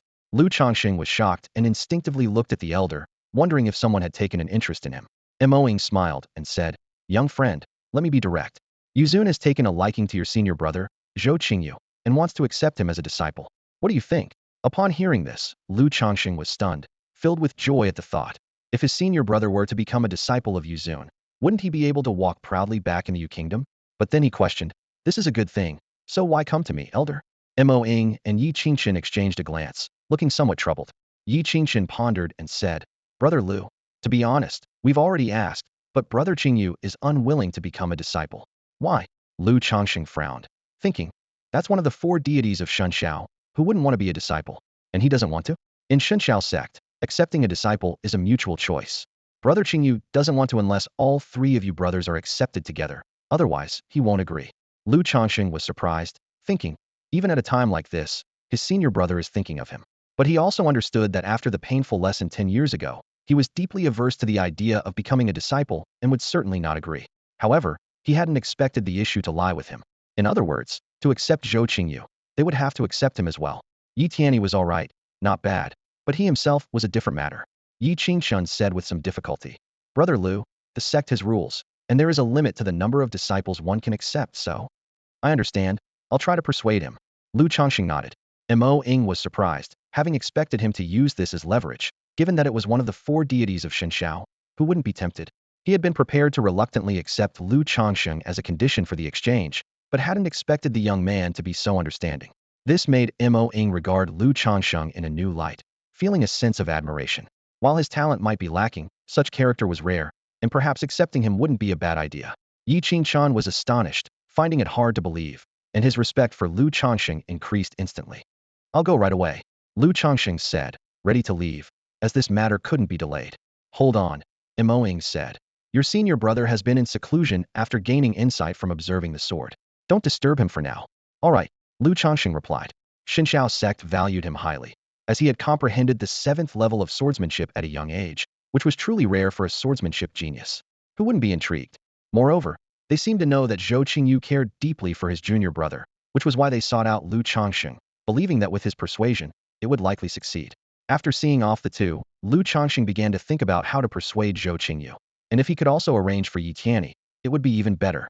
What he hadn't expected was that over the next 2 days, people kept coming to visit him, including important figures from Shunshao sect and some powerful sword cultivators. Their purpose was all for Zhou Qingyu. Changsheng explained the situation helplessly, and one by one they looked at him with new respect, moved by his selflessness and genuine hope for his senior brother's well-being. Such people were indeed rare, and it was hard not to be touched. However, Changsheng agreed to try persuading Zhou Qingyu, but also asked them to discuss with Yuzun, as he couldn't afford to offend anyone. After finally sending off these influential figures, the night grew darker, and Changsheng sat cross-legged, ready to begin cultivating, when someone appeared outside his cave. Sensing with his divine consciousness, he saw it was a middle-aged man in his 40s, staring at the cave entrance. For a moment, Changsheng's expression changed, realizing it was someone he had encountered in the space before. He silently thought, this could be trouble. In an instant, time seemed to freeze. Changsheng opened his eyes and looked towards the entrance of the cave, his heart tightening. Had he been discovered? Was someone here for revenge? This wasn't a restricted space. His powers weren't suppressed, and even without revealing his aura, there was still an overwhelming pressure that made it hard for others to meet his gaze. This is bad. Lu Changsheng pondered whether to deny everything or seize an opportunity to escape. Before he could react, the stone door of the cave burst open, and a man's figure appeared. Their eyes met, and the man stared at him intensely, his face expressionless, but his eyes were deep, like the vast cosmos, seemingly encompassing everything. During their last encounter, the man's power had been restrained, and this terrifying aura was undetectable. The man's gaze wandered over Lu Changsheng's face, and he gradually frowned. This isn't right. I remember him being quite ugly back then, dark, small, and skinny. How? The man muttered to himself. Lu Changsheng was puzzled, not understanding the man's words. Before he could speak, the man continued. Are you Lu Changsheng? The same Lu Changsheng, junior brother of Zhou Qingyu? Lu Changsheng was surprised, but upon hearing this, he felt slightly relieved. It seemed the man was here for his senior brother. However, a glint flashed in the man's eyes as he coldly said, So it really is you. Come with me. Lu Changsheng frowned. Who are you? And where are you taking me? Sensing Lu Changsheng's wariness, the man immediately stepped forward, raising his hand towards Lu Changsheng's shoulder. Seeing this, Lu Changsheng felt a surge of fear. As the hand descended, a force flowed into his body, causing the mark on his forehead to transform, revealing a crimson hue. This scene was mesmerizing, and the force continued to spread, radiating around his body. Lu Changsheng realized this was an attempt to probe his body. With this thought, he quickly broke free and ran out of the cave. The man hadn't expected him to flee and, having not restricted his movements, was momentarily stunned. Even more surprising was the next moment when Lu Changsheng's desperate shout pierced the night, echoing through the void. Help! Someone! Murder! This cry, like a thunderclap, resonated among the mountains, catching the man completely off guard. As Lu Changsheng shouted and ran, he quickly reached the neighboring mountain. Nearby people, disturbed by the commotion, rushed over. Many elders had been waiting, hoping to persuade Zhou Qingyu, fearing someone else might get there first. They turned at the sound of his cries. Because of Lu Changsheng's sense of justice and his willingness to persuade Zhou Qingyu, they held him in high regard. Hearing it was him, they immediately stepped forward. Who dares act so boldly in our Xinxiao sect? Attacking our disciple. Have you grown tired of living? Show yourself, and I'll destroy you. Many who wanted to recruit Zhou Qingyu were nearby to prevent others from getting ahead, and upon hearing the commotion, 7 or 8 people rushed out. Seeing this, Lu Changsheng breathed a sigh of relief. Soon, a crowd gathered. Listening to the clamor, the man in the cave slowly emerged. He looked up towards the distance, his gaze sweeping over a group of elders, his expression unchanged. When those people saw him, their expressions changed drastically, and they all bowed to him. What was going on? Lu Changsheng frowned, feeling a sense of alert, and instinctively retreated 2 peaks away. Everyone spoke in unison. Greetings, Battle Sovereign. One of the 4 deities of Xinxiao, the Battle Sovereign? Yi Mitian was shocked, his voice heavy with seriousness. Lu Changsheng was at a loss, deep in thought. Hearing the title Battle Sovereign, he thought to himself that he had previously fought this powerful figure. What should he do now? His heart tightened, wondering if this was really the end for him. The man, with his hands behind his back, said calmly, No need for formalities. The elders stood up, wanting to offer an explanation, but found that Lu Changsheng had already run to the back. Seeing this, one elder spoke first. We do not know how this young man offended the Battle Sovereign to make you take action against him. Hearing this, Lu Changsheng felt a chill down his spine, thinking that if people found out he had attacked the Battle Sovereign, it would cause an uproar. He panicked, starting to look for an escape route. The man frowned slightly and said coldly, When did I say he offended me? Besides, if I had acted against him, would he still be alive? Everyone was shocked, realizing that the Battle Sovereign was here at night to recruit a disciple. The man's straightforward words left everyone surprised. The Battle Sovereign wanted to take a disciple, and it was this young man. Lu Changsheng stood frozen, puzzled by this turn of events. What kind of scheme was this? Was he really being accepted as a disciple? What kind of shock had this guy suffered to make him act like this? However, someone quickly realized that everyone knew Zhou Qingyu's conditions for apprenticeship. As long as Lu Changsheng was accepted, he would be willing to become a disciple. Thinking of this, everyone frowned slightly. Battle Sovereign, is this move appropriate? The disciple acceptance ceremony has not yet begun, and you? The man snorted. Old man, what's the point of playing tricks with me? You say it's inappropriate. Then what are you all doing here? Everyone looked at each other, feeling a bit awkward. Mo Ing spoke first. Battle Sovereign, everything should be done according to the rules. Moon's Sovereign has already. The man interrupted. Enough nonsense. Let Moon's Sovereign come and fight me. If she wins, I'll let her have it. His words were domineering. Mo Ying's expression changed slightly. Everyone knew that among the 4 deities, the Battle Sovereign's combat power was terrifying, and even the strongest God Sovereign was reluctant to fight him. Once the fight started, he was completely like a madman. In that case, to be fair, let's wait for the disciple acceptance ceremony to begin and seek their opinions. Mo Ying compromised. The man shook his head. No need to bother. You want Zhou Qingyu, but don't want to waste the disciple slot on Lu Changsheng. Yet I can fulfill Zhou Qingyu's request and take all three of them. This. Lu Changsheng was stunned, shocked. For Zhou Qingyu, this guy was willing to go all out, even including me. Moreover, I've already marked him. Lu Changsheng is already under my tutelage, and you're too late. What? Everyone's expressions changed as they turned to see a crimson rune manifesting on Lu Changsheng's forehead, the mark of the Battle Sovereign. Battle Sovereign, isn't your behavior too domineering? Not convinced. I'll fight until you are. With that, everyone fell silent. Such dominance was not new, and although they were filled with resentment, some even considered asking the other three deities to intervene. Mo Ying said, "Is the Battle Sovereign planning to suppress us with force? Are you really going to ignore all reason?" The man glanced at him and chuckled. "All right, today I'll reason with you for once." Everyone was surprised. The Battle Sovereign talking about reason was unheard of. Lu Changxing couldn't help but look over, and the next moment, he was dumbfounded. At this point, I'm done with nonsense. These three were taken under my wing while I was out, and now that they're joining Xinxiao sect under my tutelage, what's wrong with that? What? Damn! Lu Changxing exclaimed, almost biting his tongue. The man's words left everyone in shock. Even Lu Changxing was taken aback. He was puzzled, wondering what this meant. Was it really possible to lie to such an extent for Zhou Qingyu? The so-called invincible warlord seemed to have no integrity. Everyone exchanged glances, contemplating the truth of these words. Yi Mitian couldn't help but ask, "Is war god Gu Qianjun your master?" "How would I know?" the man retorted. "Wouldn't you know who your master is? You might not believe it, but I've only seen my master once, and that was 10 years ago when I was just 8. Who remembers what he looks like?" There was a hint of helplessness in the man's tone.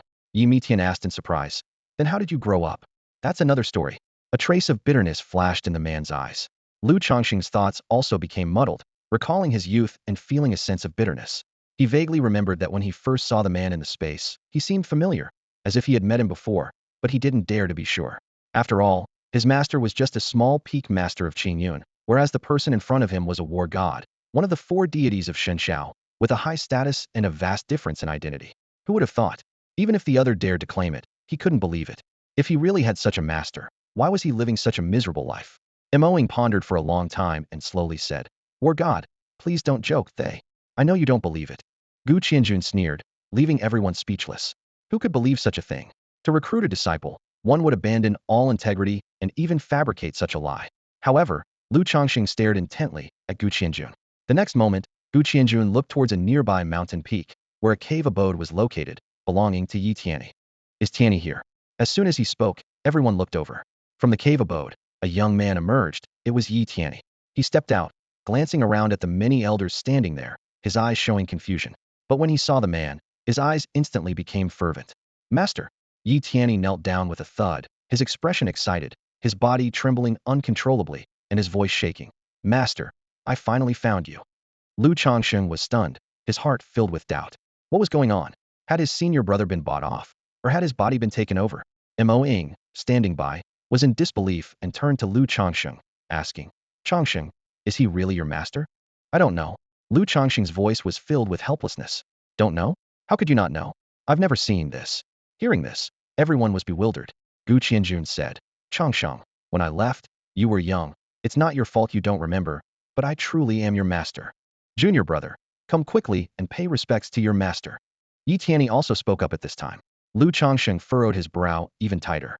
What was going on? He had always thought his master was dead, and now someone was claiming to be his master? What kind of joke was this? Even if it was true, so what?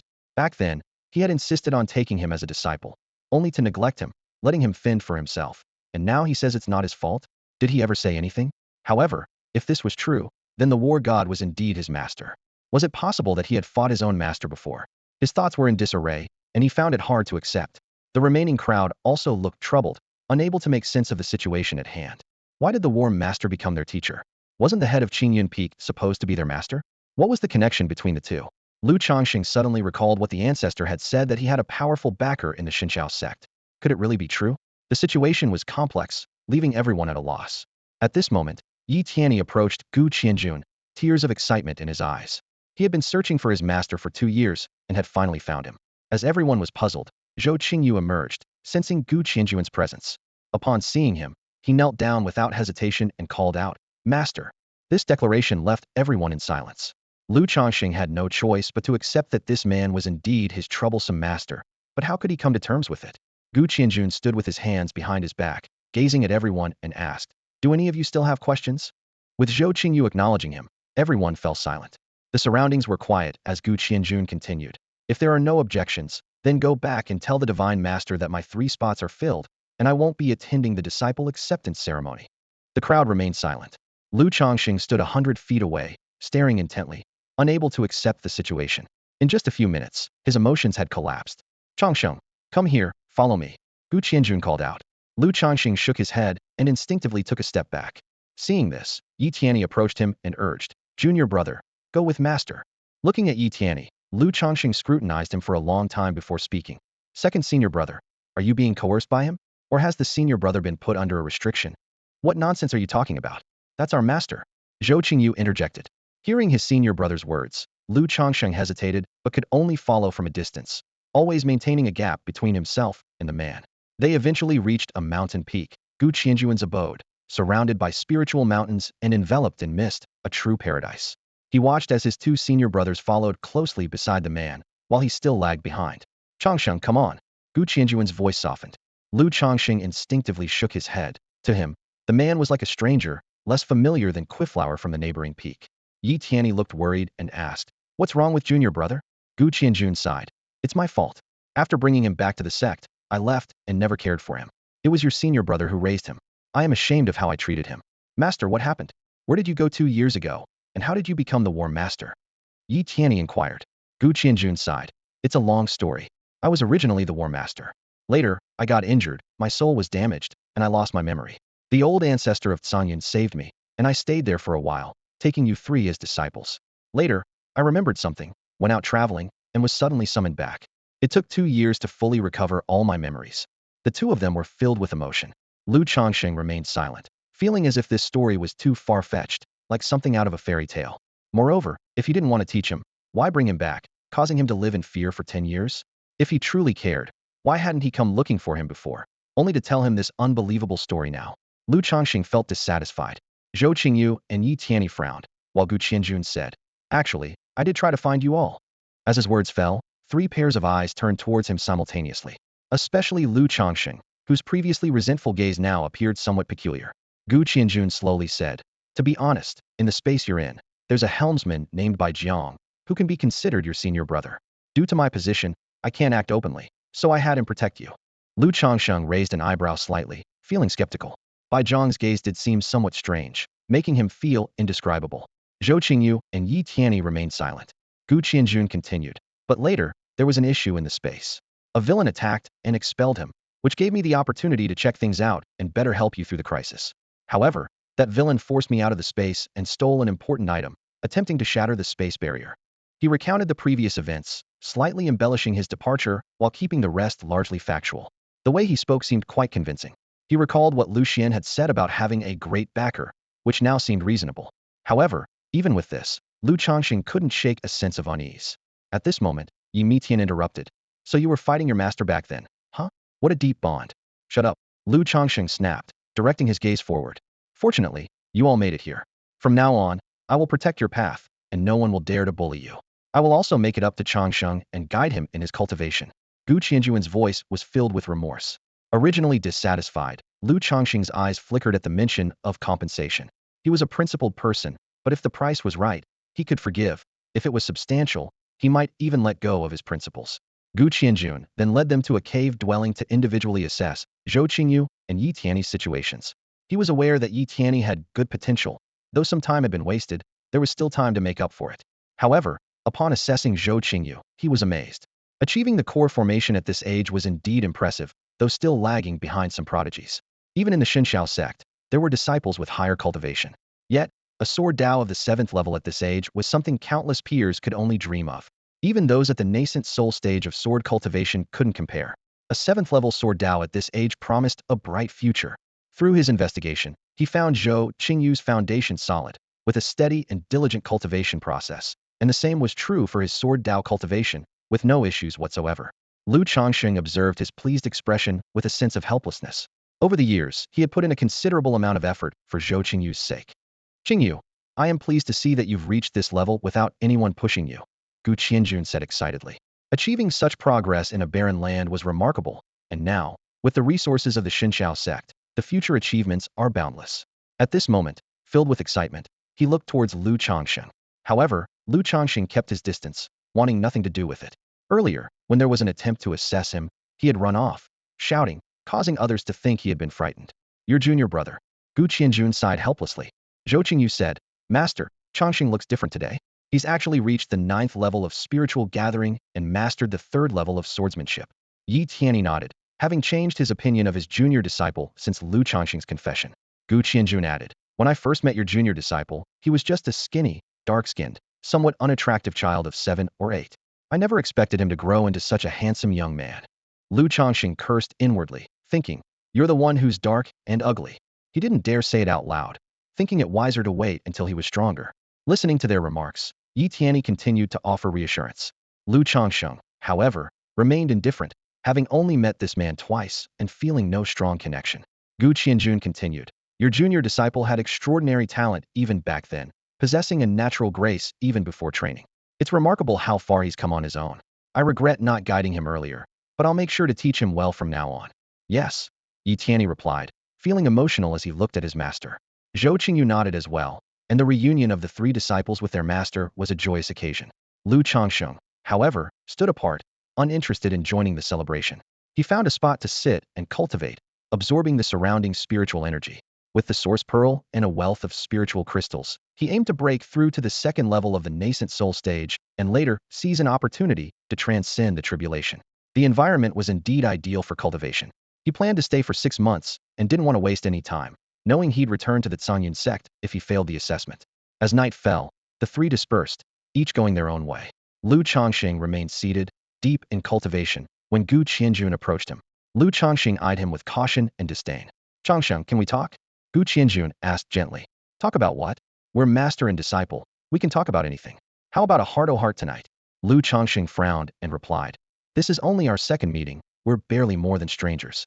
Who has heart-to-hearts with strangers? You still blame me. Gu Qianjun sighed.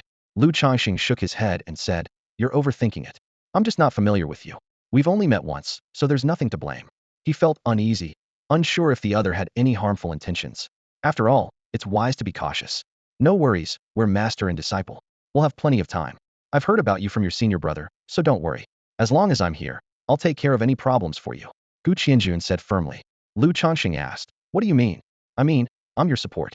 No matter what trouble you get into, I'll back you up. Really? Lu Changsheng raised an eyebrow, skeptical. Gu Qianjun smiled. I didn't give you much back then. No matter what you want now, I'll find it for you as a belated gift. Lu Changsheng confirmed. Anything I want. Anything, Gu Qianjun assured. Then I want 10 source pearls. Lu Changsheng said bluntly. Gu Qianjun was at a loss for words. Source pearls were rare, and the sect didn't have many. They'd recently lost one, and many battlefields relied on cultivators' powers instead of source pearls. Asking for 10 was asking too much. You don't have them? Lu Changsheng's tone was slightly mocking. Gu Qianjun shook his head. Source pearls are needed to stabilize spaces. I can't give you even 1, let alone 10. Fine, I won't make it hard for you, Lu Changsheng said, waving his hand dismissively. Gu Qianjun continued. Pick something else, and I'll make sure you get it. Then give me 1,000,000 spirit stones. Gu Qianjun was stunned, and the entire arena fell silent. Even Xiao He couldn't bear it. 1,000,000 was a bold request. At that moment of silence, Lu Changsheng gazed at Gu Qianjun in front of him, feeling a tinge of anxiety rising within. Gu Qianjun eventually shook his head, clearly unable to help.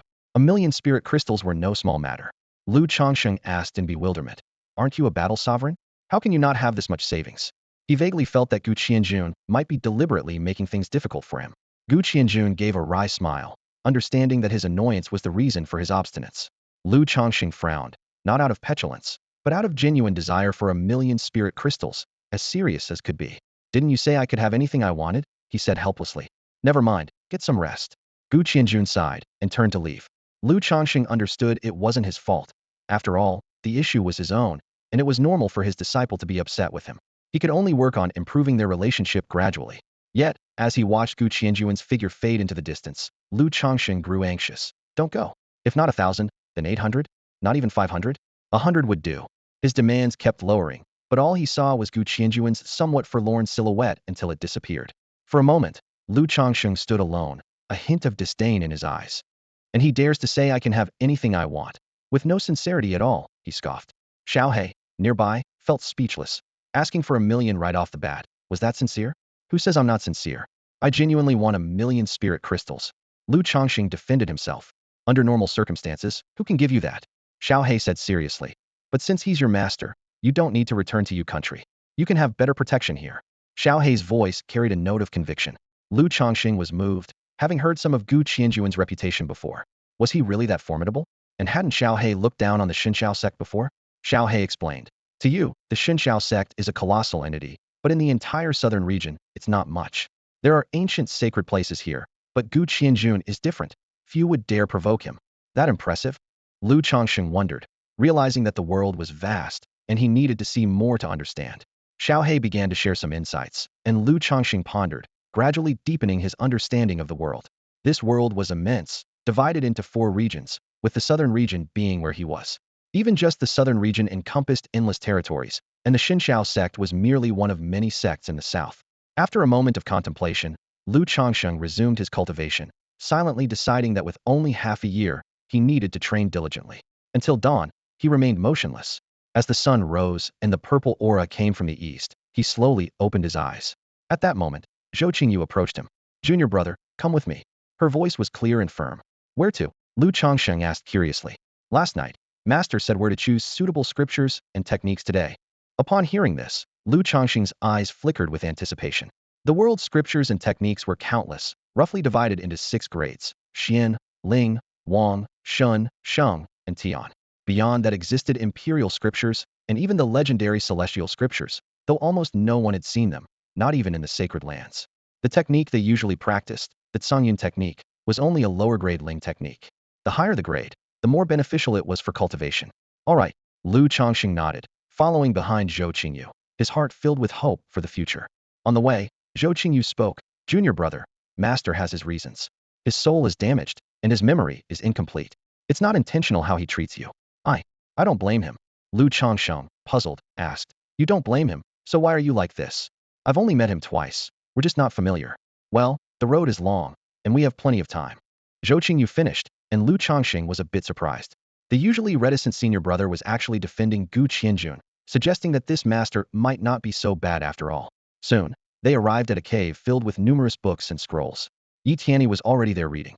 Zhou Qingyu stepped forward, and Lu Changsheng also began to examine the scrolls, gradually showing surprise in his eyes.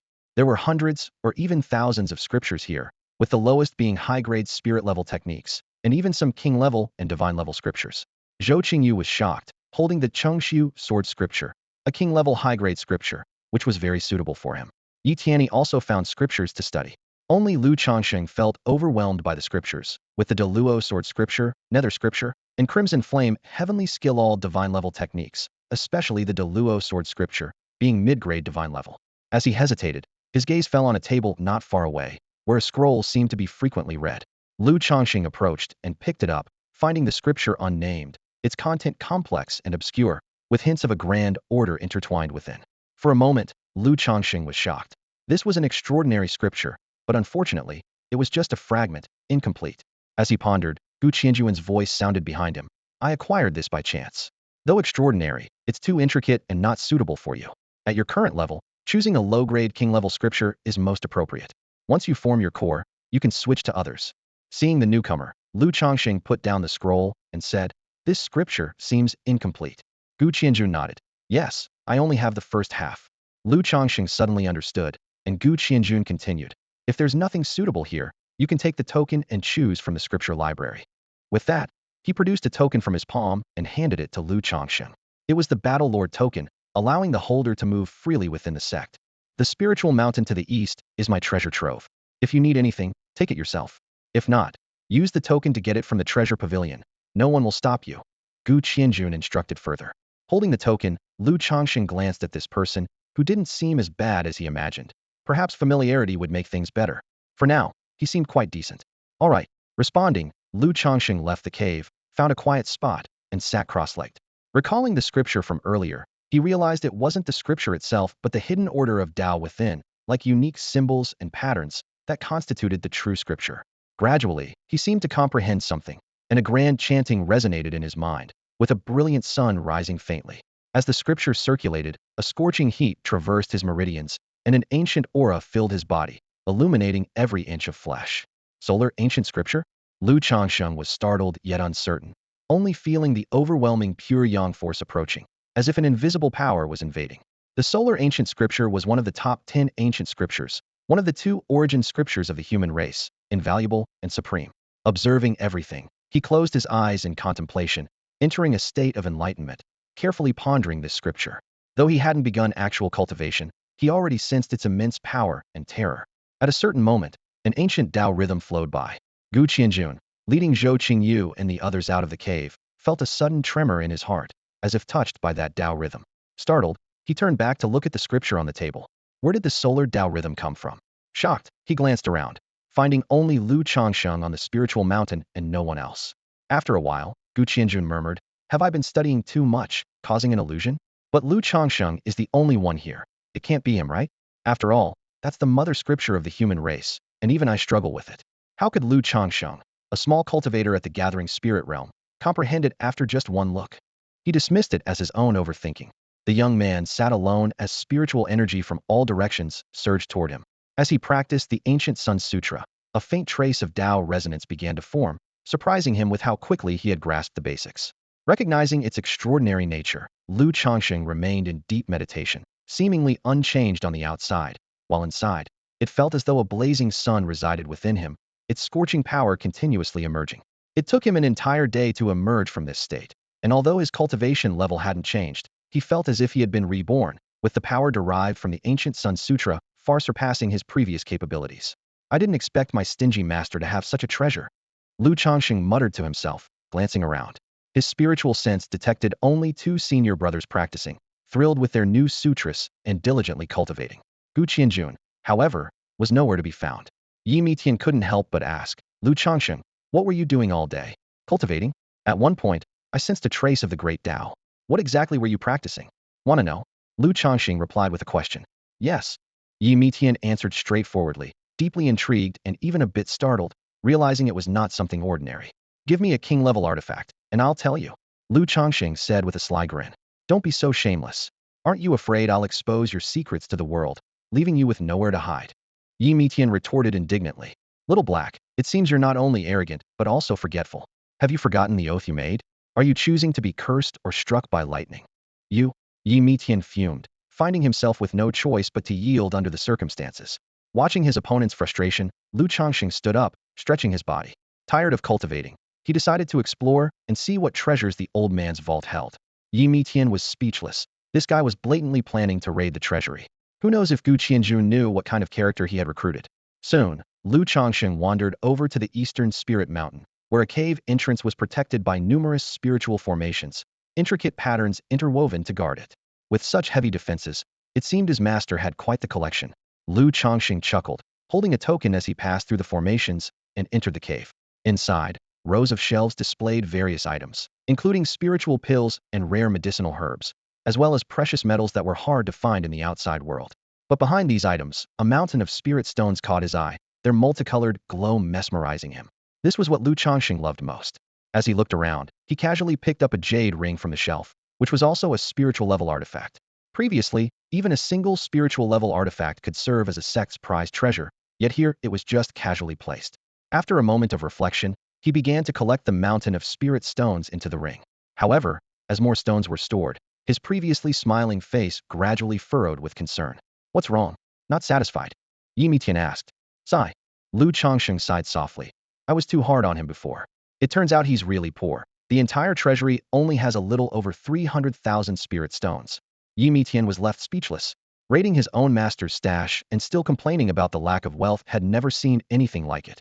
"Your master is the same. You didn't want to acknowledge him, insisted on forcing it, and now look what happened, inviting trouble, being taken advantage of, and still being blamed." "Nonsense, don't talk about me like that." Lu Changsheng snorted, thinking to himself. "What do you mean by inviting trouble?" Clearly, Gu Qianjun told him to take whatever he needed. He needed spirit stones, so he took them. Isn't that reasonable? He didn't touch anything else, since his two senior brothers could probably use them, so he left those alone for now. After everything last night, Lu Changsheng walked out of the cave, but felt something was off. A dignified figure like the battle sovereign, even Xiao He marveled at his extraordinariness, should be quite a big deal, not someone with so little. That old man, does he have a secret stash somewhere? Lu Changsheng pondered as he returned to the place where he had been cultivating. He was also considering leaving the Xinxiao sect and reaching the second level of the nascent soul stage first. After a while, Qingyun returned. His handsome and refined face carried a hint of gravity. His hair was disheveled, and he bore injuries. He looked travel-worn and went straight into the cave dwelling without a word. Isn't he the battle sovereign? How could he be so disheveled? He must have done something shady, and someone fought him over it. Lu Changsheng muttered to himself, but after a glance, he said no more. It wasn't until the next morning that he was startled awake from his cultivation. Outside the dojo, a woman appeared, slowly approaching. Lu Changsheng looked and saw a woman in her 30s, with exquisite features, as flawless as a goddess, her waist-length hair swaying, every smile and frown captivating, like a celestial maiden descending to the mortal world. She walked in, glanced back, and met Lu Changsheng's gaze. For a moment, her eyes held a hint of amazement. "Are you Lu Changsheng?" she asked. "That's me." He remained calm, thinking no one would dare cause trouble in Qingyun's territory. The woman nodded, speaking to herself. Such a young man, truly rare. Just looking at him is pleasing to the eye. Lu Changsheng heard her words and raised an eyebrow. The woman said, "Why don't you come with me?" Upon hearing this, he was momentarily stunned. "Who are you?" "You may call me Yuzun." "This." Lu Changsheng was once again taken aback. "Isn't this Yi Qingchen's master?" "Yuzun is too kind. He's in the cave dwelling. Shall I fetch him for you?" He was sensible enough to know that such a prominent figure wasn't there for him. "I'm not looking for him. I'm looking for you and your senior brothers." Yuzun smiled, carefully examining his face. However, before Lu Changsheng could respond, Qingyun appeared, looking at Yuzun with an immediate cold expression. "Did I allow you to step foot here? Leave." Upon hearing this, Lu Changsheng was surprised. His cheap master really was domineering. Being one of the 4 sovereigns, he scolded without giving any face. Yuzun, however, wasn't angry and calmly said, "What is the battle sovereign doing? You destroyed my formation last night, intruded into my dojo, and killed the wind spirit beast I had kept for years. I haven't even held you accountable, yet you won't let me in." Hearing this was shocking. Lu Changsheng hadn't expected him to quietly do such a big thing last night, which explained his injuries. What surprised him even more was that Qingyun went to someone else's place to smash and grab at night, without a hint of shame, and was still so arrogant. "Killed it, so what? What do you want? Fight me." Seeing this, Lu Changsheng couldn't help but take a deep breath. This attitude, this stance, and this justified demeanor were truly admirable, a model to aspire to. Yuzun merely chuckled.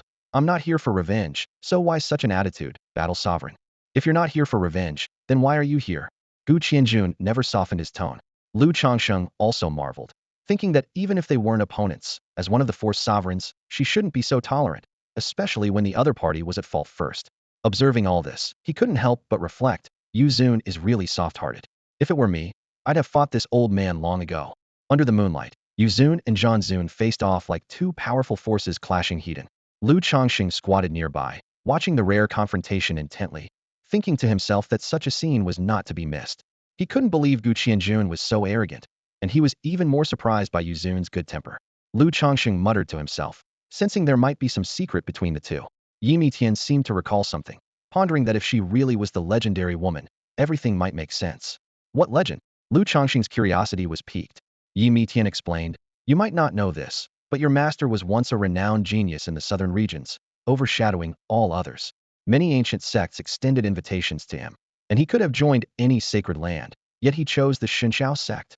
And then, Lu Changsheng pressed further. He had heard from his elders that his master had given up better opportunities because of a woman and came to the Xinxiao sect. Judging by Yuzun's attitude, perhaps she was the one. Xiaohe began recounting past events. "Isn't that just foolish?" Lu Changsheng responded. Xiaohe was taken aback, unsure of how to react. After pondering for a moment, Lu Changsheng added, "But if that's the case, he must have been deeply in love. Why would he be so quick to start a fight?" Xiaohe mused. "Could it be that Yuzun abandoned your master, leading to love turning into hatred?" "That makes sense." Lu Changsheng nodded, considering the possibility. However, one thing puzzled him. If he was abandoned, why not just leave gracefully? Why stay here?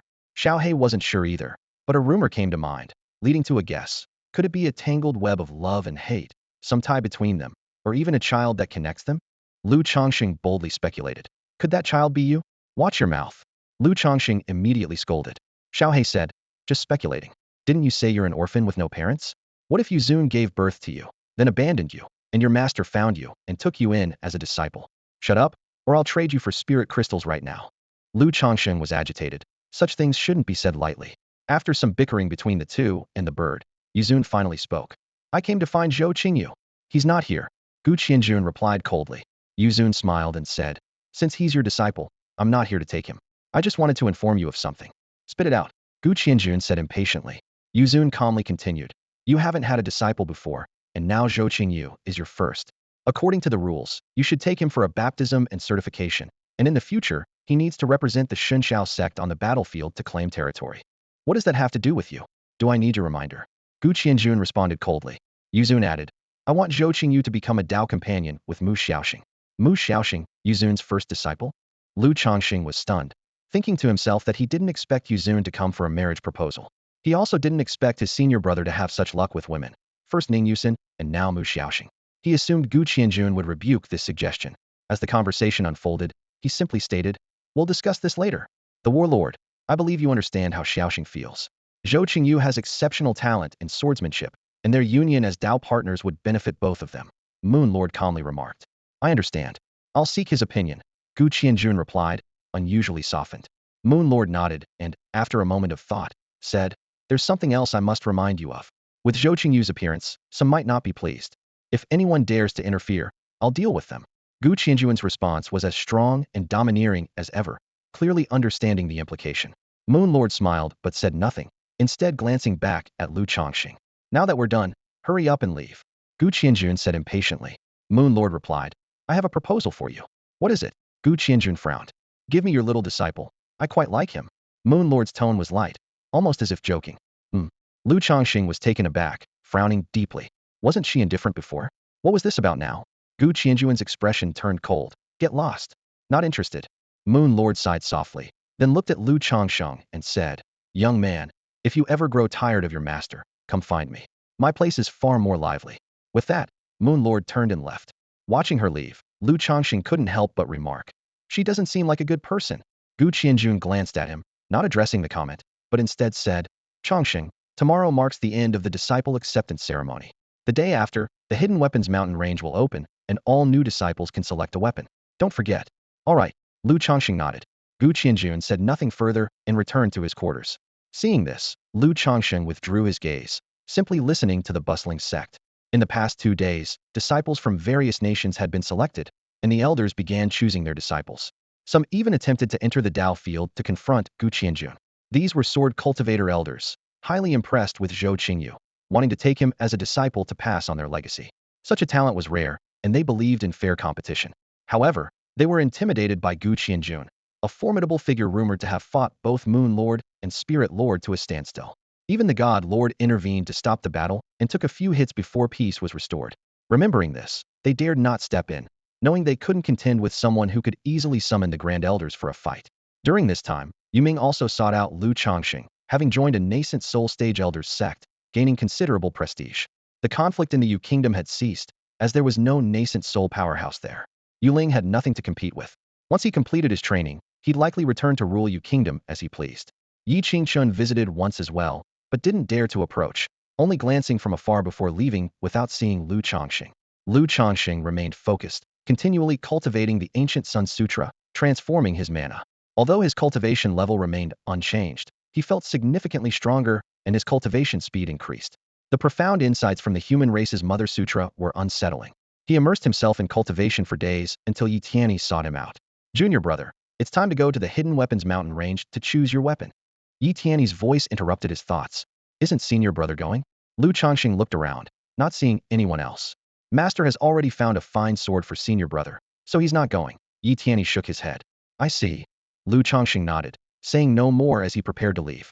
After reaching the nascent soul stage, it was time to find a suitable magical artifact for himself. Without it, he couldn't even knock down opponents effectively. Within the Xinxiao sect, the beautiful mountains and waters are countless. The originally quiet sect has become particularly lively due to many new disciples. Everywhere you look, figures are gathering from all directions towards the depths of the sect, all heading for the Hidden Weapon Mountain Range. On the way, 2 brothers encountered fellow disciples who had joined the Xinxiao sect with them. Although they weren't familiar with each other, at this moment, it felt like meeting old friends, bringing a sense of warmth. Yuming arrived early outside Gu Qianjuan's dojo, waiting. The 3 of them traveled together, feeling quite at ease. As they approached the mountain range, a graceful figure approached them. It was Lu Qingqing. Her face was full of smiles upon seeing them. Being able to join the Shunxiao sect made her feel incredibly lucky, as if she had hit the jackpot. Lu Changsheng greeted her with a grin. Senior sister looks radiant today. Have you found a brother-in-law for me? Lu Qingsheng rolled her eyes at him playfully, while Lu Changsheng chuckled. What are you saying, senior sister? I'm just concerned about you. He teased further. If you really care about me, you'll have to look after me in the future. Just don't let anyone bully me. Of course. Lu Qingsheng nodded, laughing heartily. If anyone bullies you, just tell me, and I'll have the old man deal with them. They all laughed together, creating a light and joyful atmosphere. Soon, they arrived at the hidden weapon mountain range. At that moment, a figure approached it was Yi Qingchen. Lu Changsheng immediately greeted him. Brother Yi, long time no see. How have you been? I came to find you a few times after I heard you joined the Battle Master's sect, but I didn't see you. Didn't see me? That's impossible. I haven't left. Did you go to the wrong place? Yi Qingchen responded, puzzled. I don't dare to go to the Battle Master's dojo. Yi Qingchen said with a wry smile. Why not? Yi Tianyi asked, confused. Lu Changsheng seemed to understand and quickly asked, did you need something from me? Yes. Yi Qingchen looked around, and with a wave of his hand, a sheet of magical power enveloped Yi Tianyi and Lu Changsheng, isolating them from prying ears. Seeing his serious demeanor, Yi Tianyi furrowed his brow slightly. You too, with your entry into the Battle Master's sect, Brother Qingyu is now the first disciple of the Battle Master. Yi Qingchen finally revealed the truth. Is there a problem with that? Lu Changsheng asked. There wasn't initially, but the Battle Master hadn't taken any disciples before, so the first disciple position was vacant. Xinxiao sect allocates a lot of resources to the first disciples of the four masters, so the second disciple of the Spirit Master had been filling that position. Now that the position has been returned, I'm afraid he will harbor resentment, especially since he is a narrow-minded person, Yi Qingchen explained. The two understood. Previously, when Zhou Qingyu wasn't around, that person occupied the position and enjoyed the resources. Now that Zhou Qingyu has arrived, he no longer benefits from it. Yi Tianyi questioned. The position was never his to begin with. It's just rightfully returned to the original owner. He's been occupying it for so long. What is there to be unhappy about? Lu Changsheng added. People are always greedy. Others see it as rightful return, but he doesn't see it that way. He'll only think that because of Zhou Qingyu, he lost those benefits. Thank you for informing us. Yi Tianyi cupped his fists in gratitude. Don't thank me yet. There are two more things. Yi Qingchen added. More? Do we have that many enemies? Lu Changsheng raised an eyebrow. Almost. How do you say it? Do you remember Zhao Huan, who was with me before? Lu Changsheng nodded. Yi Qingchen continued. Whether it's Zhao Huan or the ones before, Zhao Yang and Zhao Jing, they are all descendants of the revered Ling Zun Zhao Gongming. Ling Zun's second disciple is actually Zhao Yang's younger brother, and Zhao Yang died at Qingyun sect. Yi Tianyi's expression tensed as he understood. Lu Changsheng remarked, what a coincidence. Yi Qingchen sighed. There's more. The one guarding the Zongbing mountain range is Ling Zun's second disciple, Zhao Rong. She sighed. Why is such an important place guarded by him? The Zongbing mountain range is under Ling Zun's jurisdiction, protected by a grand formation, so inside, there's only a nascent soul elder and Zhao Rong watching over it. You might face difficulties from him. Yi Qingchen had come to inform them of this. Perhaps due to Zhou Qingyu, Zhao Rong might take his anger out on them. Lu Changsheng nonchalantly said, can he kill me in there? Yi Tianyi was deep in thought. Yi Qingchen felt a bit helpless. She didn't want Lu Changsheng to get hurt. Unfortunately, she couldn't go in. Otherwise, she might have been able to ease the situation. Lu Changsheng wasn't concerned. After all, Zhao Rong wasn't at the nascent soul stage. At worst, he could find a secluded spot to eliminate him and burn everything, leaving no evidence behind. As for the nascent soul elder, rumored to be at the 4th level, if he couldn't handle it, he would release Xiao He. 2 against 1, they should manage. On the surface, Zhao Rong seemed to have the upper hand, but in reality, it was an advantage for Lu Changsheng. They were wary of Gu Qianjun and wouldn't dare to be too ruthless, resorting to underhanded tricks instead. But Lu Changsheng was different. As long as no one saw, he could eliminate everyone and destroy all evidence. Who would suspect him? With this in mind, they said no more. The grand formation outside the Zongbing mountain range opened a gap for everyone to enter. Lu Changsheng and his companions followed the crowd into the mountains. Before the entrance closed, an elder spoke. You have 2 hours. Whether you find a suitable magical weapon or not, you must exit. Everyone acknowledged, and the gap quickly sealed. Returning to their senses, they looked around. The mountain range unfolded before them, erupting in a cacophony. Everywhere they looked, countless weapons and magical artifacts were scattered. In the distance, a gleaming heavenly blade was embedded at the mountain's peak, its blade aura cold and commanding. Nearby, a massive bronze cauldron sat halfway up the mountain, seemingly suppressing everything. A crimson furnace hovered in the sky, and a folding fan floated, gently stirring the air, unleashing a formidable presence. My goodness, what a treasure trove! So many valuable items. Lu Changsheng was astonished, having never witnessed such a scene in his life. Whether it was the heavenly blade, the giant cauldron, the furnace, or the folding fan, each was a king-level magical artifact. Besides these, there were many similar artifacts. Even the seemingly ordinary items scattered by the roadside were at least spirit-level artifacts. Profound-level ones didn't seem worthy of appearing here. The treasures that other sects in Yu country considered their most prized possessions were abundant here, free for the taking. Lu Changsheng was ecstatic, his mind filled with unnecessary thoughts. Just as he was reveling in the moment, he felt a gaze upon him. Looking up, he saw a young man standing on a distant peak, hands behind his back, looking down at him with undisguised hostility. It was likely Zhao Rong. Lu Changsheng met his gaze, neither backing down. Heh. Zhao Rong chuckled with disdain.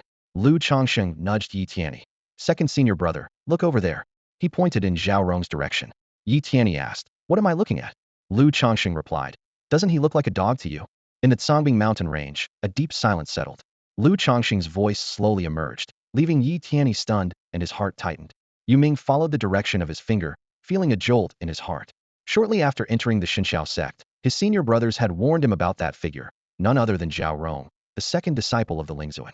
No one expected Lu Changsheng to suddenly say such a thing. Zhao Rong's smile froze instantly, and his face darkened.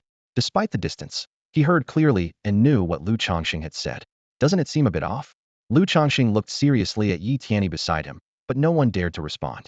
His enmity with Zhao Jing, Zhao Yang, and others was not small, and knowing Zhao Rong's intentions, he decided to strike first. Even if he was arrogant, he didn't care, not afraid of others' opinions. In the distance, someone stood quietly, like a dog, it seemed. Was it not allowed for others to misjudge? Junior brother, watch your words. Yi Tianyi shook his head. He was never afraid of trouble, nor would he provoke others unprovoked. In other words, he would only retaliate if others bullied him. Lu Changsheng patted his shoulder and laughed. Second senior brother, this is different from Songyun. You need to adapt to the Xinxiao sect. Adapt to what? Yi Tianyi was puzzled.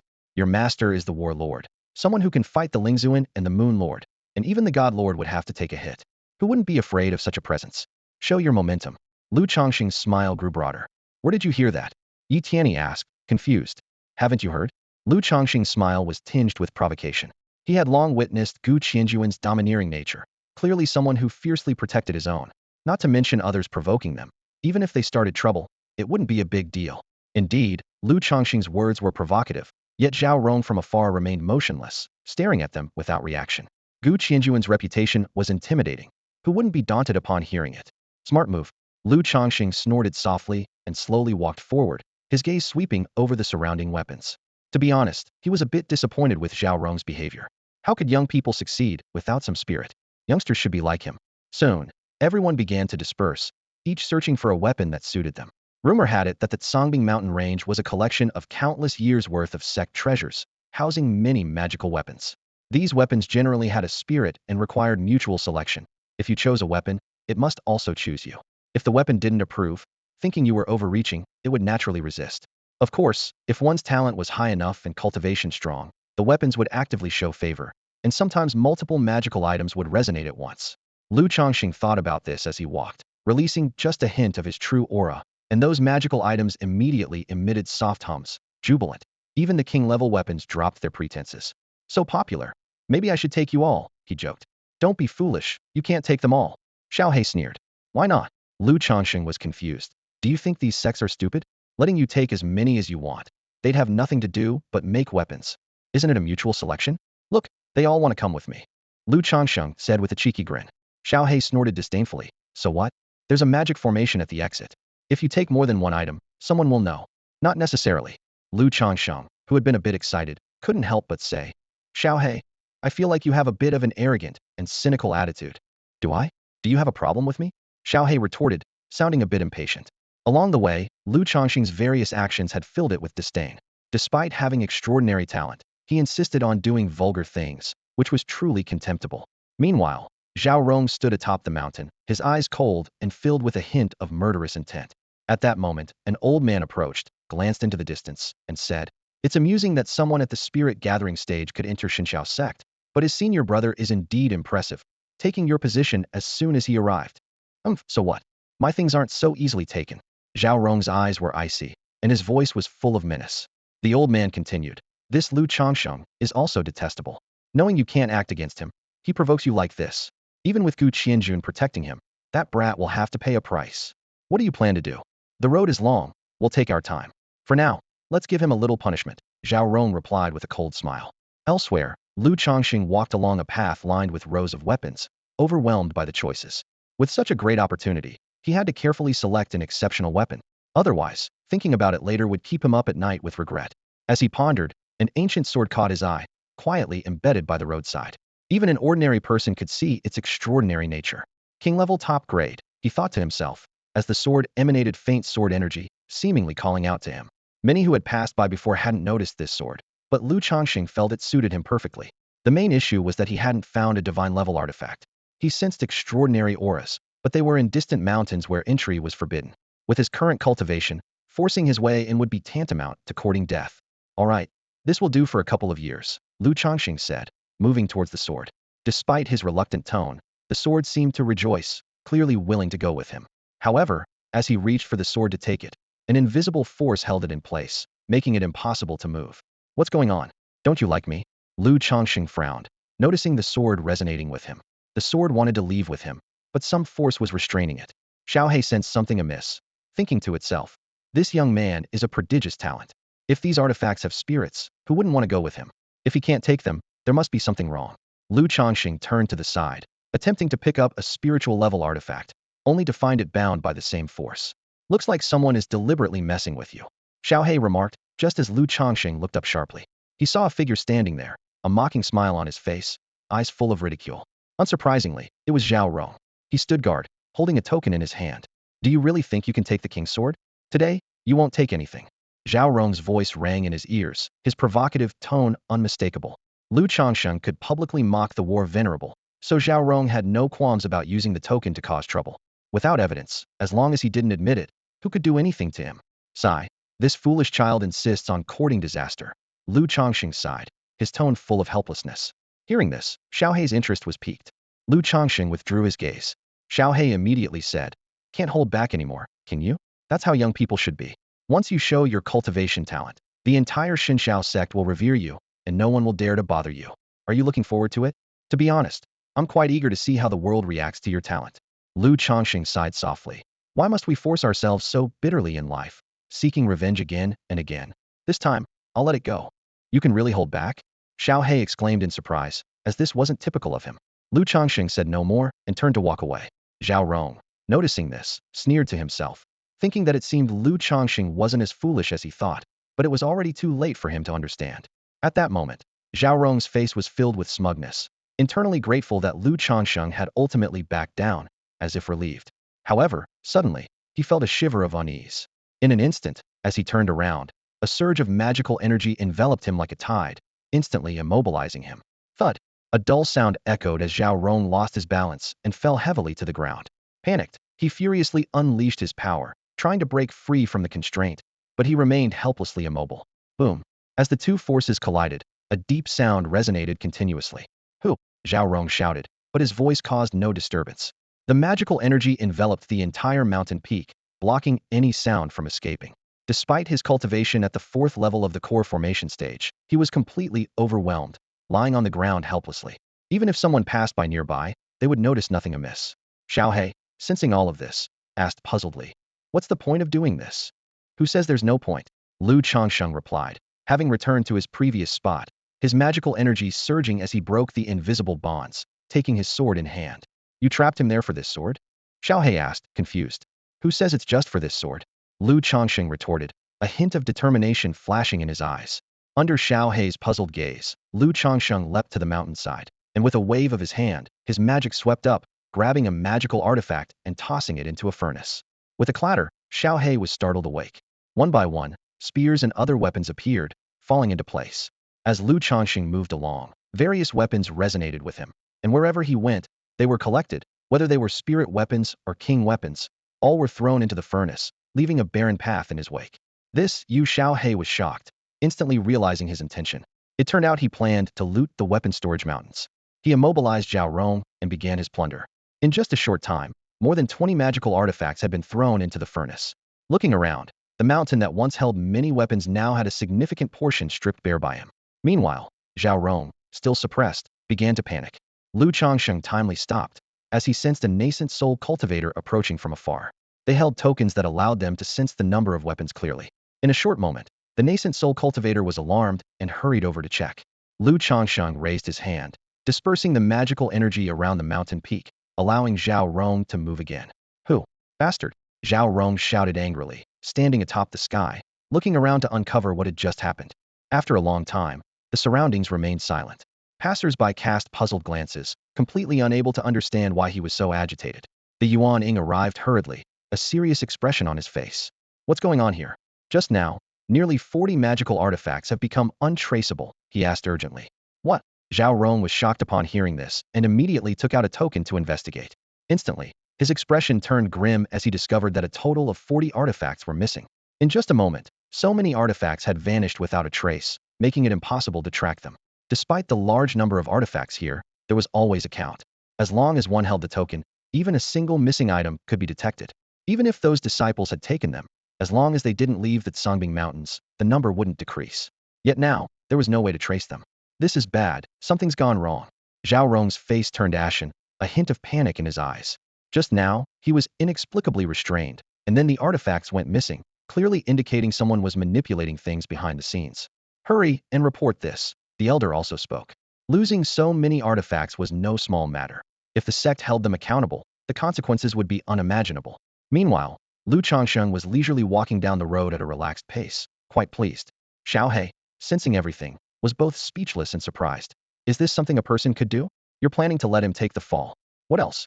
Who told him to trouble me? Changsheng replied indifferently. Xiaohe said, didn't you say you'd tolerate it? Haven't I tolerated it? How did I not tolerate it?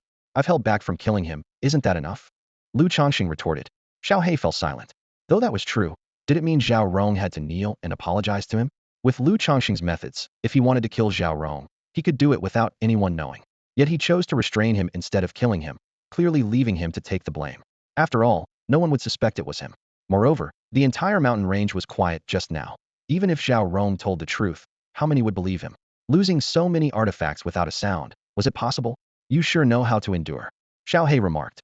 Of course, I'm just kind-hearted. If it were someone else, he'd be dead by now. Changsheng laughed. Xiaohe looked at the pile of weapons in the furnace and advised, don't say I didn't warn you. There's a grand formation at the exit. The furnace is useful here, but once you step into the formation, it won't withstand the probing and will eventually be exposed. No worries, I have a plan. Changsheng said confidently. What plan do you have? Xiaohe asked repeatedly, feeling a bit worried. Changsheng focused his mind, and a scroll appeared. He then stored the furnace in the scroll, which was absorbed into his body and held by the Yuan Ying. At that moment, Xiaohe was shocked again. Upon entering the scroll, it felt as if it was being suppressed, a terrifying aura constantly spreading. What is this? Xiaohe was speechless.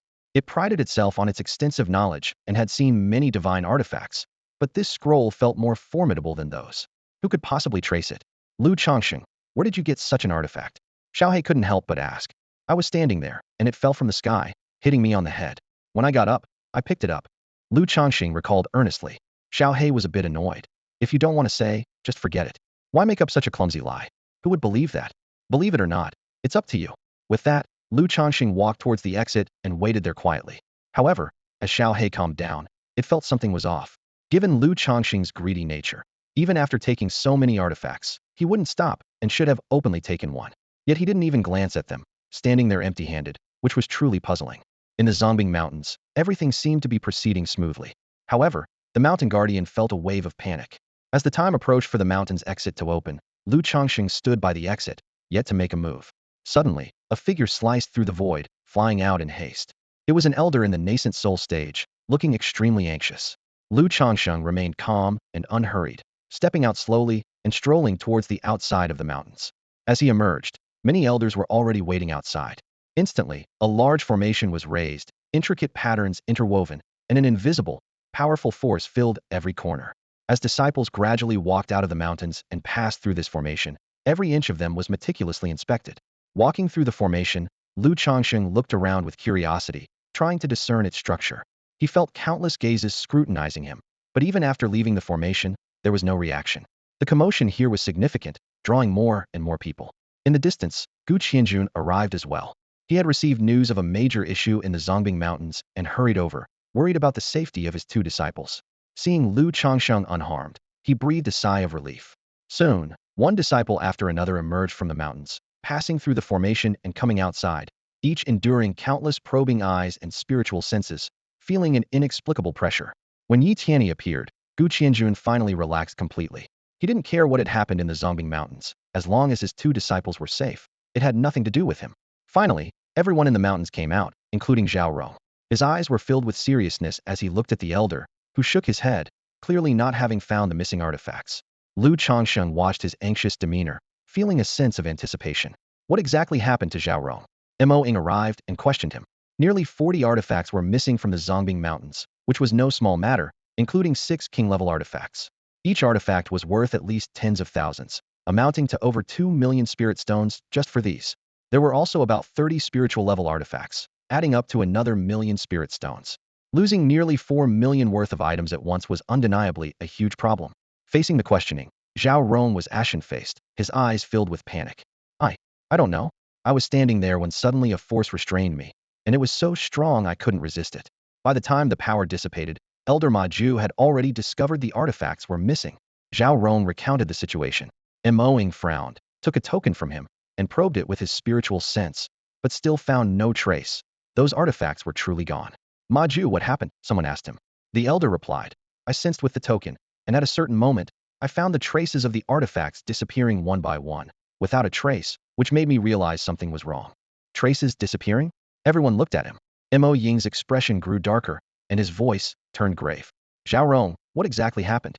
At this moment, questioning voices rose, and there was an uproar, with everyone feeling terrified. Zhao Rong gritted his teeth and said, I don't know. Could the artifacts have just vanished into thin air? He and Ma Ju couldn't help but tremble. Having lost so many items, those guarding them would inevitably be held accountable. Zhao Rong's words sparked doubt among the group. A mysterious force had bound him, and whoever could achieve that must be at least at the 8th level of the Golden Core stage, if not at the nascent soul stage. However, among the entire mountain range, aside from the disciples present, there wasn't a single person at the Golden Core stage, let alone the nascent soul stage. Someone had already investigated the mountain range. The protective formation was intact with no breaches. The exit formation had been checked, and aside from the singular magical artifact each disciple carried out, nothing else was detected. Moreover, the formation scanned everyone. To avoid detection, one would need an artifact to conceal everything inside. But why would someone with such an artifact bother to steal a few spiritual and royal weapons? Ma Ju, Zhao Rong, this is your last chance. If you don't tell the truth now, you will be handed over to the Divine Lord. Mo Ying's voice came coldly. She suspected Zhao Rong wasn't being truthful, or perhaps he was stealing under the guise of guarding. Regardless, the loss of artifacts was their responsibility, and if they couldn't find the culprit, the blame would fall on them. Ma Ju's eyes were filled with panic. Facing the Divine Lord would mean a soul search. Beads of sweat rolled down Zhao Rong's forehead. He truly hadn't done anything. So how could he know the truth? His frantic gaze searched for his master to rescue him. But as his eyes scanned the crowd, he suddenly noticed Lu Changsheng. It's him, it must be his doing. Zhao Rong pointed at Lu Changsheng, his entire hand trembling. Who? Lu Changsheng? Mo Ying questioned. Zhao Rong nodded. Yes, him. Besides using my token to bind those artifacts against him, I did nothing else. He must be holding a grudge and stole the artifacts to frame me. The crowd exchanged puzzled glances. Hearing this, Lu Changsheng raised an eyebrow and then said, he did provoke me at the time, saying I wouldn't walk away with a single artifact today. With that, he spread his hands, indicating they were empty. Gu Qianjuan's expression darkened, and Mo Ying's face also turned grim. Everyone in the sect knew Lu Changsheng had joined by a stroke of luck. An 18 or 19-year-old boy already at the 8th level of the Golden Core stage, possibly possessing an artifact or some extraordinary means to take those artifacts. Who would believe such nonsense? At this point, Zhao Rong dared not hide anything more, feeling utterly defenseless. Originally, Lu Changsheng had intended to find an opportunity to accuse Zhao Rong of his crimes, but now it seemed unnecessary. Elder, it must be him, investigate him. Zhao Rong spoke again, as if clutching at straws. However, the elder's expressions had completely changed, losing so many items and being treated like fools.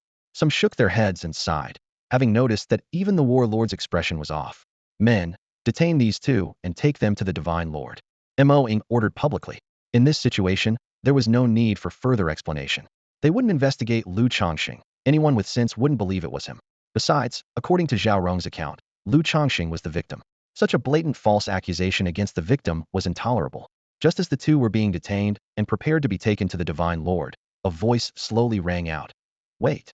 As the words fell, the void tore open, and a middle-aged man appeared before everyone. Greetings, Spirit Lord. Seeing the newcomer, everyone stepped forward to pay their respects. He was none other than Zhao Gongming, one of the four lords. Upon seeing Zhao Gongming, Zhao Rong finally saw a glimmer of hope and hurriedly knelt before him. Master, I understand now. Zhao Gongming waved his hand, took the token from Mo Ying, and began to probe with his divine sense, trying to explore every corner of the mountain range.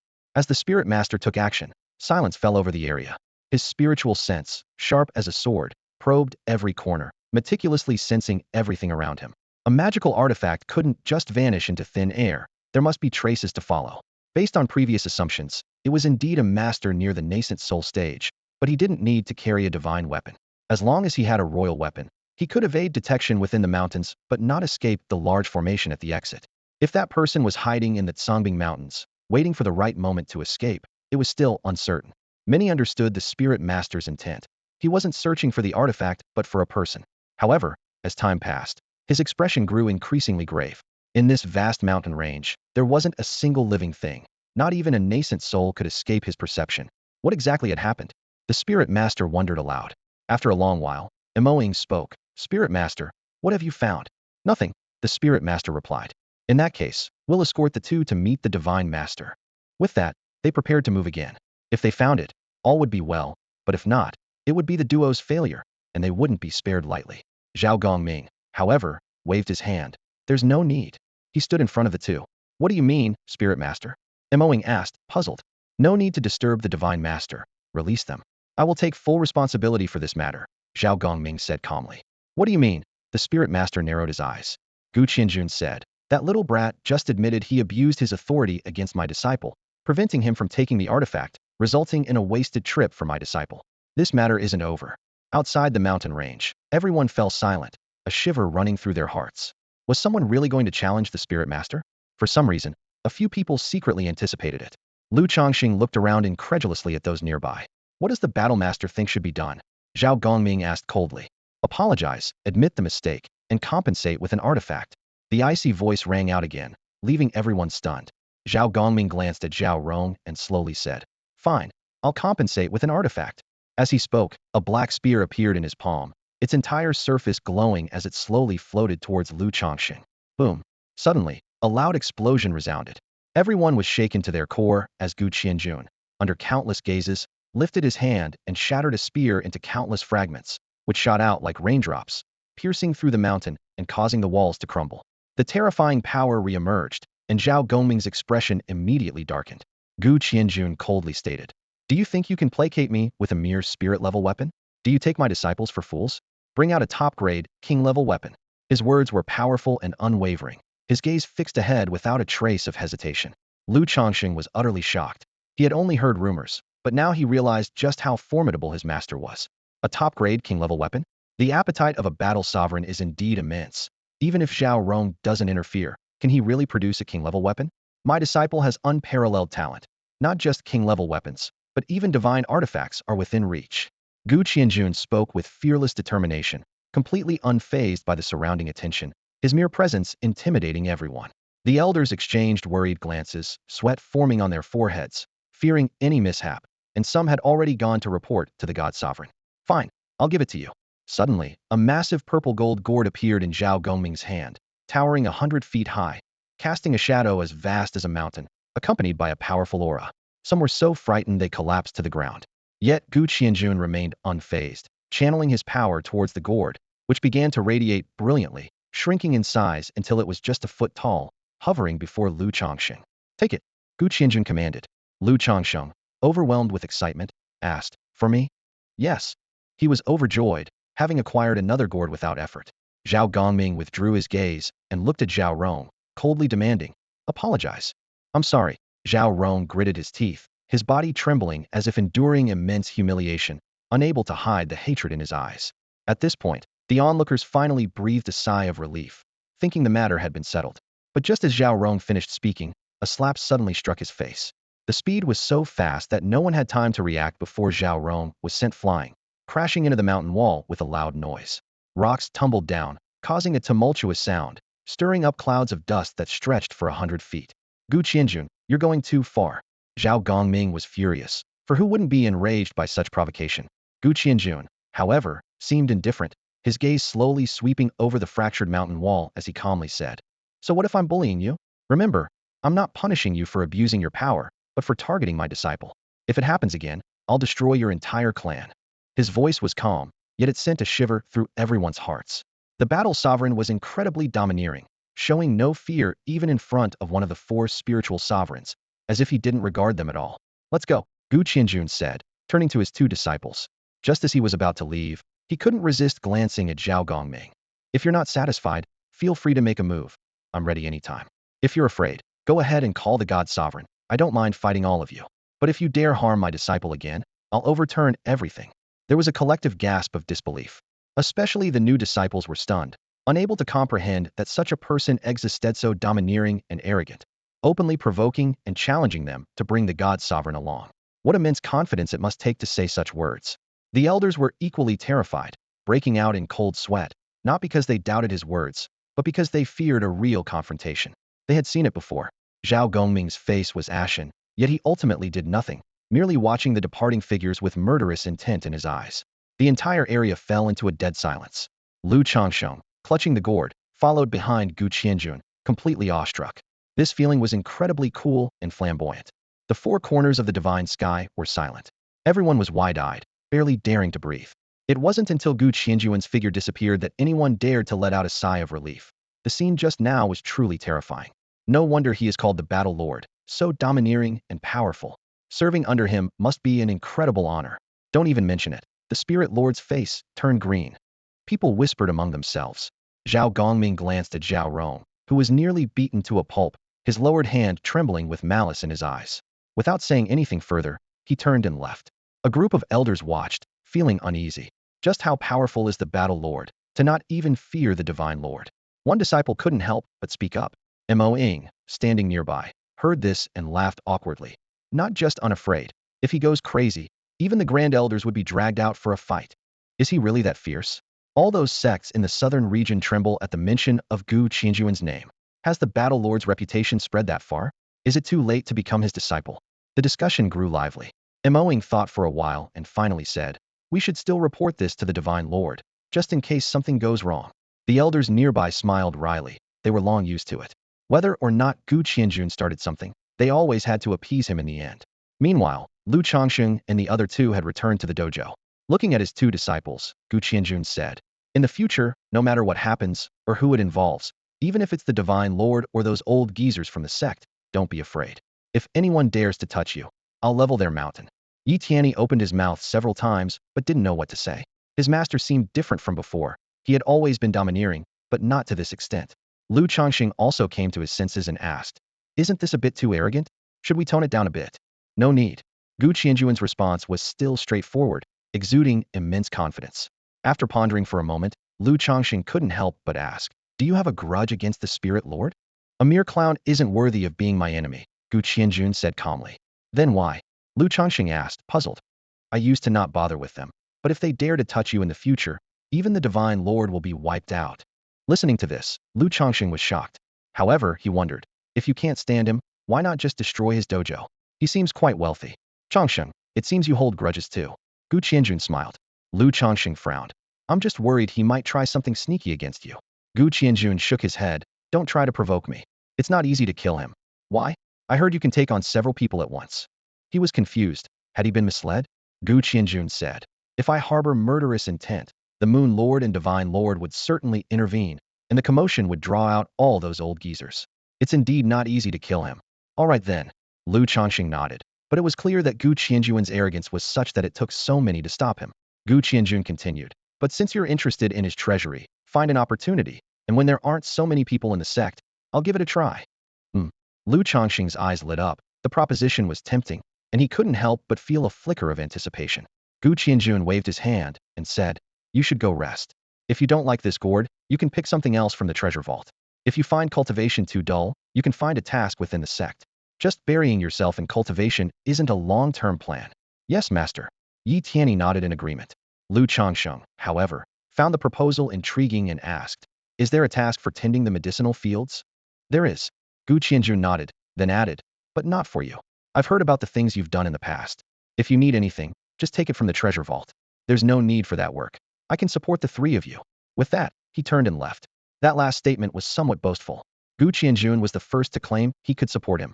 Yet, after Gu Qianjun left, Lu Changsheng watched his retreating figure with a smile, thinking, having a master like this isn't so bad. After a moment of silence, he turned and returned to his cave dwelling. Despite the slight grievance he felt, he had gained a lot: 7 king-level items and 32 spirit-level items.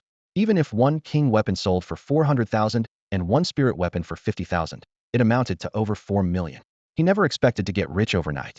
Fortunately, he came to the Xinjiao sect. Otherwise, where would he find so many spirit crystals? Previously, he was worried about the difficulty of cultivating to the nascent soul stage. But with these resources, even reaching the void transformation stage seemed within reach. Now, he just needed an opportunity to sell them all. Xiao He was also released from the Qingyun diagram and couldn't help but comment. Gu Qianjun is truly ruthless. He sure is.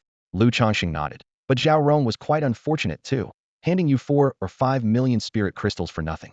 That's true. He insisted on causing trouble despite being well off. And now he's paying the price, Xiao He sneered. Huh. Xiao He, that's your bias against me. Lu Changxing said. Is it? Xiao He chuckled. I'm a straightforward and kind person. I believe in not attacking unless provoked. You saw it yourself. Despite how he treated me, I didn't kill him. Would he have survived if it were someone else? No, Xiao He countered. Exactly.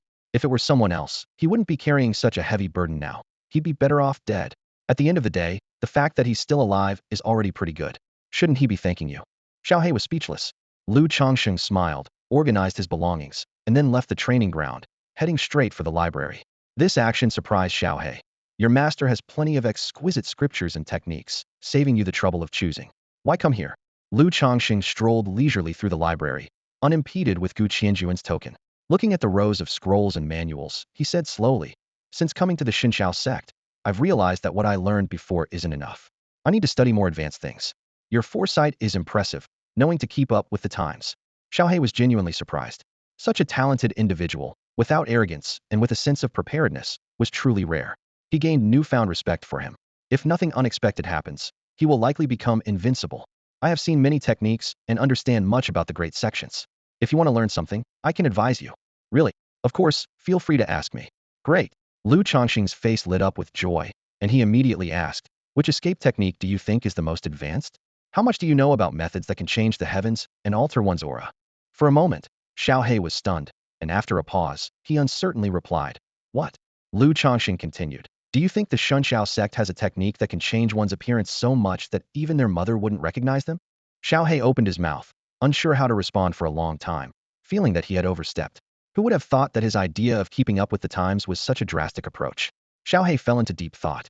Lu Changxing called out to him several times without response, muttering to himself before starting to search on his own. Watching Lu engrossed in his pursuit, Xiao He was speechless. Who would waste such extraordinary talent on these trivial pursuits? Through their time together, Xiao He discovered that Lu Changxing was incredibly powerful. Opponents at the same level, or even 1 or 2 levels higher, were no match for him. Yet, he was obsessed with learning escape techniques. Lu Changxing himself felt helpless about it.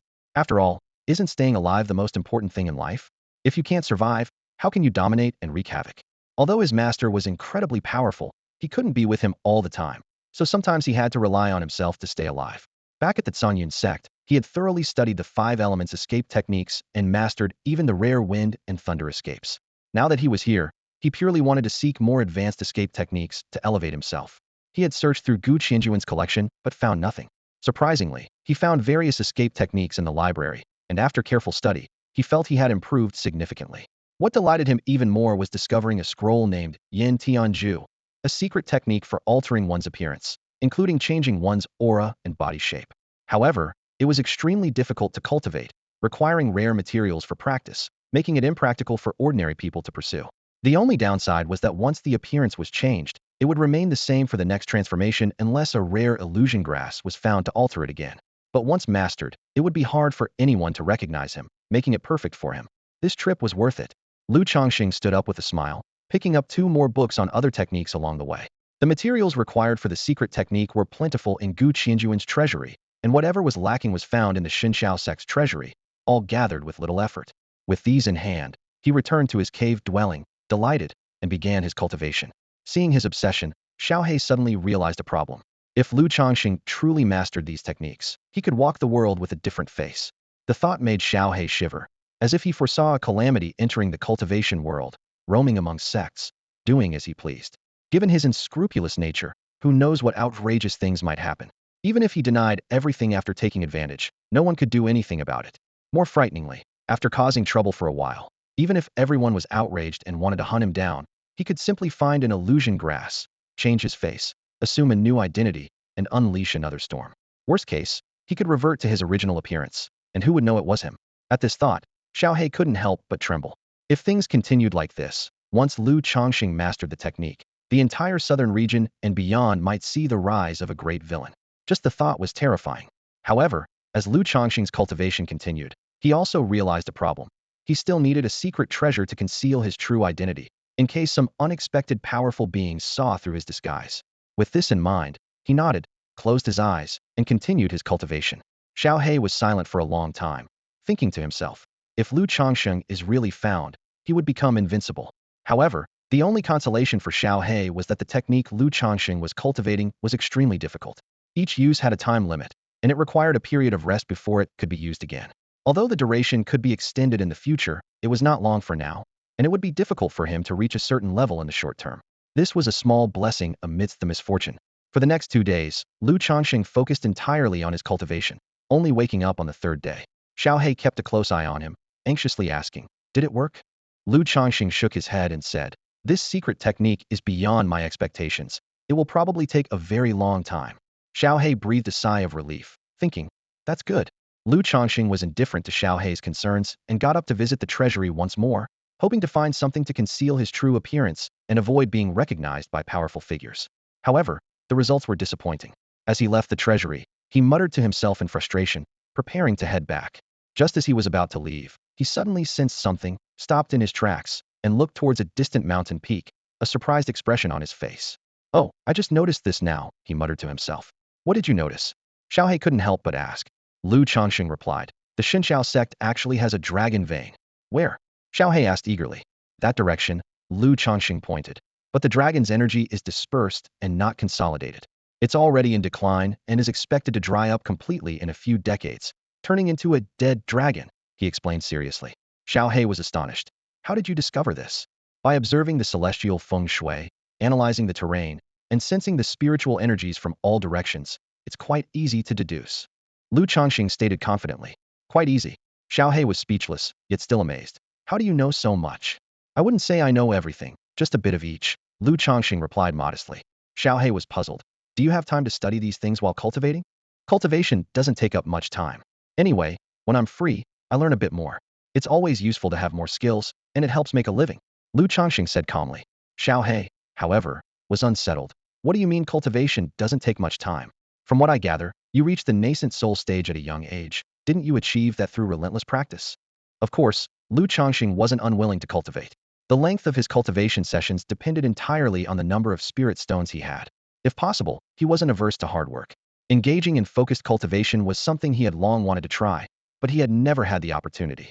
Xiao He was silent for a while, then suddenly thought of something and asked, wait, you're not thinking of targeting the dragon vein, are you?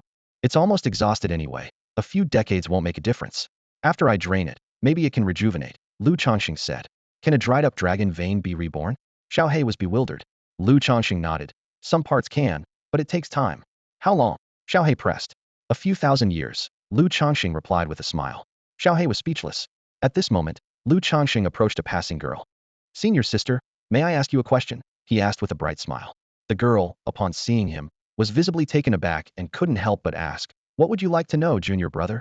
Where is that place? He pointed towards the direction of the dragon vein. The girl glanced briefly and said, that's the spirit sovereign's domain. Spirit sovereign? Changsheng was surprised. Yes, you must be new here, right? That's one of the 4 sovereigns. If you have no business there, it's best to stay away, the girl advised kindly, and as she left, she didn't forget to remind him of various sect matters. Changsheng, lost in thought, watched the girl leave reluctantly, then surveyed the area without making any moves. The immediate priority was to find a place to undergo the tribulation and break through his cultivation level. The dragon vein could wait. It would still be around for decades, so there was no rush. With this in mind, he returned to the warlord's domain. However, before he could reach his cave, Qingyun was already waiting at the entrance, striding towards him. Changsheng. Qingyun was the first to speak. walking up to Lu Changsheng. Lu Changsheng asked in confusion, "Is there something you need?" Gu Qianjun replied earnestly, "Yes, there's something I need to tell you. Tomorrow, I will be taking your senior brother out for about half a month. During this time, if you need anything, just go to Bai Jiang or Lu Xian." Lu Changxing nodded, understanding that his master meant him no harm and was actually very caring and attentive towards him. However, he still felt a bit uneasy about suddenly having a master. "Stay at the sect with peace of mind. When I return, I will officially start teaching you cultivation and help you make up for what you lack," Gu Qianjun added. Lu Changxing nodded again, filled with anticipation. Gu Qianjun didn't say much more and turned to leave. The next morning, Gu Qianjun left the dojo with Zhou Qingyu. Near noon, Lu Changxing finally woke up, got up, and looked into the distance, thinking to himself, "Perfect, he'll find a place to make a breakthrough." With that, he left the dojo, found Yi Qingchun to get some information, and asked for a map before leaving the sect. He originally planned to sell those magical artifacts for spirit stones, but found that the place to handle these items was tens of thousands of miles away from Xinqiao sect, which was too far. He had to wait for another opportunity. The priority now was to make a breakthrough. Subsequently, he quietly left the sect and vanished into the mountains. Meanwhile, on a spiritual mountain, Zhao Gongming gazed into the distance, a shadow flickering in his eyes. "Lingzuan, Lu Changsheng has left the sect," said Ma Ju, the elder who used to guard the Songbing Mountains. Due to a previous incident, he was expelled from the Songbing Mountains, and all affairs were handed over to Yuzun. Upon hearing this, Zhao Gongming's expression remained unchanged as he said coldly, "He's really seeking his own demise." Deep down, Zhao Gongming feared Gu Qianjun. As long as Lu Changxing stayed within the sect, he had no way to act. But once Lu Changxing left, the situation changed. "Lingzuan, what should we do now?" Zhao Gongming sneered. "Go, kill Lu Changsheng. I'm looking forward to seeing Gu Qianjuan's reaction afterward." Ma Ju responded and immediately set out beyond the sect. They didn't think much of it and didn't need much preparation. After all, taking down an 18 or 19-year-old boy only required one nascent soul cultivator. Meanwhile, after Lu Changsheng left the sect, he traveled far until he was 3,000 miles away from Xinqiao sect without stopping. Xiao He thought he would find a place to make a breakthrough, but instead, he arrived in a city. Just as Xiao He was about to remind him that those stolen goods couldn't be dealt with here, Lu Changxing plunged into a tavern and ordered a table full of dishes. Xiao He was puzzled, thinking, "I can understand if someone just starting cultivation can't control their appetite, but even a nascent soul cultivator can't resist?" Clearly, he was supposed to cultivate and make a breakthrough, but he has to eat before he starts. However, during the meal, Lu Changxing also overheard people around him discussing various things. "Have you heard? The Luoyuan mountain range has opened." "What's the Luoyuan mountain range?" "It's that place that appears once every 500 years.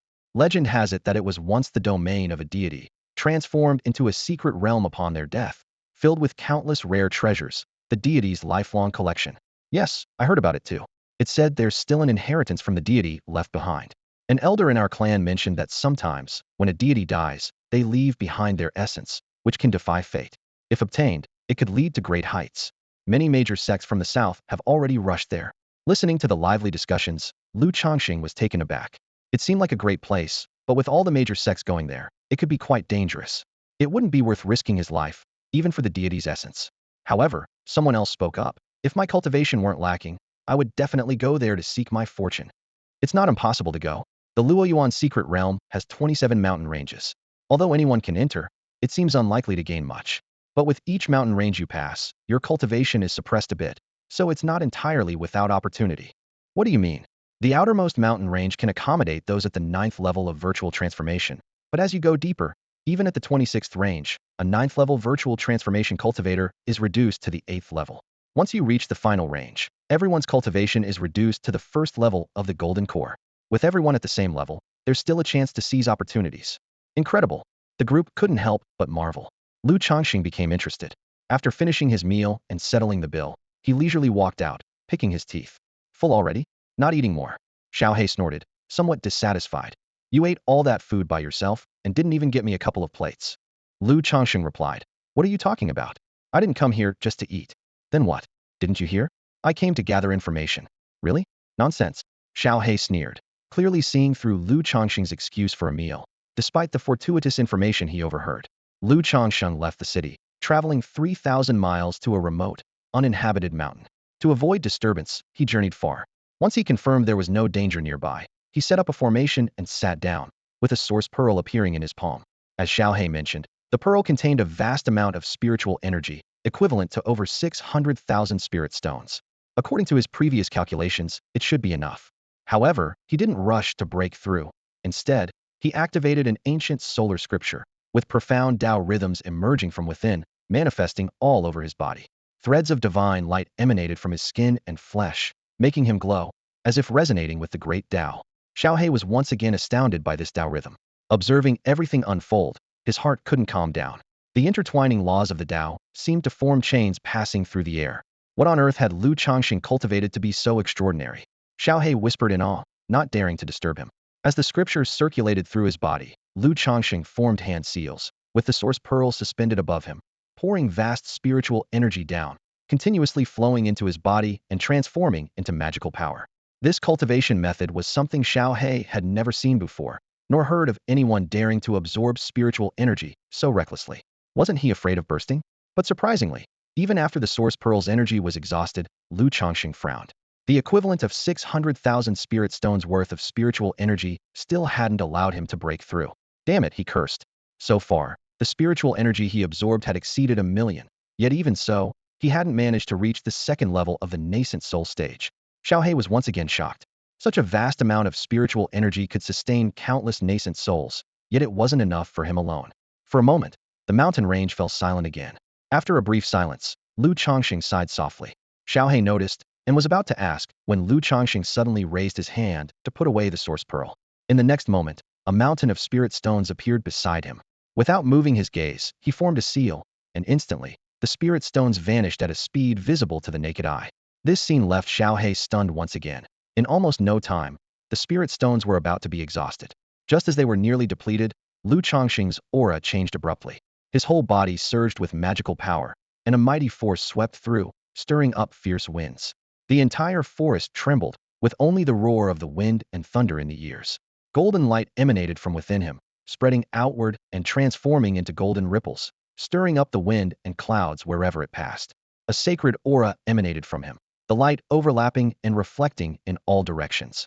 His aura gradually manifested, and a startling sound echoed across the sky, accompanied by thunder. Boom! As the thunder resounded again, endless thunderclouds gathered at this spot, and without warning, a bolt of lightning as thick as a man's arm struck directly at Lu Changsheng. The thunderclouds in the sky churned and changed once more. Heavenly tribulation. Xiaohe was shocked and puzzled. Wasn't he just breaking through a minor realm? Why is there a heavenly tribulation? Only the sound of wind and thunder remained. The originally silver lightning intertwined and instantly transformed into nine-colored brilliance. In a flash, nine-colored lightning poured down like a tide, causing the entire void to tremble. Nine-colored lightning tribulation. Xiaohe was even more astonished. Even among many heavenly tribulations, this was an extremely terrifying existence. Let alone just breaking through a minor realm. Even many prodigies undergoing the nascent soul tribulation might not attract such a powerful heavenly tribulation. For a moment, Xiaohe's pupils trembled slightly, and various records surfaced in his mind. According to legend, some powerful prodigies would attract a heavenly tribulation even when breaking through minor realms, each one a rare genius, envied by the heavens. However, attracting a nine-colored lightning tribulation during a minor realm breakthrough was something he had never seen before. What kind of monster is this? Xiaohe was startled, watching helplessly as the terrifying lightning engulfed him, the aura of destruction enveloping all around. Lu Changsheng sat cross-legged on the ground, unperturbed by the storm, letting the lightning strike him. The frightening force continuously battered his body, the void hummed, and the earth shook. The towering mountain peaks were shattered and leveled. Eventually, all perception was obscured, and Xiaohe couldn't probe until a scream reached him, prompting him to extend his senses again. Damn it, it's too much bullying. If it's not cultivation tormenting me, it's lightning striking me. Damn heavens, just strike me dead then. Lu Changxing grimaced in pain, unable to help but curse. Boom. As he spoke, the retreating thunderclouds squeezed out one last bolt of lightning, striking him squarely in the face. This is too much. Come on, strike me again, strike me dead. I don't want to live anymore. You damn heavens, one day I'll...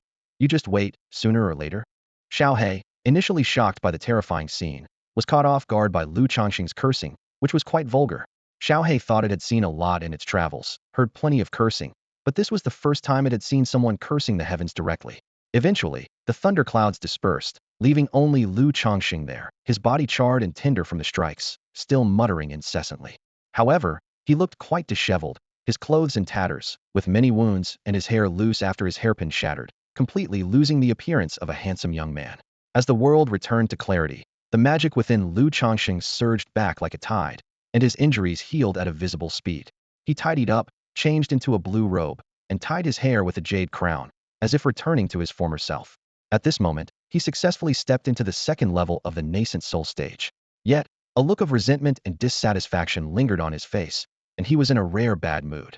After this breakthrough, he realized a serious problem. His previous estimates were probably all wrong.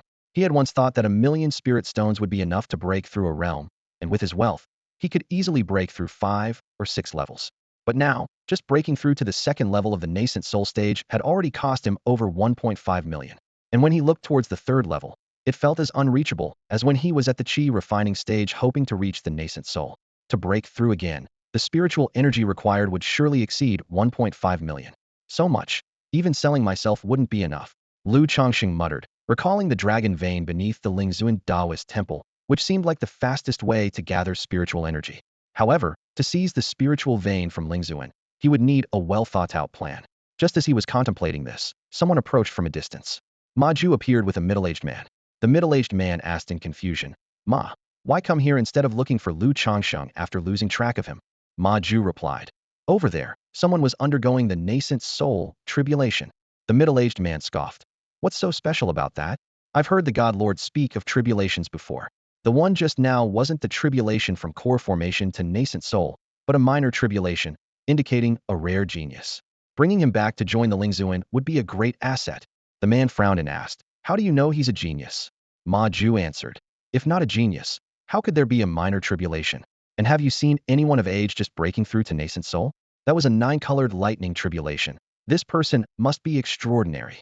Hearing this, the man's eyes lit up. According to Ma Ju, this must be an incredible individual. Moreover, this was within the territory of the Xinxiao sect, and those breaking through here were likely rogue cultivators or hidden talents from affiliated sections. Normally, disciples of major sects wouldn't undergo tribulations on someone else's territory. For a moment, the two grew more excited. Initially, Ma Ju had lost track of Lu Changxing and called for help, worried about being punished by Lingzuan. But if they could bring back such an exceptional talent, Lingzuan would surely praise them. By now they were close. Xiaohe warned, "Someone's coming, and it's someone you know." Lu Changxing nodded, having already sensed it. He knew Lingzuan would resort to tricks, but hadn't expected them to send assassins. His spiritual sense spread out, trying to determine how many people were approaching. Xiaohe couldn't help but say, "Aren't you going to run?" "I've checked, there are only 2. Lu Changxing calmly asked, "And then? What do you want to do?" In a bad mood, he decided to vent his anger by killing someone. "But they're both at the 4th level of the nascent soul stage." Xiaohe reminded him, "If worst comes to worst, you take one, and I'll take one." Lu Changxing laughed, showing no fear. After discussing for a while, the 2 men arrived. As they scanned their surroundings, they found the spot where the tribulation had occurred, and upon seeing the scorched earth, they were taken aback. Ma Ju exclaimed in surprise, "Lu Changxing." Lu Changxing smiled. "What a coincidence, meeting you here." Before them, a young man stood on the land of tribulation, leaving Ma Ju and another man stunned. They had been contemplating how to report back, thinking of bringing a genius to redeem themselves, but unexpectedly, they encountered Lu Changxing directly. It seemed he was also drawn by the heavenly tribulation. Ma Ju spoke, secretly wondering how someone undergoing tribulation could be Lu Changxing. After all, he was only 18 or 19. If he were truly that capable, why would he rely on luck to enter the Xinxiao sect? Humph, they could cut him down, and then look for that genius later. The man chuckled, not taking the young man seriously at all, thinking that a cultivator at the spirit gathering stage was no match for them, and could be crushed with a flick of a finger. At this moment, Lu Changxing calmly spoke, "Are you here to kill me?"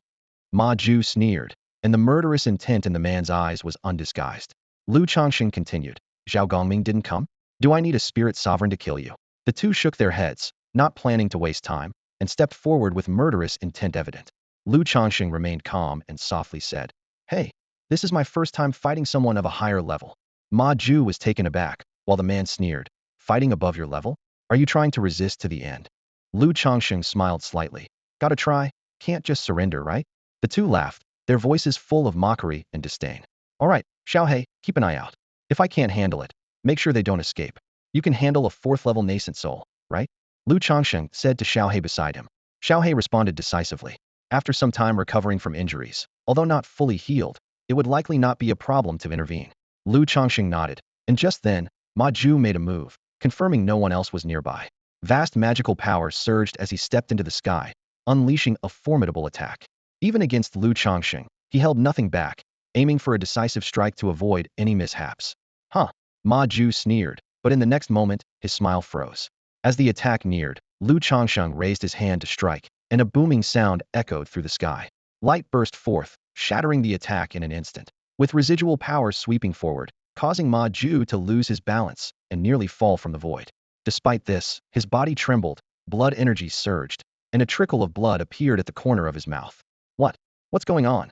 The two men's faces darkened, shocked. Ma Ju's eyes were serious. There's something strange about this kid. Attack with full force. Don't give him a chance. The man's gaze turned cold as he gripped a long sword, its hum resonating, and sword energy appeared from nowhere. He stepped forward, the sword slicing through the sky with sharpness. However, just as he advanced with the sword, Lu Changsheng vanished. Before he could cry out in surprise, a figure appeared like a phantom behind him. The man's pupils trembled, unable to react as Lu Changsheng grabbed his hand. A heavy force struck, akin to a mountain collapsing and a sea roaring, accompanied by the sound of bones shattering. He screamed in agony, the sword slipping from his grasp. Lu Changsheng was already in the distance, holding the fallen sword, frowning at the high-grade spiritual weapon, feeling somewhat dissatisfied. Facing the astonished gazes of the two men, he sighed softly. Why brandish swords in front of me? The man retreated in fear, his eyes wide with disbelief as he looked at the young man, feeling the aura emanating from him. It was you undergoing the tribulation here. No, if it's you, then the person from the Hidden Weapon Mountain range was also you? You've reached the nascent soul stage. The sight was shocking. An 18 or 19-year-old at the second level of nascent soul, an incredible feat moreover, judging by his earlier actions. His combat strength was astonishing.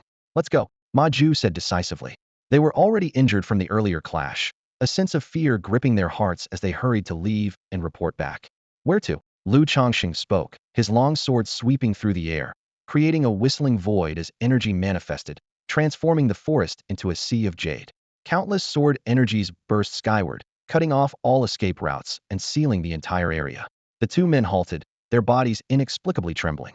The scene was overwhelming, and as they gazed at the rising sea of swords, a sense of terror welled up within them. The sword energy turns into a sea. You've mastered the 9th level of swordsmanship, the man said in shock.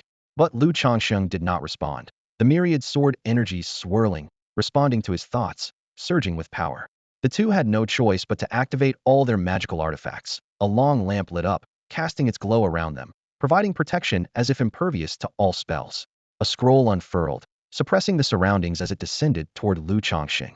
Their hands formed seals, unleashing various deadly techniques, as if ready to fight to the death, trying to open a breach and escape.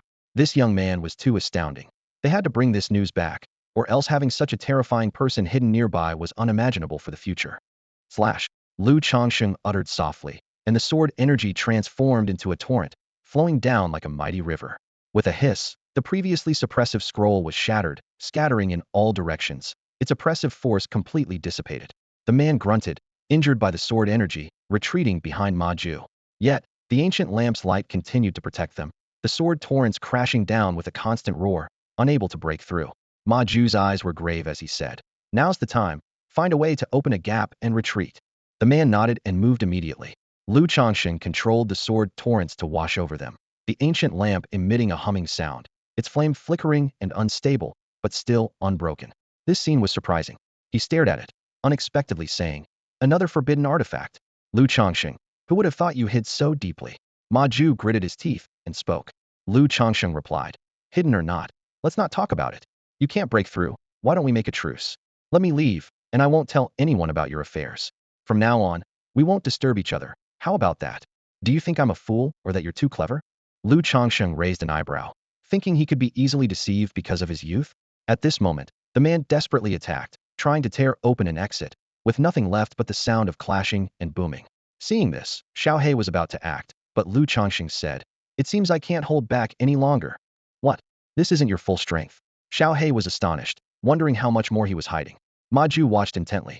In the next moment, the sky filled with sword energy, swirling and shifting, as a mighty pressure swept in, transforming into a giant dragon in everyone's eyes.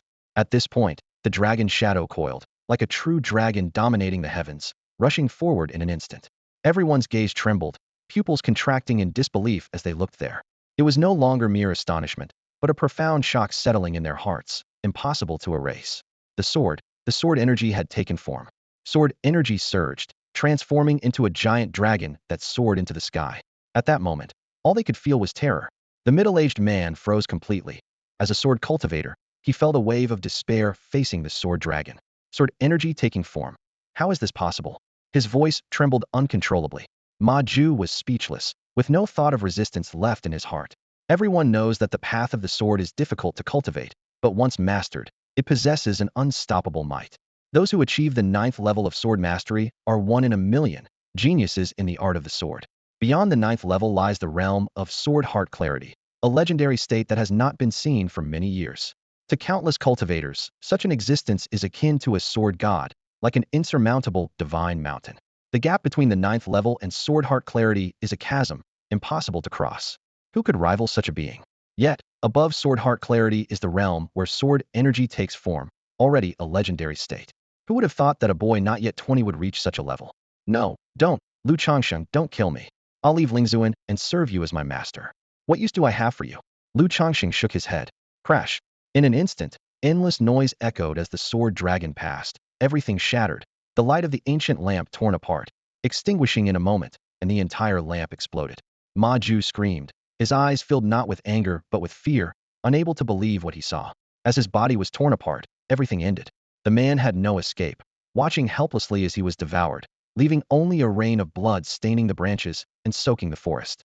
Lu Changsheng stood there, sword in hand, gazing out. The sword energy of the heavens reverberated, dressed in blue, standing peerlessly like a sword immortal descended to the world, calmly watching the conclusion. I overestimated them. I should have only used sword heart clarity. As Lu Changsheng spoke, Xiaohe stared, unable to speak for a long time. The scenes were too terrifying. Even with its temperament and experience, its body trembled slightly, overwhelmed by what it had witnessed. You've reached the level of forming sword energy, a realm many powerful predecessors might never touch in their lifetimes. And you're so young. Are you even human? Xiaohe's voice quivered, unable to imagine how far Lu Changsheng could grow. Gods, saints, those terms seemed inadequate. Before them stood someone with the potential of an emperor. Lu Changsheng was indifferent to this, having sworn an oath. He merely said, first time fighting across levels, no experience. I'll keep a lower profile in the future. Xiaohe felt despondent. Once proud of its talents, it believed it had a bright future. Since meeting this person, its confidence had been repeatedly shattered. After just regaining composure, it was struck down again. Now, it felt as if its very determination was about to crumble. How could such a monstrous person exist? And how did it end up encountering him? Lu Changsheng paid no mind to this. He had been careful with his strike, ensuring nothing but the body was damaged. Now he was collecting the spoils of battle. Suddenly, Xiaohe spoke earnestly. Lu Changsheng, come with me. I'll take you away from here, to a place with endless resources, where you'll never have to worry about spirit stones again. Truly endless resources? Lu Changsheng asked in surprise. Xiaohe was taken aback. Normally, shouldn't one ask where they're going first? But this guy, he first wanted to confirm if the resources were truly abundant. However, Xiaohe didn't mind and nodded, saying, yes, that's great. Are you agreeing? Yeah, but you'll have to wait for a while. Until when? Xiaohe was a bit excited and was willing to wait. Lu Changsheng pondered. Until I feel I'm nearly invincible. Xiaohe was at a loss. He thought Lu Changsheng agreed to go with him, but then he said something like that. Waiting until he's invincible? What for? To plunder or annihilate? Xiaohe was speechless, not knowing how to communicate with this guy. His mind was filled with thoughts of spirit stones, murder, arson, and robbery, all for the sake of spirit stones. While Xiaohe was speechless, Lu Changsheng had already finished cleaning the battlefield, scowling as he spat in the distance. Paupers. Just 2 people, and they could only gather 100,000 spirit stones. And they're elders of the Shenxiao sect? After embezzling for so many years while guarding the Songbing mountain range, this is all they have? They're a waste of air. Hearing this, Xiaohe was at a loss for words. Only he could complain about people being poor after committing murder and arson. Xiaohe watched everything, trying to organize his thoughts before finally asking. Lu Changsheng, tell me honestly, what is your current strength? Nascent soul stage, level 2, can't you see? Lu Changsheng raised an eyebrow. Xiaohe said, that's not what I mean. I'm really not hiding it, just nascent soul stage, level 2. What about your swordsmanship? Manifestation. Xiaohe listened, feeling somewhat unwilling, but after thinking about it, he couldn't argue. An 18 or 19-year-old boy, at nascent soul stage, level 2, was already astonishing. The path of swordsmanship is arduous. Even reaching the 9th level is like climbing to the heavens, deterring many. In the entire southern region, how many can reach the level of sword heart enlightenment? Let alone sword chi manifestation. The next level, sword intent manifestation, hasn't been heard of for thousands of years. Xiao He may not like his character, but his talent is indeed one in a million, probably comparable to the legendary emperor's son. The more he understood this person, the more terrifying he seemed. Before this, he had no idea this guy had such terrifying swordsmanship. Just as he wanted to ask more, Lu Changsheng impatiently said, Xiao He, why do you have so many questions? Why don't you just consider me your big brother? Pay a tuition fee of a few million, and I'll tell you everything. Even teach you swordsmanship. Xiao He expected to get angry, but instead, he asked, are you really willing to teach me swordsmanship? I, Lu Changsheng, am known as the honest and reliable young gentleman. Am I just a name? Really, why would I lie? As long as you pay, and it doesn't involve selling my soul, anything else is fine. Xiao He pondered. Lu Changxing thought for a moment and continued. Of course, if you want me to sell my soul, that's a different price. Xiao He was a bit disdainful but still asked, why would I want your soul? But how many spirit stones do you want to teach me swordsmanship? That depends on what level you want to reach. Lu Changxing said, a strange light in his eyes. He genuinely enjoyed teaching and helping others. What if I want to reach your level? That's not impossible. It's not impossible, but it depends on talent. It's not something you can achieve casually. If it's just sword-hard enlightenment, with some time, it shouldn't be too hard. All right, I'll think about it. Okay, Lu Changxing wasn't in a hurry.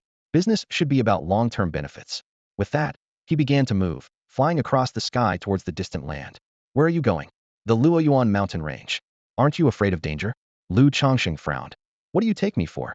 A young man with a fiery spirit should soar to great heights, facing challenges without fear of hardship, not cowardly fearing death.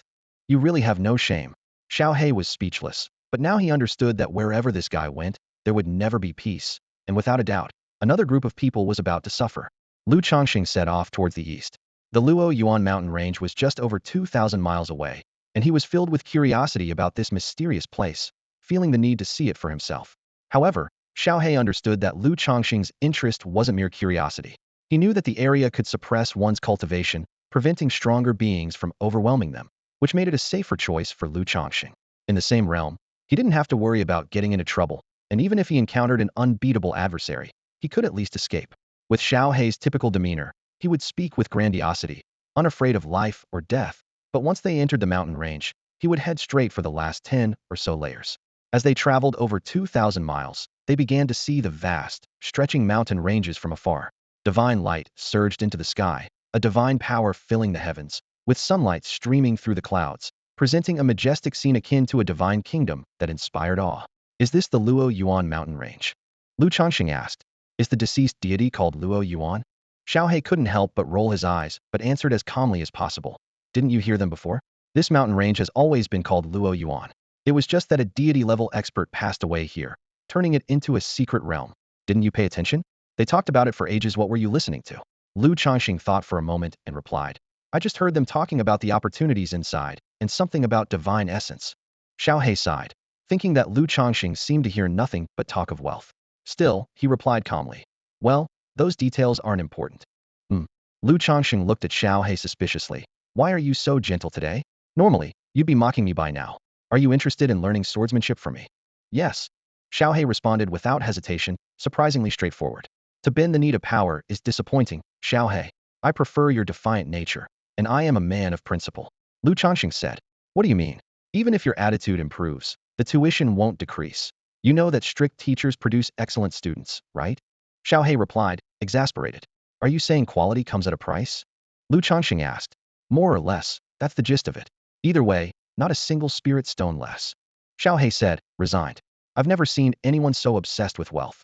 Xiao He thought to himself, sometimes baffled by Lu Changxing's fixation. Humans and birds don't share the same sorrows. Lu Changxing said. Xiao He didn't want to argue further. Soon, they approached an entrance to the mountain range, where a crowd had gathered, all quietly watching ahead. The mountain range had already begun, but the people were still waiting. He saw several elders from the Xinxiao sect, with Yuzun among them, but Gu Qianjun and Zhou Qingyu were absent. Besides them, there were also forces from outside the Xinxiao sect. An old man with white hair and a beard stood calmly, a faint smile on his lips as he looked at the mountain range. Qingyun sect. Xiao He said. You know them? Lu Changxing asked, surprised. Xiao He replied. That's a sect bordering the Xinxiao sect, and a major power in the south, not weaker than yours. Xiao He had some knowledge of these forces. Lu Changxing nodded, pondering silently. As Xiao He looked further into the distance, a change stirred in his heart. The Peng clan had arrived. What kind of Peng clan? The golden-winged Peng clan, with ancient Peng blood in their veins. In the southern region, they are a formidable force. Xiao explained the origins of this clan to Lu Changsheng. Lu Changsheng understood, realizing that although they were of the golden-winged Peng clan, they differed from the ancient golden-winged Pengs, possessing only partial bloodlines, not pure-blood Peng birds. Even so, their power was excessively strong. Listening to Xiao account, Lu Changxing noticed the emotional fluctuation and, out of curiosity, asked, "You seem quite emotional. Do you have a grudge against the Peng clan?" Xiao shook his head and, after a moment of contemplation, replied, "No. It's just that someone from this clan is my archenemy, though I'm not sure if they are here this time." "Archenemy?" Lu Changxing raised an eyebrow and said, "Xiao I'm actually quite curious about your species." Xiao corrected him, "It's species, not breed." Lu Changxing asked, "All right, what species are you?" Xiao proudly replied, "I am a swallowing heaven sparrow, capable of soaring through the skies and swallowing the world for 90,000 miles." As he spoke of his bloodline, pride gleamed in Xiao eyes. However, Lu Changxing seemed to overlook Xiao pride, casually remarking, "So you're not a big crow after all." Xiao immediately burst out, "Calling me a crow is one thing, but what's with that tone of regret? Not a crow, and he's disappointed?" Lu Changxing innocently asked, "What's wrong?" Xiao angrily retorted, "You're really infuriating." Lu Changxing remained silent. Xiao tried to calm his emotions, thinking to himself that sometimes he wanted to get along well, but this guy's words were just too irritating. Just then, Lu Changxing suddenly asked, "Xiao which name do you think sounds better, Greenclad Sword Master or Lu Ritian?" Xiao was stunned by the question. Are these two names even comparable? Is there a need to choose? He was about to say something when he noticed Lu Changxing's demeanor and appearance changing completely, transforming into a different person. Although still handsome, he was entirely different from before. "You said you hadn't mastered it?" Xiao exclaimed. Lu Changxing replied, "I haven't." "Then how are you changing?" He explained, "If mastered, you can change at will and sustain it for a long time. I can only maintain it for a day, so it's not mastered." Xiao was speechless in shock, having no idea what kind of person he was dealing with. Meanwhile, Lu Changsheng was debating between the two names. Adopting a new identity required a new name. Previously, the title Dark Knight Demon was a compliment from others, but he didn't like it, feeling it didn't suit his style. He preferred Lu Ritian, but ultimately chose Greenclad Sword Master, deciding that Lu Ritian could be used later. "Let's go," Lu Changxing said, stepping forward towards the mountain range, reaching its entrance in no time. Just then, a voice called from behind, "Is there really no one willing to help me? If successful, my clan will surely reward 50,000 spirit stones as a token of gratitude. Is anyone willing? What help could warrant 50,000 spirit stones?" Lu Changxing halted, unable to move upon hearing the offer. Xiao also looked over. It was someone from the Peng clan who had spoken. A middle-aged man from the Peng clan stood there, a smile on his lips and arrogance in his eyes, scanning the crowd without any sign of urgency for assistance. Meanwhile, others looked at him with disdain, some even showing exasperation, clearly uninterested in engaging with him. Lu Changxing stood at the entrance, his eyes gleaming with interest upon hearing about the spirit stones, especially the large amount involved.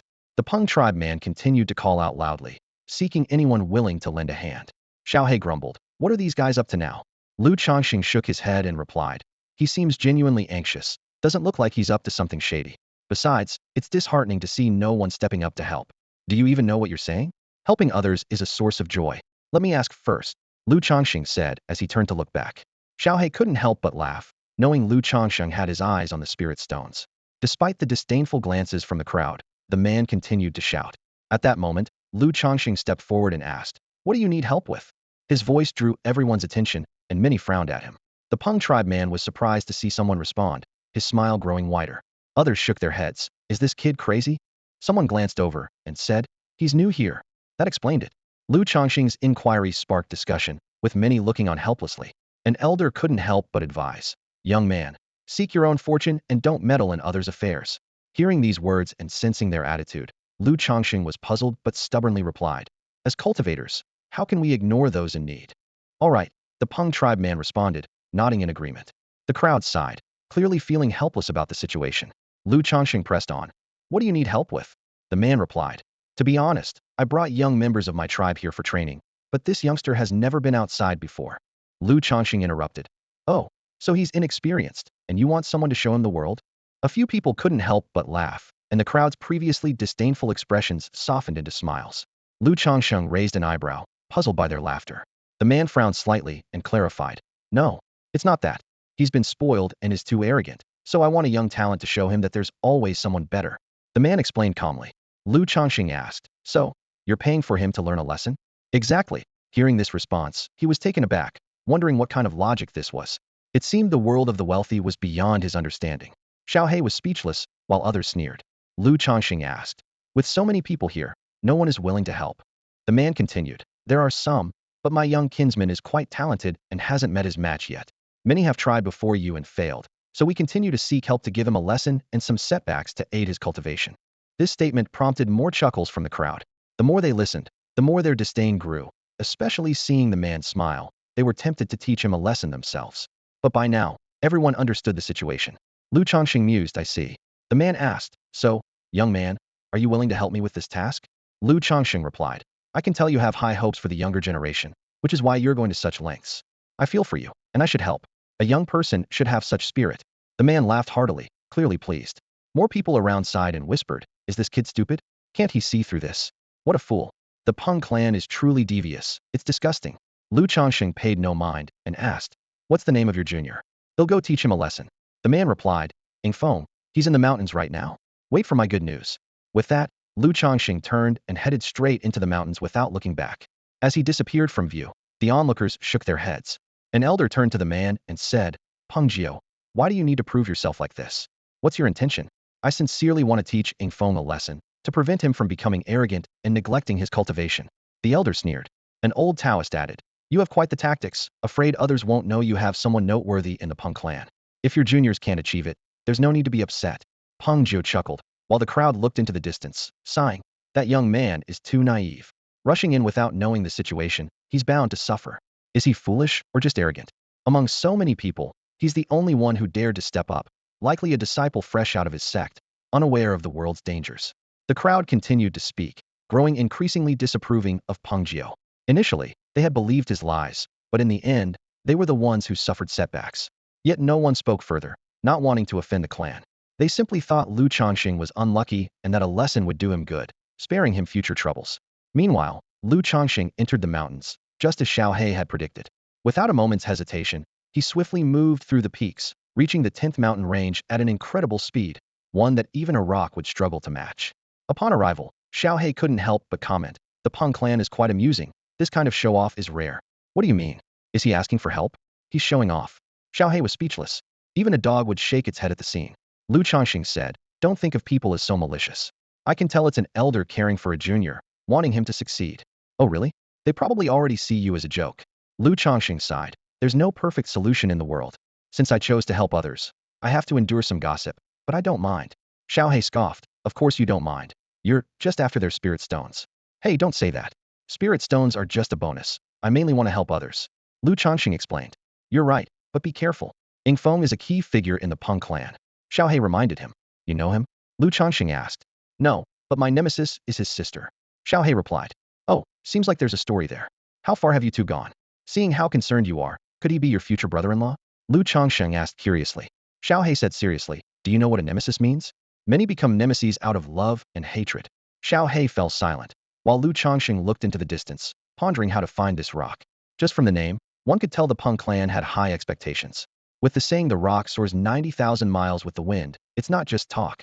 This race has always been extraordinary, both in ancient times and now. He also recalled from an ancient text, rock flesh is tender, its bones sturdy, and its feathers make powerful artifacts when used to craft a fan. In the 9th mountain range, Lu Changxing stood atop a solitary peak, gazing into the distance. Hidden among the mountains were many cultivators, their powers suppressed at the 9th level of the core formation stage, making it difficult to discern their true strength. There might be nascent soul, or even void transformation experts among them, but even at the same level, encountering a villain wouldn't leave them entirely defenseless. After contemplating for a while, Lu Changsheng decided to ask a passerby. A young man was heading toward the mountains behind. "Fellow Taoist, please wait." Lu Changsheng called out. The man glanced sideways, sizing him up, and asked coldly, "What do you want?" "I mean no harm. I just want to inquire about someone's whereabouts," Lu Changsheng replied. "Who?" The man frowned. "Ing Feng," Lu Changsheng said eagerly. "Xiao Peng Wang Ing Feng." The man's expression shifted slightly. "Yes, I've heard some rumors about Ing Feng. Quite a notable name indeed." However, when the topic came up, the man frowned and said, "If you're here for the Peng clan's business, I advise you to stop looking. You'd be better off seeking opportunities in these mountains instead." "Why?" Lu Changsheng asked curiously.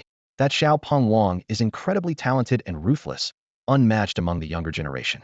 Even those senior experts who suppressed their cultivation have suffered losses at his hands. The man's tone carried a warning. Oh, Lu Changsheng's eyes lit up. I advise you to stop. Don't fall for the Peng clan's trap.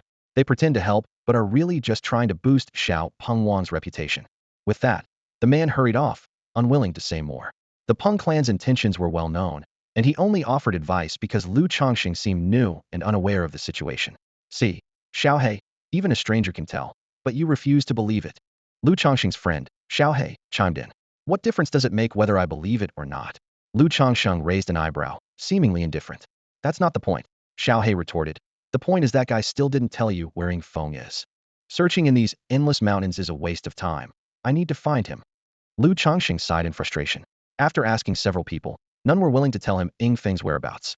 It wasn't entirely out of goodwill. They had suffered under Yingfeng, and, knowing the Peng clan's motives, naturally didn't want to bolster their prestige. Stop wasting your time. It would be better to look for other opportunities. Xiaohe advised. No, I must fulfill my promise. This lesson must be taught. Lu Changsheng was determined, thinking to himself that the Peng clan's spirit stones were as good as free. Such opportunities weren't encountered every day. Xiaohe sighed. This is the secret realm left by a deceased divine realm expert. You might find something worth far more than 50,000. You don't understand. Lu Changsheng said meaningfully. Understand what? Xiaohe was puzzled. Not everyone can teach a lesson, but opportunities anyone can seize them. Lu Changsheng's tone carried a hint of determination. What? Xiaohe was taken aback, not expecting Lu Changsheng to say such a thing. He was usually a greedy person, eager to seize all opportunities. Yet now, he seemed so principled, which was surprising. In the end, Lu Changsheng decided to stop searching and instead issued a bold declaration, stating his purpose and inviting Yingfeng to come to the 9th mountain range to receive his lesson. This statement immediately caused a stir. Previously, others had attempted to challenge Xiao Peng Wang, but without exception, they all failed and ended up suffering instead of teaching Yingfeng a lesson. Gradually, the once bustling place grew quiet. However, Lu Changsheng's words were unexpected. He brazenly invited others to seek him out for a lesson. Xiaohe was taken aback, as this was unlike Lu Changsheng's usual demeanor. But his arrogance wasn't without merit. In this place, where power levels were suppressed, even the offspring of emperors could be challenged, and no one at the same level could defeat him. After all, it was only the magical power that was suppressed, and who could withstand the sword energy of an old master? As for Lu Changsheng himself, he was unfazed. He had proven that, even with equivalent cultivation, he remained formidable. More importantly, no one knew him. Even if he defeated everyone and left, reverting to being Lu Changsheng, who would know it was him? And if things went south, his unmatched escape skills were beyond the reach of ordinary people. In any case, he was invincible. Many were surprised by this news, as failures were common, but such high-profile behavior was rare. Instantly, everyone was eager to see what would happen next. Regardless of who won, it promised to be entertaining. Outside the mountains, Peng Jiu was especially delighted upon hearing the news. His initial intention was to make Xiao Peng Wang famous, and Lu Changsheng's antics only added intrigue, drawing more attention. The bigger the commotion, the more people talked, and the better the outcome. He was already grateful to this unexpected young man. Ha ha ha, this young man is truly something. Peng Jiu laughed heartily, his voice unrestrained. Those around felt a headache, knowing the outcome played perfectly into Peng Jiu's plans. I suspect this kid is a plant by the Peng clan. It seems the Peng clan will indeed succeed. In just half a day, the incident caused an uproar. Everyone was watching. Even Lu Changsheng grew impatient, reasoning that with such a commotion, there should be a response. Even if Xiao Peng Wang didn't come to him, at least he should give a location to meet. More importantly, his transformation spell only lasted a day, and he couldn't wait 3 more days to use it again. What if Xiao Peng Wang fled? Beating someone up for 50,000 spiritual stones was too good an opportunity to miss. During this time, he searched, crossing several mountain ranges, but found nothing. Could this little Peng bird be scared? Lu Changsheng mused aloud. Just then, on the 9th mountain range, a figure appeared, standing boldly in front of the crowd. It was a young man in dark robes, standing with his hands behind his back, exuding arrogance. Lu Changsheng glanced at him and asked, "Are you the little Peng bird?" "That's Xiao Peng Wang. How dare you speak such nonsense?" The young man frowned, clearly displeased. Hearing this, Lu Changsheng raised an eyebrow. "If you're not the little Peng bird, why are you here? Want to pay for a lesson too?" "Humph." The young man snorted. "My name is Song Qing, a personal disciple of the Tianqing sect." "Oh," Lu Changsheng replied casually. "Oh." Song Qing immediately frowned. "What do you mean by that? Can't be bothered with you." Song Qing was indignant. "First, you challenged Xiao Peng Wang, acting arrogantly, and now you dismiss me. How dare you be so presumptuous?" Lu Changsheng replied. "I'm here, hired by the Peng clan to teach the little Peng bird a lesson. What does this have to do with you?" Why are you upset? I have a close relationship with Xiao Peng Wang, and you speak so arrogantly. Someone like you isn't fit to challenge Xiao Peng Wang. It's only fitting I deal with you. Song Qing was righteous and even somewhat agitated. Lu Changsheng was momentarily taken aback, scrutinized him, seemed to understand something, nodded, and slowly said, "Ah, so you're just a sycophant." No wonder. Lu Changsheng spoke calmly, causing Song Qing's expression to change instantly. With a wave of his hand, a long spear appeared, pointing forward. "Who are you to speak such arrogance and insult me?" Song Qing seethed with anger. Lu Changsheng replied serenely, "You can call me the blue-clad sword master." Hearing this, Song Qing's expression shifted slightly as he pondered the name, realizing he had never heard it before. He then sneered, "What blue-clad sword master?" Pretending to be mysterious. "No rush. Once I've dealt with the little rock, this name will be famous, known by all." Lu Changsheng's voice remained calm, but to others, it sounded exceptionally audacious. "Ah." Xiao He sighed softly. Usually, Lu Changsheng either hid in safe places or showed off behind his master. Only in situations like this did he act so arrogantly. Although he was indeed unmatched at his level, he always seemed boastful. Nevertheless, Song Qing was already infuriated, glaring coldly at Lu Changsheng. "In that case, let me teach you a lesson first." As he spoke, the spear hummed, a fierce aura emanating, with spiritual light pouring out, dazzling the surroundings. "Attack!" Accompanied by Song Qing's shout, a shocking sound erupted, his aura on full display, revealing the full might of a second-level foundation establishment cultivator.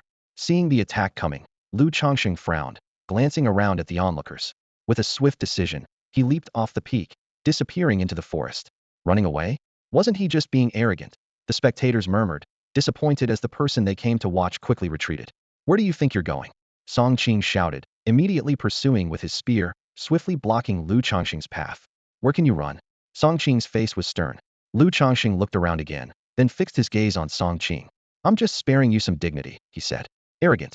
Song Qing retorted, charging forward with his spear aimed at Lu Changsheng. His eyes were as sharp as spear points, his magical power surging, not holding back at all. Lu Changsheng remained unmoved. Just as the attack neared, he raised his hand, striking the spear down. The entire shaft vibrated with a terrifying force, causing Song Qing's grip to shatter, blood gushing, and the spear to fall to the ground. "What you?" Before he could finish, Lu Changsheng had already approached, striking Song Qing down. In an instant, Song Qing's face smashed into the stone, leaving him sprawled on the ground, nearly killed with a single blow. Struggling to look at Lu Changsheng, fear filled Song Qing's eyes, realizing that if his opponent wished, he wouldn't even have a chance to retaliate. The feeling was terrifying and utterly despairing. It became clear why Lu Changsheng dared to speak so boldly. He truly possessed that level of power. You. Lu Changsheng smiled slightly. "Don't be afraid. I don't take lives lightly. Answer my questions honestly, and your chances of survival are good. Of course, if you refuse, I could always search your soul directly, saving you the trouble of speaking." His tone was gentle and calm, yet it filled Song Qing with dread. Soul searching was no trivial matter. It could easily result in death or severe pain, making it a fate worse than death. Of course, he also felt a kind of fear. How could someone say such sinister words so calmly, as if he were a cold-blooded killer? "Tell me where Xia Pengyo is," demanded Lu Changsheng. Song Qing snapped back to reality in terror and quickly replied, "He's south of the third mountain range." "What's he doing there?" "He found a trace of divine essence and is trying to obtain it." "No wonder he's been missing for a while." "I see." Lu Changsheng nodded, his gaze returning to Song Qing. "I remember you said you're a direct disciple of the Tianqing sect?" Hearing this, Song Qing saw a glimmer of hope and hurriedly said, "Yes, my sect." "So, you must be worth something, right?" "What do you mean?" Song Qing was taken aback, a bad feeling rising in his heart. Lu Changsheng raised his hand, sealing Song Qing's power with a cold remark. "In half an hour, you'll send a message to your elders, telling them to bring 200,000 spirit stones to the third mountain range to ransom you. If they don't, they'll kill you." Only then did Song Qing realize he was being kidnapped. Though it was sudden, he had no choice but to accept it. As for tough words, he figured he should save them for after he was rescued, as fear had already gripped him. Of course, there are always those who shout and resist in such situations, either too proud to fear death or just arrogant and foolish, thinking that mentioning their sect can intimidate their captor into sparing them. Some people might be intimidated, but not Lu Changsheng. He didn't rush into action but waited half an hour before dragging Song Qing back to the peak, letting him send a message to his people. Initially, the fellow disciples were furious and wanted to fight to save their brother, but they retreated when they saw the despair in Song Qing's eyes. "You're quite sensible. You didn't need to remind him. Even if I captured him, I'd send someone to deliver the message. The Tianqing sect just needs to prepare a little more spirit stones. It's not a big deal." Hearing this, Song Qing felt chills run down his spine and regretted his choices deeply. He had come here to curry favor with Xiaoping Wang, only to encounter a terrifying figure. In his estimation, Xiaoping Wang might not win, and they might indeed have to pay to learn a lesson. Others were also surprised. Song Qing wasn't weak. He had already formed a golden core at a young age, surpassing many of his peers, yet he still lost. Lu Changsheng deliberately delayed for half an hour to avoid making Song Qing's defeat seem too quick. If word got out, it might deter others from coming, which would be counterproductive. You really go to great lengths for those spirit stones. Xiao He clearly understood Lu Changsheng's intentions. Lu Changsheng didn't idle, tossing Song Qing into the purple gold gourd and heading straight for the third mountain range. Meanwhile, the messenger hurried to the outermost area, afraid that if they were late, Song Qing would be killed. Those people were still watching from afar, unlikely to enter easily unless necessary. They knew that obtaining the divine essence wouldn't be easy, and the main purpose of this endeavor was to train the younger generation, helping them grow quickly. As the group chatted and laughed, the disciple finally arrived. Seeing him, the elder of the Tianqing sect's expression changed slightly. Before the disciple could speak, he asked, "What happened? Why are you in such a hurry?" The disciple anxiously replied, "Brother Song Qing has been kidnapped." Hearing this, others turned to look curiously. The elder, taken aback, asked, "What do you mean by kidnapped?" "It's a kidnapping." As those words left his mouth, everyone was stunned, and the elder stood frozen. The disciple, seeing the elder's shock, thought he hadn't been clear enough and quickly added, "Someone has captured Brother Song Qing and is demanding ransom for his release." As the disciple narrated the events, the elder came back to his senses. He was puzzled. Did he really need a junior to explain the concept of kidnapping to him? He couldn't believe someone dared to abduct a disciple of Tianqing sect. After all, Tianqing sect was a powerful and influential sect. How could anyone be so audacious? The elder asked sternly, "Who has the nerve to kidnap a direct disciple of Tianqing sect?" The onlookers were also curious, as such incidents were rare. The disciple replied, "It's the person who previously boasted about teaching little Peng King a lesson. It's him." Upon hearing this, Peng Jiu's eyes lit up. He had met Song Qing before and knew he was a genius. It seemed the young man was indeed extraordinary. The bigger the commotion, the greater the reward when little Peng King defeated him. A hint of joy flashed in Peng Jiu's eyes. The disciple continued, "He has already demanded that you prepare 200,000 spirit stones for ransom, or else he will harm the hostage." Everyone exchanged glances. Kidnappings were indeed rare. The elder's face turned grim with anger. Outrageous! How dare he extort me? However, he was also worried. If he rushed in to rescue the disciple, Lu Changsheng might harm the hostage. Yet doing nothing wasn't an option either. Even if he wanted to pay, he didn't have that many spirit stones on him. The disciple anxiously called out, "Elder, what should we do?" The elder frowned and said, "How should I know? Where am I supposed to find 200,000 spirit stones right now?" The others were speechless. It was true. Who would carry that many spirit stones while traveling? For a nascent soul cultivator, 200,000 was no small sum. Even if he could get reimbursed by the sect later, as an ordinary nascent soul elder, he simply didn't have that amount. After a moment of contemplation, the elder communicated privately with the disciple to ask for more details. The disciple, having heard some information beforehand, explained the situation. The elder's face alternated between pale and flushed. Taking a deep breath, he said, "There's no other way." The people nearby perked up. What did he mean by that? Was he going to confront the kidnapper in a life-and-death struggle? He then began moving towards the mountains. The disciple followed eagerly and asked, "Elder, are you going to suppress that guy and rescue our senior brother?" The elder gritted his teeth and said, "Suppress? Tell me how to suppress him?" "Of course, I plan to defeat him, and then." The disciple was puzzled. "Defeat? Elder, do you know why there are so many experts outside, yet few enter?" The elder, annoyed, replied, "Their cultivation levels are indeed high, but once their levels are suppressed to the same as others, even with years of experience and carrying magical artifacts, they might not match some geniuses." The elder knew that if their levels were equal, he might rely on experience to surpass Song Qing. But Song Qing had already been subdued. Was he going to get himself killed? There had been too many instances of strong cultivators being subdued by geniuses. If there's a high chance of not obtaining the divine origin, who would risk such embarrassment in front of so many forces and people? The disciple was speechless and timidly asked, "Elder, so now you're going to?" The elder helplessly replied, "I'm going to negotiate with him because I really can't come up with that much." The disciple was stunned, feeling utterly confused. The old man felt helpless. Song Qing had willingly provoked others to curry favor with Xiaopeng Wang, and being suppressed without being killed was already fortunate. Even if he wanted to seek help, the distance was too great, and by the time help arrived, it would be too late. Unable to win and lacking funds, he could only try to negotiate. Borrowing money was an option, but it would inevitably make him a laughingstock. "I'll tell you something," the old man mused. Disciples from Tianqing sect tried to ingratiate themselves with Xiaopeng Wang by provoking others, only to be suppressed in return. They ended up having to borrow money to pay the ransom and get their people back. The old man shuddered at the thought, realizing that unless absolutely necessary, they couldn't resort to such measures. It wouldn't just be his own reputation at stake, but also that of Tianqing sect, likely becoming a joke in the region. Fortunately, he had observed Lu Changsheng before and found him to be kind and benevolent. The other party was probably just trying to teach Songqing a lesson, so negotiating might work. Meanwhile, as Lu Changsheng ventured deeper, mysterious forces intertwined, continuously suppressing his cultivation. He soon reached the third mountain range, with his cultivation reduced to the third layer of the foundation establishment. Following Songqing's directions, he found the location but still didn't see the rumored Xiao Pengwang. Just as he thought Songqing had deceived him and was about to confront him, he detected an unusual aura in the void, faint yet divine. It seemed Songqing hadn't lied, but perhaps Lu Changsheng had arrived too late. Lu Changsheng continued searching, unaware of how long he had been at it without success. As he neared the second mountain range, he sensed powerful sword energy piercing the sky. Amongst the sword energy, he felt a familiar presence. Senior brother, Lu Changsheng exclaimed in surprise.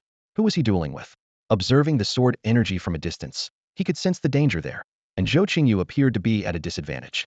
With this realization, Lu Changsheng abandoned the search for Xiao Pengwang and rushed toward Zhou Qingyu. Quickly ascending the mountain, Lu Changsheng saw two figures clashing on a flat area. One was a man, Zhou Qingyu, and the other was a woman, around 24 or 25 years old. She had a slender waist, cascading black hair, and an ethereal beauty. Her brows carried a rare sharpness, giving her a heroic air. Both wielded swords, their blades flashing as sword energy crisscrossed, the clashing of their swords creating a piercing sound and sparks flying, locked in a seemingly inseparable duel. However, Zhou Qingyu was clearly at a disadvantage. Xiao He sensed the situation and remarked, "What's going on with these two? Why are they fighting so fiercely?" Lu Changsheng replied, "I'm not sure. Maybe it's some kind of romantic entanglement." Romantic entanglement? Seriously? Is that how you talk about your senior brother? Xiao He was speechless. Who talks about their senior brother like that? Lu Changsheng said, "Life is unpredictable. I haven't seen him in days. Who knows if he's changed? Huh, not everyone is like you. What about me?" Instead of making sarcastic remarks, think about how to help your senior brother. This woman is extraordinary. Your senior brother is likely to lose. Xiao He said wearily, not wanting to bicker further. Hearing this, Lu Changsheng focused on the scene below. As Xiao He mentioned, the woman was indeed remarkable, her swordsmanship at the 8th level, rare for someone her age. However, there was something peculiar about it, but he couldn't quite put his finger on it. Under the intense gaze, the woman charged forward with her sword, its gleam cold and sharp, reflecting in his eyes. Zhou Qingyu was surrounded by swirling sword energy, attempting to fend off the attack. Their sword energies clashed repeatedly, the sound of their collision echoing continuously, yet he found himself being overpowered. In both cultivation and swordsmanship, the woman held the upper hand. Within moments, she had gained absolute dominance, her blade pressing down, signaling his impending defeat. Lu Changsheng sighed softly and spoke slowly. "What kind of grudge warrants such relentless aggression, young lady?" Hearing this, the two turned to look at Lu Changsheng from afar. The woman retorted, "What does it matter to you? If there's no deep-seated hatred, why the relentless pursuit? Mind your own business," she scolded. Lu Changsheng was helpless, thinking that if it weren't for his senior brother, he would just stand by and watch even if she defied the heavens. At this moment, he focused on Zhou Qingyu and said earnestly, "Young man, sword intent is not merely for show. It signifies a realm, and the sword energy it generates can defeat enemies. Clear your mind now, focus your sword intent on your blade, and recite the incantation." Upon hearing this, Zhou Qingyu hesitated slightly but tried to follow his advice, unleashing his sword energy. He no longer defended, slicing his blade through the air, instantly breaking through all suppression. The surge of power forced the woman back. "What?" she exclaimed, her eyes filled with seriousness. Despite her superior cultivation and swordsmanship, he had shattered her assault with just a single piece of advice, which was truly astonishing. Zhou Qingyu glanced at his sword, then turned to Lu Changsheng and said, "Thank you for your guidance, senior." Although this person appeared young, his ability to guide him in swordsmanship suggested his skill surpassed his own. Lu Changsheng smiled. "We are fated to meet. Today, I offer you some guidance. If you remember it well, she won't be able to trouble you." "Oh really?" The woman, though startled, remained defiant. Lu Changsheng said no more, directly transmitting his knowledge and experiences to Zhou Qingyu. Listening to these insights, Zhou Qingyu seemed enlightened, his eyes gleaming with clarity, and his aura transformed. When he attacked again, his sword energy surged like a dragon rising from the abyss. The woman, surprised, had no time to think and could only respond. Her previous advantage vanished, and their battle stirred up waves of energy. Lu Changsheng breathed a sigh of relief. Originally, after Zhou Qingyu advanced to the 7th level of swordsmanship, he would have to find a way to impart this knowledge to him. Now, this situation presented the perfect opportunity to share everything at once. Not only that, he even spoke of the 9th level of swordsmanship. Though it was based on his own experience, it could help Zhou Qingyu avoid many detours. With his talent, he was destined to reach that level. From start to finish, Lu Changsheng never intended to rush him, only offering guidance when Zhou Qingyu faced bottlenecks to solidify his foundation. Xiao He watched this unfold, amazed. Lu Changsheng, your talent is truly astounding, rare in this world. So, have you decided whether to learn from me?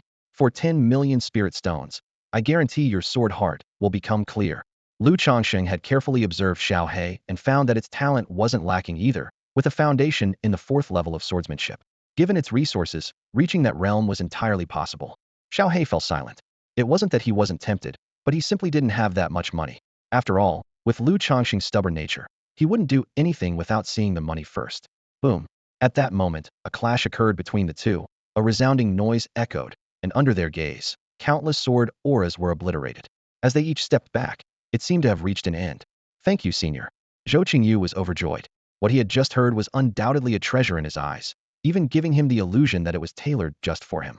This was a great act of imparting knowledge and wisdom, and he was about to kneel in gratitude.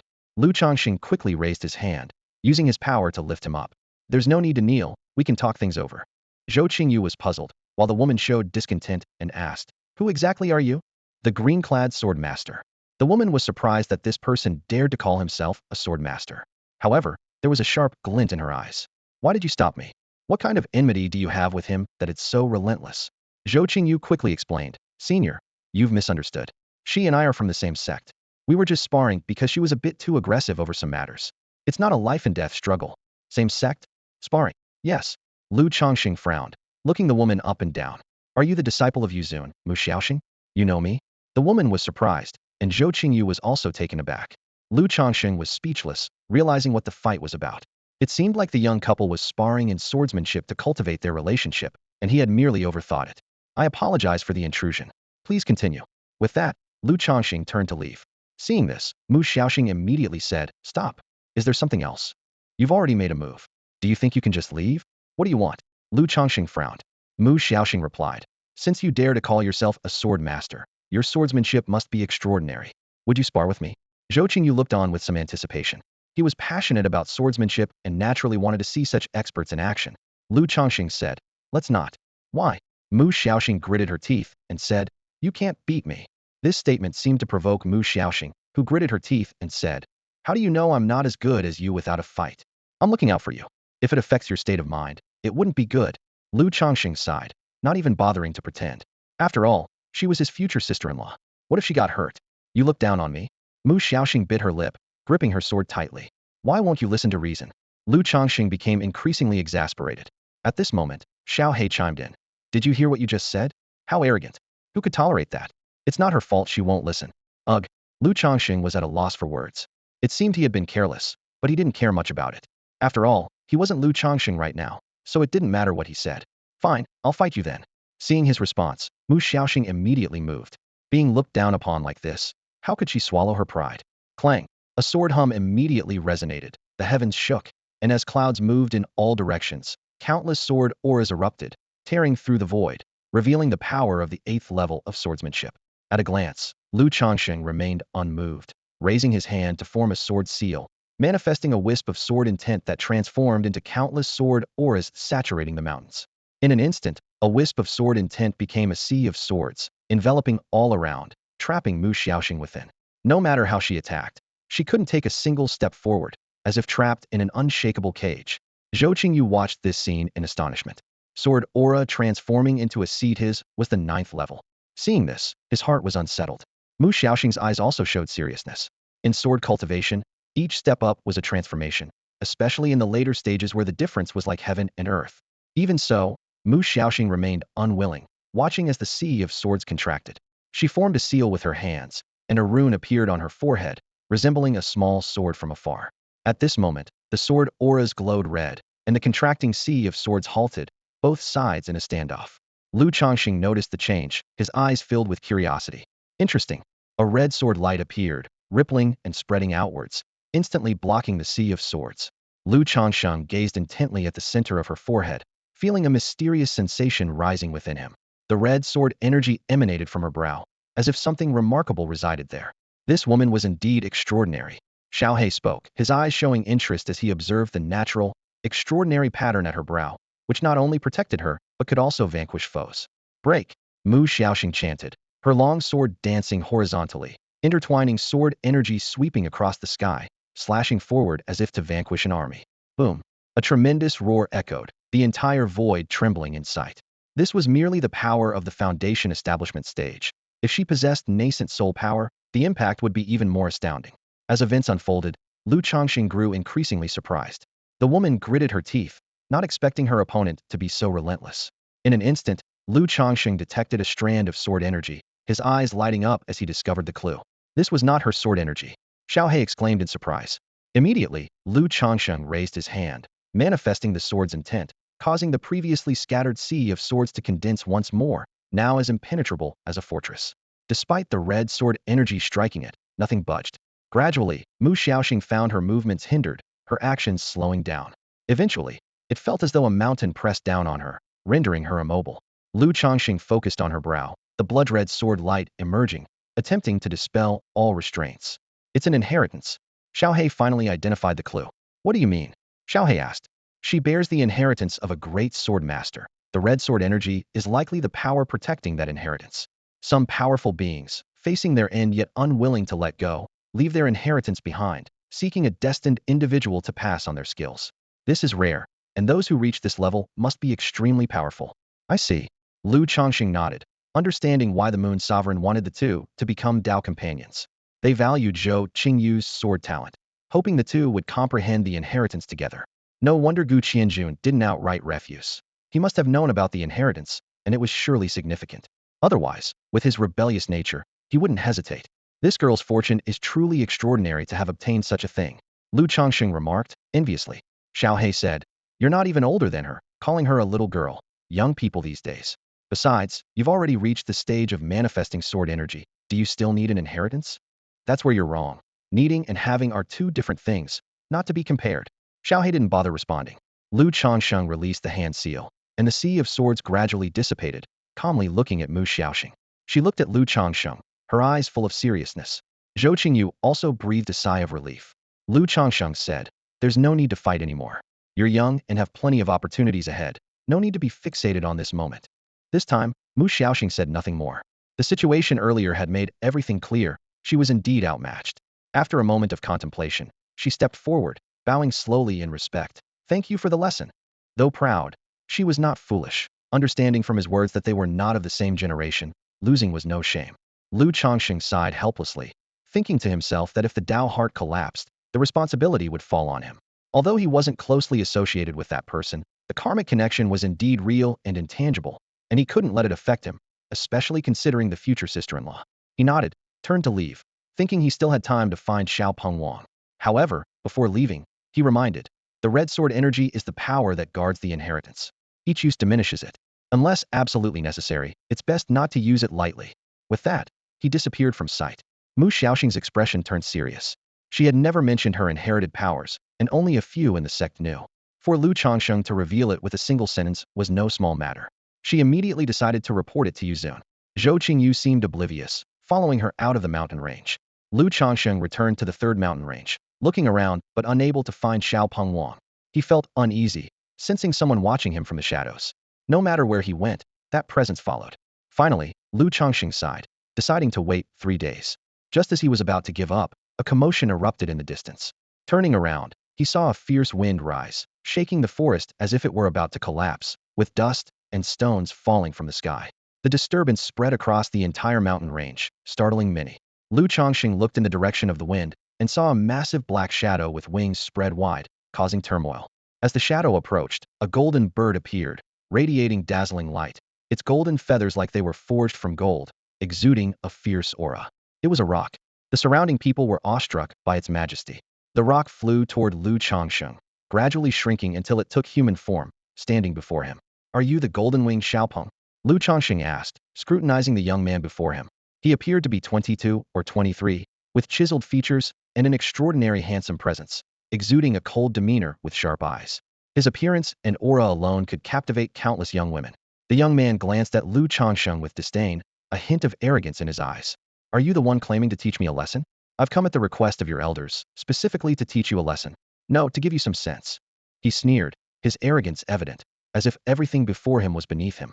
As a genius of the golden-winged rock clan, his exceptional talent and noble bloodline justified his arrogance. Their gazes locked for a long time before Ing Feng spoke.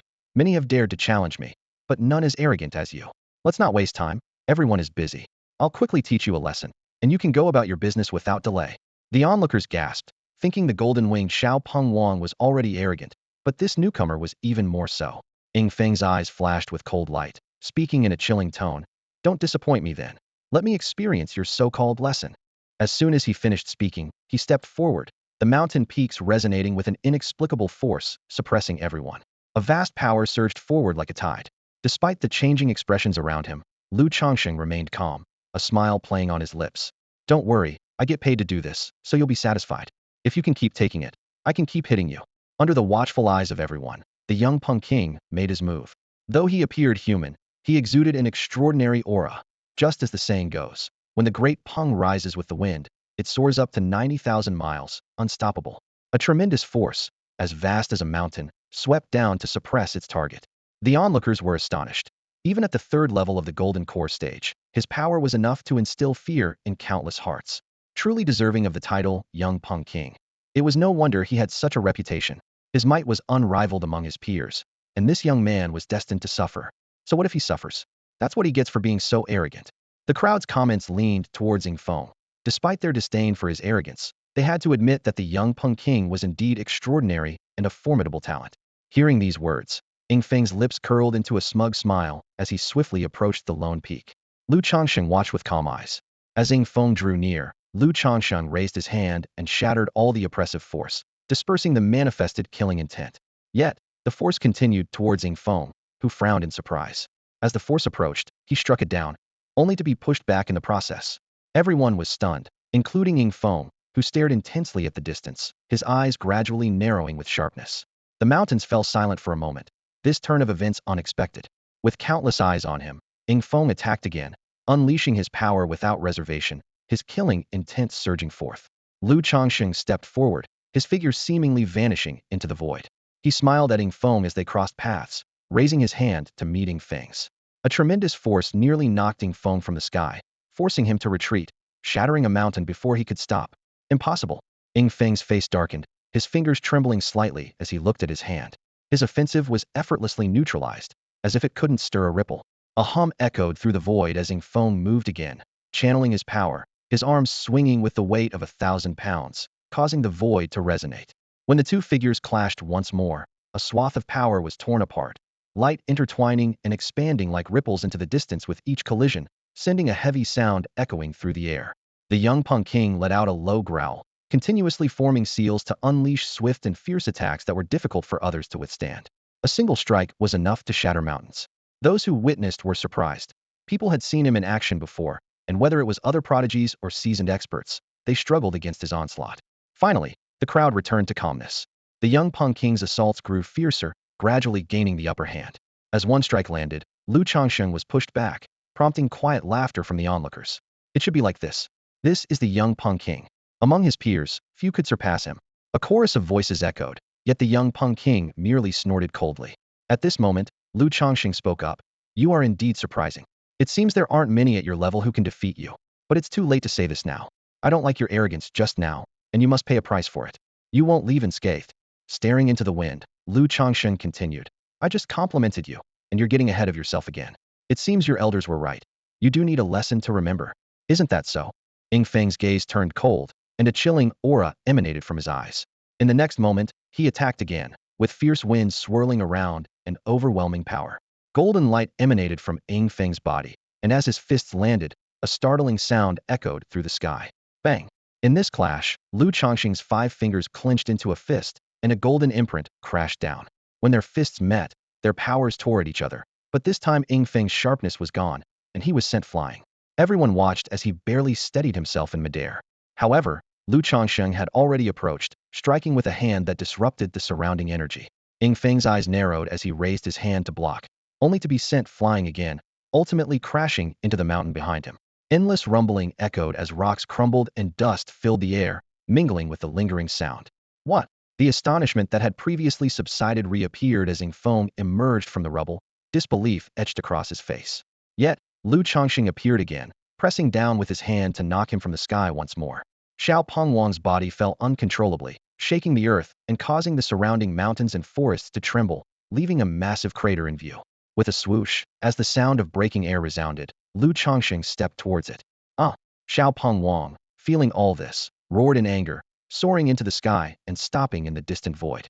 Meanwhile, Lu Changsheng stepped on the ground, causing nearby peaks to shake. At this moment, others watched as Lu Changsheng ascended into the void, his gaze fixed on Xiao Pengwang. Facing each other, Ing Feng's expression darkened, not expecting to suffer consecutive setbacks, with humiliation surging in his heart, glaring fiercely at Lu Changsheng. Sensing this gaze, Lu Changsheng said, "It seems you're not convinced. I haven't taught you a lesson yet." Hearing this, everyone frowned. Xiao He remarked, "I find it twisted that you could easily suppress him countless times, yet you choose to hold back and toy with him. What's the fun in that?" Lu Changsheng retorted, "What do you know? I have a duty, ethics, and integrity. After all, I am being paid 500,000 spirit stones. I must do my best to make it worth the money. Just skimping won't do, will it?" Xiao He pondered for a moment and asked, "So your idea is to torture him as much as possible, to the point where he doubts his existence, feeling terrified whenever he thinks of you?" Although blunt, that was essentially the idea. Xiao He fell silent, having seen twisted individuals, but never one so twisted. However, it also felt that the person from the Peng clan brought this upon themselves, paying to have their own child beaten utterly deserved. Silence enveloped the surroundings. Ing Feng took a deep breath and said, "You haven't won yet. It's too early to be arrogant." His voice rang out as he stomped his foot, causing a golden ripple to spread in the void, with golden light enveloping him and his aura surging. Without another word, Ing Feng charged again, shrouded in golden light, the two figures clashing once more. As their powers collided, their arms shook, and Lu Changsheng's eyes showed surprise. At this moment, Ing Feng's strength noticeably increased, his combat power becoming more resilient. "What's going on?" Lu Changsheng wondered. Xiao He replied, "That's the Tianpeng dragon fighting technique, a powerful innate magic of his clan, rumored to be capable of slaying true dragons at its peak." Lu Changsheng's gaze towards Ing Feng changed. Golden light continuously blossomed as Xiao Pengwang made another move, transforming in the process. Boom. As the two clashed again, Xiao Pengwang's eyes turned golden. Lu Changsheng watched him quietly, marveling at the technique he had never seen before. Xiao He had mentioned that the Sky Rock Dragon combat technique was a secret of the Golden Winged Rock clan, originating from the ancient rock, a treasured skill engraved in their bloodline. Legends say that in ancient times, the rock fed on true dragons, using this technique to hunt them, its power beyond description. Onlookers were also in awe. Many were seeing this technique for the first time, but understood its terror. The fact that Ing Feng was using it against an opponent showed the young man's strength. Ing Feng then rose, a massive phantom of a rock appearing behind him, charging alongside him. Xiao He warned, "The Sky Rock Dragon combat technique is extraordinary. In a battle of equals, do not underestimate him." Lu Changsheng heard this, but did not respond. Xiao Pengwang said, "You're the first to make me use this technique at the same level. It's an honor." Lu Changsheng smiled in response, excitement gleaming in his eyes. "Sky Rock Dragon combat." Xiao Pengwang shouted, as the rock phantom spread its wings and sped towards Lu Changsheng with incredible speed, leaving afterimages as it reached him. Whoosh! Waves of magical power surged as Lu Changsheng raised his hand, light blossoming as he fought off the rock's attack. In that moment, he noticed a trace of the ancient rock's shadow in the phantom. Meanwhile, Xiao Pengwang advanced, attacking with lethal intent, aiming to subdue the young man before him. The two battled fiercely, the rock's shadow shaking the heavens, forcing Lu Changsheng back. The crowd gasped, their eyes filled with amazement at the ancient technique's brilliance and power. Lu Changsheng was moved, understanding that this was Ing Feng's pride. Ing Feng remarked, "What do you mean? Letting you use your skills only to be defeated is a better lesson." Lu Changsheng chuckled. "Oh, you think you can break my technique? I'll give it a try." Xiao Pengwang let out a long cry, the rock descending to merge with him, instantly charging at Lu Changsheng. Clang! A sword hum resonated as Lu Changsheng formed a seal, conjuring countless sword energies out of thin air, slashing forward. A sharp presence emerged in the void, light bursting forth. Xiao Pengwang was startled, not expecting such astounding swordsmanship, and quickly formed seals, the rock flying out to shield him. Their clash dazzled the surroundings. Unexpectedly, as the sword energies fell, The rock phantom was gradually severed, dissipating at a visible pace. Boom. In the next moment, a roar echoed as the rock vanished completely, and the sword energy swept down like a torrent. Xiaopeng Wang was alarmed, pouring out more power to block the attack. However, his defenses shattered, and he was forced to flee, his once magnificent feathered robe in tatters, a cut marring his handsome face. Before anyone could react, Lu Changsheng was already behind him, reaching out. Do you concede? Hearing the voice, Xiaopeng Wang was shocked, retreating rapidly, staring at the person before him in terror. If you have the guts, follow me to the fourth mountain range for a battle, shouted Xiaopeng Wang, retreating swiftly to the mountains behind, not giving his opponent a chance to react. Lu Changsheng was puzzled, thinking to himself, what does this mean? Xiao He explained, the sky rock dragon fighting technique grows stronger as one's realm advances. He wants to fight you at the next level. Lu Changsheng couldn't help but marvel. This technique can grow? But how much can a small realm really add? He sighed, thinking to himself that he was exhausting himself just to earn some spiritual stones. He needed to making Feng accept his loss so that he could take the stones without guilt.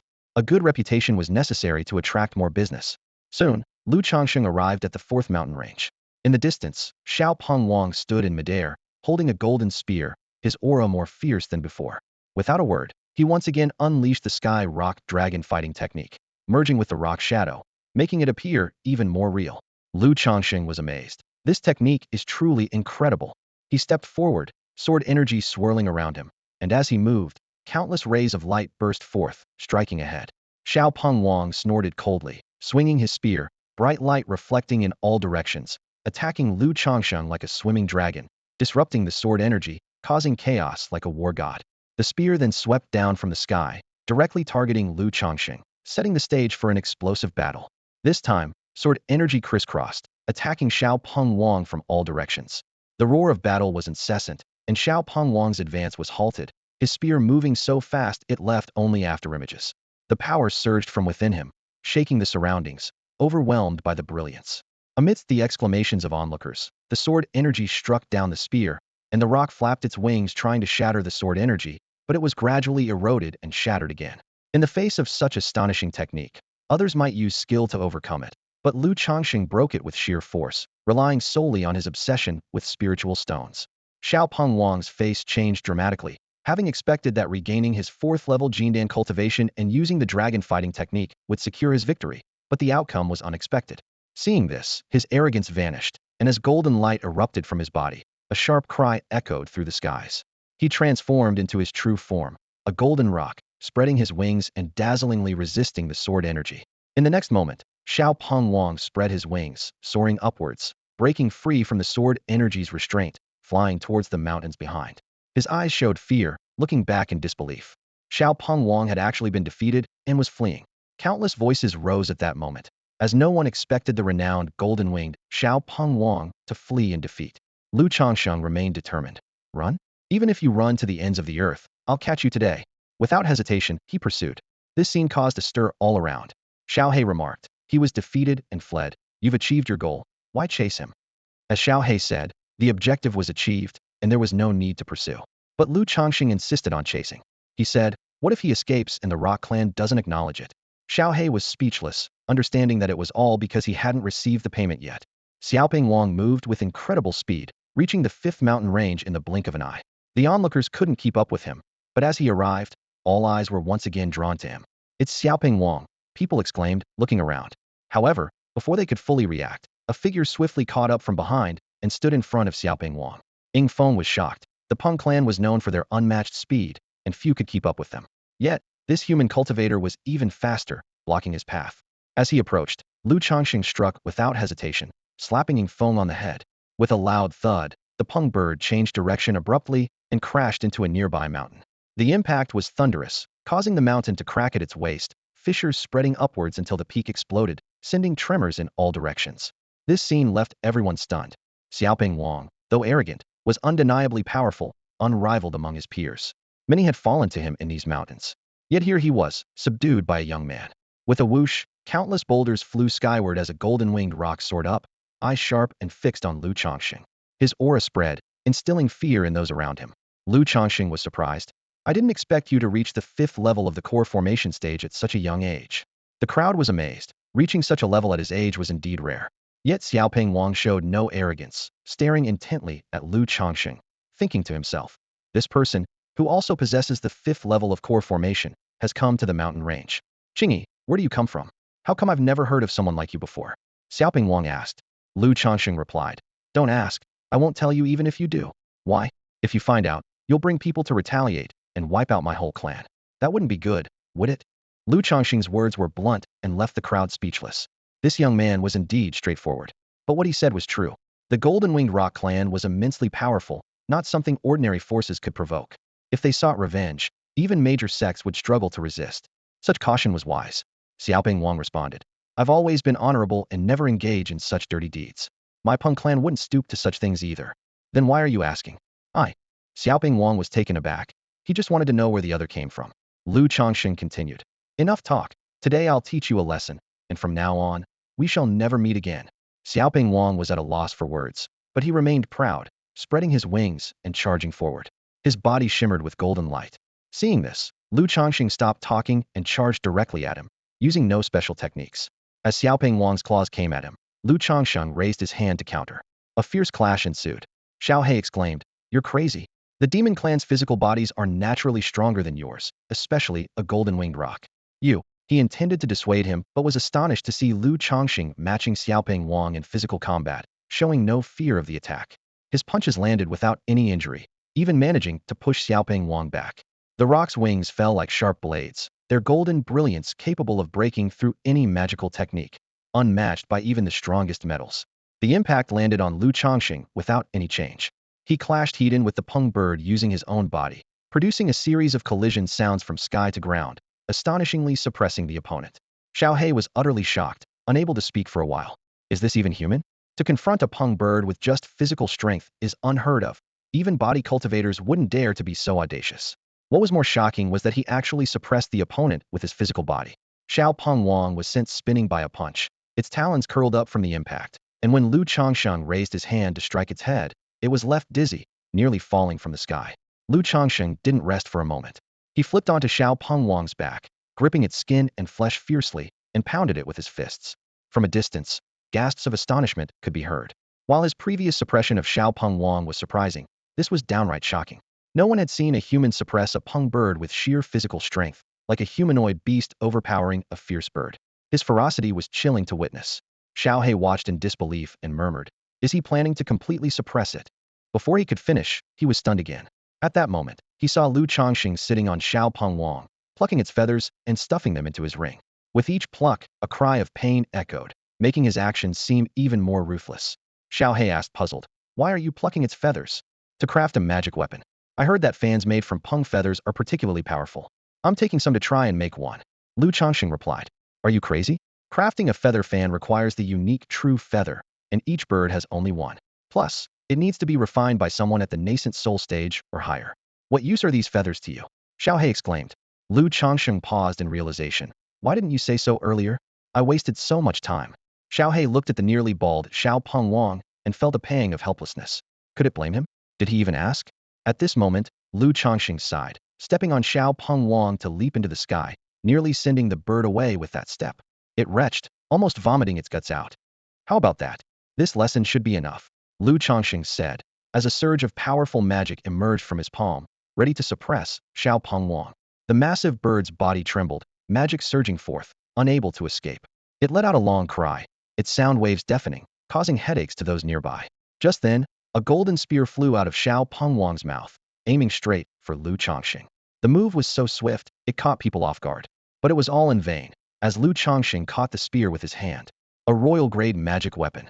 He smiled, surprised by the unexpected gain, and stored it in his ring. Then he asked, is there more? Xiaoping Wang's eyes flickered, clearly surprised, but it wasn't foolish. Seeing no way out, it resorted to various magical techniques to try and break free. As they reached a stalemate, Lu Changsheng's magic continued to pour forth, seemingly sealing their fate. But in the next moment, a chill ran down his spine. Suddenly, a bright streak shot towards his head. Boom! Lu Changsheng raised his hand, shattering the streak, stepping back slightly, his expression calm but his eyes icy. Who? He demanded, scanning the surroundings, spotting a middle-aged man standing above, looking down at him. As the man arrived, the atmosphere instantly grew tense. The man spoke, kid, let it go. He's already defeated. Why continue to suppress and humiliate him? You're going too far. Lu Changsheng responded coldly. Old fool, mind your own business. His eyes were filled with murderous intent. The man sensed the threat but sneered. Don't get carried away just because you have some skills. There are plenty of people in this world you can't afford to offend. Old fool, when you accuse others of being arrogant, have you ever looked in the mirror? Lu Changsheng's voice was as sharp as a cold blade. Looking for trouble? Try me. He snorted, knowing full well that this place was different from the outside world. He only feared those of a much higher realm. Among those of the same level, he feared no one. His confidence was bolstered by his mastery of swordsmanship. At this moment, the two were at a standoff. The suppressed Xiaoping Wang interjected. Uncle Chu, this is my own matter. Even if I die in battle, it's because I'm not as skilled. I will bear the consequences myself. No need for anyone to intervene. The man frowned, turning to look at Xiaoping Wang. Lu Changsheng was also surprised, not expecting such a display of backbone, which was indeed rare. The man's expression shifted slightly. I've been friends with your father for many years. How can I watch you suffer? He hesitated for a moment before making a decision. Don't worry, no matter what, I'll accept it. With that, he turned to leave. Lu Changsheng raised his hand, and countless sword energies soared into the sky, slashing down towards the man. The mountain range was instantly filled with a fierce aura. The man's face darkened as he raised his hand, unleashing a wave of power, light spreading in all directions. However, he was forced to retreat, his sleeve torn, and a sword mark left on his arm. Bastard, the man shouted angrily. Lu Changsheng responded coldly.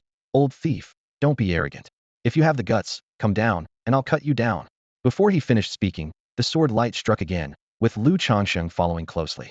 The man didn't speak further, only glancing back before transforming into a stream of light heading towards the fourth mountain range, disappearing in an instant. You old fool, I'll remember this grudge. Just wait, Lu Changsheng said, then turned to look at Xiaoping Wang, surprised by his stubborn pride. He hadn't intended to kill him, just to teach him a lesson and earn those 500,000 spirit stones. Now, he couldn't help but admire him a bit. However, admiration is one thing. Work is another. They must not be confused or prioritized incorrectly. Suppress. With a soft command, Xiaoping Wang was restrained, his power sealed, unable to use any techniques. Lu Changsheng looked around and asked, is there anyone kind enough to notify the Peng clan that the task is complete? 3 days from now, right here, please have them come to settle the account. Silence fell over the crowd, who stared at him in shock, finding it hard to believe. A young man had managed to suppress the once unbeatable Xiaoping Wang. More importantly, many realized that Xiaoping Wang had never been a match for Lu Changsheng from the start, always being suppressed, unable to counterattack from the third to the fifth mountain range. At this point, some who were familiar with Xiaoping Wang had already gone to report the news. Lu Changsheng, meanwhile, prepared to leave with Xiaoping Wang. Time was running out. The spell would soon wear off, and he needed to leave quickly. In the crowd, an elder appeared. Young friend, wait. The newcomer was from the Tianqing sect. He had witnessed the battle just now and was deeply shocked. The elder knew Xiao Peng Wang's strength, yet he had suffered a crushing defeat, leaving the elder unsettled and seeking reconciliation. Lu Changsheng glanced at the elder and, seeing the disciples around him, asked, are you from Tianqing sect here to ransom someone? Yes, indeed. Previously, Song Qing was ignorant and offended you, young friend. I hope you can forgive him. I wonder. Before the elder could finish, Lu Changsheng interrupted. I don't have time for pleasantries. Bring the spirit stones, and I'll release the person immediately.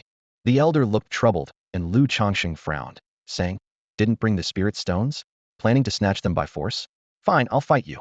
As he spoke, he prepared to make a move. The elder quickly explained, no, it's not that we didn't bring spirit stones, but we didn't bring enough. Traveling outside, we truly don't have that many. Young friend, you see. Oh, so you're here to haggle. Lu Changsheng saw through it and sneered. For a sect of your stature, not having even this much spirit stone, has Tianqing sect fallen? The elder was embarrassed, especially under the watchful eyes of the crowd. Young friend, don't misunderstand. It's not that we don't have them, just not on us. Seeing his good attitude, Lu Changsheng said, give me all you have, and if it's close, I'll return the person to you. The elder was delighted and quickly handed over the spirit stones. Although it was only 120,000, Lu Changsheng didn't want to tangle with him further. He really didn't have the time, and this 120,000 was a nice bonus. Afterward, Lu Changsheng pocketed the spirit stones, casually tossed the person out, and turned to disappear beyond the mountain range. The crowd watched, sighing in amazement, and began speculating about Lu Changsheng's origins. This young man was astonishing. At such a young age, he had reached the 5th level of the core formation stage. It was hard to imagine what kind of power could nurture such talent. Or perhaps he wasn't so young. What do you mean? An 18 or 19-year-old reaching the 5th level of core formation and mastering such an incredible swordsmanship is terrifying. So, perhaps he just looks young. Maybe he's an old monster in disguise. Makes sense. Discussions erupted all around. The name of the green-clad sword master was hotly debated, and he truly became famous after one battle. Meanwhile, outside the mountain range, everyone continued to watch. Many looked calm. As long as their disciples were unharmed, there wasn't much of a problem. Only Peng Jiu stood there, his smile never fading. In just one day, thanks to Lu Changsheng's influence, this incident caught everyone's attention. If Ing Feng could defeat Lu Changsheng, he would surely become famous. The appearance of this young man made things better than expected. Haha, Peng Jiu couldn't help but laugh out loud. Hearing this, the crowd immediately showed disdainful expressions. His smug demeanor was really annoying. Just then, a young man appeared from the mountains, panting as he hurried towards the crowd. Seeing Peng Jiu, he quickly stepped forward to salute. Senior of the Peng clan, is there news? Has the situation been resolved? No rush, take your time. Peng Jiu replied, his tone gentle, his eyes filled with undisguised pride. The young man hesitated for a moment before finally saying, Senior, Xiao Peng Wang was defeated. What? Peng Jiu's smile froze instantly, his voice trembling as he asked, defeated? By whom? The green-clad sword master, the young man answered. The crowd exchanged glances. Only Yuzun frowned slightly, subconsciously glancing at Mu Xiaoxing beside her, as she had heard about this person. Peng Jiu was shocked, and after regaining his composure, he asked again, who is the green-clad sword master? The young man replied, he's the one who previously boasted that Xiao Peng Wang should come to receive a lesson. Peng Jiu's face showed shock, while others couldn't help but twitch their lips. It seemed he hadn't even asked the person's name. But upon hearing this news, apart from Peng Jiu, most people smiled again. Outside the mountain range, there was a moment of silence. Many people glanced at Peng Jiu, quickly covering their mouths to stifle their laughter. Previously, Peng Jiu had been smug, but now he looked pale. Some of the surrounding forces, not inferior to the Peng clan, were mocking him. Congratulations, brother Peng Jiu, someone said, their tone teasing. What? Peng Jiu was taken aback. Your long-cherished wish has finally come true. Isn't that worth congratulating? The person chuckled. Yeah, the young Peng King has learned his lesson. He'll surely focus on cultivating now and will eventually make a name for himself far and wide, another chimed in. Ha ha ha, right. Who would have thought the young man would actually keep his word and pull it off? Everyone agreed. Brother Peng Jiu, you really ought to thank him properly. Peng Jiu's face turned grim, almost green. He thought to himself, should he really thank him? He opened his mouth but couldn't utter a word. What wish had been fulfilled? Was his wish for the young Peng King to gain fame? Well, he did gain fame, and it was Peng Jiu himself who inadvertently helped. He had paid someone to give the young Peng King a beating, and now the entire southern region might become a laughingstock. What a mess. After calming down, Peng Jiu asked, where is Ing Feng? He was suppressed, the messenger stuttered. What? Peng Jiu's face turned even greener. The onlookers were stunned, then burst into laughter. I only asked him to teach a lesson. How did he end up getting suppressed? Peng Jiu frowned, feeling uneasy. The messenger shook his head. He wasn't sure either, just mentioned that Peng clan should settle the account in 3 days. Why? Everyone exchanged puzzled glances. An elder tentatively suggested, could it be he's afraid the Peng clan won't pay the agreed spirit stones, so he suppressed the person? Probably. Whoever took this job must have been after those 500,000 spirit crystals, another agreed. But why in 3 days? This question lingered. However, as the messenger recounted the entire event, everyone's smiles froze. From the 3rd mountain range to the 5th, the young Peng King never gained the upper hand. Especially hearing about Lu Changsheng's cultivation at the 5th level of the core formation stage, and his astounding swordsmanship left everyone in awe. If he was truly that age, what an extraordinary genius he must be. Overpowering the young Peng King and repeatedly breaking the Sky Rock Dragon technique was unimaginable. Of course, he could also be some ageless old monster. Sigh. Peng Jiu sighed. He was out of options and could only wait. Meanwhile, Lu Changsheng had suppressed the young Peng King and stored him in a magical artifact. With his magic failing, his appearance returned to normal. Xiaohe was speechless. The young Peng King had been thoroughly defeated, and the Peng clan's encounter with Lu Changsheng was just bad luck. This time, they had really messed up. Xiaohe was pleased about it, considering the young Peng King was the younger brother of his archenemy. Lu Changsheng stood there, taking a deep look at the distance, his face devoid of any joy. Even though he had gathered items worth tens of thousands of spirit stones from the young Peng King, he wasn't satisfied. No, I can't swallow this anger, he thought. What? I must find that old bastard. This won't end until I've peeled his skin. Lu Changsheng said, donning a black robe and setting off again. He searched in secret, tirelessly, for 3 days until he finally received news. The person who had previously attacked him had entered the last mountain range. Xiaohe sighed, realizing that this guy really holds grudges. After receiving the news, Changsheng didn't rush to pursue, but instead headed straight for the third mountain range. The agreed time with the Peng clan had arrived, and he used his magical arts to transform into the appearance of Qingyi. Peng Jiu didn't delay either, finding him at the first opportunity. Upon seeing Changsheng, his eyelid twitched involuntarily, but he tried hard to remain calm. It was his own suggestion to teach the young Peng king a lesson. Although that wasn't his true intention, he had to endure it and couldn't show the slightest displeasure. After all, he was accompanied by representatives from various factions. If he lost control, the Peng clan would truly become a laughingstock. At least now, it could be said that they intentionally sought someone to discipline the young Peng king to save face. If he couldn't hold back, it would look like the Peng clan couldn't afford to lose. Finally, facing Changsheng, Peng Jiu forced a smile. "Young friend, where's our Yingfeng?" "Right here," Changsheng said, pulling Yingfeng out from a magical artifact. The once mighty golden-winged rock had been suppressed, reduced to a few inches in size, looking like a small golden chick from afar. Peng Jiu couldn't help but twitch at the sight, but he maintained his smile and said, "Yingfeng, are you all right?" "I'm fine." Despite being suppressed and having his powers sealed, the young Peng king could still speak. "That's good." Peng Jiu nodded. Changsheng then added, "Don't worry about my work. I just taught him a lesson without harming his core." "Very good," Peng Jiu replied, his smile unwavering, though inside he was gritting his teeth.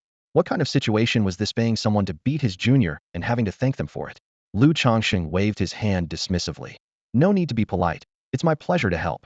Go ahead and lift his restriction." Peng Jiu let out a sigh of relief. Changsheng, without hesitation, said, "The payment hasn't been made yet." The onlookers were quite surprised. His words were too direct, without any courtesy. Despite the prior agreement help in exchange for payment, something about it felt off. Of course, Peng Jiu took a deep breath and pulled out a ring containing 500,000 spirit stones. As he handed over the ring, his hand visibly trembled, and those watching frowned. Such a large sum was no trivial matter, just looking at it made one's heart ache. Peng Jiu's heart bled, wishing he could slap himself for coming up with such a bad idea. With so many witnesses, he couldn't break the agreement, or the Peng clan's long-standing reputation would be ruined. Changsheng accepted the spirit stones, verified the amount, and released the young Peng king with a smile. Seeing this, everyone finally breathed a sigh of relief. However, Changsheng remained vigilant. As soon as the young Peng king was unsealed, he transformed into human form, his aura surging, eyes sharp like knives, fixed on Changsheng. The crowd watched intently, and Peng Jiu's heart skipped a beat. If he acted now, it could cause real trouble. But before he could intervene, the young Peng king spoke. "Qingyi, our matter isn't over." Hearing this, the crowd's eyes flickered. Changsheng also looked at him. The young Peng king continued, "You and I are destined to fight again, and next time, I will defeat you." Upon hearing this, Peng Jiu sighed in relief, while the spectators were somewhat disappointed. Changsheng chuckled. "We'll see about that. But if there's another situation like this, feel free to contact me. I'd be happy to help." Peng Jiu nearly choked on his own blood. The young Peng king frowned but still spoke. "How do I contact you? If it's for a fight, forget it. But if it's for this kind of thing, just send out a message, and I'll come." With that, Changsheng turned and disappeared into the mountains. Peng Jiu's eye twitched violently, dark lines appearing on his forehead. He was already thinking about the next time. The onlookers sighed. Yet, in Yingfeng's eyes, there was a newfound determination. Seeing this, Peng Jiu, despite his helplessness, felt a sense of relief. Although this time he had shot himself in the foot, it had also sparked Yingfeng's fighting spirit, which seemed to be a good thing. Soon, everyone began to leave. Meanwhile, Changsheng hurried towards the final mountain range. The matter with the previous person was still unresolved. With the matter of the Peng clan settled, everyone went their separate ways. They had expected some drama, but aside from Peng Jiu's expressive face, nothing unexpected happened. Instead, Changsheng's actions seemed to ignite the fighting spirit of the young Peng king. Being a rare prodigy of the Peng clan, if he puts in the effort, who knows what he could achieve in the future. The crowd sighed, realizing that the money spent was worth it after all. Some even considered whether they should invest in motivating the young talents within their own ranks, hoping to perhaps cultivate another young Peng king. Meanwhile, Changsheng entered the first mountain range, which was the core of the Luoyuan Mountains. Many people were gathered there, all seeking divine essence and various opportunities. Changsheng ignored them and focused on tracking the aura of the old turtle he had encountered earlier. In the center of the mountain range, he sensed that person's presence and was about to head there when an unexpected turn occurred. Besides the man, Qingyun was also present. Why was he here? Changsheng was puzzled. Although he had seen Zhou Qingyu, he hadn't expected him to be here. Given his style, leaving Zhou Qingyu here wasn't out of the question, as he had done it before. And now, they met here. Soon, Changsheng arrived at the scene, surrounded by towering peaks. Qingyun stood there, facing off against the man. They appeared calm, yet tension was palpable. Judging by the surroundings, they had likely already exchanged blows, which was surprising. Gu Qianjuan's combat prowess was well known in the area, yet the man had managed to hold his own against him for quite a while. At this moment, Gu Qianjun stared at the man with cold eyes. The man, however, smiled, with a golden glow swirling in his palm, exuding a divine aura filled with intense divinity. Chu Liushang, are you tired of living? How dare you steal my things? Gu Qianjun spoke coldly. The man replied, this is a place where a deity perished, not belonging to your Xinxiao sect. How is this yours? So this old turtle's name is Chu Liushang. Lu Changsheng remarked. Xiao He, surprised, said, master of the refining god palace, the butcher Chu Liushang. Huh?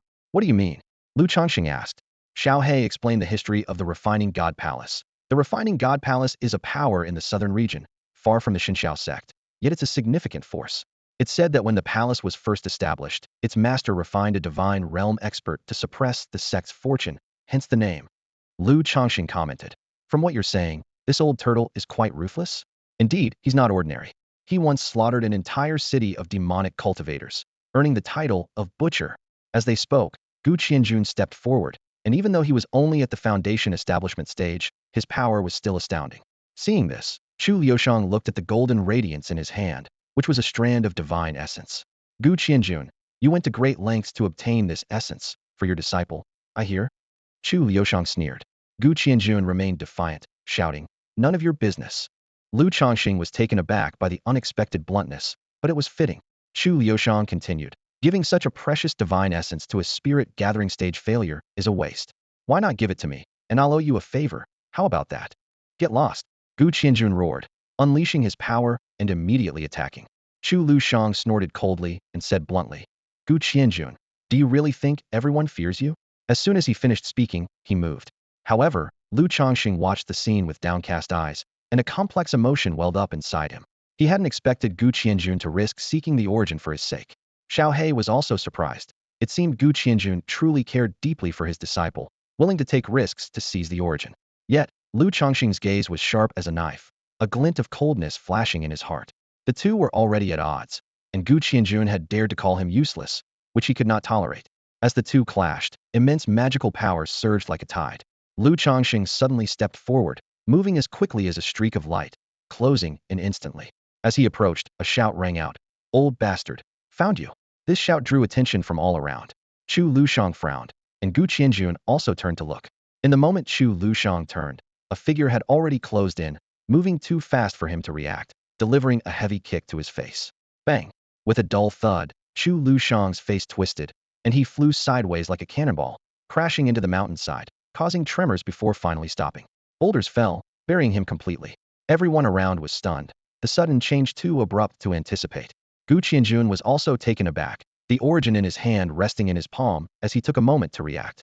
Chu Liushang roared, his voice shaking the surroundings, echoing throughout the mountains. Boom! Magical power fluctuated, rocks flew, his eyes widened with fury. Unexpectedly, before Chu Liushang could retaliate, another hand appeared on his face. The crisp sound of a slap echoed again, and Chu Liushang was sent flying by a smack, his body dragging along the ground, shattering boulders in his path. The sound reverberated, debris scattering, unrest continuing. This time, even Gu Qianjun was stunned. Chu Liushang regained his senses, his magical power surged, forcibly steadying himself. He suddenly stood up, seeing a figure approaching, raised his hand to block the attack, retreating swiftly, causing the ground to tremble lightly. Footprints were left on the ground, and everyone showed expressions of shock. At this moment, Chu Liushang finally saw clearly the person approaching it was Lu Changsheng, whom he had encountered before. His face bore a footprint and a palm print, trembling with rage, glaring fiercely at Lu Changsheng. You brat, how dare you? Chu Liushang roared. Dare your grandpa, old bastard, shut up. Lu Changsheng showed no mercy, charging forward again, magical power surging, fists and palms flying, occasionally kicking. Spiritual light intertwined, shaking the mountains. As soon as Lu Changsheng started, he launched a fierce attack on Chu Liushang, leaving others wide-eyed, completely unprepared for his direct and merciless actions. Gu Qianjun watched the scene, unsure how to react for a long while. Xiao He hadn't anticipated this sudden outburst either, understanding that Lu Changsheng wouldn't let it go and would surely take action, but he didn't expect him to be so direct, giving no chance for others to react. Finally, Xiao He quieted down, softly saying, young people really have such a temper. From the moment the events began, The entire mountain range was engulfed in a deathly silence, broken only by resounding thuds echoing through the air. Qingyun paused his actions, gazing into the distance, and couldn't help but exclaim, how deep must this grudge be for him to strike with such ferocity? Before him, Changsheng unleashed his power, a torrent of immense energy surging like waves. With each punch he landed, his power exploded outward. His fighting style, direct and brutal, amazed even Qingyun, a revered warrior. It lacked the elegance typical of a cultivator, resembling more the brawl of a street thug, hitting whoever came within reach. Young man, do you need my help? Qingyun offered. Although they were strangers, the enemy of one's enemy is a friend, and he was thoroughly entertained, eager to try this style himself. Changsheng waved a large hand. Just keep an eye on him for me. Make sure he doesn't escape. Qingyun nodded, immediately leaping into the sky to observe the battle from above, gaining a clearer and broader perspective. At that moment, Changsheng mercilessly slapped Chu Liushang across the face again. Though blocked by an arm, the slap still resounded sharply. Scoundrel, what are you trying to do? Chu Liushang shouted in anger. Changsheng replied coldly. Today, I either beat you to death or you beat me. The crowd fell silent at his bold declaration, yet it seemed that the one more likely to be beaten to death was Chu Liushang. Initially caught off guard, Chu Liushang soon found himself unable to defend against the relentless assault. His opponent moved with incredible speed, landing hundreds of blows in mere moments. Each strike was deadly, and without his formidable cultivation and profound power, he would have perished already. Despite his resilience, the pain was unbearable. His adversary was like a ferocious beast, wielding power even more terrifying than his own. Especially that body, as if made of steel and iron, impervious to harm. At this rate, no matter how deep his cultivation, he would eventually be beaten to death. All because he attempted to stand up for Xiao Peng Wang against Changsheng, only to fail and endure a relentless beating. Madman, Chu Liushang gritted his teeth, cursing. Changsheng responded with another punch, coldly saying, shut up, you old turtle, dare to call yourself a butcher? I'll butcher you today. Chu Liushang, seething with rage, retorted, You what, prepare to die? Boom. Before the words had fully left his mouth, the two clashed high in the sky. Changsheng's arms swung, gathering immense power that instantly sent Chu Liushang crashing to the ground. Majestic mountains shattered, boulders tumbled, dust clouds rose, leaving only the deafening roar of destruction. You've gone too far. Chu Liushang roared, his power surging, transforming into a wave of destruction sweeping across the void, sparking countless lights. Expecting a fierce battle, he was unable to make any impact. Changsheng stepped forward, shattering the lights and dispersing the power. Nothing could stop him. In just moments, he was once again before Chu Liushang. Boom. With a single punch, he shattered Chu Liushang's defenses, sending him plummeting like a severed kite, crashing into the ground once more. By now, several mountains had collapsed, the earth riddled with craters, yet Chu Liushang remained alive, astonishing everyone. Changsheng continued to gaze intently below. Old Wang Ba, you really can take a beating. A voice rang out, causing Chu Liushang's body to tremble slightly. In front of everyone, he was pinned to the ground by a young man, his anger reaching its peak. He was also shocked by the young man's strength, unable to even counterattack. Qingyun was equally amazed, witnessing the young man's unmatched talent in their realm. Despite being a significant figure, the master of the spirit refining palace was no match. How dare you attack me so recklessly? Chu Liushang tried to threaten. Changsheng coldly responded. What consequences are there if I kill you? Think carefully, this is not my true body. Even if you destroy this avatar, what can you do? Persisting in opposing me will bring calamity upon yourself and everyone behind you. Not your true body. Changsheng frowned. Seeing this, Qingyun quickly reminded, young man, don't be fooled by him. Although it's just an avatar, killing it will severely injure his true form, drastically reducing his power and costing him greatly. Oh, Changsheng's eyes lit up. Chu Liushang's expression darkened, sneering. Qingyun, do you really want to oppose me? You attacked first, and now you say this? Besides, a coward who doesn't dare to enter with his true body is not worthy of speaking to me. Chu Liushang's face grew more and more unpleasant. At that moment, Changsheng had already closed in, attacking with the force of a collapsing sky. A cauldron smashed into Chu Liushang's leg with immense power, accompanied by a fierce assault. Chu Liushang screamed in pain, his mouth stuffed with a stone, and he was sent flying, his face rapidly swelling. Changsheng was also troubled, as his opponent was a formidable cultivator. Even though Chu Liushang couldn't use his full power, he could still muster some protective strength. Breaking through his defenses was possible, but too slow. You will pay for your actions today. Just as Changsheng was pondering, Chu Liushang's body erupted with spiritual light, a murderous aura surging like a tidal wave, shaking the mountains and earth, as if stirring the heavens. Boom! Lu Changsheng's fist landed, shattering everything, sending sand and stones flying, bewildering all eyes. At that moment, Chu Liushang leaped up, avoiding Gu Qianjun, and headed straight for the mountains outside. Once free, his power would return, and neither Lu Changsheng nor Gu Qianjun could stop him.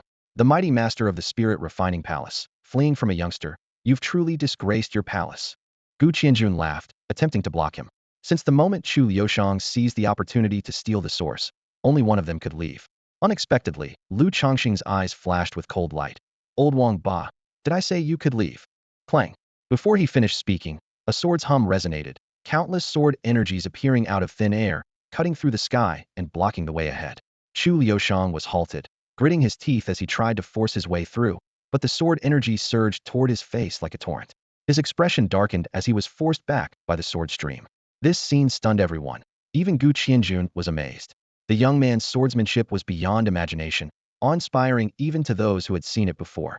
More surprisingly, as Chu Liushang retreated, Lu Changsheng had somehow appeared behind him. Chu Liushang was startled, trying to react, but was kicked forward, allowing the sword stream to crash against his chest, erupting in a blaze of sword light. At that moment, everyone was stunned, as if they had witnessed an indiscriminate crushing, more intense than when they had previously overwhelmed Xiao Pengwang. The sword aura washed over Chu Liushang, his clothes torn and his hair disheveled, as if he were trapped. Angry roars echoed all around, chilling everyone to the bone. This was a formidable cultivator of the transforming void realm, now being mercilessly beaten without the chance to retaliate. Everyone was shocked, with someone exclaiming, "Who is this mysterious figure in green? He defeated the young Peng King, and now the master of the refining spirit palace. He's incredibly powerful. Even the leader of a great sect can't defend against him. If he continues to grow stronger, who could possibly stop him? This young man is truly extraordinary." Gu Qianjun pondered, sensing that the person before him was young, with limitless potential. Based on his character, if someone attacked him once, he would retaliate until the bitter end. Once he fully mastered his skills, overthrowing the refining spirit palace seemed inevitable. Gu Qianjun admired his boldness, laughing heartily, happier than if he had done the beating himself. However, he also wondered if this was the same person who had attacked him before, given their equally ruthless nature. Xiao He also marveled at the mysterious figure's audacity, seemingly unwilling to stop until Chu Liushang was defeated. As the sword aura dissipated, Chu Liushang hung in the air, trembling. "Qingyi," he stammered. "What I? Shut up, cover your head, and take your beating." Lu Changsheng's voice rang out as he grabbed Chu Liushang's hair, yanking him from the air and slamming him into the ground, dragging him across it without mercy. You what? If I were you, I'd turn and fight instead of shouting like a fool. Do you think you look cool yelling like that? Pathetic. With that, Lu Changsheng landed 2 more punches on his face. Chu Liushang tried to resist, but a heavy foot pinned his arm down. Roaring incessantly, Lu Changsheng used all his might, leaving everyone watching in shock at his ferocity, comparable to a wild beast. "You can't kill me, and you'll pay the price." Chu Liushang sneered. Lu Changsheng slapped him, retorting, "I haven't killed you yet, so how do you know I can't? I'll exhaust your power today if it takes all day." Suddenly, a torrent of sword energy surged forth, surrounding and protecting the area. Xiao He remarked, "At this rate, it's hard to kill him by just beating him." "Then what should I do?" Lu Changsheng asked. "If you truly want to kill him, use your sword intent to penetrate his body and sever his life force and soul." Sword intent? Lu Changsheng paused, then pressed Chu Liushang down, channeling his sword intent into him, tearing through flesh and invading his body. Chu Liushang laughed coldly. "You think your sword intent can kill me?" He glared at Lu Changsheng, confident in his strength as a transforming void cultivator. Just as he thought this, his eyes suddenly widened in shock, fear replacing his previous defiance.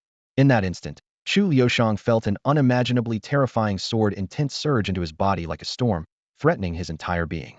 Despite his deep cultivation, it was futile as the sword intent gradually pierced through his defenses, extinguishing his vitality. His soul trembled with excruciating pain, both internal and external, unbearable and piercing to the core. Ultimately, this place suppressed his cultivation. What shocked him even more was the sword intent invading his body. He looked at Lu Changsheng in disbelief, understanding that this was beyond the realm of mere sword clarity. "Your sword intent," he began, but Lu Changsheng interrupted coldly. "Shut up." In that moment, Chu Liushang's body shuddered, fear overwhelming him. His vitality was nearly obliterated, and his soul collapsed, unable to heal despite his profound cultivation. "Qingyi, you killed my avatar. I will never let you go," he roared. "Still daring to act tough?" Lu Changsheng frowned. Chu Liushang retorted coldly. "I will find you at any cost, and kill everything of yours. Old turtle, you're much easier to find than me. Lu Changsheng retorted. What do you mean? You dare to attack the temple of refinement to kill me? Chu Liushang was furious. I can't beat you for now, but you have disciples, don't you? They might walk at night, right? Tell them to be careful, or they might accidentally fall to their death. Lu Changsheng's threat caused Chu Liushang's eyes to tremble, shocked that he was being threatened instead. Boom. As the rumble echoed once more, Lu Changsheng looked at him and said coldly, leave, don't think about it. I'll send you off first, and once I've mastered my cultivation, I'll send your true form off too. For a reunion. Under the watchful eyes of all, Chu Liushang was obliterated, his vitality severed, his soul shattered, unable to send any message back. As Gu Qianjun had said, with the death of the avatar, his true form would suffer a severe blow, paying a heavy price. Alas, Xiao He sighed. Originally, Chu Liushang could have left unscathed, and with some luck, he might have seized the source and escaped. Yet, to please the golden-winged Rock clan and stand up for the young Rock King, he provoked Lu Changsheng, a calamity, and lost an avatar. More importantly, the young Rock King didn't even appreciate it, leaving him with no gain. While Xiao He was lamenting, Lu Changsheng suddenly stood up and kicked Chu Liushang hard, then set him ablaze. What are you doing? Not satisfied even after he's dead? Xiao He asked, puzzled. Lu Changsheng sneered. Poor fool, and he calls himself the temple master, only carrying 70,000 spirit stones. I'm embarrassed for him.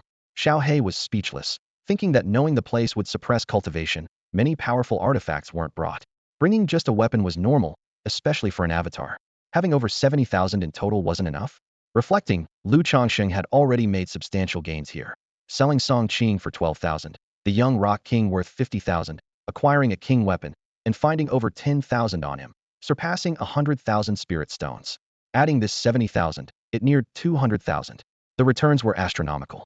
Calculating this, Lu Changsheng's wealth was approaching 700,000 spirit stones in such a short time. Although, almost certainly, they weren't obtained by righteous means, it was unimaginable. After all this, Lu Changsheng looked around again, seeing the crowd speechless and in awe. He was undoubtedly a formidable person no one wanted to provoke. Even Chu Liushang's fellow disciples dared not utter a word. After all, with their master reduced to dust, they would only be cannon fodder by stepping in, better not to seek death.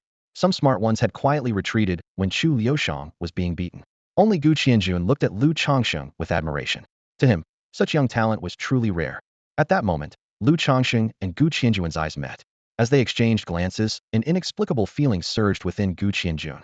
Lu Changsheng was the first to break the silence, asking, why does the War Master look at me this way?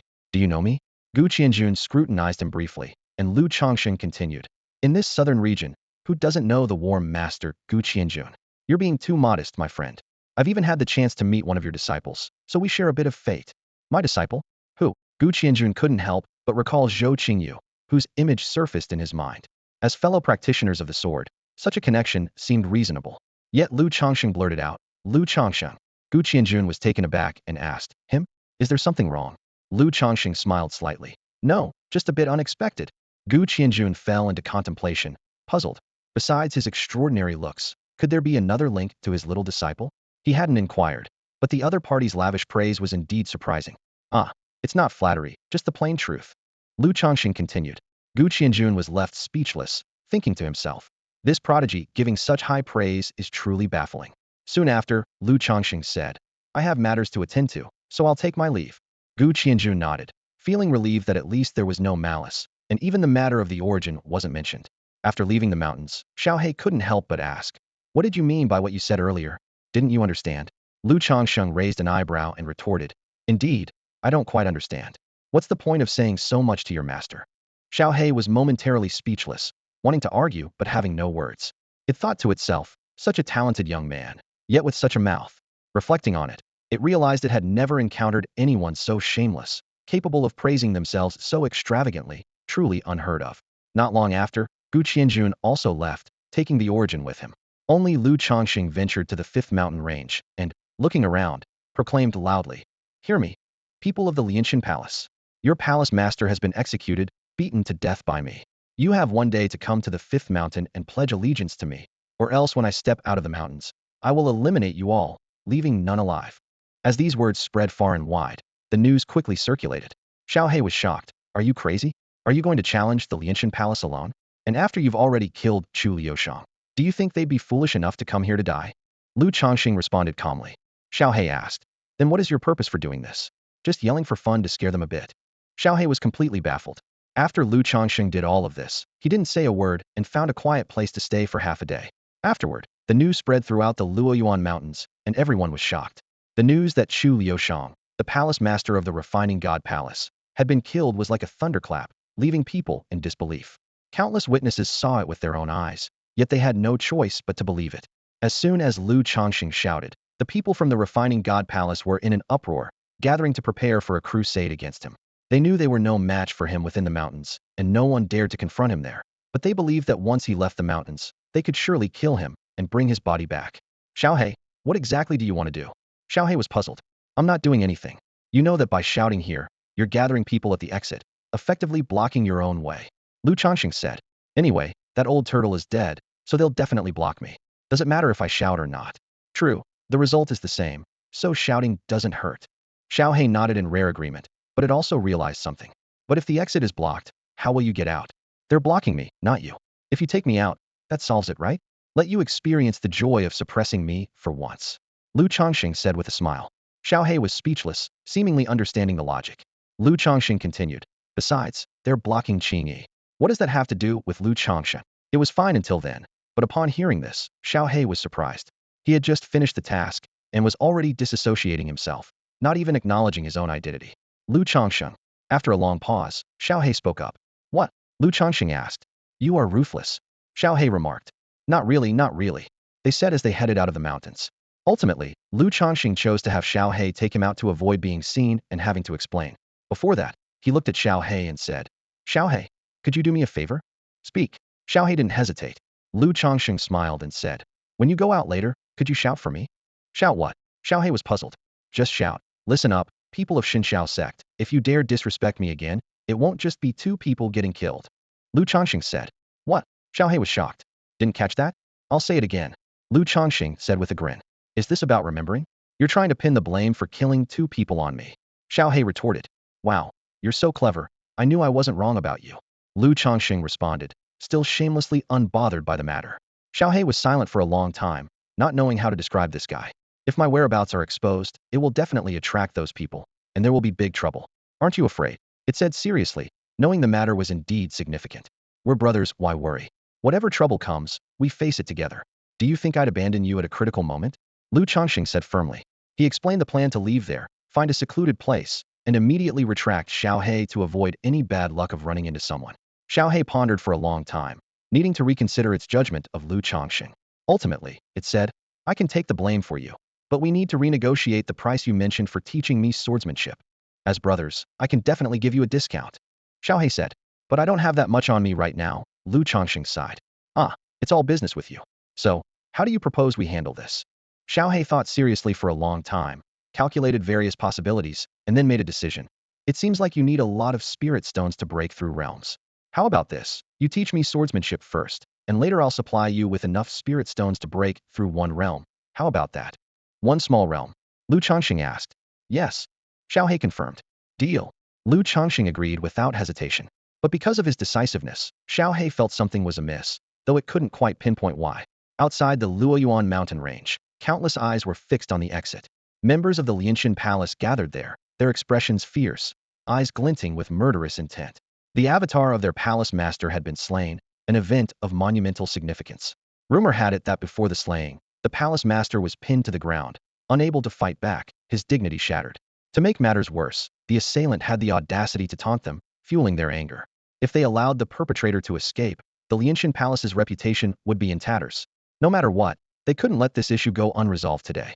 However, despite waiting for a long time, there was no sign of anyone. The spiritual glow of the mountains began to retract, signaling the imminent disappearance of the secret realm. As the crowd anxiously watched the mountains, a massive bird suddenly appeared, its wings casting a shadow over the land as it swiftly approached the exit. The crowd was in an uproar as the bird's dark green feathers shimmered coldly, seemingly capable of devouring all light. It exuded a fierce aura that lingered ominously. A fierce bird? It's the devouring sky sparrow. Upon hearing its name, everyone became tense. Even the golden-winged rock clan frowned. This species was feared, and whispers of speculation filled the air. When did it arrive, and why had it not been seen before? The Lianshan palace members blocking the exit quickly stepped aside, unwilling to provoke it. However, After flying out of the exit, the devouring sky sparrow did not leave immediately. It landed on a solitary peak, its green eyes scanning the surroundings coldly. Is anyone from the Xinxiao sect here? It asked, leaving everyone stunned. Though the reason was unclear, its demeanor was menacing, indicating it was not there with good intentions. Friend, the Xinxiao sect members have already left. What is your purpose? An elder inquired. Xiao He ignored him and declared, tell the Xinxiao sect that if their disciples dare to disrespect me again, it won't just be about killing two nascent souls. The crowd exchanged puzzled looks. After speaking, Xiao He spread its wings and disappeared into the sky, cautious not to linger and risk being targeted. Whether or not Xinxiao sect members were present, the message would inevitably reach them. The task was accomplished. Xiao He flew hundreds of miles, arriving at an uninhabited mountain range, and descended into the void. Lu Changsheng appeared and stored it back into the vessel. Xiao He was at ease, confident that with Lu Changsheng's unconventional methods, no one could track him down. That scroll was enough to suppress and cover all traces. After completing these tasks, Xiao He said, the job is done. Zhao Gongming will only think they provoked me, so they were killed. You've cleared your name and can rest easy. Thank you for your help. Lu Changsheng responded. Don't give me useless thanks. You swore on your Dao heart that you'd give me a realm's worth of spirit stones for taking the blame, and teach me the way of the sword until my sword heart is enlightened. Xiao He urged. I know. Am I the kind of person who doesn't keep their word? Lu Changsheng didn't evade. Xiao He couldn't help but ask. Why did you agree so readily? Isn't being straightforward good? Besides, I'm not one to dawdle. But with you being like this, I feel something's off, like it's all going according to your plan. Xiao He continued. You're overthinking it. Nothing of the sort. Lu Changsheng waved his hand, and then set off towards the Xinxiao sect. It's been several days since he left, and Lu Changsheng figured that Gu Qianjun must have returned to the sect by now. Despite the previous lack of guidance, Lu Changsheng had come to accept him as his master after recent events. As he approached the entrance of the Xinxiao sect, he walked in leisurely. This trip not only allowed him to break through to the second level of the nascent soul stage, but also brought him considerable gains. If it weren't for Chu Liushang, who disrupted his mood a bit, he would have been quite pleased. As he passed by Zhao Gongming's dojo from a distance, he couldn't help but glance at it again. He decided he wouldn't let the incident of being hunted slide and resolved to use this dragon vein as compensation. While contemplating his next steps, he arrived outside Gu Qianjuan's dojo. The moment he stepped in, an odd feeling washed over him. But before he could dwell on it, a melodious voice rang out. Senior Brother Changsheng. Startled, Lu Changsheng looked up to see a young girl running towards him, her long green dress fluttering in the breeze, her face beaming with a smile. It was Luo Xianling, whom he hadn't seen in about half a year. She had grown even more graceful, exuding a certain liveliness. Xianling, Lu Changsheng exclaimed in surprise. Although he knew she was at the Xinxiao sect, he had heard she had gone into seclusion and wouldn't be out for a few years. Yet here she was, coming to greet him. Luo Xianling looked at him shyly and said softly, Senior Brother Changsheng, it's wonderful that you're here at Xinxiao sect. Now I can see you often. Her eyes were brimming with tears. Weren't you supposed to be in seclusion for a long time? Lu Changsheng asked. You knew. Luo Xianling's lips curled into a smile, pleased that Lu Changsheng was attentive to her. After exchanging glances, she continued, I finished my tasks ahead of schedule, and my master let me out to relax. She began recounting the details. Lu Changsheng chuckled, thinking she still seemed so youthful. However, he was surprised to notice that Luo Xianling's cultivation had advanced significantly. She had reached the third level of the core formation stage, her aura steady and her foundation firm, showing her master's dedication to her growth. Just then, Gu Qianjun appeared from within the dojo and frowned. Changsheng, where have you been? Why weren't you at the sect? I just went out for a bit, Lu Changsheng replied. Reckless, don't leave so carelessly again. What if something happens? Gu Qianjun lightly reprimanded. Lu Changsheng nodded. Yes, master. At his words, Gu Qianjun was momentarily stunned, caught off guard by the unexpected address, as Lu Changsheng had been reluctant to call him that before. A smile appeared on Gu Qianjun's face, a hint of excitement in his eyes, though he feigned anger. If it happens again, you'll be punished. Lu Changsheng smiled, having come to appreciate Gu Qianjun after recent events. Luo Xianling, however, protested. Senior Brother Gu, Senior Brother Changsheng just went out for a stroll. Isn't that a bit much? Hearing this, both master and disciple felt an odd sense of awkwardness, exchanging glances that only heightened the discomfort. Senior Brother Gu, Senior Brother Changsheng. The proper master-disciple relationship had somehow turned into a brotherly one. Xianling, maybe you shouldn't call me Senior Brother anymore, Lu Changsheng suggested. Luo Xianling furrowed her brows. Then what should I call you? Just use my name, he proposed. That's not right. Luo Xianling shook her head. Gu Qianjun raised an eyebrow. He hadn't thought much of it initially, but seeing Lu Changsheng's expression, he felt like he was at a disadvantage, as if their roles were confused. Come with me. I have something to discuss with you, Qingyun said, turning to head back into the dojo. In the Shenshao sect, Changsheng returned to Qingyun's dojo. Everything seemed normal, as if nothing was amiss. However, Zhao Gongming's expression turned grim upon seeing Changsheng unharmed. He had sent 2 nascent soul stage cultivators to kill him, believing it to be a foolproof plan. Yet, Changsheng returned unscathed and even appeared to be in excellent condition. The 2 cultivators were dead, with no clear indication of where they perished. It was reported that they had provoked a sky-swallowing sparrow and were killed, with a stern warning issued. The Divine Lord had heard of this, and, knowing it involved the Lingzuan's people, had warned Zhao Gongming not to provoke the sky-swallowing sparrow again. With no evidence to the contrary, Zhao Gongming could only accept the situation, as the rumors matched the facts. He thought to himself that those 2 failures not only failed to kill Changsheng, but also managed to provoke the sky-swallowing sparrow. However, he wondered if there was any connection between the sky-swallowing sparrow and Changsheng. But soon, he dismissed the idea as absurd. How could a small cultivator from a barren land have the means to enlist the help of such a powerful creature? Ultimately, he concluded that Ma Ju and the others got what they deserved. As night fell, Changsheng sat atop a mountain, gazing at the Lingzuan's dojo, holding a thumb-sized pill between his fingers. The pill was rich with divine essence, yet Changsheng's face was filled with worry. This pill was made from the divine source brought back by Qingyun. Previously, Changsheng had stormed the Moon Lord's dojo, tearing through formations to capture a wind spirit beast, extracting its essence for the pill. 3 pills were made in total, distributed among 3 disciples. The pills were extraordinary, capable of improving a cultivator's innate constitution. Changsheng's pill was especially potent. Qingyun had spared no expense for him, even managing to create a condensing god pill. Xiaohe marveled at how rare and miraculous this item was. Changsheng understood its immense value, a priceless treasure that couldn't be bought even with 1,000,000 spirit stones. Ah, he sighed softly. Xiaohe asked, "What are you sighing about?" Changsheng replied, "I'm considering what to do with this pill." Xiaohe was puzzled. What to do? Of course, you should take it.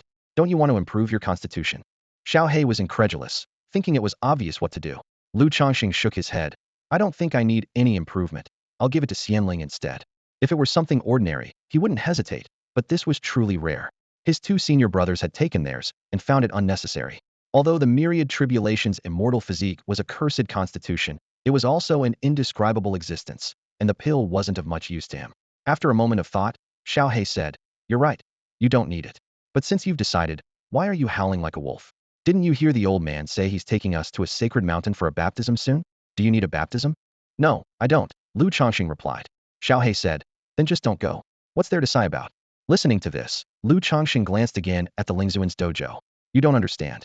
I saw the map, and near that sacred mountain is Tianyuan City, the largest city within thousands of miles. There, I can sell artifacts for spirit stones." Changsheng explained. Xiaohe said, "Isn't that perfect? You're getting what you wanted, so why are you sighing?" He felt secretly pleased. Even the old guy Lingzun is leaving, which is a rare opportunity. If I can take away my dragon vein now, the scattered dragon energy is serious, and delaying even a day would be a huge loss. Hearing this, Xiaohe roughly understood his intention. He wanted to sell magical artifacts for spirit stones and also seize someone else's dragon vein, but he couldn't manage both. Once he went there, he might have time to sneak away to sell artifacts but not to return in time, as Qingyun would keep an eye on him, not letting him stray too far for fear of trouble. After a moment of thought, Xiaohe suddenly realized, "Wait, how did the dragon vein become yours?" he asked disdainfully. "It's just a matter of time. Don't worry about such details," Changsheng said eagerly. Xiaohe took a deep breath, seeing his worried expression, and said, "Actually, there is a way to solve this, but it will cost some money." "How much?" Changsheng asked quickly. Xiaohe, surprised, said, "Shouldn't you ask what the method is first? You're more concerned about the money than the method." "That's so you, Changsheng." "Oh, so what's the method?" Changsheng continued to ask. Xiaohe said helplessly, "There's a type of talisman called Zhiqi Wanli. It locks onto coordinates and can instantly transport you across thousands of miles. The distance from here to Tianyuan City is 40,000 miles. If you buy 8, you can make a round trip instantly." "How much per talisman?" Changsheng asked, focusing on the most crucial question. "About 10,000 spirit stones each." "What? 10,000 for one? Or 10,000 for 8? Changsheng exclaimed in shock. 10,000 for one. A round trip costs 80,000. It's like robbery." Xiaohe calmly replied. Changsheng exploded on the spot. "Almost 1,000,000 spirit stones. How could I possibly afford that?" Xiaohe replied, "Think about it. If you buy this talisman, even if you steal the dragon vein, you'll have an alibi." "But that's 80,000. Changsheng felt a pang of heartache just hearing it. How could he bear to spend that much? He had considered waiting until everyone left, finishing his business, and then going, but that would increase the risk and arouse suspicion. Moreover, Qingyun valued this baptism greatly and wouldn't allow him to come later or feel comfortable with him traveling 40,000 miles alone. After thinking it over, Xiaohei's suggestion seemed the only option. Young man, you need to broaden your horizons and not be tied down by small gains. A dragon vein is worth far more than 80,000 spirit stones. You'll definitely profit. Xiaohei advised. Lu Changsheng nodded, indeed understanding the logic, although it sounded odd coming from Xiaohei. Xiaohei, you're acting strange again. What else can I do? I'm under your roof, so I must lower my head. I still need you to teach me swordsmanship, so I have to be humble. Xiaohei said calmly. Over time, it had come to understand many things. Lu Changsheng's twisted logic wasn't entirely without merit. Regardless of the process, achieving the desired result was what mattered, regardless of principles or ethics. If it truly reached the state of perfect swordsmanship, besides Lu Changsheng, how many in the younger generation could compare to it? Lu Changsheng nodded with satisfaction. You're becoming more insightful, though I feel there's another reason. It might be because the Luo Yuan mountain range has been revealed, and I sense that those pursuing me have arrived nearby, so I'll need your protection for quite some time. TSK, TSK, TSK. Lu Changsheng clicked his tongue repeatedly. You're becoming more genuine, like me. Xiaohei was speechless. In the following days, Luo Xianling came daily, and during the remaining time, Lu Changsheng continued to teach Xiaohei swordsmanship. After all, Xiaohei's offer was too tempting, a whole realm's worth of spirit stones. More importantly, Xiaohei currently had no spirit stones, and the further Lu Changsheng progressed, the more spiritual energy he needed. The longer this deal lasted, the more advantageous it became. Just thinking about it made it somewhat exciting. At the War God Dojo, Lu Changsheng sat quietly on the spirit mountain, unmoving for a long time. Even when Luo Xianling arrived, she chose not to disturb him, simply accompanying him in silence and focusing on her own cultivation. Nearby, Xiaohei was contemplating swordsmanship. Whenever he encountered confusion, Lu Changsheng would pause his own practice to provide guidance. Apart from these moments, he dedicated almost all his time to studying and practicing the ancient Solar Sutra. It had been nearly a year without progress in his swordsmanship, as he was stuck in a bottleneck. Deciding not to overthink it, he focused on his cultivation, waiting patiently for a breakthrough, knowing it would come in due course. Lu Changsheng began teaching swordsmanship, and Xiaohei grew increasingly respectful of him. Xiaohei's understanding of the sword was unexpectedly more profound than that of the old masters. Under Lu Changsheng's guidance, the previously stagnant and obscure path of swordsmanship suddenly became clear, and within a few days, Xiaohei reached the 5th level of sword mastery. During this period, the Shunxiao sect remained unusually calm. Lu Changsheng gave the concentration pill to Luo Xianling, instructing her to keep it a secret. He pretended to take the pill himself. To meet Gu Qianyuan's expectations, he elevated his cultivation to the condensed essence stage, even reaching the 2nd level. This progress pleased everyone, and Gu Qianyuan nodded in approval, acknowledging that the effort had paid off. Meanwhile, Lu Changsheng noticed something intriguing. Zhou Qingyu returned from outside, accompanied by Mu Xiaoxing. Seeing them together surprised Lu Changsheng. Mu Xiaoxing also noticed him, her brows furrowing slightly. Zhou Qingyu asked, "What's wrong?" Mu Xiaoxing pointed to the spirit mountain and said, "Is he your junior brother, Lu Changsheng?" Zhou Qingyu nodded, and Mu Xiaoxing remarked, "I don't know why, but seeing him gives me a strange feeling." Zhou Qingyu was puzzled. Why? Mu Xiaoxing pondered for a moment before shaking her head. "I don't know either. Perhaps it's because of our master's praise for him." Zhou Qingyu was surprised. "Yuezuan praised my junior brother?" Mu Xiaoxing continued. "Yes, our master met him once and was very impressed, even considering taking him as a disciple." Zhou Qingyu was astonished. "Yuezuan holds my junior brother in such high regard? Does he have something special?" Mu Xiaoxing teased. "He's especially good-looking." Zhou Qingyu was taken aback, and Mu Xiaoxing added, "Our master has 2 criteria for accepting disciples: talent and looks. Both are required, but if someone looks as good as him, talent isn't even necessary." Zhou Qingyu fell silent. Lu Changsheng was momentarily distracted. Xiaohei remarked, "Wow, so Yuezuan likes pretty boys like you. It seems you could get by on looks alone." Lu Changsheng sighed. "It's not my fault for being good-looking." Xiaohei was speechless, intending to tease him further, but Lu Changsheng's shamelessness left him at a loss for words. Meanwhile, Luo Xianling glared at Mu Xiaoxing, muttering to herself, "Could it be that Yuezuan has an interest in Brother Changsheng? How annoying, that old woman." As the two left, Lu Changsheng paid it no mind, but he noticed Zhou Qingyu's progress in swordsmanship, potentially reaching the 8th level soon. Judging by their demeanor, he might even have to call her sister-in-law one day. Time flew by, and half a month later, Gu Qianjun arrived and said, "Changsheng, get ready to set off the day after tomorrow." Lu Changsheng replied, "Okay." Gu Qianjun took this divine mountain baptism very seriously, seeing it as an opportunity for his disciples to transform. Even if it didn't work out, it would still greatly benefit their bodies. However, Lu Changsheng wasn't interested in the baptism. He thought to himself, what was the point of taking the condensed spirit pill and then undergoing the baptism? Was it going to make a flower bloom? His interests lay in Tianyuan City, selling magical artifacts, exchanging spirit stones, having fun, and breaking through to the third level of nascent soul.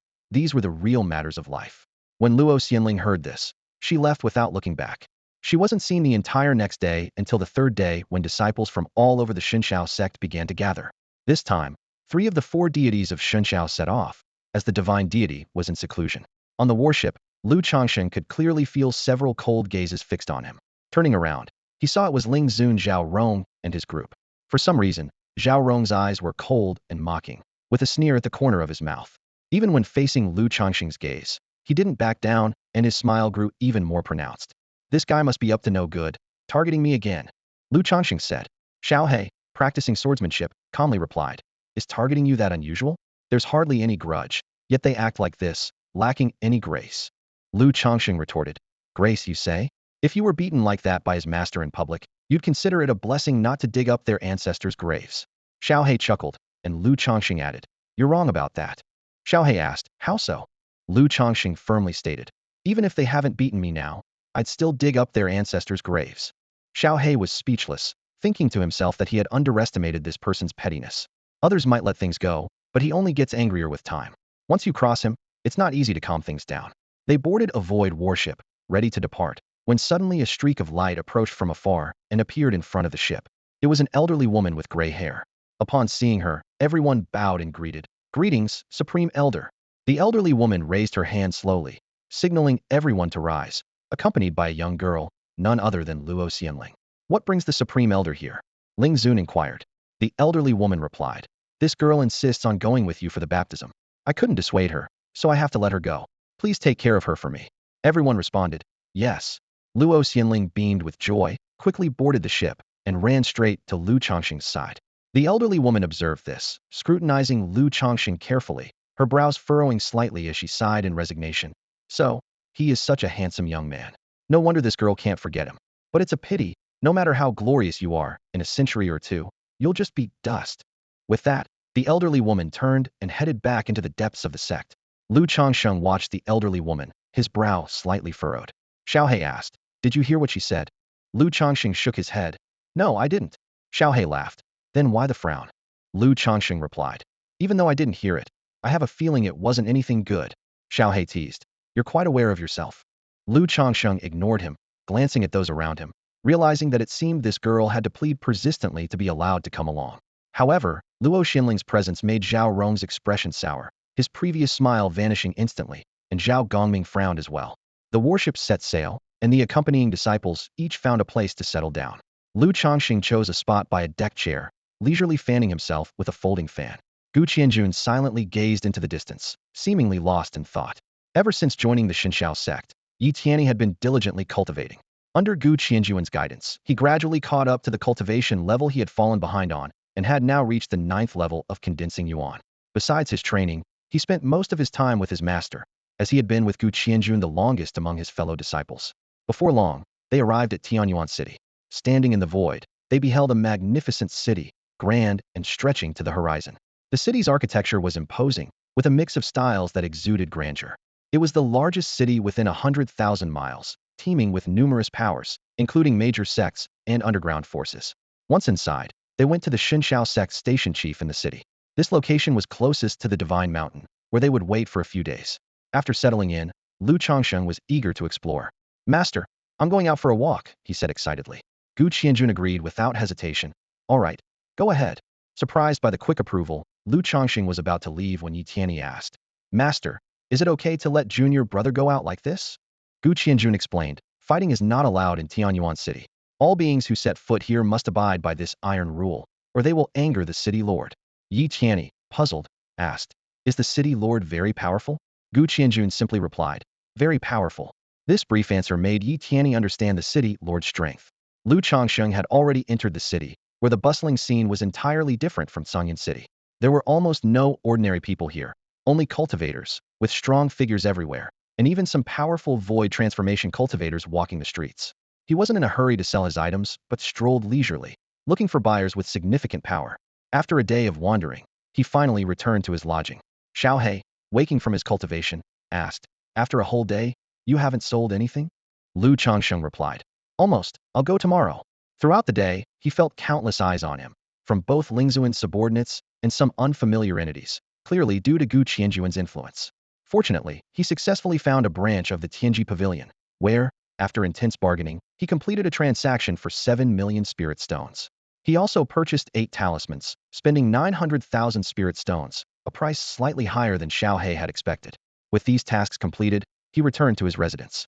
At this time, Yi Tianyi was cultivating, Zhou Qingyu was in a romantic relationship, Gu Qianjun was nowhere to be found, and only Luo Xianling had looked for him twice, but never met him. As he pondered, Lu Changsheng left his residence again, disguising himself and quietly leaving the city. In a deserted area, he looked at the talismans in his hand, thinking, "I wonder if I can make it back before dawn." With that, he began to activate the talismans. Although these talismans were extremely useful, they took some time to activate. To his surprise, he returned to the outskirts of the Shenxiao sect in just an hour. This speed took him by surprise. Without a moment's delay, he quietly returned to the sect and arrived at the Lingzuan's dojo. This place is unlike Gu Qianjuan's dojo. It's bustling with people inside and out. Xiaohei sensed the presence of several nascent souls within the dojo, which made him feel tense. If a fight were to break out, it could potentially alert everyone around. This was a first for him, and naturally, he was curious. Lu Changxing said, "We don't need to enter the dojo. We're not actually in the dojo." He explained that they were beneath it, where the earth nurtures a spiritual vein that could transform into a dragon vein, which is usually suppressed underground. The terrain here is suitable for nurturing dragon veins, which is why this situation occurs. Xiaohei asked, "Suppressed?" Lu Changxing nodded. "Yes, it is said that dragon veins, after enduring great tribulations, can ascend to the heavens and transform into true dragons. Once formed, a dragon vein can fly and escape its birthplace to find a more suitable and safer place to nurture itself into a true dragon. Unfortunately, most dragon veins are discovered and suppressed, gradually depleting. Only a few escape this fate, but places that can nurture them to ascend are scarce, leading to their eventual demise." Xiaohei was surprised. "There's such a saying." Lu Changxing continued. "To suppress a dragon vein, either a grand formation or a powerful artifact is used. These are traceable, and finding their source is not difficult." As he spoke, he donned a black robe for double protection, just in case, and then vanished, using the earth escape technique to delve into the ground, following the formation's veins to the area beneath the Lingzuan dojo. Before them was a vast stone cave, with intricate patterns beneath their feet, marking the grand formation suppressing the dragon vein. The formation resembled a dragon lying on the ground, and though it was only its form, it carried an innate sense of the Tao. "This is my first time in such a place," Xiaohei marveled. Lu Changxing walked across the area, heading towards the end. In his sight, the stone dragon beneath his feet had taken shape, and at the end, a dragon's head appeared, its outline faintly visible. Lu Changxing said, "This dragon vein has already formed a dragon shape, meaning it's been nurtured for many years. Unfortunately, its dragon energy is dispersing and not condensing. It can only last for about 30 more years before completely drying up. There's not much essence left." Xiaohei nodded without saying more. Under the dragon's head, a square pool came into view, filled with pale golden liquid, its aura shimmering. This spiritual liquid rose, transforming into spiritual energy that nourished the area. Xiaohei was thrilled, unable to estimate how much spiritual energy was contained within such a vast amount of liquid. Lu Changxing also smiled, thinking that the 90,000 spirit stones he spent were well worth it. However, just as he was about to take action, he noticed a figure sitting under the dragon's head. It was a young man, about 27 or 28 years old, not particularly handsome, but with the cultivation of the 5th level of the Golden Core stage. Although not comparable to the likes of the golden-winged Peng King in major sects, such cultivation was among the top. "What's going on?" Xiaohei was puzzled. Lu Changsheng recalled something. No wonder the dragon energy was so scattered before. Someone had beaten him to it, absorbing the source energy here. Xiaohei continued, "Didn't expect someone to be faster than you. But with his level of cultivation, how could he sneak in here unnoticed?" Lu Changxing spoke while observing the scene with his divine sense. Xiaohei suddenly remembered. "Wait, you said the dragon energy started to disperse earlier. It seems he's been here for more than a day or two. If he wasn't discovered by Zhao Gongming, he might be related to him, perhaps a disciple." "Hey, Xiaohei, how can you make such wild guesses? Ling Zuan is one of the 4 lords, dedicated to Shenxiao. How could he do such a thing?" Xiaohei was at a loss. Lu Changsheng was resolute. "It must be this thief who sneaked in." Xiaohei understood the situation and slowly said, "Should we just take him out?" Lu Changsheng pondered for a moment and said, I have no personal grudge against him. Why add to the killing? Have you changed? Always like this. So what do you plan to do? Lu Changxing thought for a moment and said, this person infiltrated the sect's dragon vein, trying to seize Xinshao sect's assets. The elders must deal with him. I'll suppress him first to prevent his escape. As he spoke, a surge of magical power descended. The young man sensed it and opened his eyes suddenly, but it was too late to react, and he was suppressed and sealed. Xiaohe watched silently, gradually understanding. Lu Changxing hadn't changed. He was just looking for someone to take the blame for draining the dragon vein. If this person was related to Zhao Gongming, so much the better. After all, dragon veins are extremely important, and even if they're about to dry up, exploiting them like this is forbidden. It's like using the entire sect's resources for one person, a major taboo. Seeing this, Xiaohe couldn't help but say, meeting you, he'd be better off dead. The young man was subdued, his senses scattered, unaware of what had transpired. Lu Changxing walked over to him slowly, his gaze deep and contemplative. Beneath his feet, a faint spiritual array was drawing power from the dragon vein. However, most of this power dissipated, wasted, much to Lu Changxing's frustration. He couldn't help but lament over how much he had squandered in recent days. Xiaohe sneered, thinking to himself, others squander resources, but does he make full use of them? Lu Changxing continued, others long for resources they can't obtain, yet these people have them right in front of them and don't know how to use them. It's infuriating. The more he thought about it, the more bitter he felt. He had to travel far and wide, exhausting himself for resources, while others enjoyed them effortlessly. He couldn't help but complain about the unfairness of fate. Xiaohe was indifferent to his complaints. Then, Lu Changxing took out a source pearl and placed it into the pool without hesitation. Instantly, a continuous flow of liquids surged into it. Forming seals with his hands, he guided the energy from the dragon body to gather. He wasn't concerned about the immediate consumption, given he had only a few decades left to live. Xiaohe couldn't help but caution him. Lu Changxing, you may not believe this, but I must warn you, everything in the world has consequences. You've stolen the dragon vein from the Xinshao sect, and you'll have to repay it eventually, or it will come back to haunt you. Lu Changxing nodded in response. If Xinshao faces danger, I will do my best to repay this debt. Although karma was intangible, he seemed to sense its invisible threads binding him. He had learned that this dragon vein was suppressed by Zhao Gongming's ancestors along with the sect's powerful figures, thus shared with the Xinshao sect. By taking the dragon vein, he owed Xinshao a favor, though Zhao Gongming was a different matter, as he had long wanted Lu Changxing dead. He understood that they were all part of the same treacherous group, and if he didn't act, they would eventually move against him. Therefore, he decided to strike first.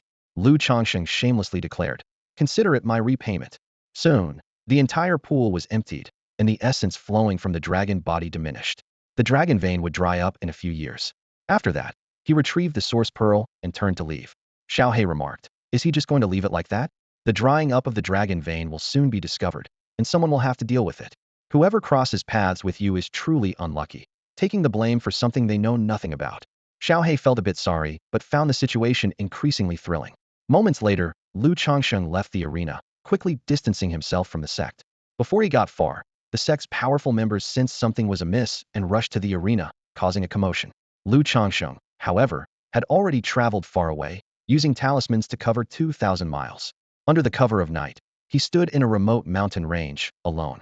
Xiaohe asked, why have you stopped? Aren't you going to continue? What do you intend to do? Lu Changsheng replied, breakthrough. With that, he found a solitary peak to meditate on, letting his aura expand freely in all directions. In an instant, birds and beasts scattered in fear, retreating to a safe distance. Xiaohe was utterly shocked. Not long ago, he had just broken through to the second level of the nascent soul stage, and now, within a month, he was on the verge of another breakthrough. The speed was simply astonishing and unimaginable. Lu Changxing, are you even human? Xiaohe couldn't help but ask. Lu Changxing replied, what kind of question is that? If I'm not human, are you?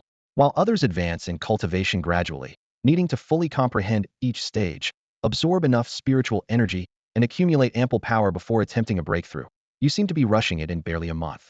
Xiaohe advised cautiously, fearing that Lu Changxing might face issues, as it would be difficult to recover and catch up if anything went wrong. Lu Changsheng, however, said, you just don't understand the world of geniuses. Xiaohe was curious. What do you mean? How about I spend a quarter of an hour discussing the insights of the second level of the nascent soul stage with you? Hearing this, Xiaohe nodded, but in just a short while, he was astonished once more. Lu Changxing's understanding of this stage was deeper than his own, and much of it exceeded the current level. After a long while, Xiaohe finally came to his senses and marveled. No wonder you're so young, and can already shape sword energy. Your comprehension is unbelievable. Lu Changsheng didn't respond, but instead took out a source pearl. A pale golden liquid flowed out, and a devouring force emerged, drawing spiritual energy continuously into his body. As this occurred, his power rapidly accumulated, and his aura steadily grew stronger. However, as Lu Changsheng refined the liquid, he was deeply moved by the rare treasure nurtured by heaven and earth, containing unimaginably vast power. As time passed, Xiao He sensed the changes, unable to remain calm. Even though he was mentally prepared, witnessing Lu Changsheng's transformation was still shocking. At the break of dawn, the morning light was obscured by dark clouds, and rolling thunder erupted. A cloud of nine-colored lightning surged forth. Boom! A thunderous roar shook the heavens and earth. Another nine-colored tribulation, Xiao He exclaimed. For others, attracting such a phenomenon during a major tribulation was rare, yet he could summon it during a minor one with ease. It was hard to fathom what kind of prodigy he was. As the thunder engulfed the mountain range, Lu Changsheng's muttered curses could be heard amidst the relentless strikes. Facing the heavenly tribulation, he felt helpless but rarely resisted it directly. Instead, he used his power to shield his core, allowing the lightning to temper his body. Each tribulation brought pain, but now it served to refine him further. Every time he survived one, his physical body grew stronger, and he faced fierce beasts without fear. As the tribulation faded, Lu Changsheng's cursing subsided, likely due to exhaustion. His body was battered and bruised, and he grimaced in pain. Nevertheless, he had broken through again, reaching the third level of the nascent soul stage. His power surged like a raging tide, and his blood energy soared as if to pierce the heavens. As he channeled the ancient Solar Sutra, a golden radiance enveloped him, exuding a sacred aura that lingered. If not for his charred appearance from the lightning strikes, it would have been awe-inspiring. Xiao He was moved by everything he witnessed and couldn't help but exclaim, "Is it truly possible for someone to defy the heavens like this? Are you the son of an emperor?" Listening to Xiao He's words, Lu Changsheng's charred face broke into a wide grin, revealing a row of white teeth. He squinted his eyes and said slowly, "Xiao He, there's something I've never told you." "What is it?" Xiao He's interest was piqued. Could it be some earth-shattering secret? "Actually, I'm an immortal sent to the mortal world to cleanse it and restore clarity to the heavens and earth," Lu Changsheng said. Xiao He responded helplessly. "To cleanse the world and restore clarity. If you don't cause trouble, it would already be a cause for celebration. One day, you'll get struck by lightning." That's all for today. Thank you so much for watching. I hope you guys enjoyed. If you wish to have another part of this recap, please give us at least 1,000 likes. Please don't forget to comment and subscribe to our channel for more content like this. Until next time.